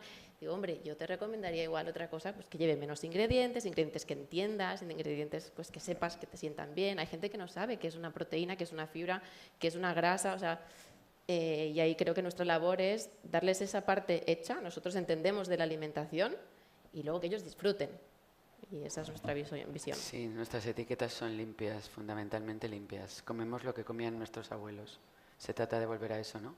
Claro. Esa parte de placer que estás diciendo y de disfrutar, de oler y de comer es volver a la despensa de hace unos años, ¿no? Antes de que surgieran los Ya, pero es que yo creo que es una cosa también de muy de involucración entre todos. O sea, hubo un tiempo, por ejemplo, el pan mismo, que era a ver quién tenía más panes, ¿sabes? Que podía ofrecer, y era todo pan precocido que lo metías en el horno y lo sacas a los 2 minutos. El pan no varía nada, pero estaba calentito, ¿sabes? Ahora, por ejemplo, no, ahora todos, yo creo que los que nos preocupamos un poco queremos tener un pan de calidad. A lo mejor pones 2 panes diferentes porque estabas diciendo durante el mismo menú porque sabes que va a encajar bien y que va a ir bien, pero no es esta cosa como de... yo a veces cuando llegan a casa que empiezan a comer pan como si hubiera mañana, digo, spy, ¿sabes? No te lo comas, disfruta un pedazo que es bueno, está bien hecho, pero creo que estas cosas han cambiado. Aún así hay gente que preferiría tener 10 clases de panes o 15 y calentito. O sea, hay falta mucha educación. El problema no es educación, educación, educación todo el rato. O sea, hay mucha información en la alimentación, pero hay mucho engaño. Eso es. Yo creo que hay mucha desinformación. Mucha desinformación. No, pero lo que dice Javier, En la mucho industria, engaño en las la industria, etiquetas. mucho engaño. Entonces, creo que es responsabilidad nuestra, poco a poco, ir culturizando otra vez a la gente con que se preocupe de qué se está alimentando. Sí, ese era el tema precisamente que quería sacar ahora, el tema de la responsabilidad, lo habéis mencionado los dos antes, el tema de la responsabilidad que tenemos, ¿no? La gente que da de comer, que tenéis en este caso, con el consumidor, porque al final es su salud. Vosotros, tenéis toda la información, hay que comunicarla de manera transparente y tiene que saber tomar las decisiones propias. Hay mucho de educar, pero también mucho de que conozca todos los factores, ¿no? En cuanto a esa transparencia, bueno, vosotros desde Impossible Bakers lo tenéis Sí, claro. de hecho siempre decimos, o sea, lo primero que hablamos es de qué ingredientes utilizamos y el por qué. Y cuando sacamos un nuevo producto, pues hacemos directos, ya sea en Instagram o lo que sea, y realmente, o sea, es que tal cual, lo enseñamos todo lo que hay, no hay ni trampa ni cartón, y mucha gente dice, yo ya ni me leo vuestras etiquetas porque confío tanto en el equipo que hay detrás, en lo bien que trabajáis. O sea, yo vengo de la industria alimentaria tradicional, me fui de allí porque vi todos los aditivos que se ponían en los productos y digo, yo no puedo ser partícipe de eso porque yo no creo en eso. Entonces, de ahí fundamos la empresa y ves que la gente realmente confía. Pero entonces nuestra responsabilidad es hacerlo bien, porque confían en nosotros y divulgarlo para que ellos también tengan criterio. Yo creo que el conocimiento te hace libre. Cuanto más conozcas, mejor vas a tomar las decisiones. Y a veces podrás irte un día a comer algo que igual no deberías, pero que la excepción no sea la norma. Totalmente. Sí, nosotras también en nuestros menús y en nuestras etiquetas y en nuestras minutas damos la información de todo, explicamos qué va a hacer este adaptógeno por ti, por qué te ponemos boniato en vez de patata, o sea, lo explicamos absolutamente todo. Creemos que es importantísimo que la gente entienda cómo lo que come, qué es lo que hace en su cuerpo, ¿no? Lo que pone en su plato, qué es lo que hace en su cuerpo. Como de una frase que dice mi hermana Begoña que es muy clara, si tuvieras un Ferrari le meterías, ¿no? Pues la mejor gasolina se la tienes que meter a tu cuerpo, es que es así de sencillo. La comida como medicina, que mencionabas antes, ¿no? Claro, yo creo que no sé si nos hemos encontrado, yo me encuentro muchas veces que a veces la gente me llama y me dice, no, es que yo no puedo comer fructosa. Y yo le digo, pues no puede venir a mi restaurante. ¿Por qué? Pues bueno, pues me tomo una pastilla. No puede venir a mi restaurante porque los caldos llevan mucha verdura y la verdura genera mucha fructosa. Y entonces es como... Pero hay mucha gente que ni siquiera sabe esto, ¿sabes? Y se supone que es un problema de ellos. Entonces nosotros en el restaurante hacemos, bueno, puedes imaginar lo pesadísima que soy en ese sentido, hacemos muchos cursos, por ejemplo, una alergia muy fácil, los frutos secos. Y luego siempre tenemos que preguntar, ¿pero come piñones? Que no está dentro del fruto seco, ¿sabes? Porque la gente todo lo mezcla o todo lo dice. Nosotros intentamos informar de todo, que incluso cuando se coge una alergia, no vamos a hacer este menú, no me encuentro, o sea, no puedo dejar de hacer lo que hago porque todo contiene lo que me están pidiendo, pero mucha gente ni siquiera ellos mismos saben a lo que no están capacitados para comer, claro. O no saben exactamente hasta dónde llega, por eso es muy importante toda la información. Si no lo saben ellos mismos, ¿no? Esta parte de educación. Ya, pero eso pasa mucho más de lo que te imaginas. Sí, es muy complicado, claro. Bueno, pues nada, yo quería preguntaros ya, vamos a ir terminando. Quería que me dijeseis cómo veis el papel de la gastronomía desde el mundo gastronómico en el futuro de la alimentación. ¿Hacia dónde creéis que vamos? Quizá desde el punto de vista de la startup es más fácil, ¿no? ver esto, pero quiero saber también desde restauración. ¿Cómo veis este papel en la alimentación a nivel pues, global? A ver, yo creo que son etapas. Hemos pasado de una etapa que seguimos en ella de responsabilidad con nuestros productores, digamos, donde hemos tenido que un poco educar a la gente y sacar la cara por ellos, porque al final son realmente gracias a los que podemos mantener nuestros restaurantes. El tú a tú con el productor hace que todo sea mucho más fácil, que tu discurso en un restaurante sea mucho más fácil, pero sobre todo es mucho más honesto y al final sabes exactamente qué producto estás sirviendo. Esto yo creo que fue algo que empezamos a trabajar los últimos 5 años, sobre todo, que se ha puesto muy en valor, ¿no? Y que los restaurantes, pues bueno, los cocineros ahora, pues como decía mi amigo el otro día, somos modelis, o sea que podemos salir, podemos hablar y pues nos escucha. Entonces es muy interesante que como tenemos esa voz podamos dar este discurso. Y yo creo que esta es la siguiente. Es inevitable que haya una onda enorme, expansiva, que ha salido principalmente del norte de Europa, que nos está llevando a todos por delante y que ha estado muy bien porque al final ellos no tienen tanta cultura gastronómica y entonces algo se tenían que coger. Y empezaron por todo esto del plant-based, que se está instalando en todos los sitios y que nos está ayudando y abriendo muchos caminos a la hora de poder hablar y divulgar. Y creo que va a seguir ahora muy por ahí y va a ser muy positivo, porque al final lo único que tienes que decirle a la gente es esto es bueno, pues según quien te lo diga te lo tomas de una forma más seria o no. Y los restaurantes creo que ahora están en esta posición de empezar la divulgación desde ahí. Y preocuparse también por lo que has dicho, ¿no? De cercanía, productores locales, claro. Temporalidades. Es la única manera de hacerlo, de todas maneras, te digo. Desde o sea, luego. no es por ejemplo, aunque si mañana yo quisiera trabajar con Ari o quisiera trabajar con Cuchi o con Javier, si los conoces a ellos y sabes lo que están haciendo, en tu casa es muchísimo más fácil venderlo, porque tú sabes de dónde sale y además sabes que hay alguien detrás que lo va a defender a muerte si llegara el caso, que esto es muy importante. Totalmente. Sí, no, comparto con Bego. Yo creo que la responsabilidad de la gastronomía, de la restauración, es muy importante a la hora de poner en valor las nuevas formas, las nuevas maneras a los productores y la gastronomía del futuro. Una gastronomía saludable, con sabor y satisfactoria. Y eso pasa porque los restaurantes lo incorporen a sus menús y a su forma de comunicar y de vender. Absolutamente sí. Totalmente. La gastronomía tiene que ser saludable o si no, no. Saludable con sabor. Exacto. Javier. Bueno, pues en un futuro, como decías, yo creo que aquí en el Summit hemos visto muchos ejemplos de tecnología aplicada a la alimentación, al desarrollo de productos. Creo que eso es en un futuro, aún queda mucho por aterrizarlo y por desarrollar, pero a día de hoy, o en el corto plazo, creo que vamos un poco al origen otra vez. Llevamos, no sé, varias décadas, 50, 60 años con una industrialización de la comida impresionante, que culturalmente nos hemos anulado, no nos hemos preocupado durante muchos años de saber qué comemos, ni de qué está hecho, ni cómo se ha hecho, y ahora otra vez pues nos hemos dado cuenta que la alimentación es salud y queremos volver a saber de qué está hecho y sobre todo volver a los orígenes, que es la forma más natural, pues en las huertas, en las verduras, en cómo cultivar o cómo tratar la tierra, cómo tratar esos trigos, los cereales y el resto de alimentos, que al final lo que se busca es la salud. Claro, técnicas ancestrales, recuperar todo esto, ¿no? La despensa de nuestros abuelos. Y nada, para terminar también, en estos 2 días se ha hablado mucho de sostenibilidad, pero se ha hablado poco de densidad nutricional.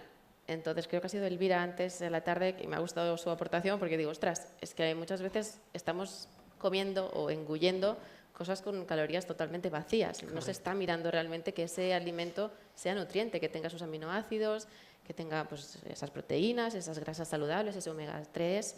Entonces yo creo que el futuro debería pasar porque los agentes de la industria alimentaria nos pongamos el chip de que todo lo que hagamos sea saludable y placentero, porque al final somos hedonistas. Somos racionales, pero somos hedonistas. Si no nos gusta, no vamos a repetir de eso. Y ahí siempre volvemos a lo que nos da placer.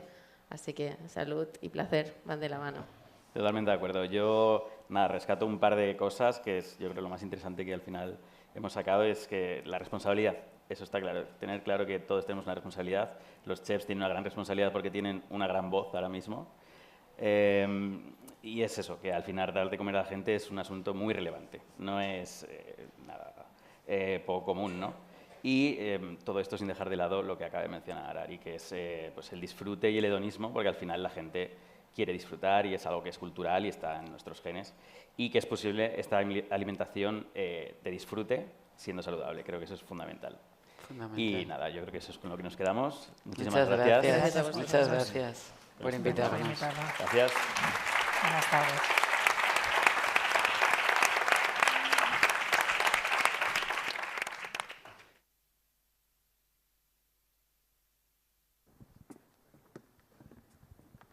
Bien, pues llega el momento, gracias. Yo creo que ha sido un colofón extraordinario, una mesa de muchísimo nivel y al final pues estábamos comentando, Bea y yo, que yo creo que es un colofón perfecto para 2 días, yo creo que intensísimos, sí, con mucho nivel. Esto al final parte, siempre me pongo un poco melancólico, ¿no? Cuando me toca cerrar, es el mejor momento, no porque cerremos, sino porque es el comienzo de lo que viene y es al final como la constatación de que todo el esfuerzo que hemos hecho, pues al final ha resultado. Yo creo que en 2 días extraordinarios hemos tenido 100 ponentes de 25 países, a los cuales además agradezco que ya está aquí, un montón de contenido de calidad, que es además algo que tenemos siempre en mente. Bueno, esto parte de una visión que siempre digo, y una visión de hace aproximadamente 7 años, en el cual decidimos emprender una aventura distinta, muy distinta, una aventura global, una aventura abierta. Al final, en este caso, siempre digo que a Paco no le gusta que lo diga, pero bueno, al final él ha sido el impulsor de todo este gran proyecto que es Kilómetro Cero y, por supuesto, toda la familia Martínez ha estado detrás de lo que es hoy en día el think tank de innovación en alimentación más importante del mundo, podemos decir. Y gracias, digamos, a esta visión y gracias al trabajo al final de todos los componentes de Kilómetro Cero, pues hemos podido hacer realidad pues todo esto, ¿no? Tuvimos una primera edición con muchas dificultades que supimos llevar adelante y, bueno, un poco haciendo balance nos dábamos cuenta del nivel, de cómo cada vez tenemos más ponentes de calidad, de cómo tenemos, en este caso, 40 organizaciones que nos están apoyando y cómo al final hemos conseguido posicionar a Valencia, como siempre hemos dicho, como este epicentro mundial de la alimentación. Pero nada de esto sería posible sin todo el trabajo de esta gran familia Martínez y de toda la gente de nuestro equipo y de nuestras empresas que han estado con nosotros y a los cuales invito a que subáis a todos, por favor, y os pido un súper fuerte aplauso para todos ellos.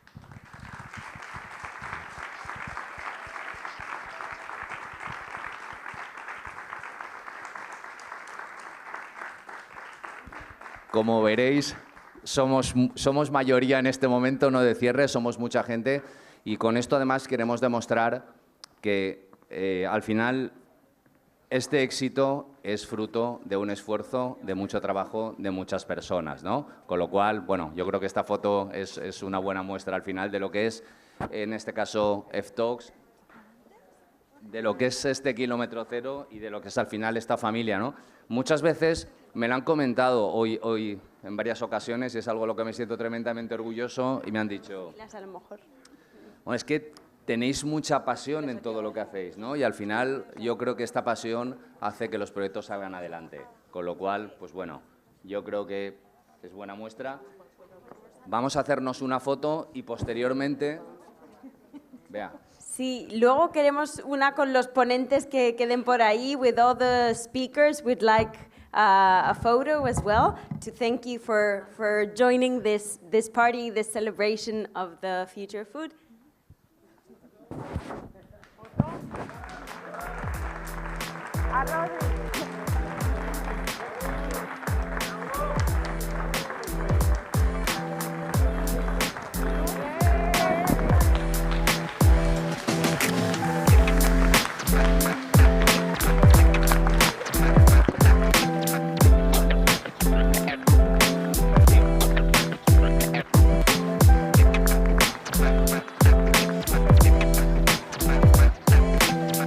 Bien, ahora nos gustaría que todos los ponentes y, por supuesto, todos los sponsors que habéis colaborado y que habéis conseguido al final que esto sea pues, el mayor evento de innovación en alimentación de Sur Europa, queremos también una foto con vosotros porque sois parte, por supuesto, de este proyecto.